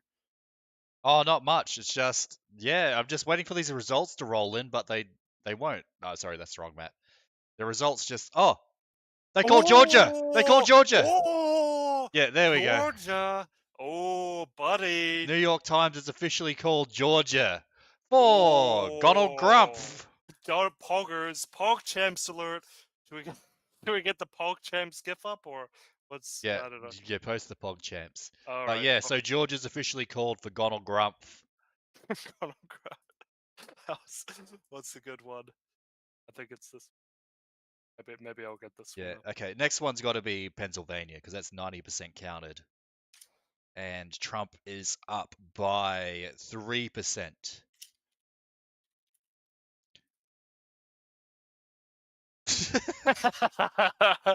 PogChamps for Georgia, everybody. Everybody comment PogChamps. This is repost to scare liberal. Yeah. That's Yeah. So yeah. Oh wait, where's my link? There it is. Yeah, Georgia's officially called. It took them long enough. So there you go. Trump has officially flipped Georgia. If we Damn, look son. to Damn. I just really want to see like, oh man, there needs to be like a humiliation gladiatorial match between Trump and Kamala. He just needs to like pick her up and spin her around and like, WWE style. Like, this is cool, man. This is pretty cool. This truly, we are living in epic times. Oh, okay, no, that's bullshit. I'm just looking at the House races. It looks like yeah, it doesn't look like any have been flipped officially yet in the House for the Democrats. Or any other ones. Yeah. It looks sort of similar. The Republicans are slightly ahead on the House race, but there's still a lot of seats left to count. Could we have a look at Philly? Because Philly? Sure. Philly again. Because yeah, 5 minutes ago got an update, and so it's like, yeah, so how are we looking in this state in particular? Just 22 minutes ago, breaking: large trucks carrying ballots are arriving in Philadelphia now. So like, so Pennsylvania, but it still looks pretty red. Like, yeah, Philly is. Yeah, okay, Philadelphia County is 21% Trump, but it was 19% Joe Biden last time. So right. it is swinging slightly towards Trump, but not much. But it is looking pretty red. If we look at the arrows, it's just red arrows everywhere. Look, look at that. So what do you think? Like, we're hearing it's trending towards Trump. Like, I think that's obvious at this point. Yeah. Who knows? I wonder. How many electoral votes does Trump need? He needs 7. So he needs to win Philadelphia and like Michigan, and then he can finally give his speech or something. Oh wow! So 1 minute ago, I think we already read this. Breaking news: Kamala Harris cancels election speech. She's returning home. Imagine not even giving a concession speech. Like, what the heck? Yeah, That's pretty bad. Like, that's bad sportsmanship. You don't even give a concession speech. Yeah. Oh, look at this, Hector. I sent two. Yeah, I sent another one. Yeah, that's just how they are. Like, they're just no class. Like, nothing. Yeah, I agree. Like, not even going like, we tried, but we failed, but we'll get them next time. Yeah, it's like, imagine just leaving and not even giving a speech. I mean, come on. Yeah, go to the next one, and you'll see. There's lots of people posting about it. The second one up from the one I just posted. Look, Kamala supporters are crying. It's tough. Look, all they can do, they can never win, so all they can do is either cheat or hug and cry. That's all liberals can do. If they can't cheat and rig things, they just hug and cry. That's all. Go to the next one. Go to the Visegrad one. Okay. I really want to nail this in because it's just, even though we're seeing, I want to send you more stuff, Hector. The head of Kamala's campaign announces she's canceling her speech tonight. Imagine these people waited for you to give a speech, even though you lost. You should at least do something. Come on. Yeah. Who knows? I mean, depending on how things go in the next 24 to 48 hours, like maybe they're gonna go, the epic soy face, and they're gonna. Okay. We got to keep you grasped victory from the jaws of defeat. We did it. Yeah, something like that. Yeah, exactly. Like, yeah, they're like, when all hope was lost, we injected ourselves with progesterone. Right now, okay, we see a police car escort with 2 different. Yeah, there we go. Look, what are these trucks doing? What's going on? This is the one I don't know. Oh, is this that video? Maybe we already saw this. But those were the trucks. Yeah. We already saw that video. Yeah, I didn't see those two, but that's interesting, and that could be cause for why Pennsylvania is sort of. But it's still trending to Trump. Yeah. Trump's Yeah. still ahead by 3%. He's winning by 250,000 votes in Pennsylvania. Yeah. Go to the one of Dr. Lupus. Should we watch? It's 1 minute. We watch that, Oh, yeah. or you can update if you want to. But I mean, we could just have a look at what Dr. Lupus has to say. All right, well, here in Howard, we do see people leaving here, and we understand that campaign chair Jen O'Malley Dillon released a statement to their team, and I'll just read you part of what she said. We've been saying for weeks that this race might not be called tonight. Oh, Those of you who so are that's did what you they're hear saying. that? Yeah. Did you hear that? Well, it takes That is time for all the votes to be counted, and all the votes will be counted. That's how our system works. What we do know is this race is not going to come into focus sounds like until Pope, the early but still. morning hours. So It might be that is cope, but Jen maybe it's like O'Malley maybe it's a Dillon, warning. the campaign chair for Harris, president, saying they do not believe that they will have a result tonight. So again, we understand the vice president is holding at the Naval Observatory. We do not know what's happening here with what was supposed to be a party. But of course, we will be here and watch the votes come in, just like everyone else. Of course, the Harris. Well, there you go. They're saying the votes won't be counted tonight. Yeah, exactly. So who knows what sneaky little tricks they may be trying to pull again. Yeah, exactly. So yeah, but we won Georgia, and oh yeah, should we hear it from the brothers mouth himself? I just want to hear it, and then we can go back to.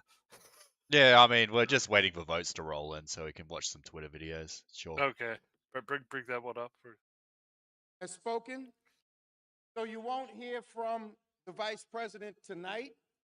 Shit. But you will hear from her tomorrow. She will be back. Has spoken. Oh, so she will be back, will she? Ah, okay. Maybe. I don't know. CBS trying to set up vote counts until Thursday. They're trying to run out the clock. Stay awake, stay alert. Yeah, look at this. Yeah, people are saying you're not allowed to go to sleep. If you go to sleep tonight, you're going to wake up and Kamala is going to become president of the United States of America. Yeah, you will also have 20 years of generational bad luck. Pass it off. But not just 20 years, it's going to be 1,000 years of, well, not even 1,000 years, because I don't think America can survive. Well, it won't be. I mean, won't be recognizable. Yeah. It won't even be America. I mean, at this state it's currently, and it's not even really hardly recognizable from what it once was. So, yeah, we need. Yeah, go ahead. I'm just going to say on the New York Times predictions for each state, they say Trump has a 71% chance of winning Michigan, a 79% chance of winning Wisconsin, an 83% chance of winning Arizona, an 85% chance of winning Pennsylvania, and he's already called Georgia and North Carolina for Trump. So there you go. Trump is ahead in all swing states currently. So really, all they have is to run out the clock like that, and keep sending them ballots. Nevada's coming in. Nevada's in. Ooh. Starting to come in from Nevada. So Douglas County has 77% of the votes counted. 66% for Trump. If we look at the same state, where is it, Douglas? It was 63% last time. If we look at Leon County, it's this time 71% for Trump. Last time it was 69. So we're seeing a swing of 2 to 3% towards Trump in Nevada. If we look at, here we go, Lincoln County, Trump is at 82%. Last time in the same county, Trump was at 84, so that is actually a slight swing towards Kamala. In Elko County, Trump is at 79%. Last time he was at 76. So it seems in general in the state, there has been at least for now, in the early votes, the early counted votes, there is a trend towards Trump. So we will see what happens. Yeah. So that, yeah. MSNBC reports Kamala victory party turned off TV set and just piped up the music because the room was starting to get increasingly somber. This evening was getting increasingly somber as people realized what the map is looking like. Meanwhile, Trump is on pace to win Pennsylvania, Michigan, Wisconsin, and Nevada. Yeah, that's what I was saying. Oh, and Yeah. Nevada. I thought it was a And bit... Nevada. Polymarket has Trump's chances of winning the election at 98% right now. Yeah, I wouldn't want to bet against that. Yeah. But yeah, if we just look at the swing, if we look at the arrows, yeah, it's just Mm. red arrows everywhere. It's like Mm. trending hard towards Trump. And Mm. that I was like, oh, maybe this is just the West Coast. Maybe maybe the Mid East will be a bit different. Nope, Mm. all red.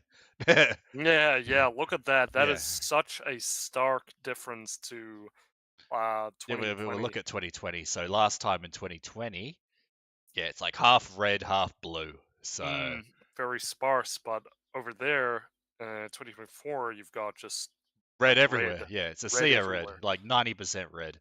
I think it's Yeah. weird though. Colorado seems to be the only one that seemed to shift mostly towards blue. Seems a Mm. bit weird there. That is strange. That is a strange data point.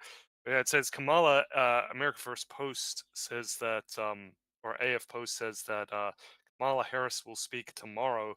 And then you've got people saying, like, she is likely waiting for the counting during the night. They're trying to cheat. And yeah, a lot of people. Yeah, I don't know. I think it's too big to rig. It seems like Trump's sort of campaign slogan worked. It seems like... Yeah. Too big to rig. Yeah, keep going. Yeah, I mean, they've already called Georgia. Trump's up by, 1,500 in Georgia. He's up by over 200,000 in Pennsylvania. Over 200,000 in Michigan. Over 100,000 in Wisconsin. Arizona's sort of close. He's up by 13,000 in Arizona. In Nevada, he's up by 40,000. So it does seem like the trend is towards Trump. And I don't know, maybe in the next 2 hours, if they call another state or two, we might actually get a victory speech from Trump. Who knows? Yeah. Okay, I've got some breaking news. What's this? Okay, 1 minute ago by Visegrad24, Trump extends his lead in Pennsylvania from 50.7% to 51.1% as the number of counted votes in the state increases from 90% to 92%. Ooh, so we're getting close, apparently, to all the votes being fully counted in Pennsylvania. So maybe if that's the case, I'm not sure how it works, how the rules work, that is, in vote counting exactly. But if it's getting from 90% to 92%, maybe that would invalidate any attempts to try and as you were saying, it's going to be too big to rig. So, but perhaps actually we are going for a genuine victory, and from that we can actually ascertain and probably, if true, we can conclusively say that it really was the COVID period that did actually Yeah, help. I thought it might have been. Yeah, and look at this. We have politics trending on X. Trucks, 56 point. Yeah, trucks is trending on X. 56.1 thousand posts.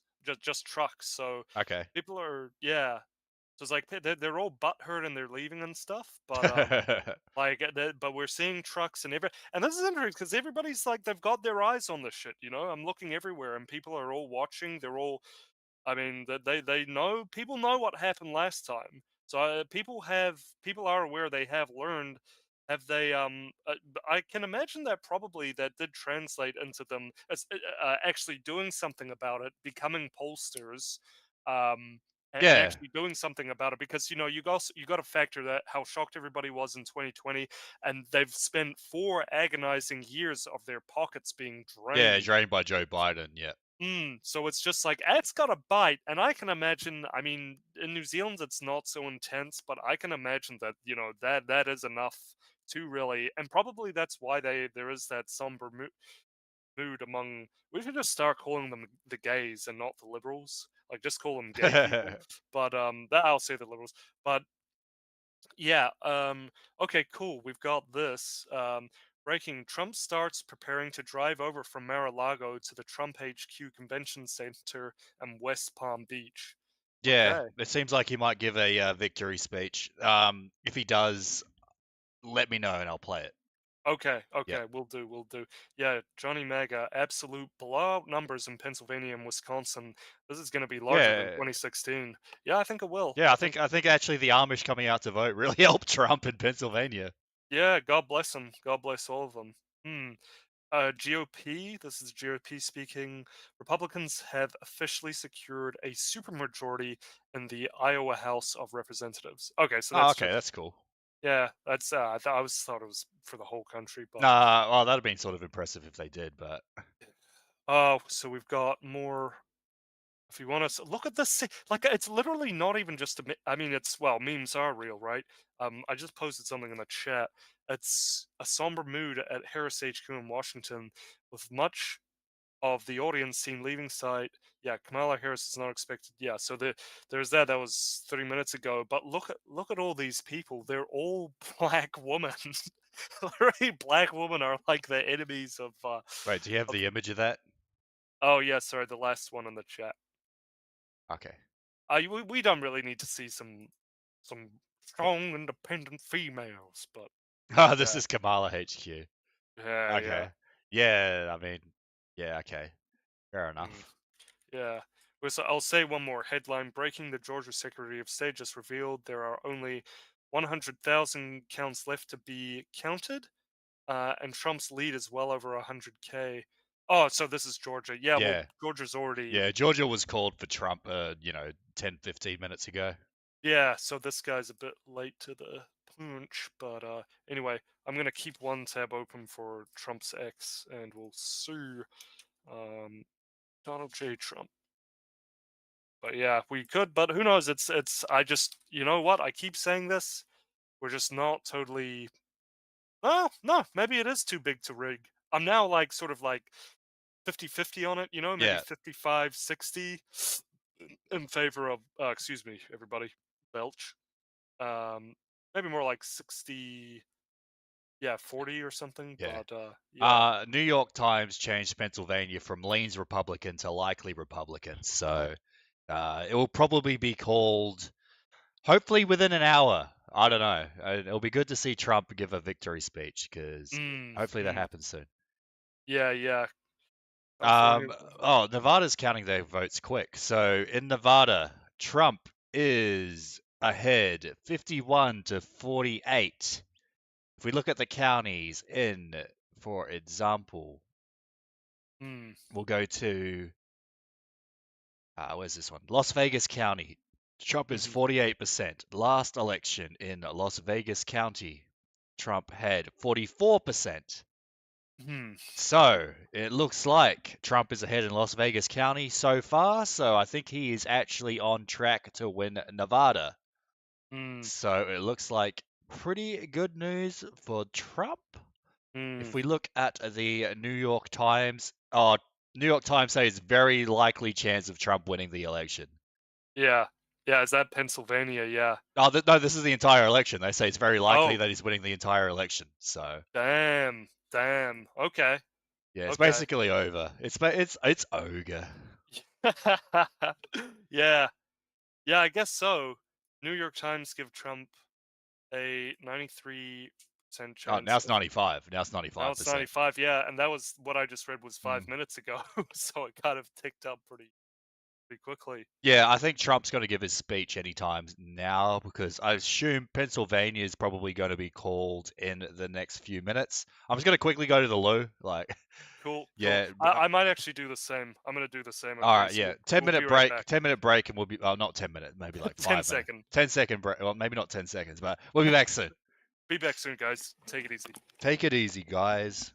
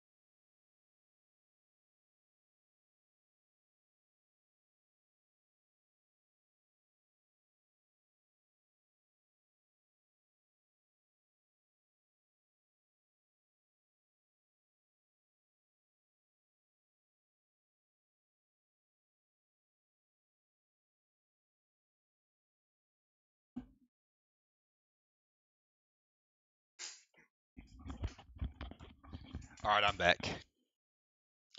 All right, looks like I'm the only one here at the moment. If we look at Pennsylvania, Trump is still leading the Democrats by over 200,000 votes. It seems like a pretty decent margin for Donald Trump. We still need some of the votes left in Philadelphia County to be counted. It's taking a little while, but it just is what it is. In Allegheny County,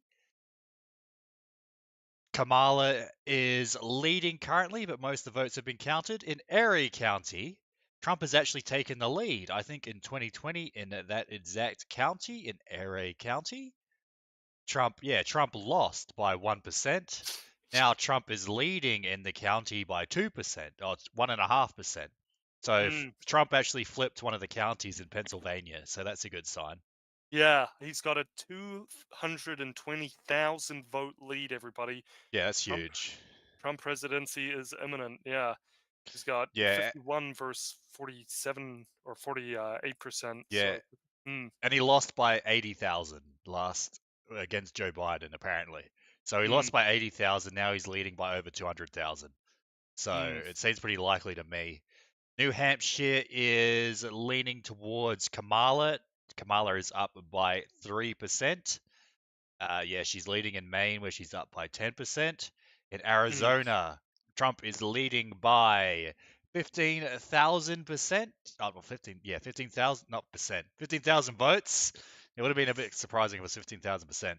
But yeah, Trump is up by 0.8% in Arizona right now. In Nevada, Trump is leading by 3% with 68% of the votes counted. And 71% of the votes are counted in Clark County, which is where New Vegas is.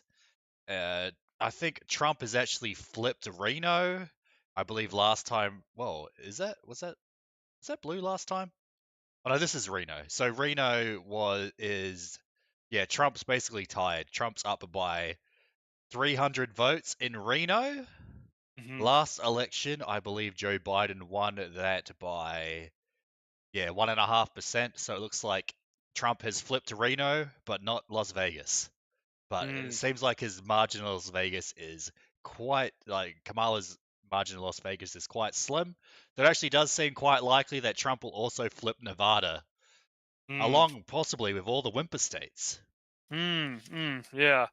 I saw that guy Vincent James made a post 7 minutes ago, and he was saying this is where we were at when we went to bed in 2020.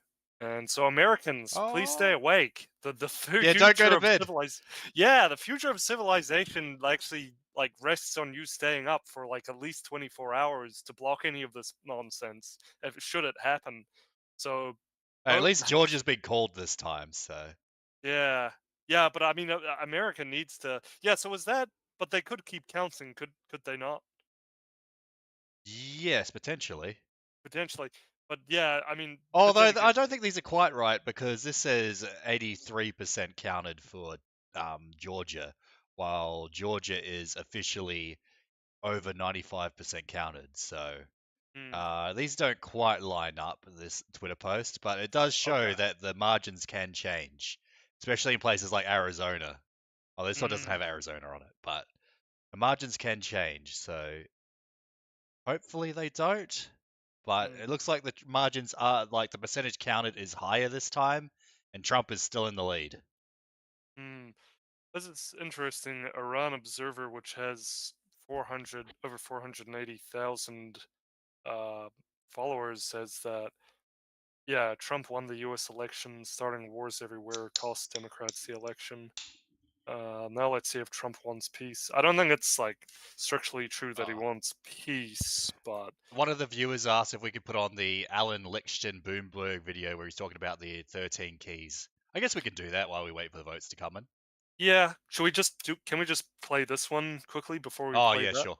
That's more liberal tears. I haven't watched it yet, but yeah, I assume there's a lot of liberal tears. What is this? It's not dead. So the dream's not dead, but it is postponed Postponed. and it is harmed. But regardless of that, you know, it is important not to cope. It's important not to cope. I think they're already coping. Yeah, I think you're already coping, bro.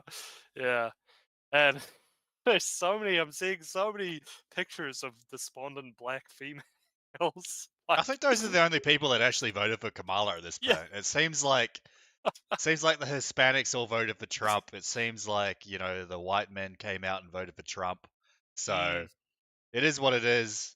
All right, let's watch this Bloomberg Keys video that you were one of the chat members were talking about. Oh, do you want me to get it or? No, I was just looking it up You've on got it? YouTube. I think I got it. Cool. Oh, here we go. Famed U.S. predictor forecasts how Kamala can win. You won't be able to hear it, but I guess we can play the.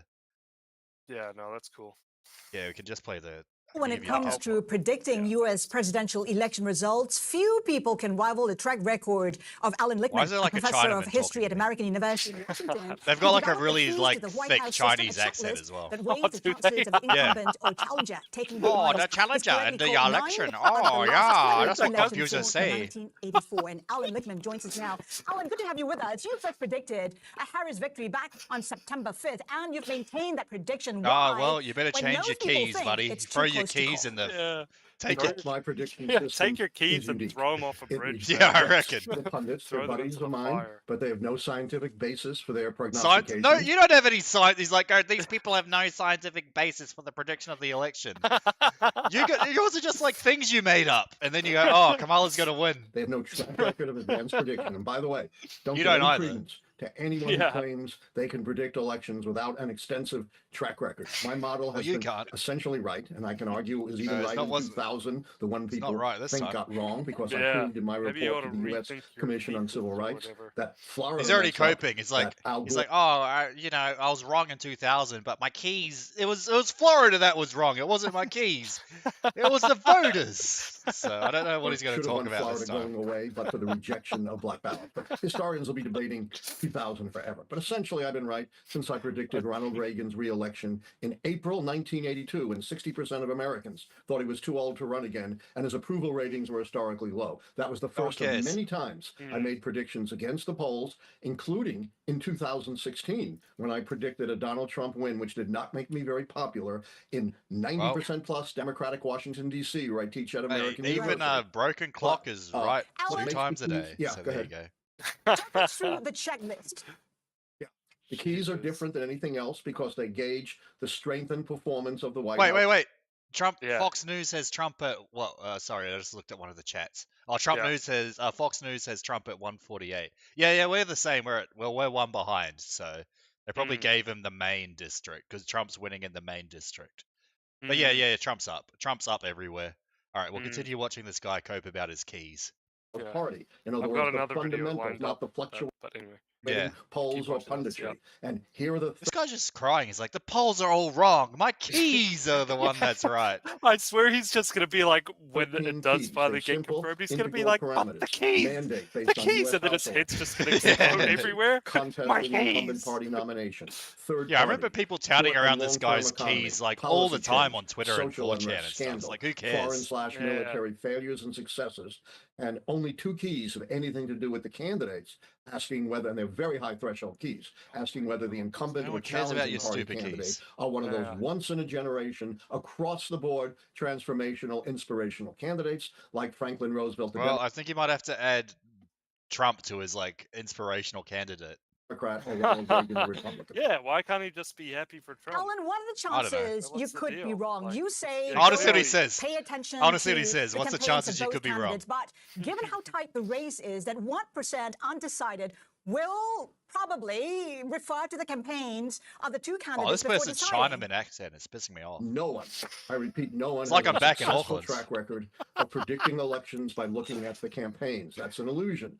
Based on the campaign, Hillary Clinton should have won in a landslide. This guy In lives on 2016, another she won all the planet. Like, debates. what is he talking She raised about? more money. She had more ads. She had a better yeah. organization. But No, he lost. this guy did John Kerry is run of the a worse establishment. campaign than He George has W. Bush? He also won the debate against something. that very He's bad one of these debater. Did liberal Hubert Humphrey run university a people, worse probably, campaign than Richard I think Nixon the in turnout that we did 1968? see was No like way to university tell. people. That's why I look at the and woman. fundamentals. Was And this woman idea and that like this race is uni undecided people or are like close is the only based people who upon the voted for Trump. misleading polls that led, Yeah. virtually. Well, I mean, should we just look at this? If we look at just look at all that red.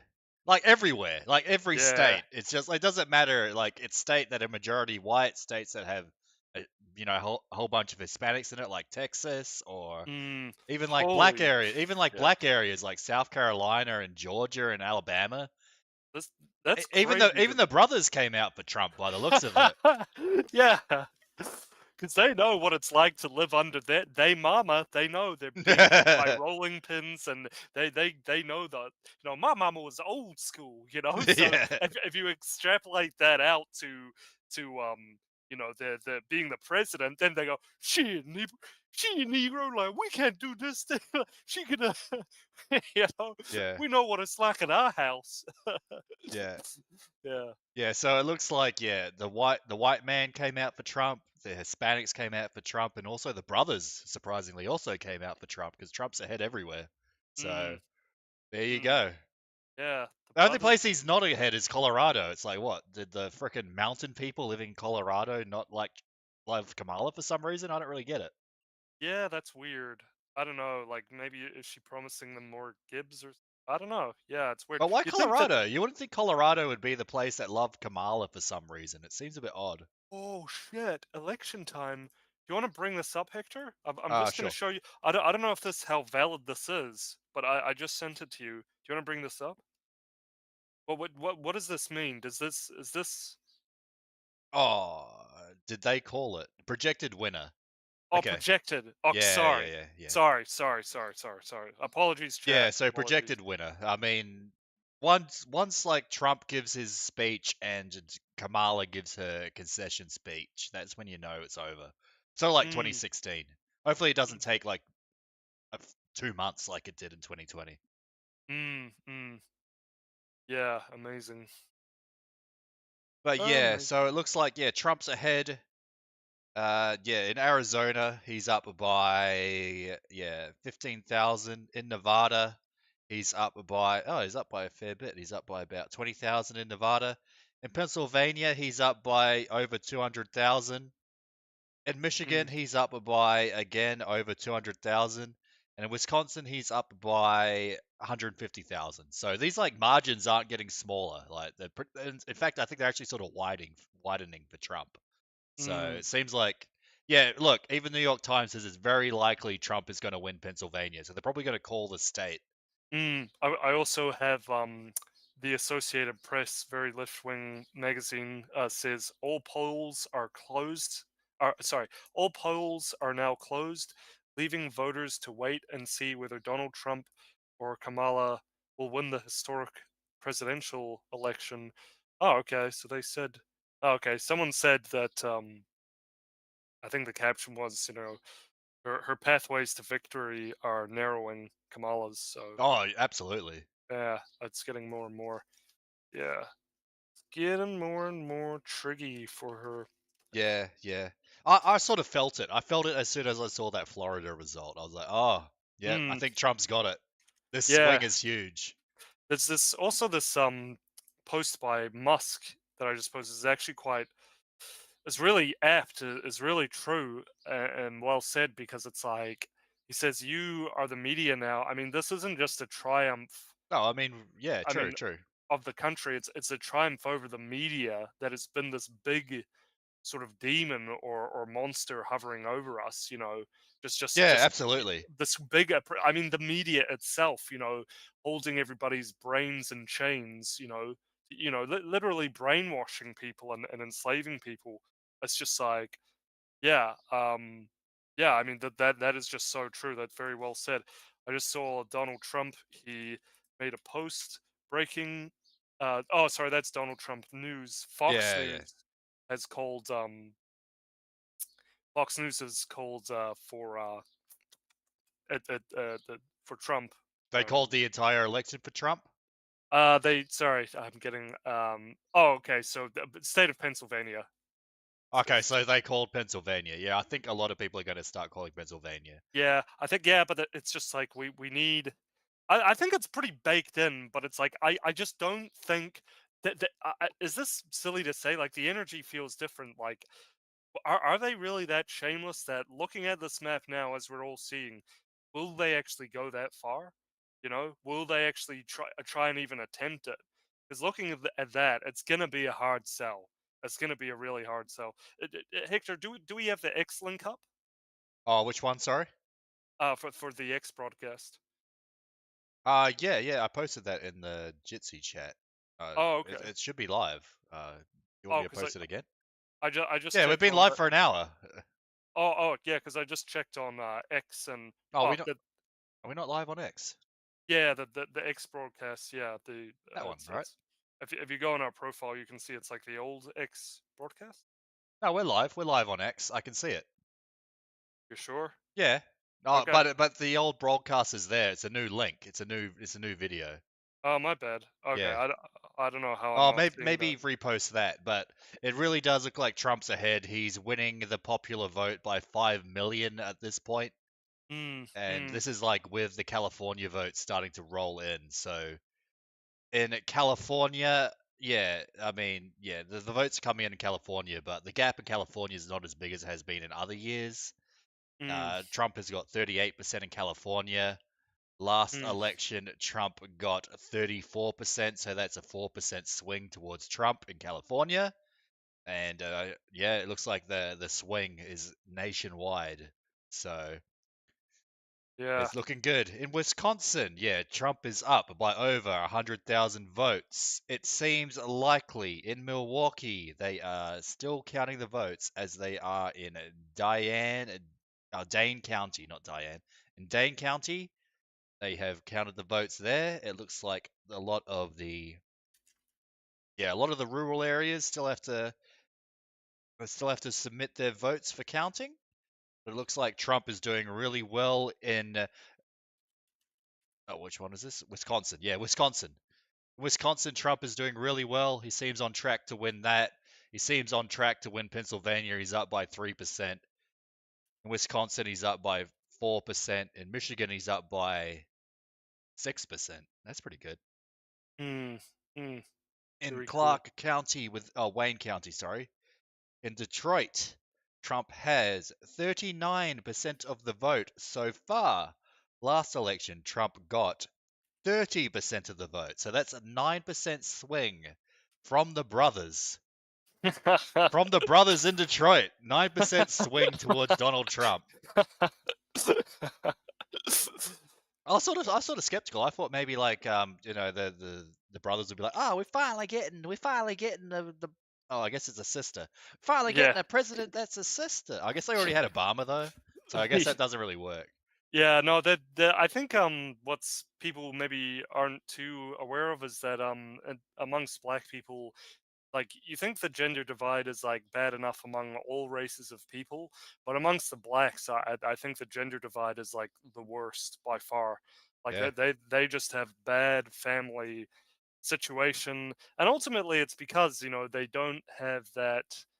I mean, not only are the kind of breeding strategies of Africa different, but you look like what they had, the culture they were given in the United States, that has been taken away and replaced with like Marxist sort of promiscuity, where even in Africa, they had like the chief and that they had some sort of hierarchy in terms of, delegating mates and stuff.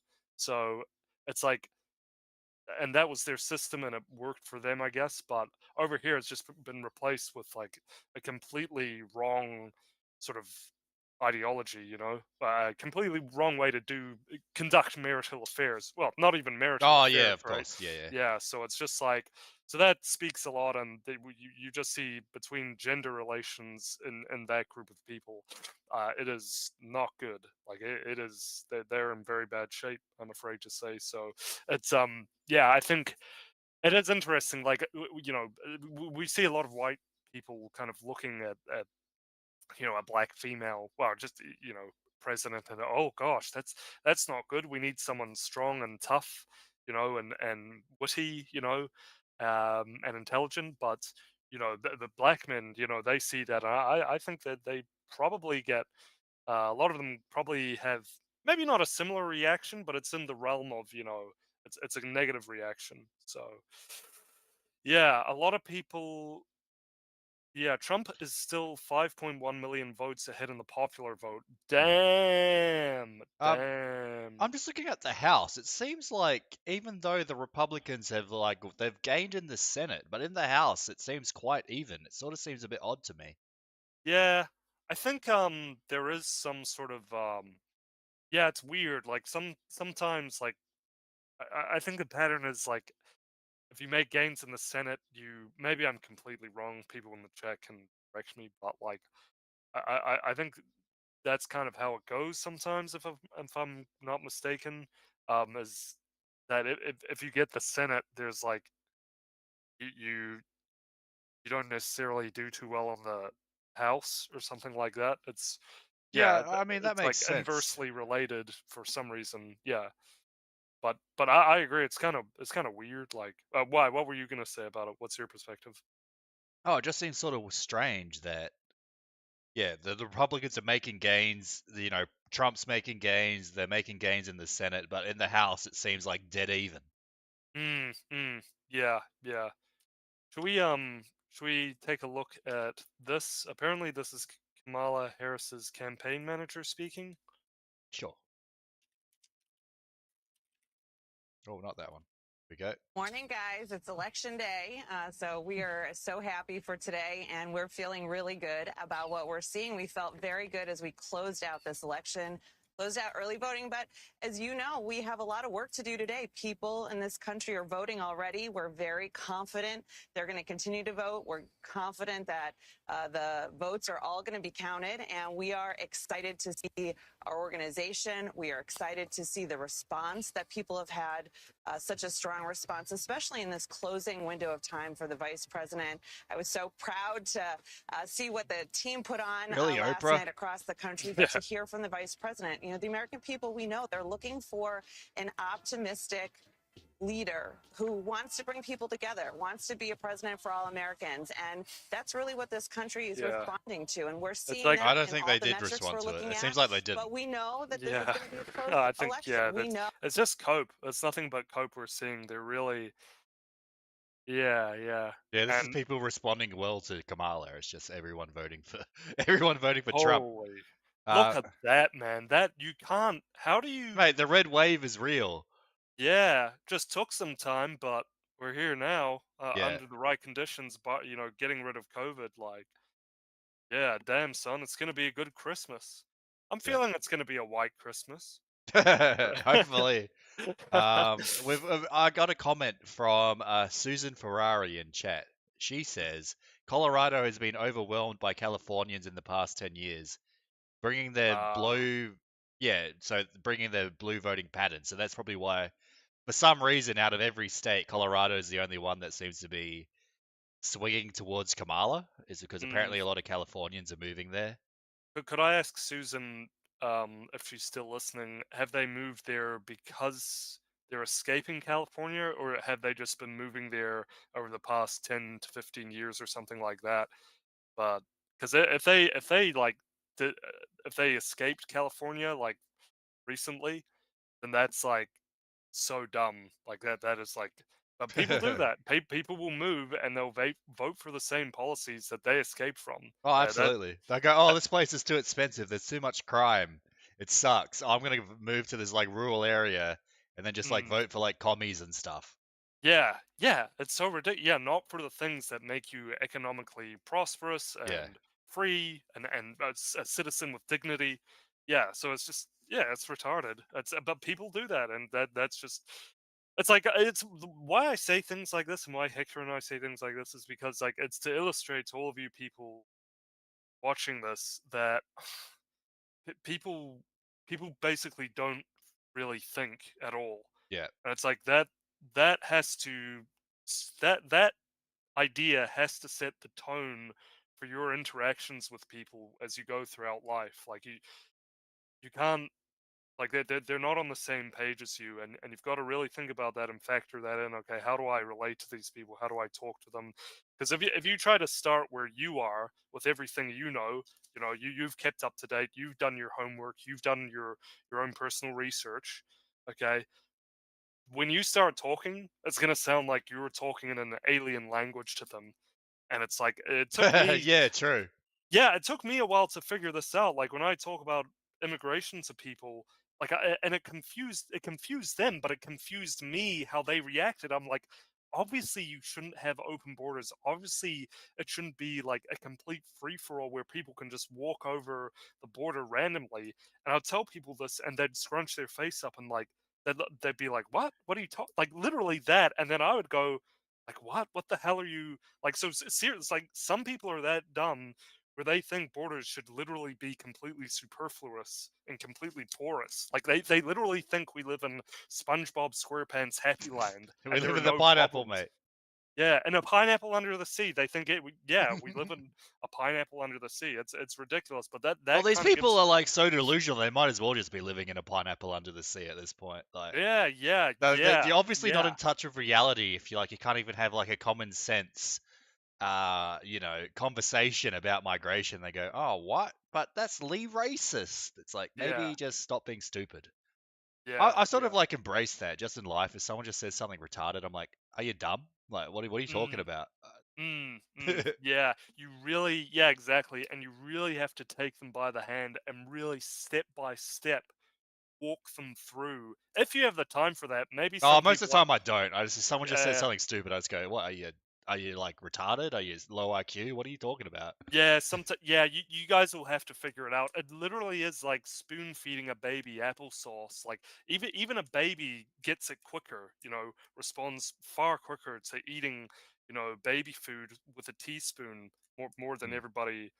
But then some of the people I've met, and I don't take pleasure in saying that. It makes me kind of sad for them actually. But it's just regardless, you guys gotta be aware of that when you're talking to people, and to protect yourself and your own, because people will react violently if they hear you even saying milk toast things. So that's just a little bit of an aside. But anyway, Just an update. Pennsylvania is 94% counted, and Trump is up by 3% still. Like this margin's not changing. It's been that way for like the last 2 or 3 hours. Trump is in the lead in Pennsylvania. It seems extremely likely he's going to win it. The Pennsylvania win will be just under the amount he needs to win the Electoral College. He needs one more swing state after that. So after that, you've got Wisconsin, Michigan, Minnesota. It seems to be leaning towards Kamala. Arizona is slightly leaning towards Trump, and Nevada is also leaning towards Trump. If Trump wins Nevada, they'll be sort of like cool because he didn't win that against Hillary and he didn't win that against Biden. So it'll be sort of interesting if he picks it up this time. True. Yeah. If we look at well, it seems the trend, like big swings, big changes, big increases in even blue states, a fair few blue states, look at New York. I mean, should we compare New York? So, I mean, Yeah. obviously it went blue, but Trump got 44% in New York. In 2020, wow. In Okay. 2020, Trump got 37. So that's that's like a 6% swing in New York towards Trump. Damn. In a solid blue state. Like you're sort of getting within striking distance. When you're within like 10%, that's sort of striking distance, right? So Yeah, especially with all the pressures that have been applied to Trump over the years and all the obstacles they've had. Like that is impressive to say the least. Oh, speaking of this, do you think Trump will actually like do good on his promise to pardon all the January 6th like political prisoners? Because he said he would do it. So I really hope he does. It would make total sense to, and I hope he does. I really, really hope he does, because those people are in there unjustly, and that's unfair, and they were set up, and they were lied to. I just look. I've got to be like really brutally honest, and got to say like personnel is policy. Look, a lot of what we see if Trump does win isn't actually going to be up to him, and it's going to be a big disappointment.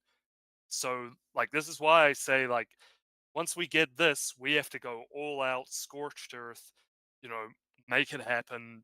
Just we have to grab power like a pit bull gnawing at a tire or something. We have to be savages. But I just with the current administration that we see around them, I just don't. I hope I'm wrong. I seriously hope I'm wrong. I hope they get free. I really want them to be free. But with this administration and looking at their record, how they like backed out and they were against Trump and they attacked Trump and they attacked him for this. For supposedly the trap, the honeypot they laid for him and Trump supporters. I just don't really see. I'm not. I just can't really see it. I hope they get free. I hope they do. But apparently Trump is about to speak on election night. All right, maybe I'll just mute this. Yeah. This is just Fox News. I'll just have it muted. But apparently Trump is expected to speak at Trump HQ shortly. So maybe he'll declare victory. I mean, you might as well. Look, looks like Trump's going to come out any minute. I'll just keep it muted for now while we wait. And when it does come, when Trump does make his appearance in the next, I don't know, hopefully half an hour or so, chat, let us know if Trump comes out, because I also want to have a look at the polls and stuff. Just to read a couple chats, Mr. Kite says a pineapple under the sea would be affordable housing. Oh, I mean, what the fuck? Oh, all my browser tabs just crashed. Amazing.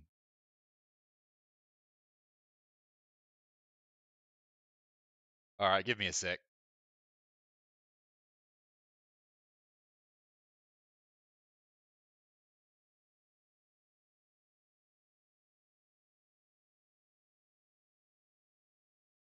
My tabs crashed. What the heck? It's Mossad. Mossad hacked my tabs. Am I back? Oh. Hello. Yeah. Hey, well, so okay. Can you hear me? Is the video still playing for you, or? I think it is. Can you wait? Oh, you've got to unmute yourself. Oh, sorry. Am I unmuted? Yeah, there we go. I don't know what happened. All my Brave browsers just crashed all at the same time. So I think it's still going. I probably need to pull up all my tabs though. Okay. I think I got hacked by like Kamala or Mossad or something right at the last minute. Let me just see if we're still going. Let me see what's happening. So OBS is still going, so I think we are still going. Oh yeah, okay. Looks like YouTube is there. Yeah. We're on YouTube. So can you guys comment?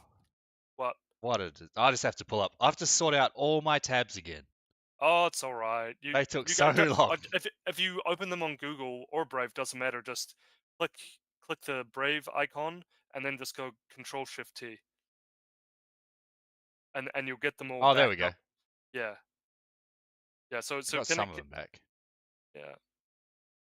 I didn't get all of them. I got some of them back, but whatever. If you press Control-Shift-T again, you'll open all. First Control. Oh, true. Yeah, one window. Then if you press again, your second group of tabs or window. Oh yeah. We're back. We're back. Sweet. I got hacked by Fox News because I wanted to show their stream. Maybe. Who knows? There we go. All right, my tabs are back, baby. Awesome. So we're back, everybody.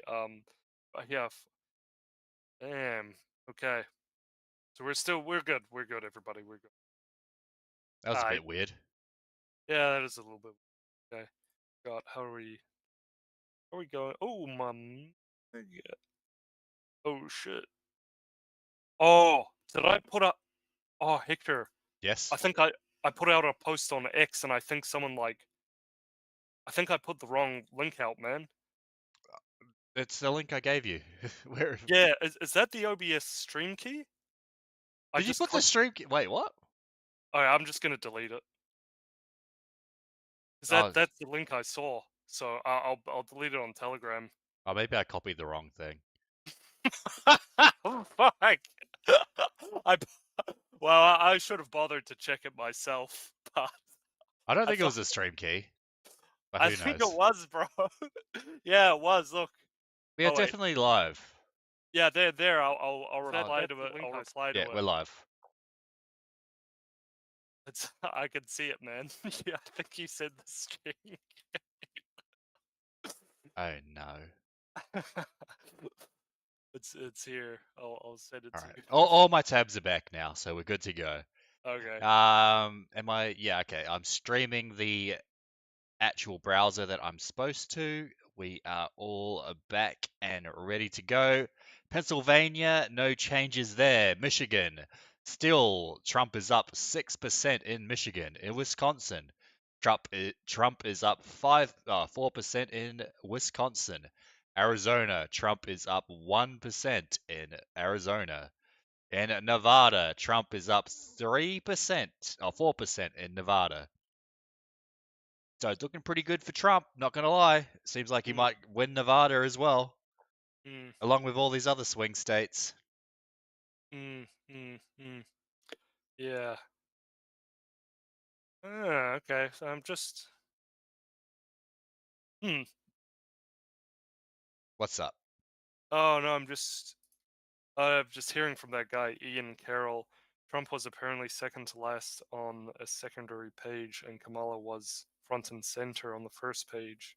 Oh, okay, so that's for the voting ballot, but In which state? California. Oh yeah, well California's cooked, so that makes sense. Not confirmed, but yeah, that'd be pretty interesting if yeah. But anyway, yeah. All right. I mean, I might check the Bloomberg website and see how Trump is doing. Oh, sorry, the Republicans are doing in the Senate. Let's have a look.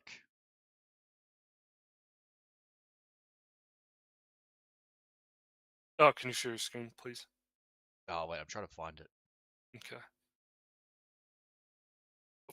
But we're definitely broadcasting on Yeah, that. we're broadcasting. Okay, as long as you can see it, as long as you're confident on that. I can't see the link on our page anywhere, but okay. As long as you're confident. Look, I'll send it to you again. Look, Nick Fuentes is happy. He's actually happy. He's saying I thought he went for Kamala. What the heck? He 2 hours ago he said total Groyper victory. I think Kamala. I think. Sorry, not Kamala. I think Fuentes is trying to play both sides here, so he can just like say any side is he won. Yeah. He kind of. I think he does that a little bit. Yeah, he doesn't. He doesn't want to be a loser, so he just plays both sides. Yeah. I think he. Yeah, or that, or if I'm being charitable, he really does love Trump, and I know he does, and so he just can't restrain himself when he sees Trump win. So I could kind of understand that. I give him the benefit of the doubt there, but it is kind of like, yeah. Anyway, he's just anyway. He's just a crazy guy. Yeah, I sent you a link of just a meme. It's just a meme, just a simple meme. Another meme? Yeah, Trump still isn't speaking yet. When Trump speaks, I'm checking on this tab. I think he's expected. Yeah, it's good, right? It's good. Yeah, fair enough. That's true. That's pretty good. This guy and his stupid bloody keys. Yeah, got your keys. Kamala Yeah. Harris to launch OnlyFans account following election. That's good. Okay, what else? So, can I get the screen, or are you still busy? I'm just trying to sort this out. Wait, did I remove the wrong thing? I just need to fix I need to fix all my New York Times tabs because it says the pop-ups. All right, there we go. Just have to remember how to do this.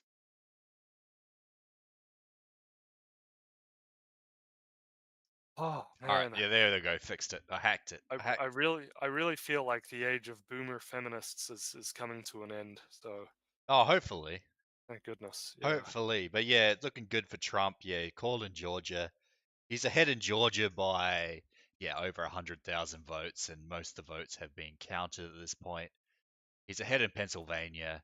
He's ahead in Michigan. He's ahead in Wisconsin. He's ahead in Arizona. He's ahead everywhere. It's like just call Pennsylvania at this point. Call Arizona. Then we can say Yeah. Blumph won, and then we can call it a day. Yeah, just get it over with. They're just wasting everybody's time by being sore losers, you know? Just absolutely. Come on, just get it over with. You guys lost, just accept, take the L, be honorable, or whatever honorable you might have left, you know, and just, you know, come on. So do it for Peanut. Yep.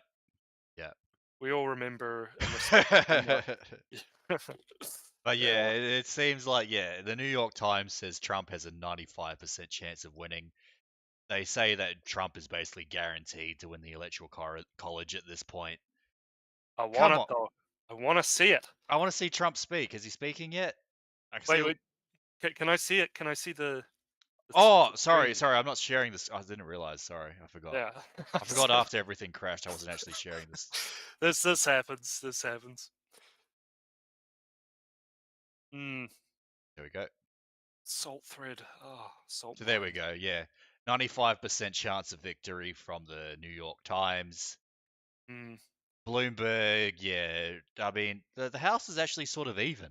Like, the Republicans are ahead now, but there's a lot of Californian seats to be counted. So hopefully they pull ahead.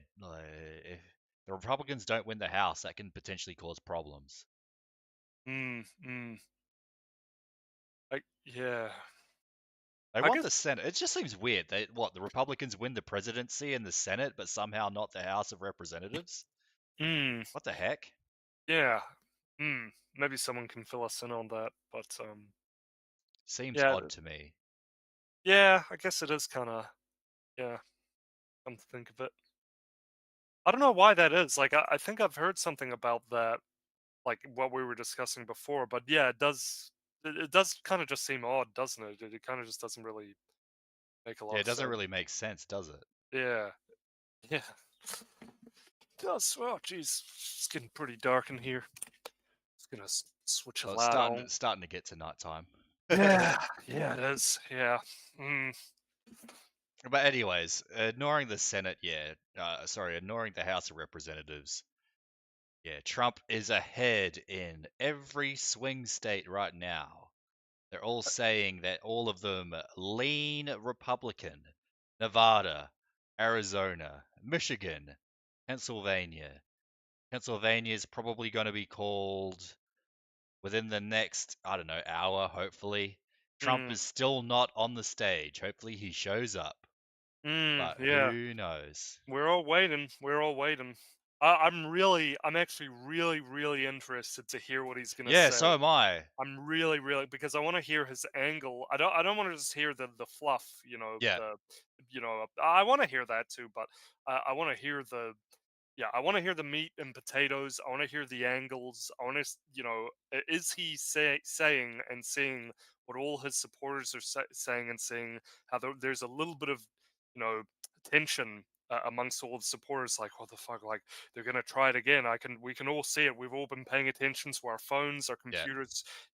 I want to, and he needs to rally in this speech. He needs to rally people, and he needs to say to his supporters, do what you can. You need to stay outside the polling booths. If you see people with ballots coming in with trucks, coming in with trolleys filled with cardboard boxes or crates or whatever, you have to do your duty as an American, and you have to, for the future of our nation and for the future of our country, you have to stop these, sore losers, and these liberal lunatics, these communists, from destroying the future of our country. It's in your hands. The future is in your hands. You need to stay awake, and we all need to do something like that. We all need to do our duty.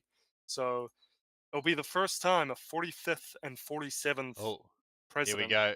Here we go. Okay. Oh no, I mean not Trump, but Fox News says that Trump's basically got it. Damn. They say Trump's the president-elect, the 47th president of the United States, according to Fox News. They're calling it for Trump. Shoot, bro. That's crazy. Well, that's the thing. If you got all these media organizations calling it and they try to rig it now, it's like, what the heck? Didn't a bunch of people say Trump already won? Yeah, Global Politics is also saying Trump has won. So Global Politics is saying Trump won. Let's watch this short clip from Fox We are News. now projecting that Donald J. Trump will win the state of Pennsylvania. Former President Donald J. Trump will win the state of Pennsylvania, and thereby he is on his way to becoming the 47th president of the United States. Subtitles, yeah. Yeah, I don't think this one had subtitles, but okay. But yeah, Trump. Fox News is already saying Trump won, so that's you'd assume the other news organizations are probably going to follow. So as of 21 minutes ago, you have seconds ago, you've got people calling for Trump. Fox News is calling it. Trump is probably going to give his speech any second now, maybe. Is he there? No Trump yet. No Trump yet. He'll be there. Trump will be there. Hopefully. Hopefully he hasn't gone to bed like Kamala Harris. Yeah, no, I don't take. I think that's ridiculous. Kamala went to bed before she could give a concession speech. At least like Hillary Clinton gave a speech when she lost. It's like, come on. How could you go to bed like after the most historic? I don't know. Oh, she's not going to bed. She just didn't want to give a speech. Yeah. It's basically just like sore loser behavior. It is, isn't it? It's and it's more than that. It's really just classless. Yes. There's just no class, no honor, no class, no. It's just pitiful, loser behavior. Yeah. Yeah, absolutely. Could I have a link to that YouTube link too, please, Hector? I just wanna I won't be able to hear your thing, so I just wanna. Looks like Mate, 10 World's kids will be crying again tonight. Yeah, sorry, what, bro? I just had a bite of my apple, so. Okay, yeah, may as well. Everybody take a bite of your apple in the chat. If you don't have one, go to your fridge, get one, and bite an apple. Yeah, make sure it's a red apple. like Trump took a bite out of the electric today and swung it towards the Republican Party. Yeah, that's wow, the meme magic, man. That's But yeah, just look at this. The swing is overwhelmingly towards Trump, basically everywhere. A nation united, once divided, now united. Yeah, I reckon. They were always saying, "Oh, he's dividing the nation. Oh, he's the big meanie dividing the nation." And look, he's actually done it. Yeah, he's won like every single swing state by heaps. Oh, not just swing state, just like every state. He's like gained massive amount of votes, even in states he didn't win, like in New York. Look, Trump's up by like 4%, 5%, 14%, another 14%, 13%, 2%, 5%. 6%. Like Trump's up even in like deep blue states. People are betting on Trump. Yeah. And the betting markets are like, you can't really miss those, right? I mean, people are. Look at how happy they are. Look at the contrast. You have the black queens, the Kwanzaa queens, and now you have actually. Now you got that's the Hispanics for Trump. Yeah, you actually get kind of a little bit of it's mainly like there's a lot of whites, but you do see some like Hispanic kind of faces there. Again, it's like whites and Hispanics. Like, I mean, I think a lot of Hispanics, like a lot of them are small business owners, and they see what happened after the BLM and after the COVID. Oh yeah, and they're just like, man, fuck this shit, puto. Like we're you aren't gonna let us sell our burritos. We'll fuck you up, Holmes. We'll fuck you up. Yeah, you see that guy Mexican hold out a chainsaw? That's like, yeah. I mean, they did that to Juan, man. You talk about peanut. My hombre Juan is still in jail, man, for holding a chainsaw up. So it's messed up. It's not fair, man. It's not fair. Yeah. So yeah. No new states have been called yet. I mean, they're gonna be calling Pennsylvania any minute. Trump's up by 200,000 votes. Like, it's mostly counted. How much more is there left? Yeah. Can you bring this image up? Okay, apparently this is a 4chan. Yeah, just click that. Just go. okay. He's the new Harambe. This is a real photo, by the way, everybody. It's real. Just letting you know that that's actually 100% real and that actually happened. So, he was a good friend of Peanut. Peanut meant a lot to Trump, and this is why he went balls to the wall for his best friend. And this is the mark of true friendship and how we all need to proceed into the future together. So keep that in mind, folks. Yeah. Okay. We want justice for Peanut. Justice for hashtag mate, justice for Peanut. You know how there was the what was it? The judge that euthanized Peanut. That like Trump should euthanize that person. Yeah. Exactly. Or send them to the salt mine forever. Yeah. Yeah. But anyways, in Nevada, Trump is still ahead by 4%. In Arizona, he's ahead by 1%. In Pennsylvania, Trump is ahead by 3%. In Michigan, Trump is ahead by 6%. In Wisconsin, he is ahead by 4%. So there you go. Trump's leading in all the swing states that have yet to be called, except Minnesota. Kamala probably won there, but there you go. Ain't gonna matter too much soon. Yeah. Still, no Trump yet. Yeah, it's just people standing around. Come on, where's Trump? Just give your speech. Come on, you won. Fox News said you won. They already called the election for you, so just go up and give your speech and say you won. I mean, you've already won. Trump already won at this point, so what are you waiting for? Yeah, this is. So I saw Tim Williams did a post. Should we share it? Do you want me to show it to you or? Sure. I don't know where he's getting this from. I don't know if this is because we haven't seen this on our map. I don't know what map this is. Yeah, it's at 248, but his is showing. I don't know if he's just memeing. He might just be memeing. Oh, there you go. Yeah. I don't know what map this is, but Tim Wills says our good friend Tim Wills is doing his own live stream, by the way.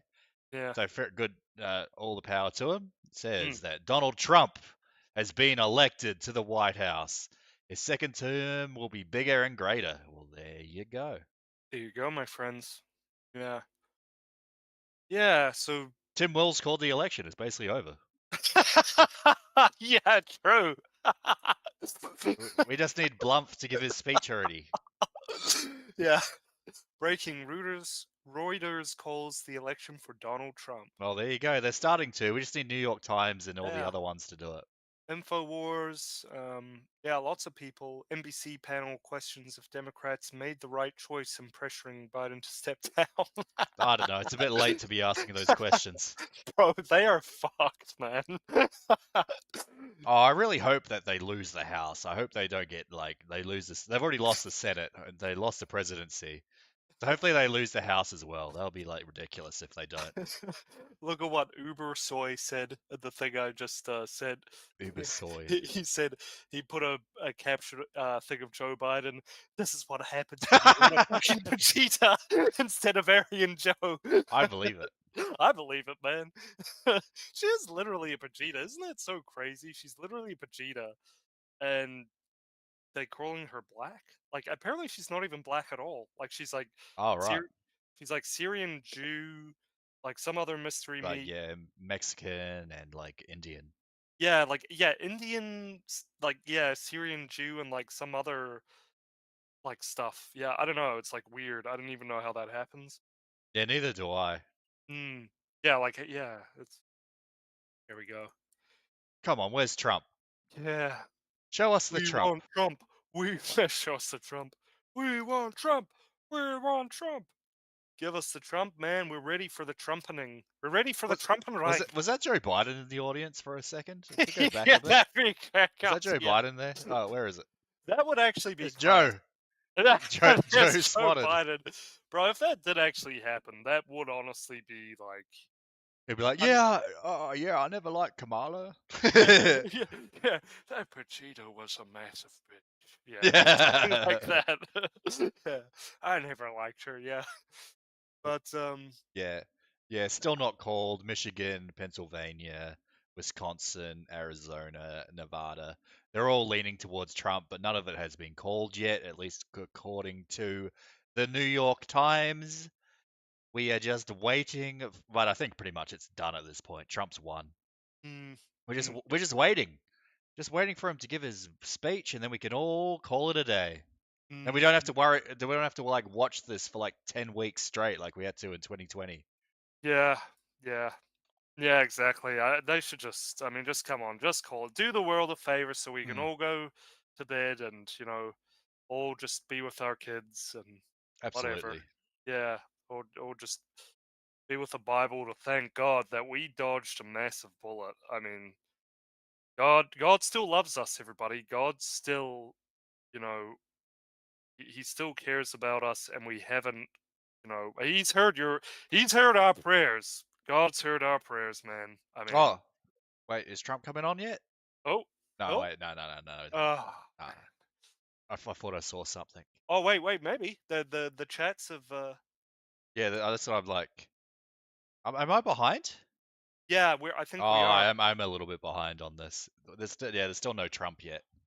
Okay, we're just waiting for Trump. Hurry up. We can't be sitting around all day waiting for you. Yeah, you keep it on mute. I'll keep it on low volume. Yeah. I'm just muting it because it's just going to be people like chanting Trump all the time. But it does look like, yeah. Come on, just give your speech, Trump. Been waiting all night. Yeah, be very cool if he did. But yeah, I'm just in suspense, man. I can't.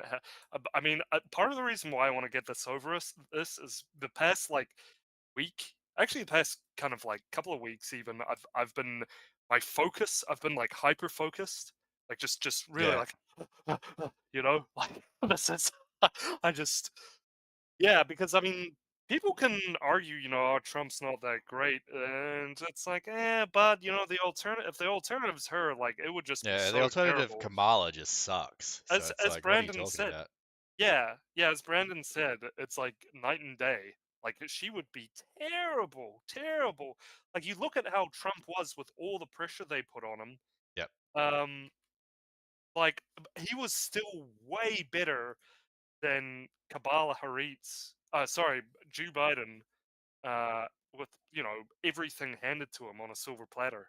So, absolutely, and I mean, just Kamala Harris just would have been Trump, but even worse. SNP in chat says, "Don't forget Wally the raccoon that was also euthanized." Exactly, justice for Peanut and justice for Wally. Amen. Well, they will. Sounds like Peanut and Wally will be avenged tonight, and Harambe. So yeah, we're gonna and Harambe. Yeah, we're setting the record straight. Man, thank God. I think God really does still care about us. We haven't. He's seen. We're in his favor, perhaps. I mean, we've still got a lot of work to get back in his favor. This is just my sermon, but yeah, look, we've got Nick Fuentes saying, "I can't believe we did it again." What do you mean we? You said not to vote for Trump. Yeah. Come on, Nick. What did you do? Come on. Well, I mean, Trump would have. I think I take that back. Because honestly, I haven't done anything to him. But yeah, but it's like, come on. He said he's not going to vote for Trump. So it's like, what are you talking about? I think he's just trying to play both sides. So no matter who wins, he gets to say that he was a winner. Like he gets to say he was victorious the entire time. Yeah, maybe. I think he might actually be like he loves the guy, man. He really, from his streams, I can tell he really loves Trump, and that's kind of, he's got like a childlike fascination with the guy. So that's Oh, what's that? Someone's on the stage. No, I think yeah, it's just, I see people like walking back and forth, and I'm like, oh, what's going on? And it's like, I think that's just one of the technicians or something. Yeah. Yeah, well, hopefully he has good security, for this. Like, why can't they put like bulletproof glass around him or something? They do that with like Asian candidates in like Southeast Asian, China or whatever and stuff. So why can't they do this for like the leader of the world, essentially? Yeah. Imagine if they just send like Vance up. It's like instead of Trump, they just send like JD Vance. Oh, like, Trump fell asleep or something. Yeah. All right. Yeah, still no calls in the election. No changes here. All the swing states are still leaning towards Trump. Nevada's leaning towards Trump. Trump's up by 5% in Nevada. Looking good for him. Looking good in Pennsylvania, where he's up by, just under 200,000 votes. In Michigan, he's up by, he's up by heaps in Michigan. He's up by 250,000 in Michigan. And he's up by over 100,000 in Wisconsin. So these margins are barely shifting. Why? Why have they just? Because they I don't already know. called it. I don't know. Did like all the vote counters go to sleep? It's like, can we just get these last little bits of Pennsylvania counted, please? Then we can call it a day. Wow. So Trump seems to be getting the popular vote by 1.2. I guess that's 1.2. Does he mean 1.2 million? Oh no, Trump's up by 5 million votes. Oh yeah, right. 5 million. Yeah, right. At the moment. Well, I mean, they still have to count California and stuff, but it seems like Trump's going to win the popular vote. I don't think. Seems like, he's going to win the popular vote and the college, which is an improvement on 2016. And Nevada. He didn't win Nevada in 2016, so there you go. We got NZ Kiwi in the Rumble chat saying MSNBC called Trump for Pennsylvania. So there you go. Even like libtard stations are calling Pennsylvania for Trump. Finally. Yeah, all right. It's good, man. I feel good. I'm feeling good, Hector. How are you feeling? Yeah, feeling good. I mean, I actually sort of I perked up as soon as I saw that. As soon as I saw the Florida results, I was like, yeah, Trump's got this. Yeah, nope. You got the foresight. That's good. That's good. Well, I mean, I was right. I said, Trump's going to underperform in the polls by 2 to 3%, which seems to be true. He's winning every swing state. Pretty good for him. Yeah. This is good, man. It seems like the actual thing, that's up in the air is whether the Republicans are going to win the House of Representatives, because at the moment they're sort of lagging. You still got all these houses or all these races in places like California that haven't been counted yet. So you sort of hope they do, but I guess we'll see. At the moment, they're sort of tied. Oh gosh, interactive. CNN projects. Okay, no, that was 4 minutes ago. CNN projects Donald Trump wins Pennsylvania. Yeah. So it pretty much is game, set, and match. If that is the case, if they actually did say that, and if everybody does actually accept that, so. Yeah, absolutely. Yeah, it seems like the only ones not calling Pennsylvania is the New York Times. The only thing is yeah, right. Although they were quite bullish on Trump hours before. Yeah. Look at this. Who's what? talking? Huh? Oh, is Trump talking? No, no one's talking. No one's talking. Okay. It's sorry, it's the commentators that it's talking. Yeah, sorry. Oh, okay. But this chick, Savannah Hernandez, said it's not just Trump who got elected tonight, but also Vivek Ramaswamy, Tucker Carlson, Tulsi Gabbard, Elon Musk, and RFK Jr. Okay, none of these people are good. None of these people cut the smell test for me. I mean, really, Vivek Ramaswamy, who got rich in America through pump and dumps. Pump and dumps, is that the right term? Yes. Yeah, and scams essentially. Tucker Carlson saying that a demon attacked him in bed, when it was probably just he was giving back shots to his dog, one of the 4 dogs he slept with. Tulsi Gabbard, yeah, she's like liberal. Okay, basically, the only person who I kind of like there is Elon Musk because he's kind of cool. Yeah. But that's kind of it. MSNBC did actually call Pennsylvania for Trump, so any minute now. Any minute now, Donald Grump. Oh wait, what's this? People are walking on the stage. What is it? Nothing. Okay, it was nothing. Bitcoin is still at an all-time high. Is that Gavin McInnes? Like the guy Oh, from Vice News? it looks like him, doesn't it? Yeah. Nog Grim Devastated says SNP in chat. It is what it. I think a lot of people are devastated tonight, especially the sassy black women. Yeah. Yeah, they ain't gonna be snapping their fingers no more, man. I don't need no man. Whatever they talk about, like whatever the stereotype is. But Jeez, yeah, they are actually crying. Like I'm looking at more pictures, and they're actually beside themselves, the bitches. Meanwhile, we celebrating, man. yeah. We are all in Mar-a-Lago right now, everybody. Hope it feels that way for you. We're all celebrating at Mar-a-Lago. We're having sips of champagne. Okay, we're Yeah. laughing at the libs. Yeah. What was the? Okay, let's have a look. I just want to see how Detroit's voting. I want to see how the brothers are doing. Yeah. I mean, whoa. I mean, just look at that. The brothers came out 41% for Trump in Detroit. That's Yeah. huge. Mm. Last time it was 30%. So that's over 10%. Like 11% more brothers came out for Trump this time. All right. Well, maybe it's time to lay some of the heat off the brothers. You know. Yeah, we got to cool it down with the KFC jokes Yeah. or something. Yeah, we do. I mean, Shaniqua's on the other hand. Yeah, Shaniqua's, but the brothers are all right. You know? Yeah, yeah. It's we can call them the brothers now, and not the other word. Yeah. But yeah, Shaniqua's out on the other hand. They're still they're still not that great. But Yeah, anyways, no. but yeah, mate, that's nuts. Like, yeah, Trump's done really well in I think Michigan. I think yeah, Pennsylvania and Michigan should be called soon.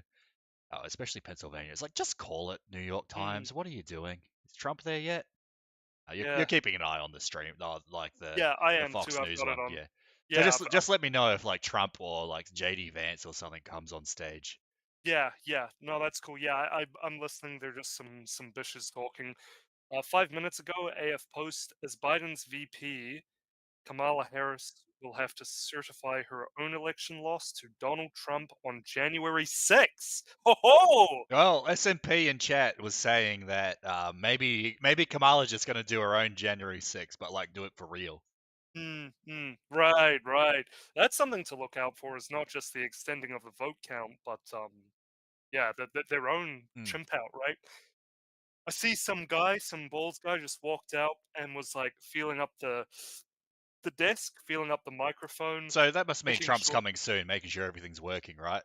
working and that it's safe. There are no little bombs or whatever, you know.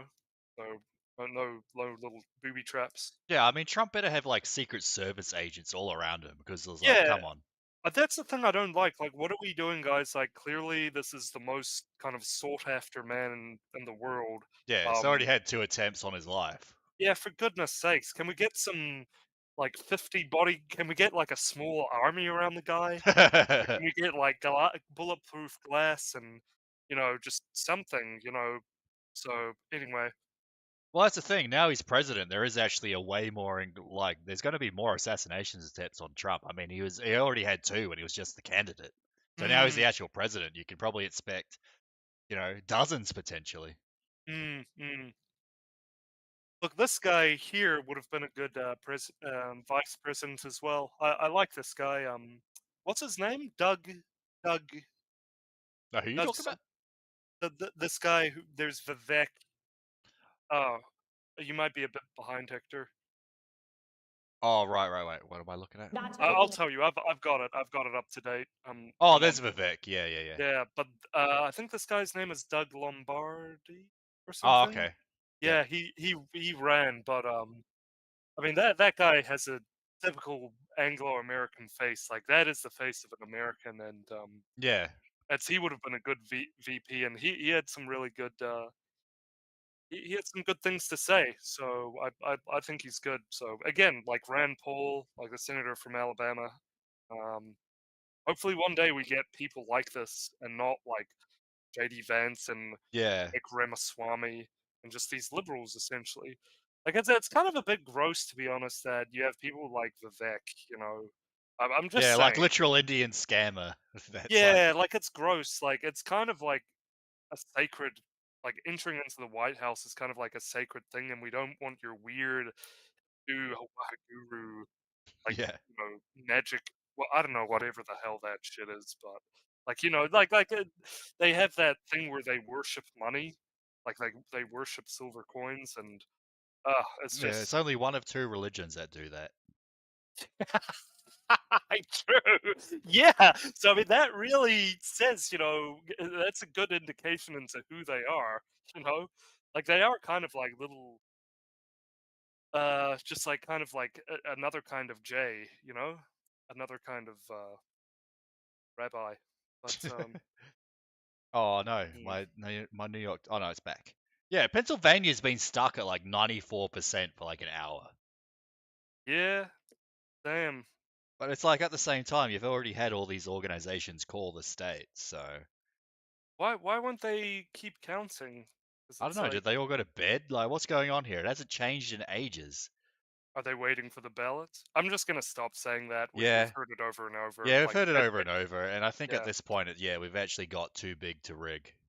Yeah, I think it's a too big to rig situation, everybody, which means we are going into the White House. Sweet.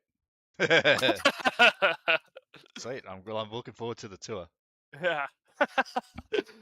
Well, is anybody in the chat saying anything? Oh, not really. Just that SMP says he's going to scam my grandma. What? I don't know, because we're talking about scammers. Okay. Okay, so here we go. Here's something I just found.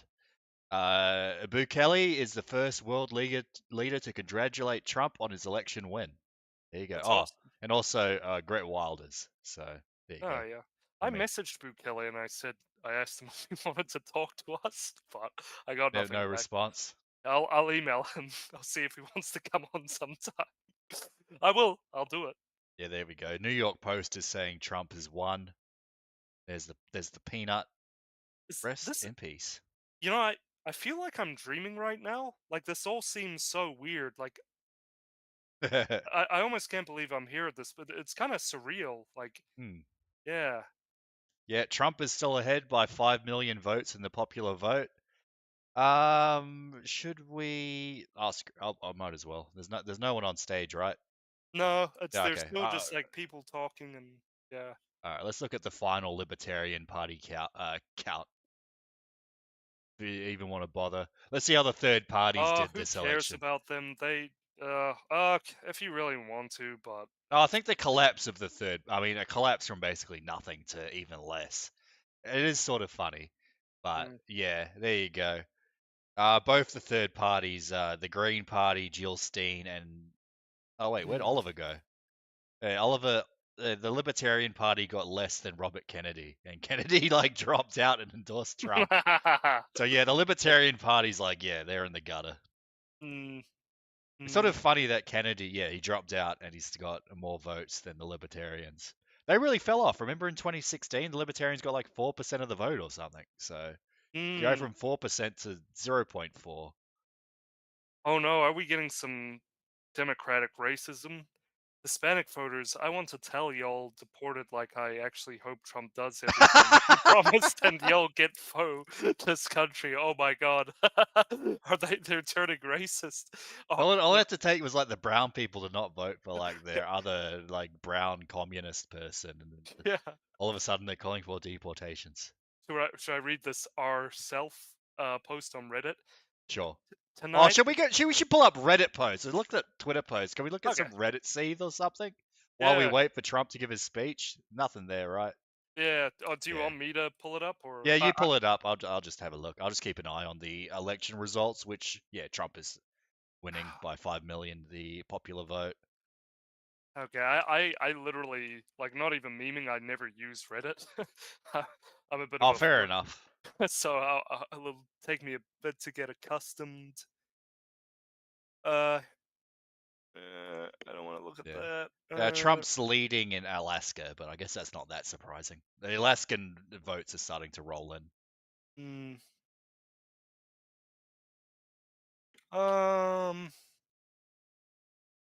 Where do I go? I don't use Reddit that much either. I just know they cry about everything all the time. Yeah, so Oh, there we go. Trump's lead in Arizona is increasing. He was up by about 15,000 votes earlier. Now he's up by nearly 30,000. So his lead is increasing in Arizona. In Nevada, his lead is steady. Trump has got 52% of the vote compared to Kamala's 47. With, yeah, Las Vegas. Sorry, I'm reading some shit. Sorry. I'm in the salt mines. I'm in the liberal salt mines. True. I sort of want to have a look at that. Okay, here, I'll send it to you. There you go. You keep reading your thing. Oh, I was just saying, like, Trump's ahead in all the swing states. The same thing I've been saying for the last 2 hours while we just wait for this. Yep, I've got my eyes on it. I'm seeing nothing. I'm just seeing some of Trump's, some of his family, Marco Rubio, maybe some, like, donors or whatever. Yeah, They here we look go. like those. Oh, sorry. Yeah, go. Oh, I'm just reading this Reddit post. Yeah, I'll do it. And like, oh no, I lost it. Where'd it go? This election showed us just how many Americans are comfortable with fascist leadership. Let me be more clear. If you voted for Trump, you voted against democracy as an ideal. This man should never have been allowed to run again after denying their election results and inciting violence. Oh, Hector! Oh, is he up? Hector, go for it. It's on. Oh, here we go. Wait. By Vice President-elect JD Vance. It's JD Vance. I knew they'll do this. All right, let's see. Along with there we go. And campaign staff. It's Blumpf.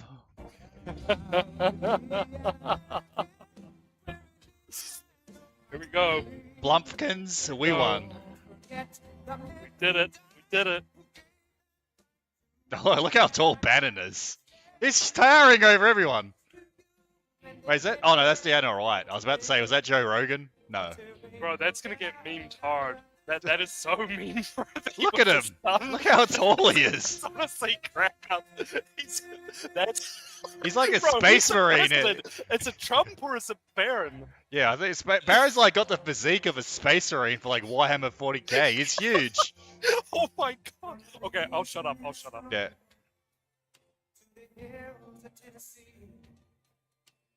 Alright, I'll make it full screen as well.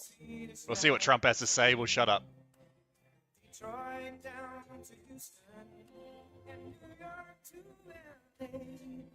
There's pride in every American heart, and it's time we stand and say,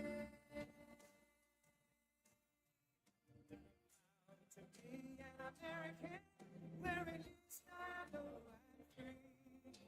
I won't forget the men who died, who gave that right to me, and I gladly stand next to you and defend her still today. Cause there ain't no doubt that this God bless the USA.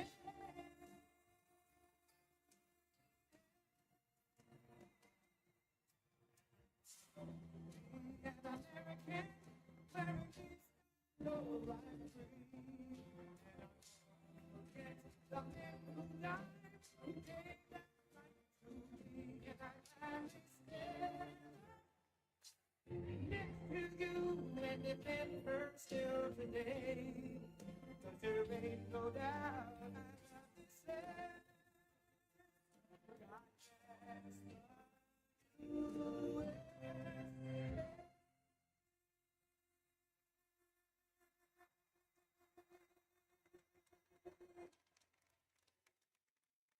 Thank you very much. Wow.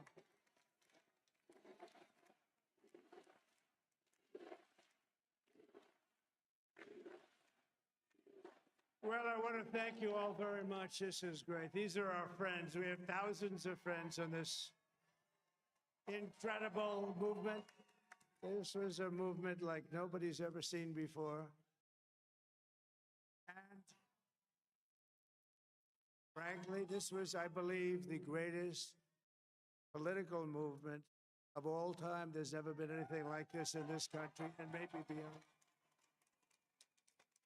And now it's going to reach a new level of importance because we're going to help our country heal. We're going to help our country heal. We have a country that needs help. and it needs help very badly. We're going to fix our borders. We're going to fix everything about our country. And we made history for a reason tonight, and the reason is going to be just that. We overcame obstacles that nobody thought possible, and it is now clear that we've achieved the most incredible political thing. Look what happened. Is this crazy?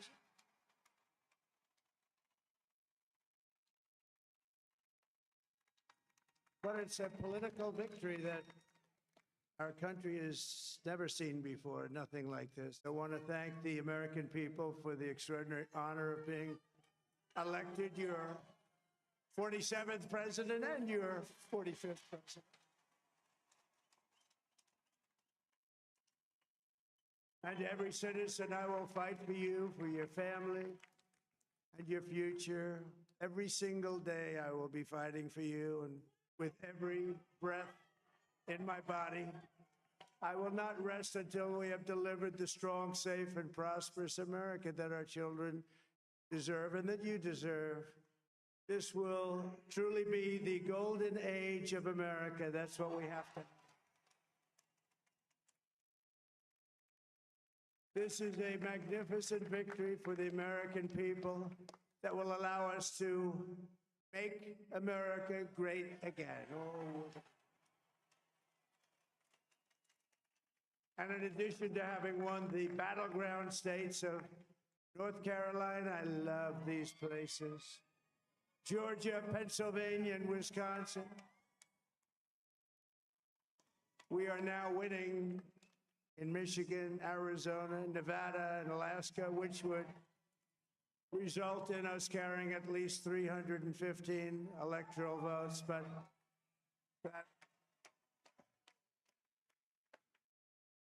it's much easier doing what the networks did or whoever called it, because there was no other path. There was no other path to victory. We also have won the popular vote. That was great. I was proud of it.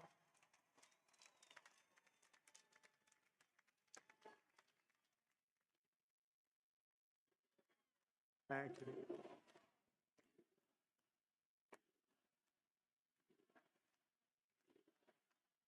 Thank you very much. Thank you.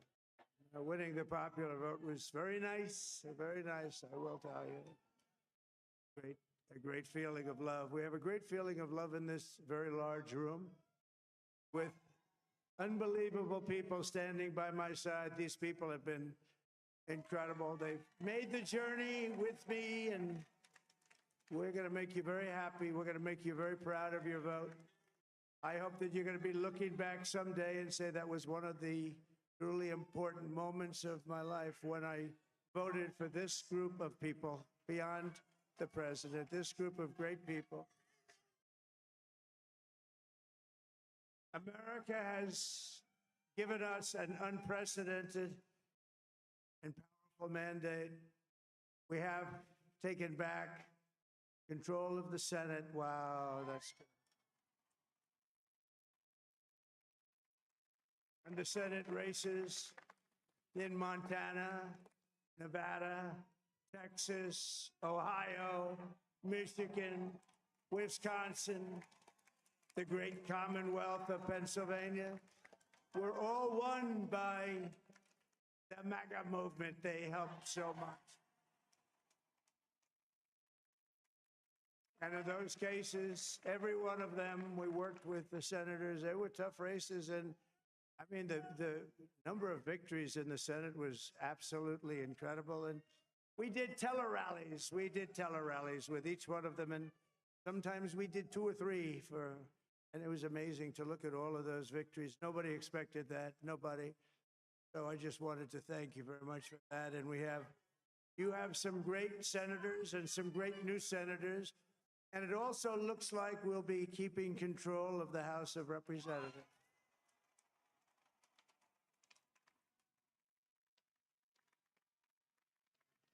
And I want to thank Mike Johnson. I think he's doing a terrific job.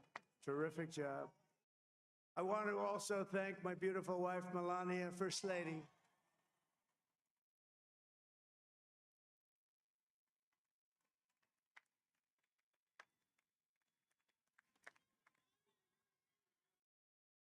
who has the #1 best-selling book in the country. Can you believe that?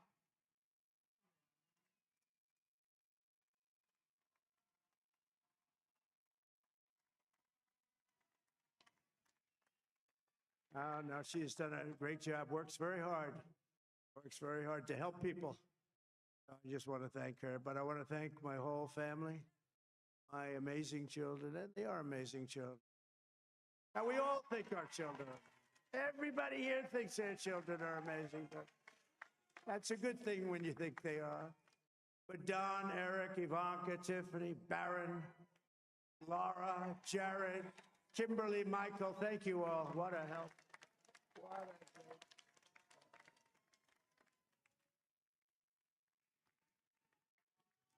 My father-in-law, Victor, is tremendous, and we miss very much Melania's mother, Amalia. We miss Amalia, don't we? She would be very happy right now, standing on this stage. She'd be so proud.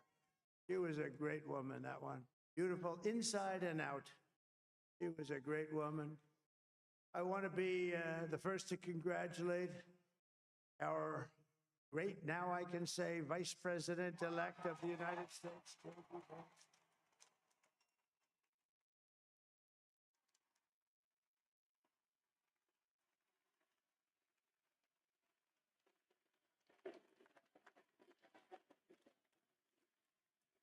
And his absolutely remarkable and beautiful wife, Ushabaz.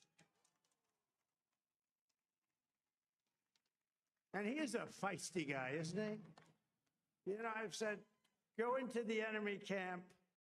You know, the enemy camp is certain networks. A lot of people don't like to, sir, do I have to do that? He just goes, okay. Which one? CNN, MSDNC? He'll say, all right, thank you very much. He actually looks fun. He's like the only guy I've ever seen. He really looks forward to it, and then he just goes and absolutely obliterates them. Say a couple of words, sir.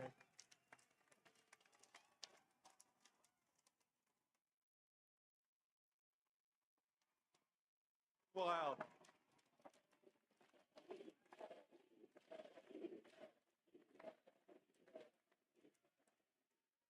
Well, Mr. President, I appreciate you allowing me to join you on this incredible journey. I thank you for the. Do we want to listen to JD Vance speak or what? And I think that we just witnessed the greatest political comeback in the history of the United States of America. We'll see what he says. We'll Okay. see what he says. Yeah, we'll just I leave know. it. I know. And under President Trump's We'll see what he leadership, we're says. never going to Fair stop enough. fighting for you, for your dreams, for the future of your children. And after the greatest political comeback in American history, we're going to lead the greatest economic comeback in American history under Donald Trump's leadership.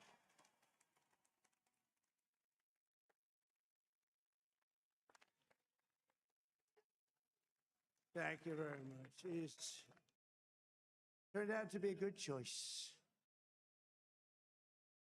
I took a little heat at the beginning, but he was, I knew the brain was a good one, about as good as it gets. And we love the family, and we're going to have a great 4 years, and we're going to turn our country around, make it something very special. It lost that little thing called special. We have to make. We're going to make this so great. The greatest country, and potentially the greatest country in the world by far. And right now, we're going to just work very hard to get all of that back. Going to make it the best it's ever been. We can. That we just, if we had to wait longer, I don't know, going bad, and it was bad fast. We're going to have to seal up those borders. Have to let people come into our country. We want people to come back in, but we have to let them come back in, but they have to come in legally. They have to come legally. Let me also express my tremendous appreciation for Susie and Chris, the job you did. Susie, come here. Come here, Susie. Chris, come here, Chris. Susie likes to stay sort of in the back, let me tell you. The ice maiden, we call her the ice maiden. Chris, come here, Chris. Susie likes to stay in the background. She's not in the background. Come here, Susie. Who is this guy? This was unexpected, but I just want to thank, obviously, President Trump for this journey. Great one. Chris He's a Lasavita, hell of a candidate. campaign He's gonna manager. be a hell I of think. a Oh, great right, okay. President and team. I just that got we some have, random guy. I thought it was the a random best guy from the team, crowd or and something. Of course, even Yeah. my boss, Susie Wiles, the best. Thank you. Thank you. And thank He you, Susie. he Look sucks at though. this. Like, He sucks. Yeah. yeah. Susie. He's not a good person. They're great. Everybody up here is great. Everybody up here is very special. Yeah, Susie's terrible. The Trump. Yeah, well, I'm not surprised. Who did you say? Oh, let me tell you, we have a new star. A star is born, Elon. Now he is. Now he's an amazing guy. I don't think Elon's even there. You know, he spent 2 weeks He in should have been, yeah. Yeah, where is Elon? Dana's there. Dana different White. parts of Pennsylvania campaigning. You know, he sent the rocket up 2 weeks ago, and I saw that rocket, and I saw it coming down. I saw it. It was, when it left, it was beautiful, shiny white. When it came down, it didn't look so pretty. It was going 10,000 miles an hour, and it was burning like hell. I said, what happened to your paint job? He said, we've never made a paint that could withstand that kind of heat. And, but I saw it come down and turn around. And it was, you know, it's like 22 stories tall, by the way. It looks a little smaller than that, but it's big. And it came down, and you saw that fire burning. And I'm saying only Elon. The could heck do is this. Trump It talking must be about? an Elon. It's And I funny. told the story. I told it last night. I had a man on the phone. I had the screen muted, no sound. I was talking to a very important man, happens to be here, and a very important guy, one of the most important people in A top would say guy. the He was talking to country, the top actually. guys. But, you know, I was president, and now it looks like I was going to be maybe president again, so I figured I could ask him to hold. So I asked him to hold, because especially because you're going to be president again, they hold. I took the phone down, and I'm looking at the screen. I'm seeing this crazy thing that's going around and coming down. It looks like it's going to crash into the gantry. And I said, oh, no. And I said, do me a favor. Do you mind holding for a couple of minutes? I want to see this. I thought it was a space-age movie or something. I put the phone down. But I didn't pick it up for 45 minutes, and he was holding. But this spaceship came down, and I saw those engines firing, and it looked like it was over. It was going to smash, and then I saw the fire pour out from the left side, and it put it straight, and it came down so gently, and then it wrapped those arms around it, and it held it, and just like you hold your baby at night, your little baby. And it was a Trump, are you beautiful all thing right? to What the see, and hell I are you called talking Elon, about? and I said, Elon, was that you? He said, yes, it was. I said, who else can do that? Can Russia do it? No. Can China do it? No. Can the United States do it other than you? No. Yeah. Nobody can do that. I said, that's why I love you, Elon. That's great. And you know, when we had the tragic Hurricane Helene, and it hit North Carolina, they were really devastated. Water. This was big water, as big as we've ever seen. Water hurricane. It built lakes out of nothing. Fields became lakes, and the danger was unbelievable. The people from North Carolina came to me and said, would it be possible, at all possible, for you to speak to Elon Musk? We need Starlink. I said, what's Starlink? The form of communication. So I called Elon, and I'll tell you what, he had, and it was very dangerous. People would die. They had no communication. All the wires were down. I called Elon Musk. I said, Elon, you have something called Starlink. Is that right? Yes. What the hell is it? He said, it's a communication system that's very good. I said, Elon, they need it really, really badly in North Carolina. Can you get it? He had that there so fast. It was incredible. So, and it was great. It saved a lot of lives. He saved a lot of lives. But he's a character. He's a Mate, he's special talked more guy. about He's a Elon super than his genius. actual We like have to platform. protect our geniuses. We don't have He that likes many that of kind of them. stuff. We have to protect our super geniuses. I want to thank Super everything. genius. You know, We have the best super today geniuses, US the best hockey champion is, geniuses, the greatest fantastic. Alvin, geniuses. slightly longer than me. It's a ball, a little bit longer than me. Just a little bit. Bryson DeChambeau is up here. What happened to Bryson? And he Where likes is he? golf. Yeah. Bryson. Oh, he was shot. He's hitting balls. Oh, he's on the way. He's hitting balls. Bryson. Oh, look at him. Oh. He had a great, got a great career going. Great U.S. Open, Bryson. A fantastic shot. And we also have a man, Dana White, who has done some job. Are these people all going to be in his cabinet or something? Yeah. It's like.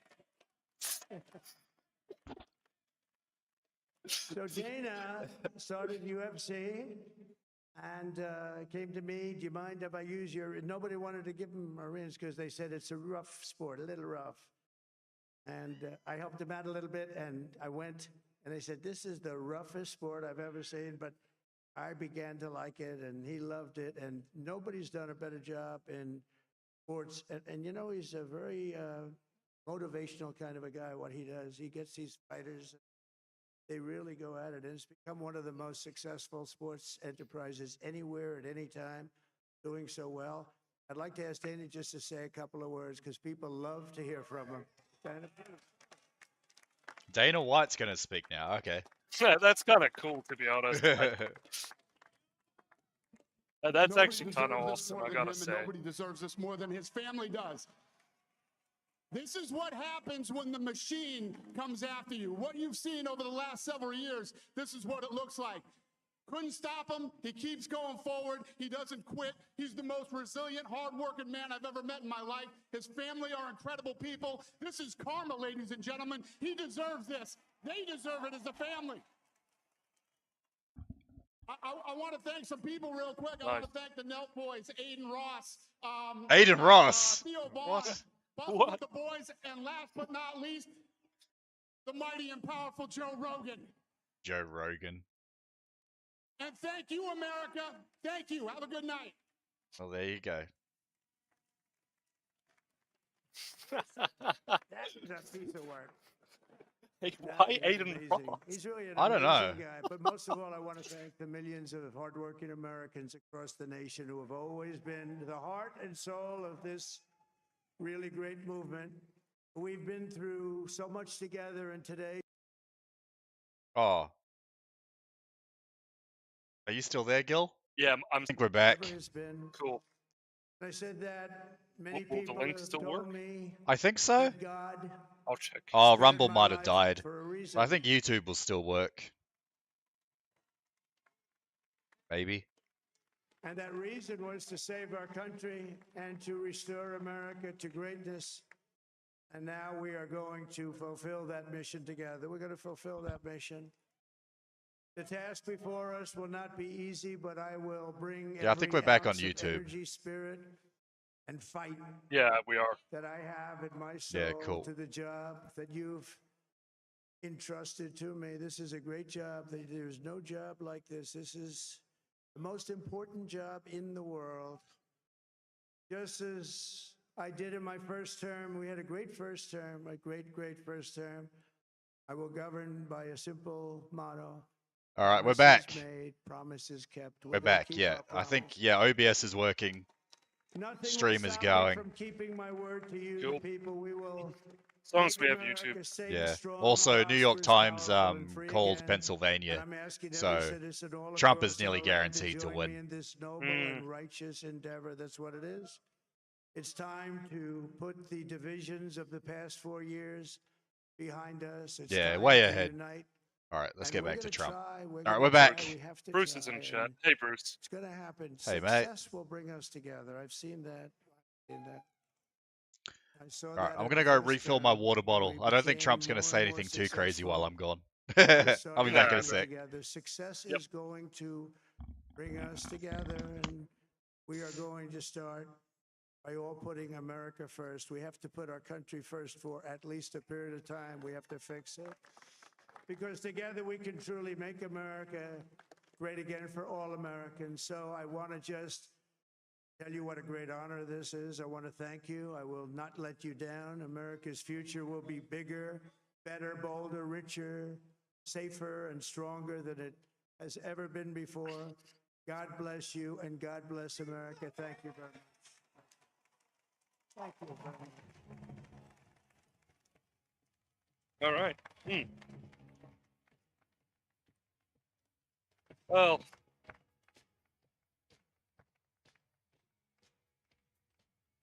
I guess maybe that really is it. Like, okay, I mean, I'm not complaining. All right then, maybe. I guess that's it. Donald Trump is the 45th and 47th president of the United States of America. Oh, I missed the conclusion. We are living through history, gentlemen and ladies. Yeah. 45th and 47th. That's amazing, man. Yeah, it's crazy. It's crazy that it's actually happened. 4 years in the making. Well, I guess 8 years in the making if you count the first election since 2015 when Trump started his campaign. Well, there you go. Another 4 years at least, and we'll see what happens from here.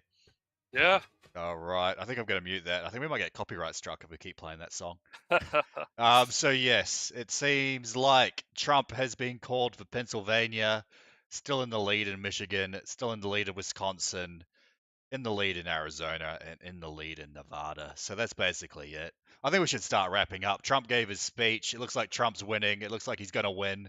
Hopefully we don't get the Biden curse of going to bed, then waking up the next day, and then suddenly Kamala's in charge somehow. I think Do you think they'll do that though? No, I think too big to rig. I think it's too big to rig at this point. So they basically have by doing what they did with this and with MSNBC and AF Post and CNN and all of them, they basically, it is a concession that they haven't publicly voiced one that the Biden administration that they haven't publicly voiced a concession, but they've like this is a concession, right? Well, what else? What are they going to say, right? I mean, it seems, we got raped. Yeah, I mean, what are they going to say? Oh, well, here's how Kamala can still win. I sort of doubt it.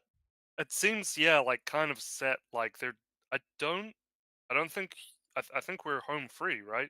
Like I don't think anything's gonna happen. Jason Walker in chat says Trump's speech was cucked. Yeah, he didn't really say anything. At least the bits I saw, because I disconnected for a bit. He didn't really seem to say much, did he? He just talked about how much he liked Elon's rockets. So. How old is Donald Trump? How old is he? 76, I think.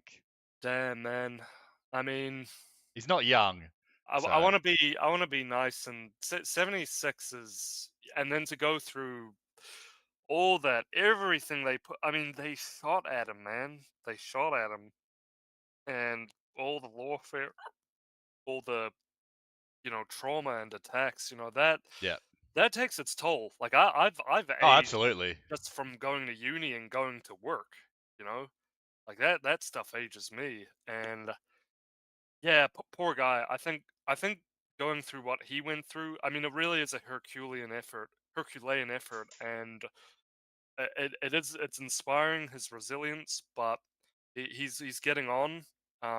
He still looks good, and he can still kind of keep it together. But he's getting on a bit, and it's good to have a bit of sympathy. And he's been kind of our bull, our guy who's taken the whips and the lashings and the sword strikes, but he's barreled through like a big bull, He's barreled through and just taken all the arrows and the whips and the lashes, and we've benefited. So by him being this big bull and charging through all the nonsense, all the bullshit, all the liars and deceivers, he's cleared a way for us. He's cleared a way where we can have this big vacuum behind him, where we can start to plant and rebuild and regrow everything again. We have this opportunity. We have this window of time. Let's not, let's use it. Use every day.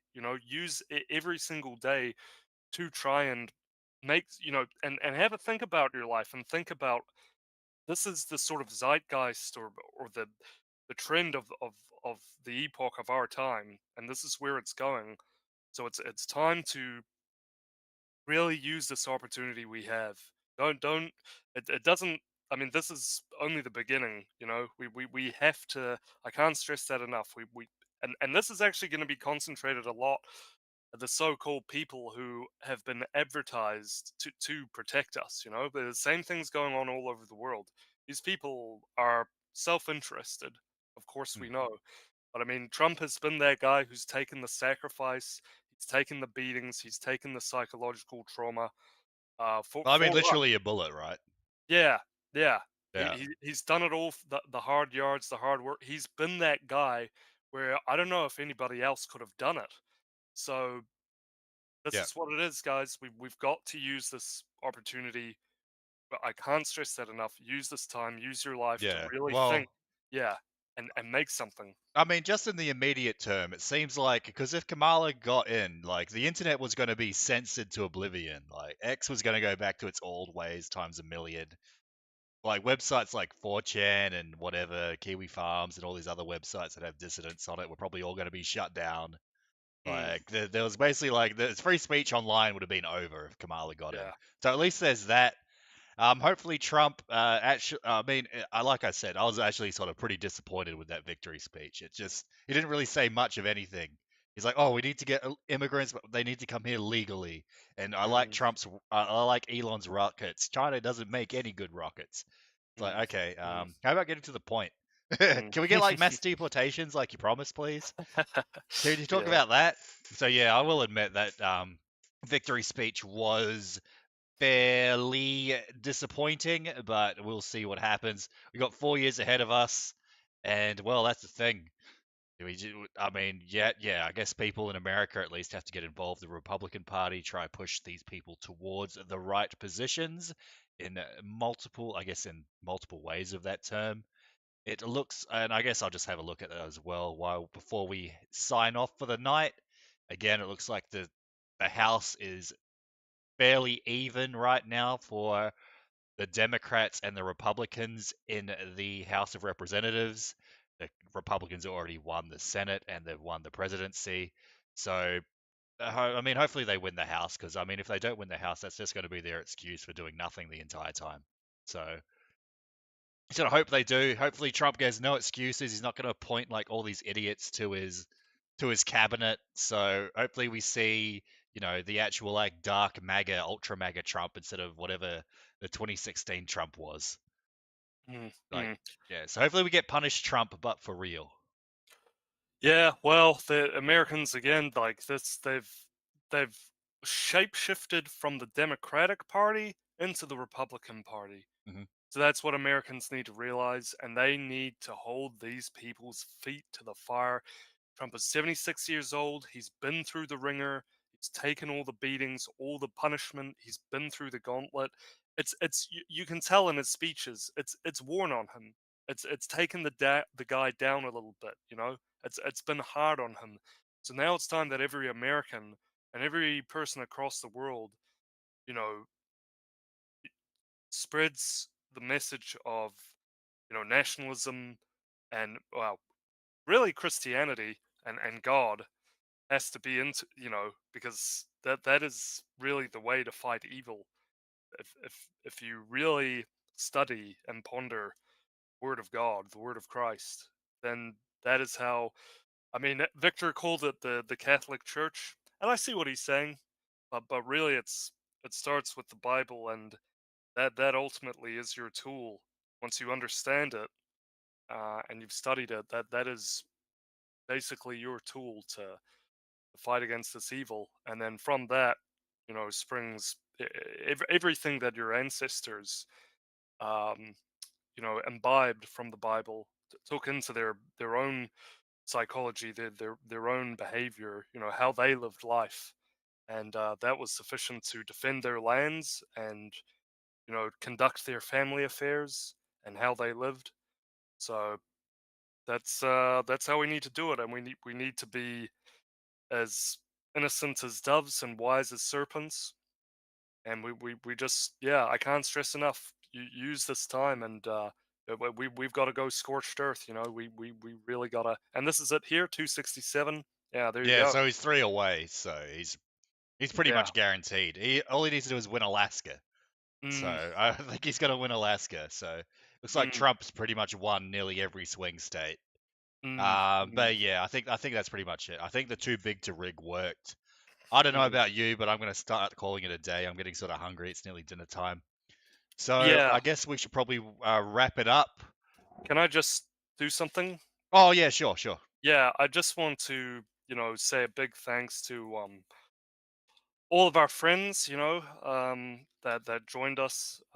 They really stuck it out with us. Yeah, and I really thank all of them for coming on. I'm just gonna share all of them so that Hector can bring them up, and we just thank each and every one of them for sticking it out this long. Because yeah. So there's Brandon. If you guys want really intelligent discourse and really down to the details, definitely follow this guy. This guy's great. You won't regret it. You can only gain. So that definitely check Brandon out. Emmet Conner, very much the same. He is just such a good understanding of the mechanics of communism and how this really is the problem that we're facing, and how we all need to, whatever it is, whatever you are facing, it's this at the end of the day, this is the identification that we can give this form, this shape of evil that has really taken over the world. And then we've got Will Tanner, of course. This guy's awesome. You could tell he has a very, he's got a very sharp, detailed view, and understanding of these things and what we need to do in the path forward. He's a bit of a strategic genius in terms of politics. So we'll be having him on in future, definitely. He's great. And of course, our very own William McGimpsey. Yeah, you guys definitely want to check this out. This guy, again, is another standard bearer for how nationalists should be, the way they should be conducting their discourse. He's awesome. He's really great. Do check him out. Really great guy, really cool dude, and yeah, super smart guy. So that's And there's I also Mark Collett, who's on Telegram. So yeah. And also just a big if you could get these two up as well, Hector, those last two. I hope and then I'll do one last person. So the Eyes of the Republic, really awesome stuff. Check his website, James Falk. Check his website out. He does these amazing graphics. He really makes it irrefutable what is happening on the right, which is where our eyes need to be focused. We can tell the left is bad. Yeah, I mean, just look at the election today. Like, the left is like losing ground everywhere. Look at the election in America. Look at the election in like Austria and Germany and everywhere else, France. Like, obviously, right. leftist ideas are not popular anywhere in the West. That's right. That's totally right. But we also need to be, as we said, the left is shape-shifting and occupying the right. So that this guy, we were talking about InfoWars. They called their paper Pravda, and we were talking about this earlier. So that's it's just unbelievable what's happening to so many people. So I want to shout out to him, and I want to shout out to one tall order at one tall or four on X. This guy's awesome. He does these amazing videos. He's been a huge inspiration for the show, a huge inspiration for me personally, and he's been a great mentor to me, and to Hector, I'm sure. And he's been awesome. He's been absolute. Again, he's really inspired. A lot of my contribution to the show. So I thoroughly recommend you guys follow him and check him out. He's awesome. This guy's a legend. This guy's seriously super cool guy. And of course, I want to, I hope I haven't missed anyone, but this will be the last guy I'd like to Oh, shout Victor. out. Yeah, how do we almost Yeah. forget Victor? Oh, we're tired, bro. Yeah. I think we're both feeling like Donald Trump right now. Yeah. Or Joe Biden, I should say that. We're both feeling like Joe Biden. Yeah, feeling a So bit that- sleepy. Yeah. So Victor, he's really, he's really contributed. He's really helped us out with art. This is great commentary. This guy's just been awesome. He's funny. He's punchy. He's witty. He's also got a really amazing intelligence. Again, it's these intelligent, super intelligent white guys, man, that I love. I love that we've surrounded ourselves with them, and he's awesome, man. He's awesome. So definitely check Victor out. We're gonna be having him on a lot more, I think. Like similar to how we had McGimpsey on a lot, and he's just been he's a real friend of the show. Yeah, so make sure you check him out. he's our South American correspondent. That's right. That's right. And he's our friend. He's exactly. Cool. And he's a good guy. Yeah. So we're gonna be we'll talk about how we can continue working with them. So all these guys are fantastic. Please check them out. Hector and I were really honored that we and we're really honored that you joined us tonight, and you could share in this historic experience with us all. We really appreciate Bruce and Friendly Skinhead and Karen SNP and all sorts Karen of Natai, yeah, NZ Conan, Kiwi and Rumble Chat. Yeah, Conan and there's sorry if we're really tired. Sorry if we missed your name, but it's like you guys are awesome. You know who you are. We've seen you. I know I'm missing some of you guys out there, but you know who you are. Just thank you so much for your support. We'll probably be doing like a few more.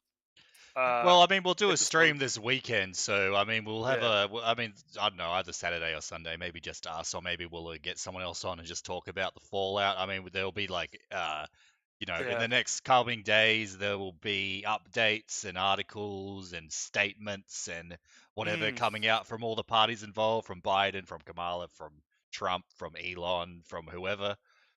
So we'll see what happens there in the next couple of weeks. It's an interesting time. But anyways, I'll just say thank you to you, the viewer, as Gilbert was saying. Thank you to those that have watched us live, and thank you to anyone that's brave enough to watch our 10-hour replay. Hope you enjoyed the stream.